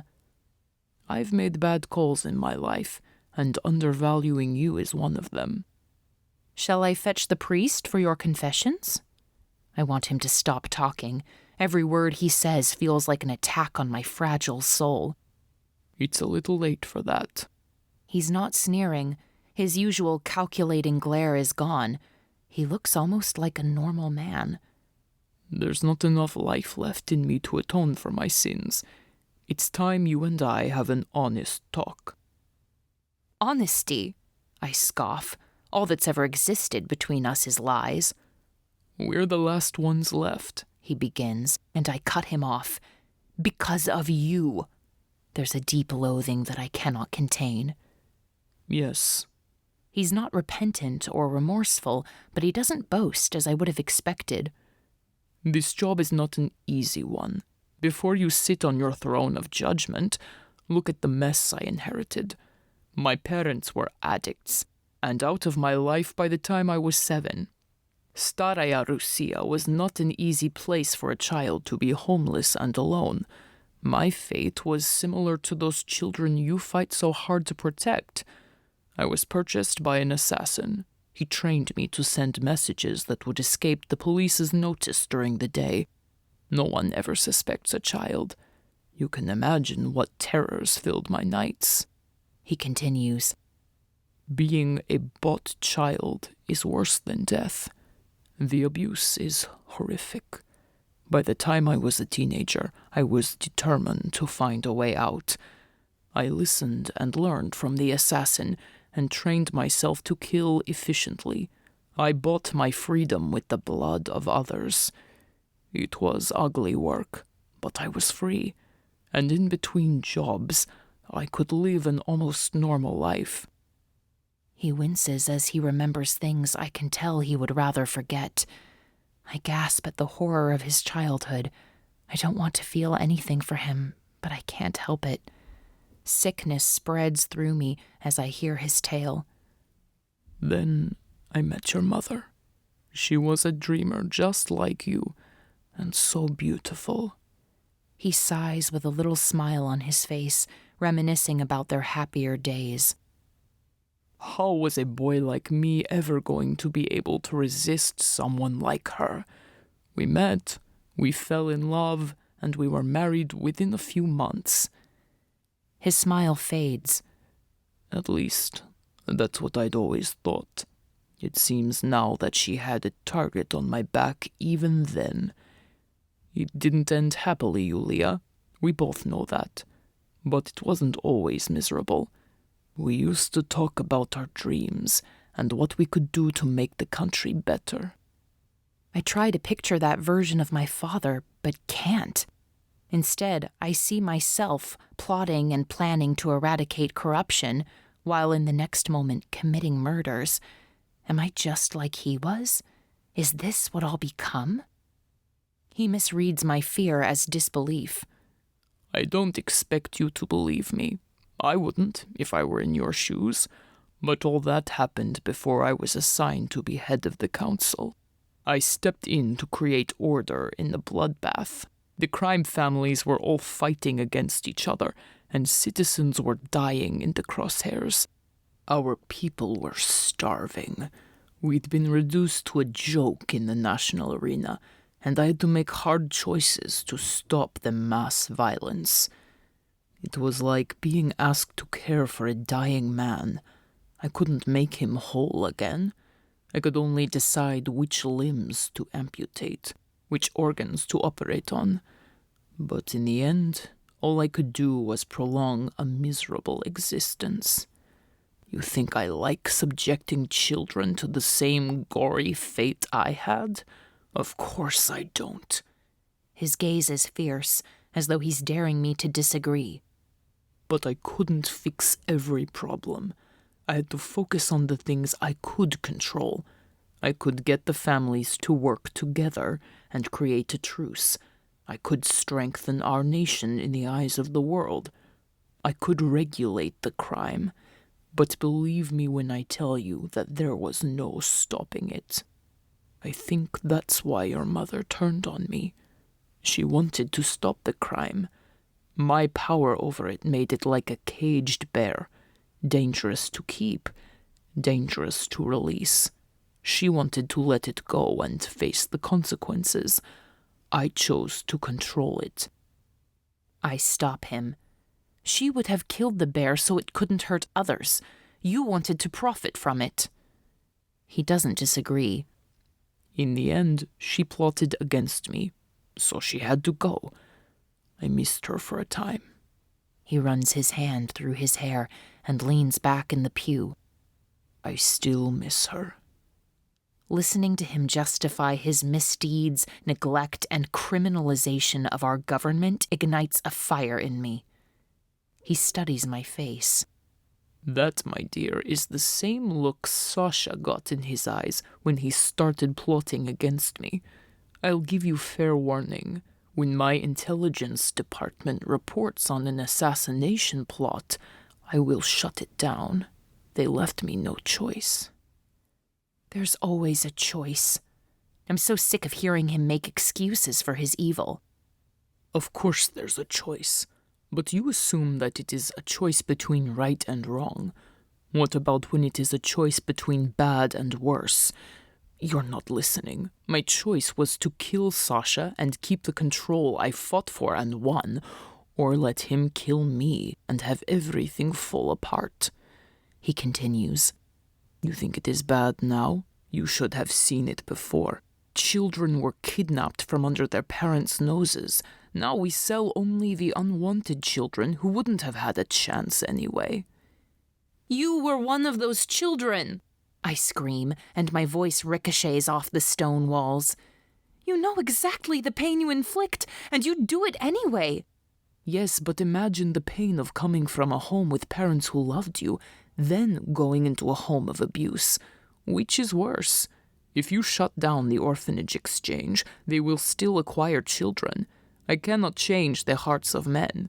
When men are evil, all choices are evil. And my job is to keep that evil under control. That is because you're a coward and afraid to fight the hard battles. I can tell instantly that I've crossed a line. His eyes narrow. The guard he had let down is back.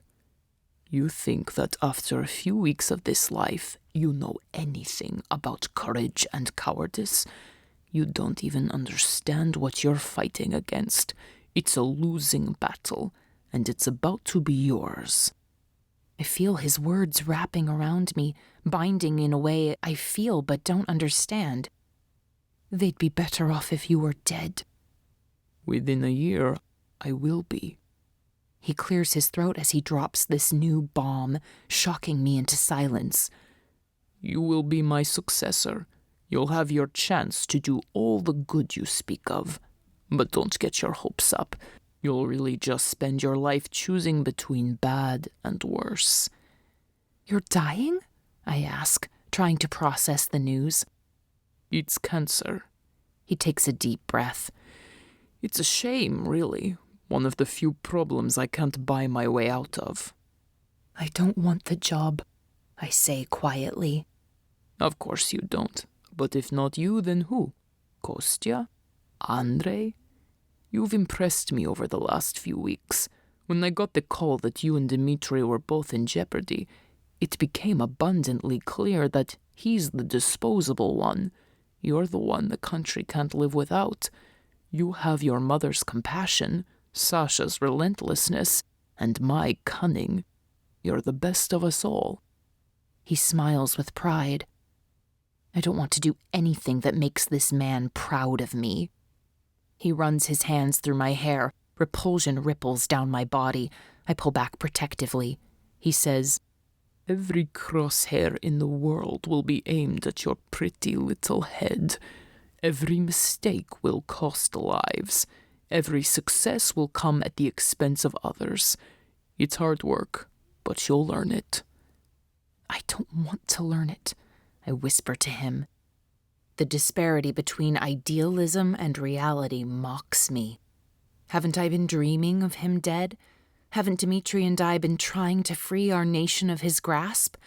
Whether it's God, the universe, or karma, some greater force steals our mission, and the result is repulsive. I don't want any of this. He pats my shoulder. You don't have a choice. It's already done. As soon as Dimitri is released, he'll take care of our retaliation. Then you can put him in his place, wherever you decide that is. I'm heading to a press conference. Too many people know what happened tonight, and if I don't make a statement, the people will start telling stories. That's always dangerous. You'll be a comfort to me as my body kills me one cell at a time.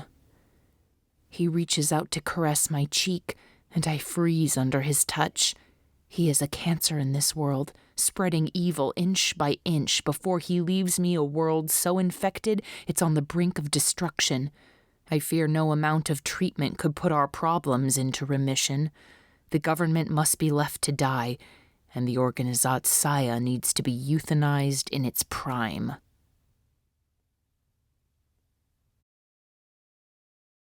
Chapter 40. Silence creates so much space for assumption. Dima came out of the anesthesia with a grimace on his face. I assume it was from pain, but the expression never left. Unrecorded, I imagine he would say, "You screwed everything up last night. Why didn't you leave?" I would say, "You wouldn't have left me alone with a gun pointed to my head. Oh, and by the by, my father no longer needs you, and our world is falling apart. The government is about to implode. The madman is dying, and I don't think I can save us." Instead, I say things like, "Would you like help buttoning your shirt?" And he responds with, "No," before we fall back into silence. The weight of unspoken conversations is so heavy, I feel suffocated by what I cannot tell him. After the doctor discharges Dima, patients line the halls to chant, "Strength and compassion." I wonder whether it's compulsory. If they knew the extent of our negligence, they would scream for our removal. I smile and wave at them. It feels as though each face I pass climbs on my back. The weight of my responsibility toward them feels so heavy it might crush me. I don't feel up to talking.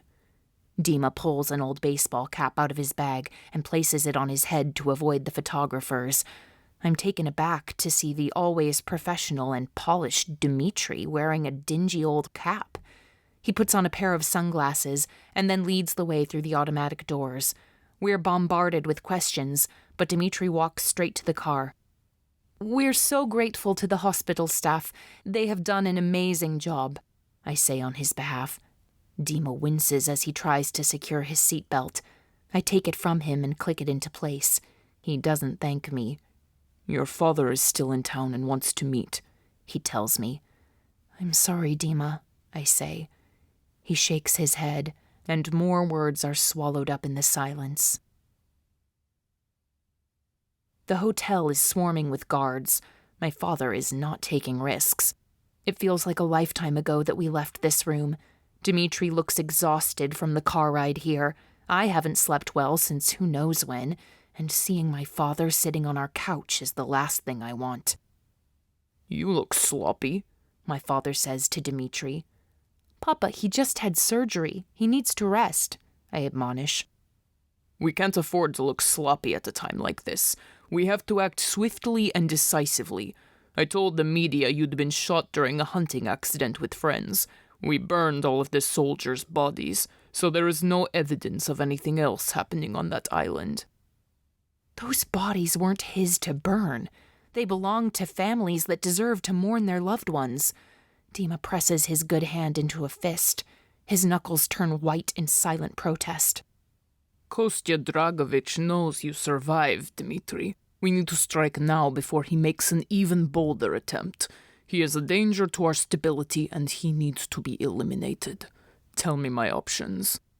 Dimitri closes his eyes, thinking, and I want to cry for him. The years he spent trying to save and take lives must have been torture. You can't balance humanity on a scale and weigh which lives will stay and which will go without destroying yourself. Dima says, "Kostya did this to send a message. He could have killed us, but instead, he showed you how close he could get.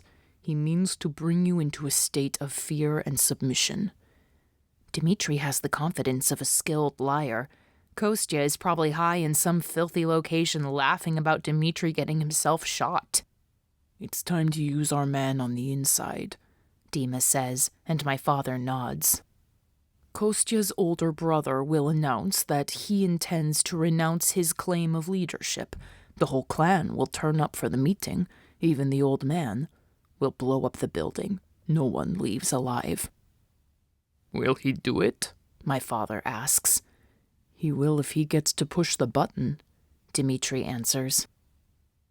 "Tell Georgy Grigorovich he will be rewarded with any position inside of the council he chooses for his efforts and loyalty. Plus, he'll get the family money. He'll be one of the most wealthy men in the country. I'll charter my return flight. I need to be far away when this happens." "I'll call Gosha," Dimitri nods. Gosha is the heir to the Dragovich family, and we are going to ask him to murder his entire clan. I think of his face last night as he mowed down strangers he'd never met, and my heart aches for him. My father stands. I'm pleased with your plan, Dimitri. He smooths out the wrinkles from his jacket. But don't think I have overlooked your failure. The Dragovich family now has a weapon that will make them powerful enough to take out any other family, or me.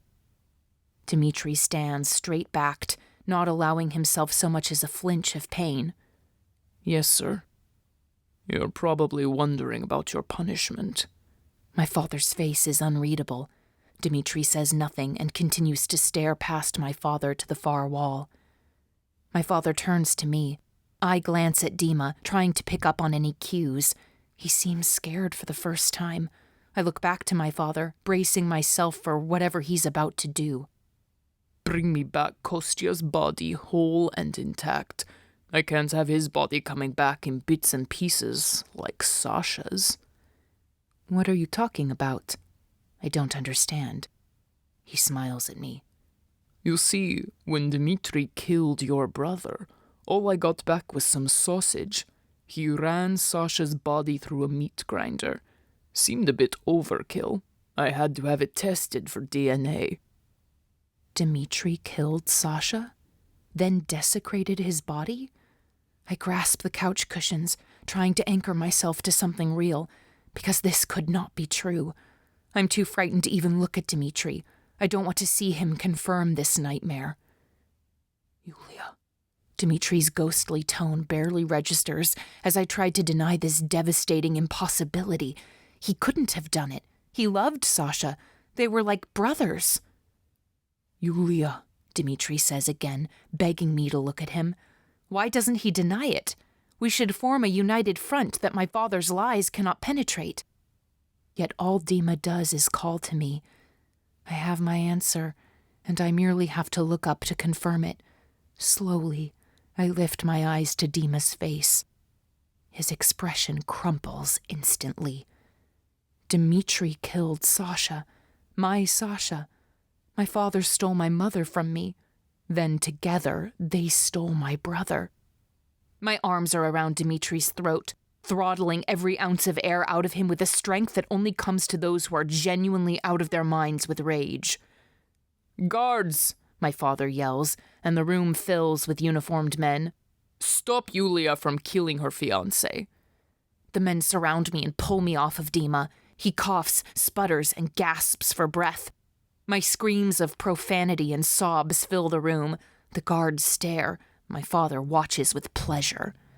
When Dima catches his breath enough to speak, I'm satisfied to hear his raspy, pain-filled whisper as he tries to get the words out. Yulia, please don't. My father interrupts.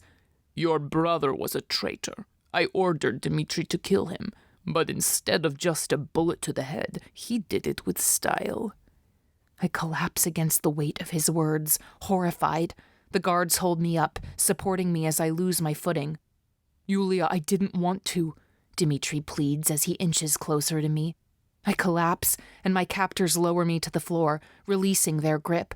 I seize the opportunity and charge Dima. I punch him hard in the jaw before they can stop me. I hate you, I shout at him. You deserve each other. You're just as bad as... Silence her, my father shouts over my rage, and a hand cups tightly over my mouth. Don't say anything you'll regret, darling. Dimitri collapses on the couch, and I revel in his pain. He should suffer. I want them both to suffer. My father grabs a fistful of Dimitri's hair, yanking his head up. Consider yourself punished. Don't fail me twice. Bring me Kostya's body. He commands the guards. Take Yulia to her room. Dimitri needs to focus without interruptions from a hysterical woman. My father peers at me. Then he says, Harness the emotions, darling. You rarely get to kill the ones you want when you want. He's still useful. He turns to leave. I'm glad he's dying, but he deserves far more suffering than cancer will cause. So does Dimitri. I don't resist as the guards shove me into the bedroom. I collapse to the ground, shaking with a betrayal so deep it feels like I will die from the pain. Chapter 41. When my brother died, my psychologist spoke to me about the stages of grief until I could recite them in my sleep. This is different. I've grieved Sasha's death already. Now I have an insatiable need for revenge.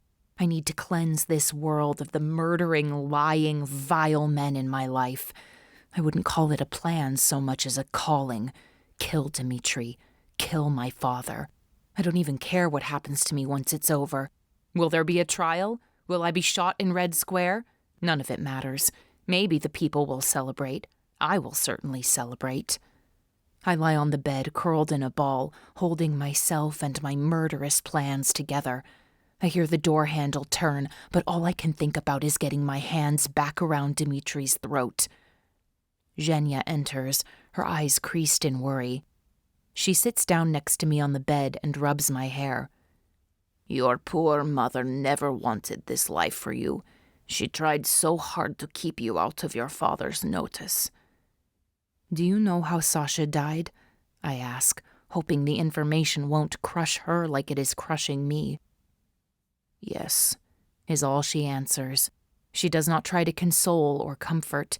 She simply squeezes my hand. Yulia. Zhenya presses her lips together and narrows her eyes as she searches for the right words, safe words that won't reveal how much she knows. Your life is complicated, but your story is just beginning. Don't give up now. She must look at me curled up on the bed and still see the girl who can't handle this world. She doesn't understand that I'm conserving my strength and harnessing my pain, because I'm no longer that girl. I'm the woman who will blow up their entire universe. Dimitri is leaving soon, Zhenya says. He says you can come or stay. He won't force you. I'm going, I answer without hesitation. Sasha was being tortured, Zhenya tells me. It was a fate worse than death. What Dima did was merciful.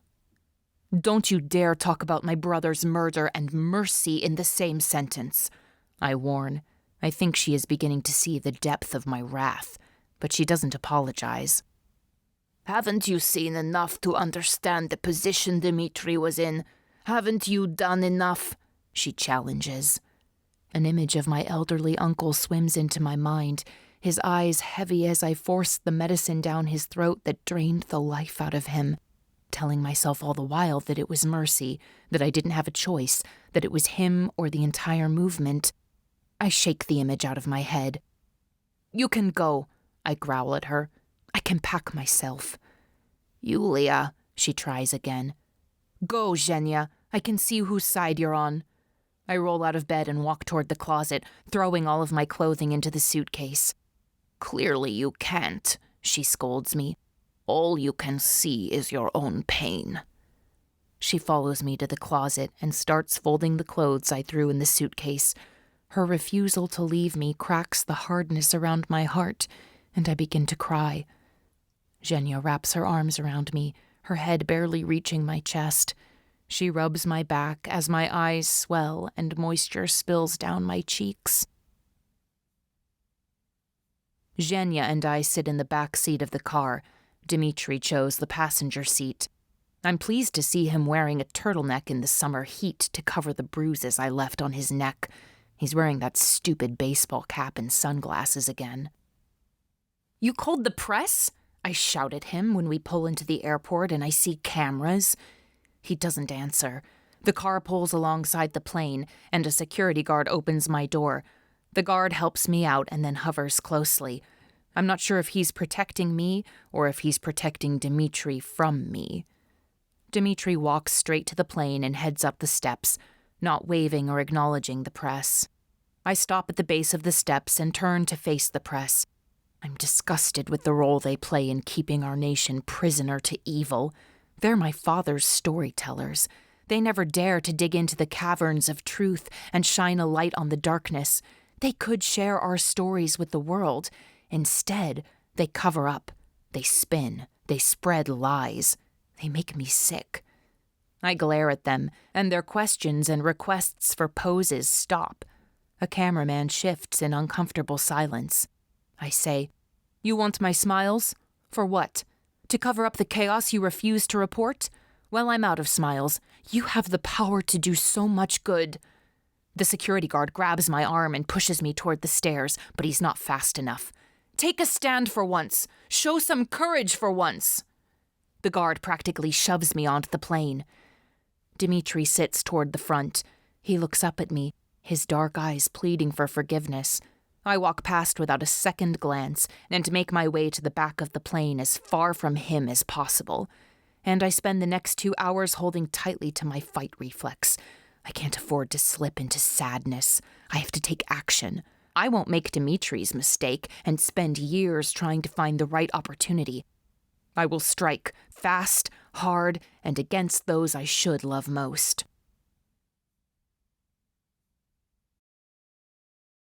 Chapter 42. I called for the meeting. Gosha's voice drifts through the thin walls. I stare at the faded purple flowers on the dingy walls in the bedroom of the flat Dimitri brought us to. The flat is dark and depressing, but the flowers prove it once had a promise of happiness. It feels fitting. I can hardly stomach being in the same room with Dimitri, but I refuse to be kept in the dark again. "Call Dimitri," I command the Peradacha. "Patch me into the meeting," I say when his hologram appears. Anger seeps through my careful control. His translucent form nods, and Gosha's ghostly form joins Dimitri's in front of me. Gosha is not happy to see me. She's reckless, rash, and emotional. I don't want her in this conversation. What you call reckless, I call uninformed. Maybe if Dimitri didn't keep hiding the truth from me, I wouldn't have so much blood on my conscience. I clamp down around my tender feelings, trying to make them hard. I need them to be hard. Your conscience? Gosha scoffs at me. I don't remember you pulling the trigger. Yulia has a right to listen, Dimitri says quietly. How did they respond? They're panicking. My portable hasn't stopped ringing. Everyone is begging me to reconsider, but everyone that matters is coming. Good, Dimitri nods. And Kostya? He's foaming at the mouth. I told him I have a list of demands, and I need to meet with him personally before making my final announcement. I'll deal with him first before the others. Deal, not kill. Gosha tiptoes his way around the reality of this massacre. Does he suspect anything? Dimitri asks. Gosha snorts.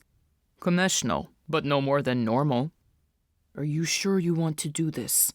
Dimitri looks at his friend with concern and compassion. It's your whole family. Rage flares in me.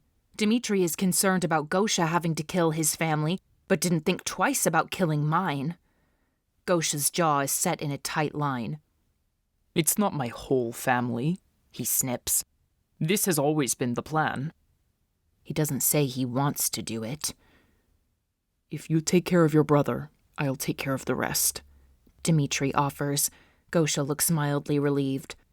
Why would taking more lives matter to Dimitri? They're just extra notches on his bloody belt. Timing is critical. We can't have anyone stumble across Kostya's body ahead of schedule. How will you do it? I ask, trying to glean as much knowledge as possible. Dimitri looks down, avoiding my gaze. Short-range missiles. The blast zone won't reach outside of the complex. He offers Gosha a silent apology. Gosha's Adam's apple bobs as he swallows. Gosha, are you okay with that? I ask. Gosha appraises me, trying to decipher my angle. Families might be messy, but they're still family, I tell him as I push my own impending murders to the back of my mind, trying not to imagine how I will feel when it's time to take out Dimitri and my father. It will be quick and painless, he swallows. My father has short-range missiles to protect our base if we're attacked. We can reprogram them to fire on the assembly hall. Whether I push the button or not, I'll be the obvious suspect. How can I help? I ask Gosha, not Dimitri. But Gosha is still not ready to forgive me for the unnecessary deaths, and he's not the only one. I can't even begin to exonerate myself. Stay home, Gosha growls. I deserve that, but I won't be stuck in this safe house when something so critical to the safety of my nation is happening. You're planning to destroy an entire organization with only 2 people. Another set of hands or eyes will be helpful. I try. Not yours. Gosha gives me a hard glare. If anyone found you there, it would be obvious what's happening. If anyone finds Dimitri there, it will be just as obvious. I shoot back. Yulia should come, Dimitri says quietly. We're taking out the top officials, but we won't get everyone. Once this goes down, none of us will be safe. We'll have to disappear as quickly as possible. There will be no time to come back and collect her or the old woman. They'll both come. Dimitri sent Zhenya to the market for supper, probably so she wouldn't overhear this conversation. Where am I supposed to stash them? Gosha doesn't hide his disgust. Don't stash me, use me. I try but fail to keep the frustration out of my voice. Give me a job to do. If we could get her into your house, she could monitor the security. We'll use wires on a closed channel to communicate. You know we need eyes and ears. Dimitri looks at me for the first time. Then he adds, But considering you tried to kill me this morning, how do we know we can trust you? I'm infuriated that he would question my trustworthiness. Trouble in paradise? Gosha asks. Welcome to hell, Dimitri mumbles. It's too much. I can't sit in the room next to my brother's murderer, listening to his smug voice as he plots another round of murders. I throw open the door, and Dimitri looks up from the table warily. Who do you think you are? I shout at him. Calm down, Yulia. He stands, probably so he can defend himself if I get the urge to strangle him again. How dare you tell me to calm down? How dare you imply that I'm the one who can't be trusted? You murdered my brother and then desecrated his body, and now you're going to stand there and tell me what I can and cannot do? Gosha's ghostly form looks between the two of us. I'll start programming. He disconnects, anxious to be away from this. How dare you make me love you when you knew the whole time what you had done and how it would destroy me? I glare at him. Dimitri's face falls. He doesn't try to defend himself, which only makes me more frustrated. There's nowhere for my anger to attach. It falls on a slippery surface. You're right. I was selfish and weak. I should have loved you in secret and let you keep despising me. I'm deeply sorry. Sorry about what part? I refuse to accept his inadequate apologies. Sorry that you sacrificed your best friend for power? Sorry that you manipulated me into trusting you? Or sorry that I found out? I'm sorry that I can't be the man you deserve. He has deep circles under his eyes. He looks pale and broken in a way I haven't seen before. He's not angry or proud or even controlled. Without his shell, he looks weak and disgusting. I can't believe I ever loved him. I glare at him, trying to control my tongue. He killed my brother to get power. What will he do when he finds out he's lost his power? After we finish this job, I'm done with you. He nods. I walk to the front door and open it, needing to be away from him. The guards outside block my path. I slam the door and return to my room, slamming that one as well. I pace the room, weighing my options. If I take my father's offer, I could rule the country within the year, but not the way I want to. I would be a prisoner to the Organizatsaya. The thought of holding meetings and judging which crimes are worse makes me physically ill. The idea of channeling their dirty money into charities as a cover is horrendous. I can't do it. Maybe I should have gone with the Mieczejniki. I gave up my chance, but for what? To protect a murderer. What's the price of a second chance? Could I do something alone? Could I rally enough support to take on my father? The people would be with me. They've been neglected, despised, and oppressed for so long it wouldn't take much to light the spark. They would suffer greatly for their rebellion. Thousands would die, and it would be at my request. How do you ask someone to trade their miserable life for the possibility of a better one? I see no answers, no clear indication of how to move forward. All I see is a long, dark corridor leading to a maze of anguish. And I only hope that freedom is on the other end, not just for me, but for everyone. I've been selfish, focusing on my freedom only, avoiding my wedding and sacrificing innocent lives. And now I want to run away from ruling because I still crave my freedom. But until my people have their freedom, who am I to claim mine? What if Zhenya was right and my time is coming? I could let Gosha and Dima blow up the Dragovich family and then go back home. I could help my father establish the documentation to pass succession on to me, then poison him in his sleep. He deserves to suffer the slow and painful death of cancer, but every day he breathes, others suffer. Ending him quickly would be merciful to him and everyone around him. How fast could I do it? Put Dimitri in jail, put my father in the ground, and rally the people to rid their nation of this infestation. Maybe I don't need my father, Dimitri, or the Mieczeczniki. Maybe they need me. Chapter 43. Dragovich Compound, Omsk, Novaya Rossiya. I'm hot, sweaty, and much too close to Dimitri. Zhenya is the only barrier separating us as we hide in a container in the back of Gosha's van. My urge for violence is still strong, and I suspect Dimitri knows it. He eyes me warily, keeping his hand on his gun at all times. The van is loaded floor to ceiling with crates full of equipment. The hope was that the security guards would get tired of searching before they found us. For once, hope was in our favor. The security team searched through half of the containers before they began grumbling about Gosha being a hoarder. The van slows to a stop, and Gosha begins unloading crate after crate. The process is excruciatingly slow.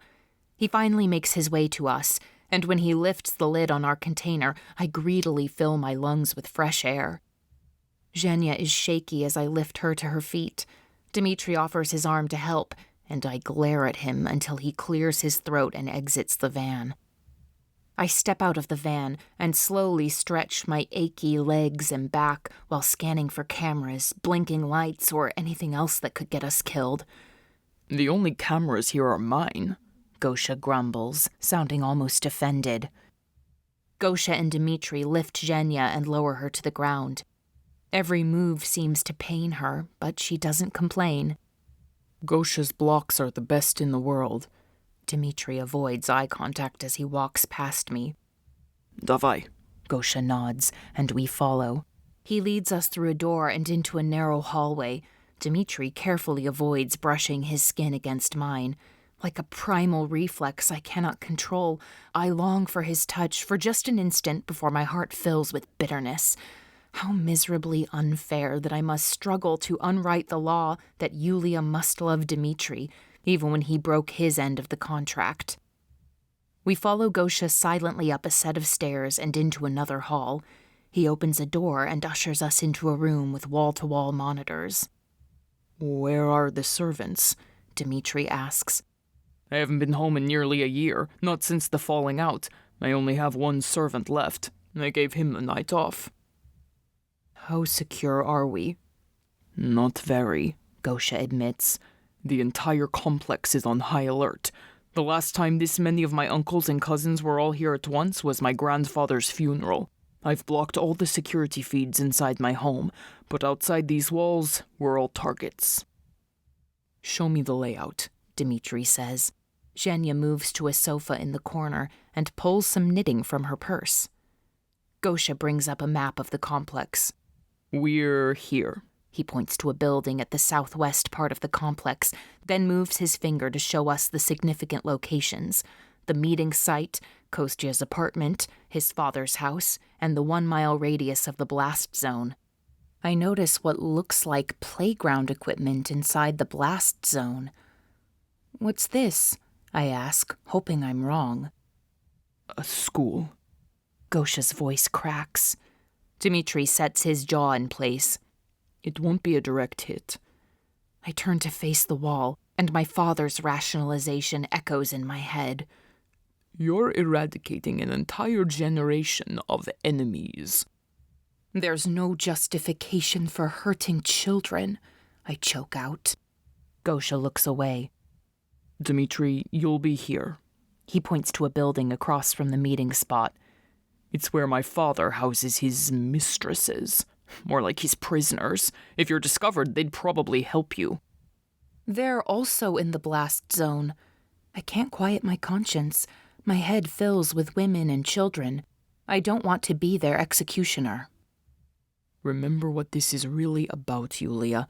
This weakens our enemies. It puts us one step closer to decency. Dimitri is icy in his control. Killing innocent people is not decency. What do you want me to do? Dimitri snaps. I can't save everyone. Sometimes death is compassion. We both know he's talking about Sasha. You only show compassion when it's easy. As soon as it gets hard, you hide behind your warped code of ethics and call it strength. Compassion and strength aren't separate. They're one and the same. You have neither. I raise my voice, and everyone hushes me. This family. Dimitri steps closer, growling at me like a wolf who has been caged too long. Sends thousands of children into slavery every year. They supply terrorists. They poison our streets with drugs, and they steal from everyone in every corner of the world. So yes, Yulia, there will be collateral damage. Innocent people die in wars. It's wrong, and you know it, I hiss. Continue, he barks at Gosha. Yulia, you'll be on surveillance. The facial recognition will tell you who has arrived. Check it against the list. Tell Dimitri when everyone is present. Dimitri, you'll have a portable control. If all goes well, you'll enter the code and then run. You'll have 10 minutes to get back here to safety. And if it doesn't go well? I ask. Then I shoot as many people as possible before they kill me. Dimitri grits his teeth. My heart sinks, heavy with dread, before I remind myself that his death and danger shouldn't mean anything to me. My brain believes, but my heart needs convincing. I'll meet with Kostya. We'll argue. I'll shoot him, put his body in his car, and drive it here. The hit will be caught on security footage, and the arguments and chaos should give me just enough time to get back. Yulia, if something happens to Dimitri, you'll be able to trigger the missile from here. Gosha shows me the code to detonate the missile, and suddenly the pieces don't fit together. If the missile can be detonated from here, why does Dimitri need a code? I ask. The two men share a look between each other. Dimitri gives me a stony look. You've been a loose cannon. Your backup code only works if I give you permission. There's no way for you to mess things up from here. But if we've already messed things up, then maybe you can help. You don't trust me? The idea is laughable. I trust you to do what you think is right. Dimitri's knuckles are white as he tries to keep himself calm. I don't trust you to think that what we're doing here is right, but it is. Killing women and children is not right, and you know it. You can't save everyone. His gaze is hard. Gosha interrupts our stalemate. Here's the list and pictures of the attendees. I've marked anyone who is already in the complex. The rest will begin arriving first thing in the morning. I'll be downstairs fielding visitors. News will circle that I've arrived, and soon enough, we'll have a proper family reunion down there. I sense something below Gosha's tough exterior. His pain runs deep. Only people who share that pain can feel it in others. I place my hand on his arm and offer him my last ounce of compassion. After the revelations of Sasha's murder, I thought that well had run dry. Gosha, can you live with yourself if you kill the innocent ones? I ask. Gosha looks to the ground. Stop it, Yulia, Dimitri growls at me. Gosha, you know how many lives this will save. And you probably know some of the innocent lives it will take, I whisper. How would you save them? Gosha whispers. I look up, searching for some inspiration. Dimitri groans. When you enter the code, I say, daring Dimitri to disagree, tell the women. Tell them to save the children. Why would they care about saving anything other than their own necks?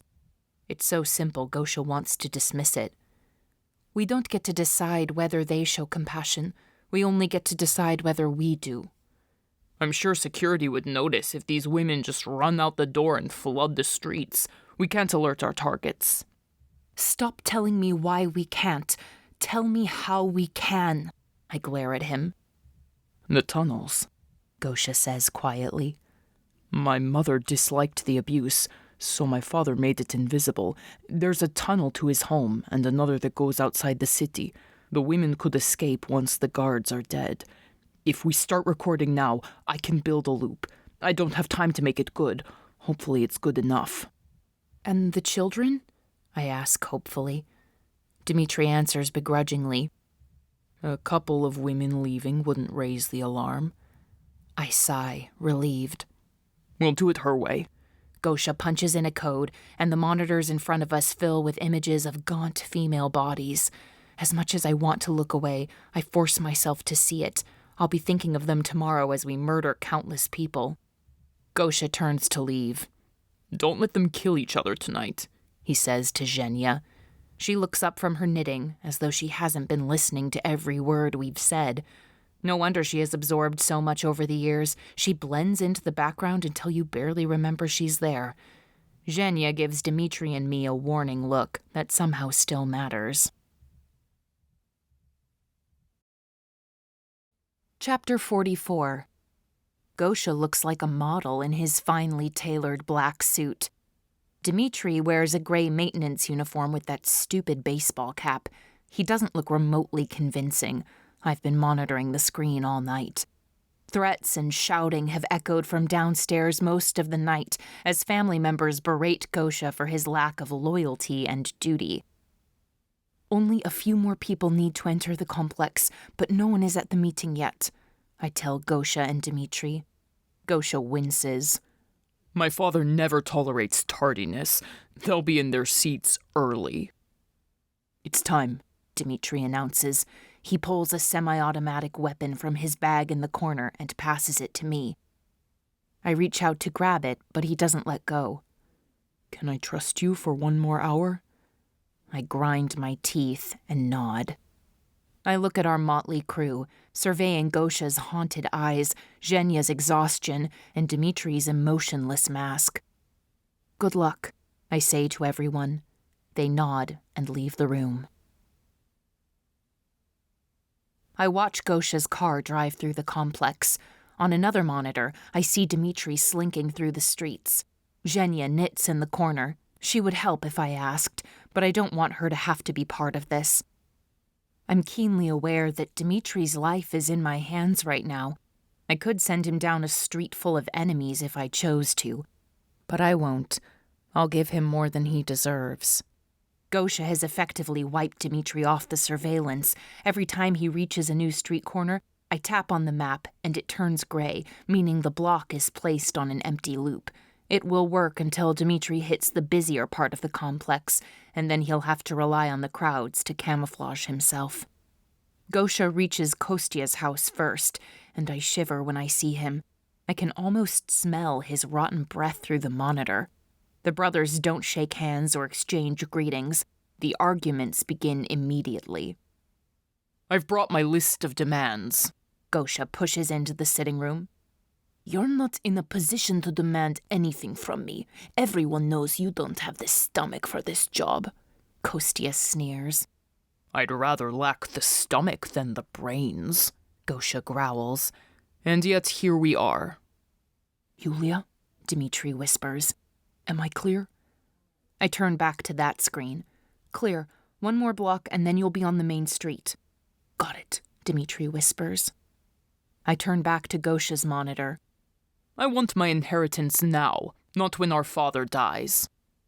Fine, Kostia answers. if you agree to never step foot in this complex again."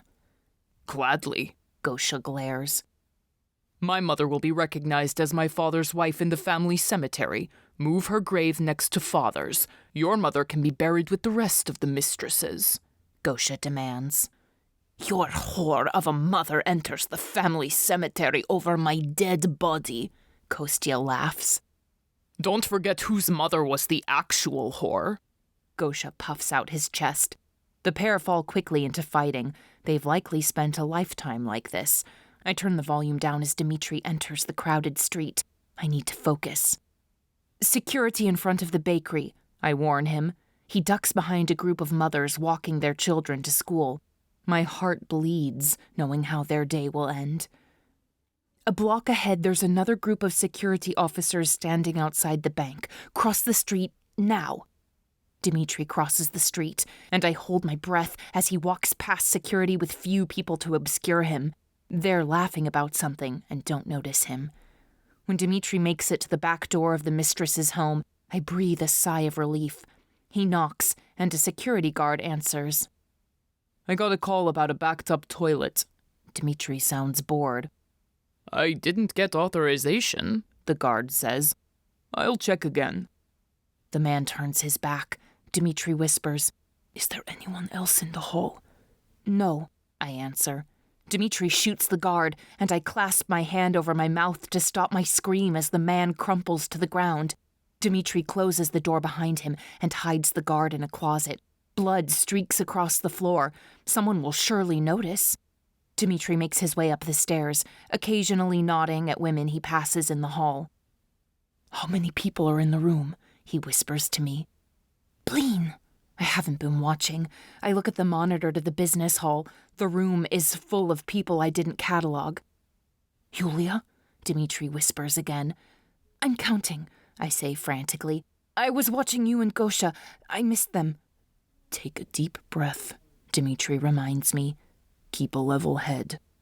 I count people on the monitor. "There are 20 people in the hall and a group of 10 standing outside." "Good. Now catalog them," he whispers. "I can take care of myself from here." I pull up the faces, read the list of names, and check them off on my list. The meeting starts in 30 minutes, and close to half of the attendees are present. They keep coming. I check the other screens. Gosha and Kostya have red faces and angry body language. I check Dimitri's location, and finally the cameras in my location. Everything looks clear. 3 more people just arrived, Dimitri tells me. I check them off my list. "We're at 50, I exhale. It looks like Gosha was right.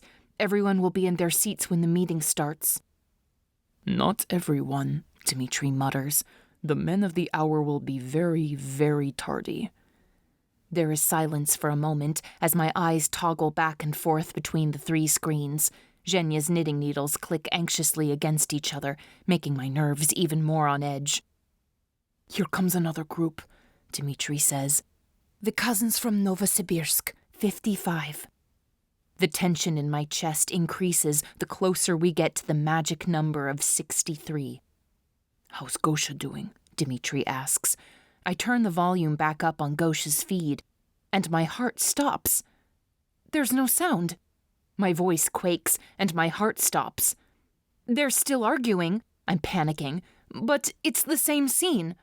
I hear a noise like the creaking of stairs and search Dimitri's monitors, trying to see if someone is coming. "Did you hear that?" I ask Dimitri. "Hear what?" he says. "I don't hear anything." I tap on the section of images that show this house and notice the back door open. I look frantically across the images and see the door to my room open at the same time as I hear it behind me. Zhenya screams. "Yulia, what was that?" Dimitri's voice echoes through the room, and I push a button to send his feed directly into my earpiece. "Yes, who was that, Yulia?" Kostya's evil eyes peer at me over the top of his gun. Chapter 45. Kostya and Gosha are still arguing on my monitor as I realize my foolishness. "Fine work on your prism, Kostya." I smile at him and avoid looking at the weapon leaning against the desk. Why didn't I grab it? So you're behind all this, he barks. Well, I told you I wanted to get rid of the old guard. I point to the monitor full of his uncles and cousins. Kostya's father, whose head droops to the side, is wheeled into the room. He looks pretty old to me. My heart pounds as I force false bravado, hoping it will keep me alive a little bit longer. Zhenya looks toward the gun and clutches her knitting needle like a knife. I need to buy time so Dimitri and Gosha can finish. I need Zhenya safe. What about our understanding, you lying suka? He circles me menacingly. Zhenya looks desperate. You failed to mention that your brother looks like Adonis and actually believes in hygiene. I decided to upgrade. Kostya's face goes red. Yulia, stop it. He's unstable. You'll just push him to violence faster. Dimitri's panicking in my ear. I'm leaving now. I'll be there as fast as I can. No, stay where you are, I shout to Dima. I came here with a mission to accomplish, and I'm not about to let you mess it up. I pray that Dimitri stays put. He lets out a strangled cry, like a wounded animal. It doesn't bolster my courage. What did you do with your brother? I ask, sounding mildly interested. Let's just say he won't be quite as pretty once my guards finish with him, Kostya sneers. The minute I heard his ridiculous demands, I knew there was something amiss. The idea of his mother lying next to our father, that's the last place he would want her bones. Luckily, I had my crew on standby. Kostya stands like a cougar, ready to pounce but enjoying watching his prey. Zhenya shifts in her chair like she's preparing to fight, and I'm terrified of what will happen to her if she does. Well, now that I know there's hope for our dear Gosha, I'll be sure to call in help, I say sweetly, hoping Dimitri picks up on my meaning. Fortunately, he does. I'll get Gosha and then detonate. Stay alive. He's not worth saving, Kostya snarls. Every friend is worth saving, and I have the control here, I shout, knowing I'm not making sense, but hoping Dima follows my lead. I can't sacrifice Gosha any more than I can sacrifice the other innocents. No more, Kostya, I growl. No more corruption, innocent deaths, or betrayal. It's done. I'm done with it all. Dima's voice comes through my ear. I love you. I'm coming. Keep him talking. I force myself not to look at Dima's monitor as he shouts down the hallway to the women. Get to the tunnels and out of the city. You two, run to the school. Get the kids out. The meeting's going badly, and it will be a bloodbath. I hear cries and scuffling. I've dreamed of your screams for a long time. Kostya sneers at me, his eyes darting between Zhenya and me as he debates who to kill first. I hear gunfire in my earpiece and try to block it out. I just sent Dima into danger, and I don't even know if Gosha is still alive. Everything is unraveling. Isn't this fun? Kostya takes a step closer. The old wench is sweating, and you're trembling with anticipation. Do it! I scream. Zhenya flings herself at Kostya, stabbing her needle into his shoulder. He screams and flings her against the wall, then points his gun at her. I reach for my weapon and pull the trigger. Bullets fly haphazardly across the room. Zhenya screams and drops to the ground. What have I done? Zhenya's sobs in the corner tell me she's still alive. Yulia! Dima screams. I can't focus on him. I have to make sure Kostya doesn't kill Zhenya. Kostya! I yell. He turns his gun toward me, and I keep mine trained on him. It looks like no one bothered to teach you how to use that thing. He's breathing hard. It doesn't require much skill. How long can we stand here like this, me and him locked in this deadly game of wits? His smile tells me I can't match his bloodlust.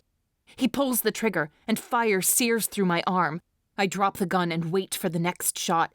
Instead, he lunges for me. He rolls on top of me, pressing his gun across my chest and pinning me to the floor. He grins with his yellow teeth and reeking breath. You'll pay for this, you suka. He spits in my face and then licks me from my cheek to my ear before biting my ear so hard it bleeds. I scream in pain, and Kostya laughs. My favorite flavor. Dimitri screams mix with mine until I can't hear what anyone is saying. Kostya slaps me so hard my ears ring. He holds me down with one hand and reaches the other toward his belt. I muster every ounce of strength I have to shove the barrel of his gun up into his head. I hit him, and he falters for just a moment but doesn't lose his grip on the weapon.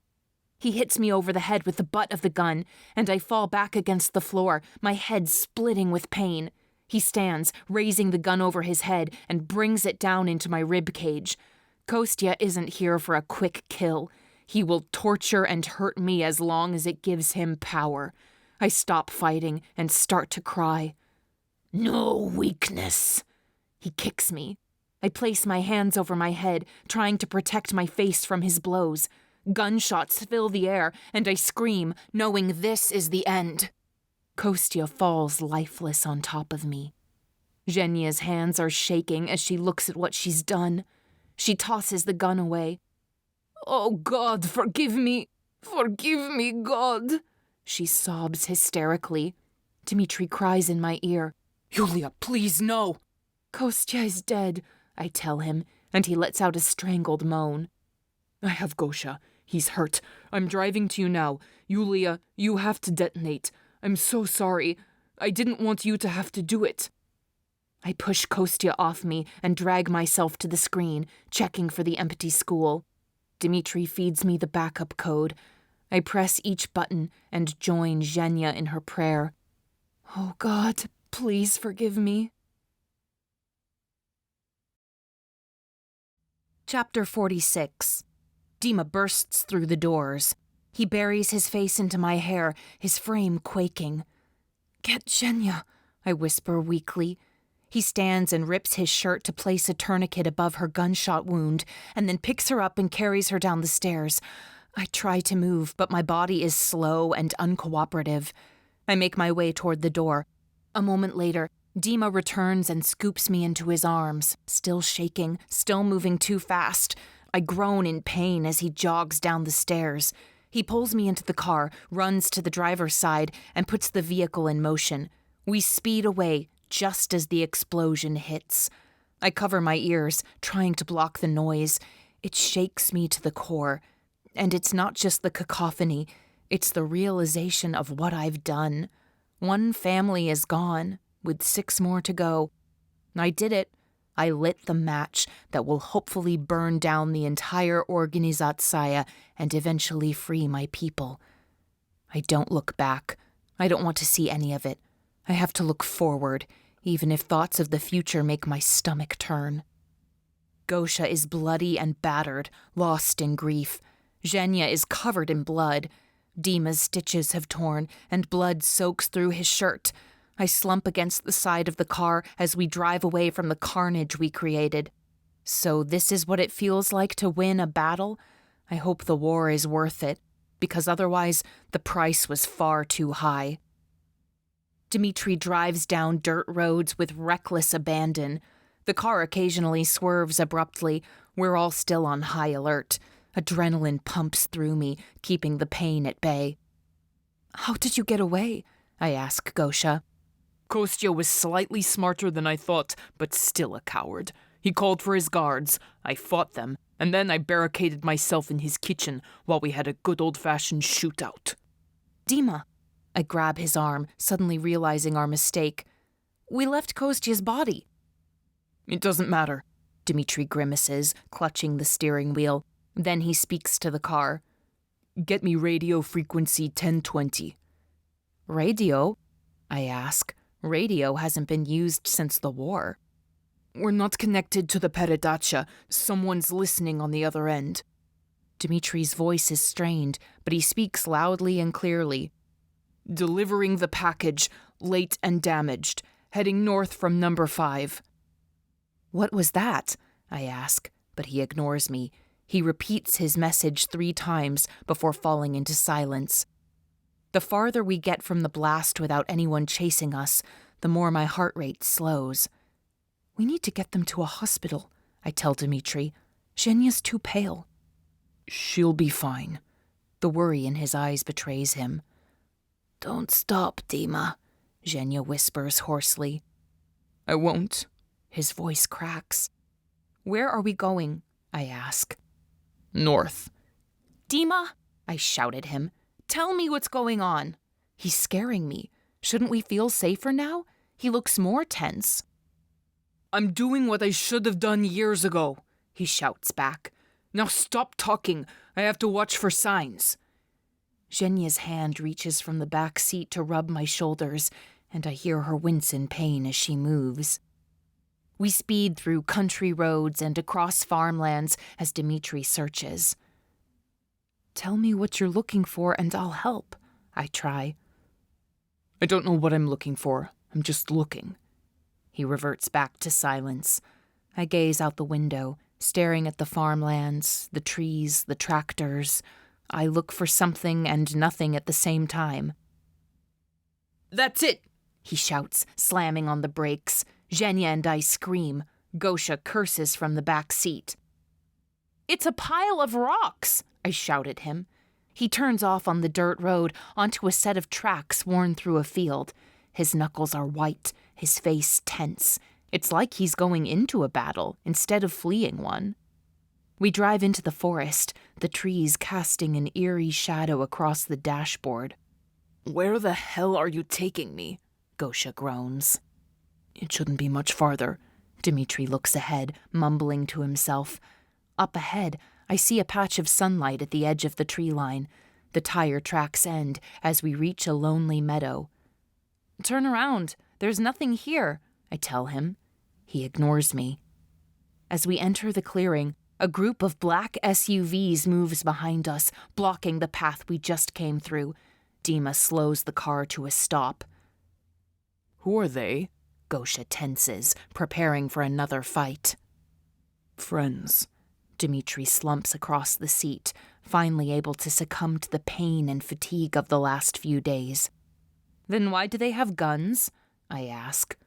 They're your friends, love, not mine, he says sadly. They surround the car with their weapons raised, ready for an attack. One man taps on my window. Dimitri rolls down the glass, and the gun barrel reaches past me and points at Dimitri. Everyone out, hands up. If you so much as make a false move, I'll personally blow your brains out, he growls, and I recognize the voice. It's the crusty old man from the Mieczejniki. He looks older in the daylight. We're wounded, Dimitri answers calmly. You'd better call for help for the ones in the back. Bring in medical, the man shouts. This one first. He taps the hood above Zhenya. Move slowly, both of you, he barks. We won't have a repeat of last time. I reach for Dima's hand instinctively, trying to sharpen my thoughts. These men want Dimitri dead, and I battle with my conscience as I realize that I will intercede for him again. Killing Sasha was unforgivable, but my loyalty runs too deep, even if Dima's was shallow. The car doors open. Both Dimitri and I move slowly, with our hands held as high as possible. My bruised ribs and his wounded arm are not the best advocates. I said hands up, the old man growls. I try to raise mine higher and cry out in pain. She's injured, he reports through an earpiece. I was right. He's not the ghost if he has to report these details. The men lead Dimitri and me to the middle of the meadow, forming a circle around us. On the ground, the old man commands. I'll stand, Dimitri announces. Fine by me. Doesn't matter how I shoot a murderer, he replies. Without thinking, I step in front of Dima. I don't know who he took from you, and I'm not making excuses for him, but you can't kill him, I plead. Take him as a prisoner. He has a lot of information. I promise he'll give it to you. I'm not planning on dying today. Dimitri's voice is soft, and he places a hand on my back. The guns move in response. Yulia, step away from the murderer, the old man orders. I can't let you do it. I'm sorry. I don't move, and for the second time today, I face my attackers in a stalemate. Call him, Dimitri orders. She won't comply until she sees him. The old man nods. You'd better get out here. He speaks into his earpiece, waving a hand in the air. One of the SUVs pulls forward. I watch while still keeping the old man's gun in my peripheral. I swore on my mother's grave never to breathe the truth. Dimitri's shoulders slump in relief. I had to protect him at any cost. I have no idea what Dimitri means. A man steps out of the vehicle. There's something familiar about him. His hat matches Dimitri's. He's wearing aviator sunglasses that block most of his face. I squint, trying to get a better look. He's missing an arm. I fulfilled my promise, Dimitri calls to him. 10 years late, the man shouts back. I know that voice. I know that walk. I ignore all of the guns, the pain in my ribs, and the fact that he's supposed to be dead as I run and throw myself into the arms of my brother. Sasha! This has been Cruel Compassion, Insurrection Series, Book 1. Written by A.E. King. Narrated by Christy Corin. Copyright 2021 by AWC Publishing. Production copyright by AWC Publishing.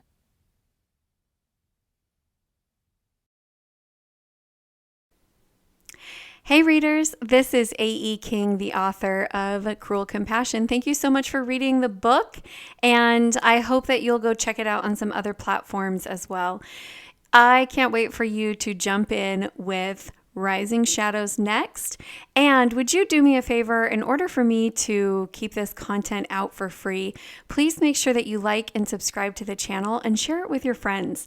Anyone that you know that is a fan of dystopian and loves that balance of romance and suspense and political intrigue, please let them know about the book so that we can get the word out and keep these audiobooks up for free. Thanks so much.